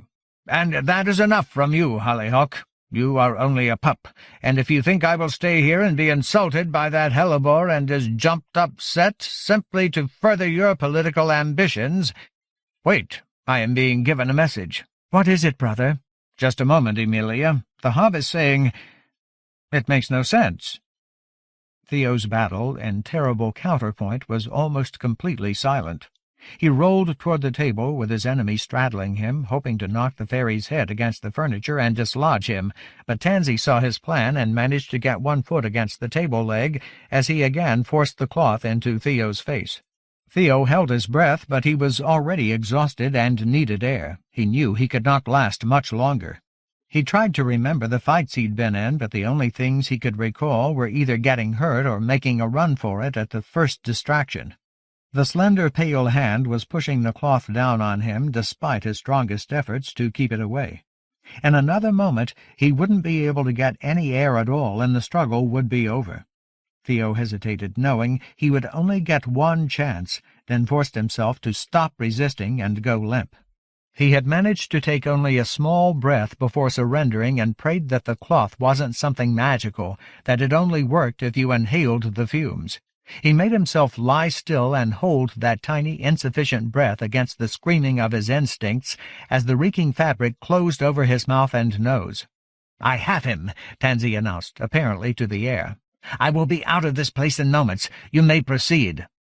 Under the cloth, Theo's eyes were stinging so badly he thought he might be blinded, but that was the least of his worries. He had to wait. Lungs burning until his every fibre shrieked at him to fight for breath no matter what, and then wait seconds longer until he felt Tansy's hand loosen the pressure and the fairy's weight shift a little on Theo's chest. As soon as the rag came off, he twisted his head and got his teeth into the side of Tansy's hand, then bit down as hard as he could. The fairy shrieked in startled pain, and the cloth dropped from his fingers. Theo yanked back his head, gasped in air, and heaved himself upward with what felt like his dying strength, lifting Tansy off the ground with him before throwing himself backward into an explosion of blackness. The blackness did not go away swiftly. For a long time, minutes and minutes, Theo could only lie helplessly on the floor of the office, wondering whether he had hit his own head while smashing Tansy against the table, or if the poison on Tansy's cloth really had made him blind. At least he couldn't hear anything else moving, either. Tansy had not scrambled up to finish him, although Theo could feel the weight of the Count's arm across his chest. When vision and control over his limbs finally returned, Theo shook the fairy off, turned over, and stared blearily down at him. Tansy was not dead, but he had hit his head very hard, and his eyes were rolled back under their lids. He quivered like a rabbit Theo had once seen, shot by a friend's pellet gun. Theo crawled across the floor and picked up the cloth, then brought it back and shoved it against Tansy's bloody face. The fairy's trembling became less, then stopped. "I hope he's fucking dead," Theo thought, but he doubted the drugged cloth was meant to work that way. It was a lot of trouble for everyone to go through just to kill him, like on the train. Kidnapping seemed a more likely intent. He got the upper half of his body onto a chair, then managed to pull himself up until he was standing, swaying beside the table. The voices in his head had grown quieter again, but he could still see the people in the huge meeting room. He wondered who he could call. He had to tell someone. Hollyhock needed to know what was going on. "Hob," he called up toward the ceiling. Nobody answered. "I'm afraid I must stand with Lord Lilly," Daffodil was saying angrily. "This is more than irregular. Sending this mandragorum is a calculated slap." The hellebore side of the conference table was no longer empty. A single figure dressed in a black robe now stood there, facing Daffodil and the others. What Theo could see of the face was so pale that at first he thought it was one of the Hollow Men. When it pulled back its hood, he saw that the features were bizarrely unformed. Two completely dead eyes, a lump of nose, a slit of a mouth, the whole thing as lifeless as an uncooked gingerbread man. It reached into its robe, and guards leaped forward from all around the room.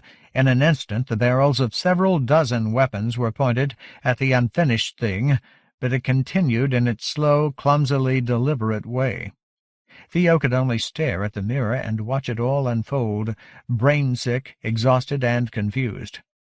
"Don't fire," Lord Daffodil said loudly. "No weapons known to science could have gotten past our detection charms.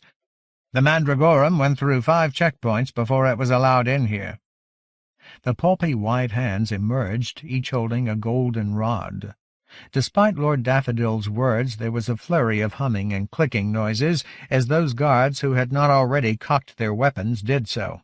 But the pale thing only spread its 2 arms, holding the rods out vertically at the extent of its reach. A flicker of light passed between them, then the space between the rods was filled with the image of a coldly handsome, dark-bearded face. "Hellebore," said Daffodil in outrage.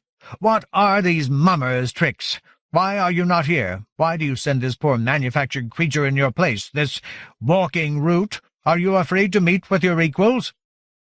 A smile spread across the face in the shining image. "My equals are here with me."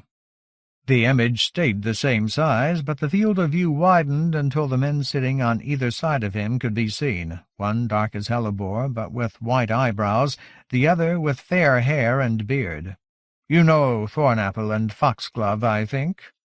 Thornapple only smiled, and except for the eyebrows and that unpleasant smile, Theo realized he was disturbingly like his daughter Poppy, but the other fairy lord's mouth was a tight line. Even through the ache in his head, Theo thought Lord Foxglove looked ashamed and maybe a little frightened. "What the hell am I doing watching this? It's not a damn TV show. They just tried to kill me. I have to get out of here, tell someone." But it was all he could do at the moment, to stand upright and stare. Hellebore was dominating the picture again, his pale, amused face so handsome as to verge on pretty, were it not for something horrifying about his eyes. Even through the medium of the screen and the mirror through which he was watching from a distance, the man's coal-black stare held Theo like a candle flame in a dark room. "So is this it?" Hollyhock was asking. He alone seemed to have grasped what was going on. Daffodil and Lily and many others were still bellowing outrage at this breach of protocol. "Do you no longer feel yourself safe in our houses, despite all our ages-old tradition of guesting? Does that mean it is to be war?" Hellebore laughed.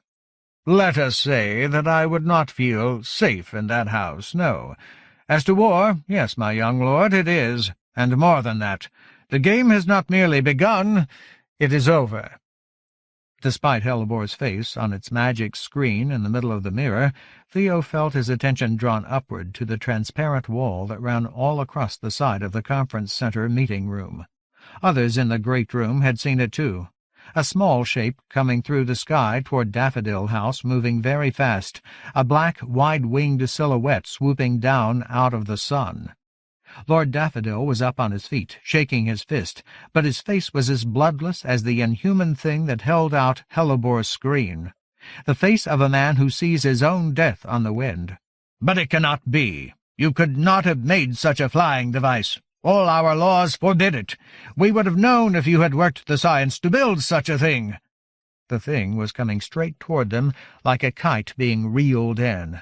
Now Theo could see its shape, the scalloped wings, the thread of whip-like tail. People in the meeting-room were shrieking, fighting with each other, stumbling over chairs, falling. "You're right, my lord," said Hellebore. "So we have returned to an earlier science, one our people had almost forgotten. Why build something that flies and flames and kills, when we had only to wake one up?" It was over the center of the city. Theo gaped.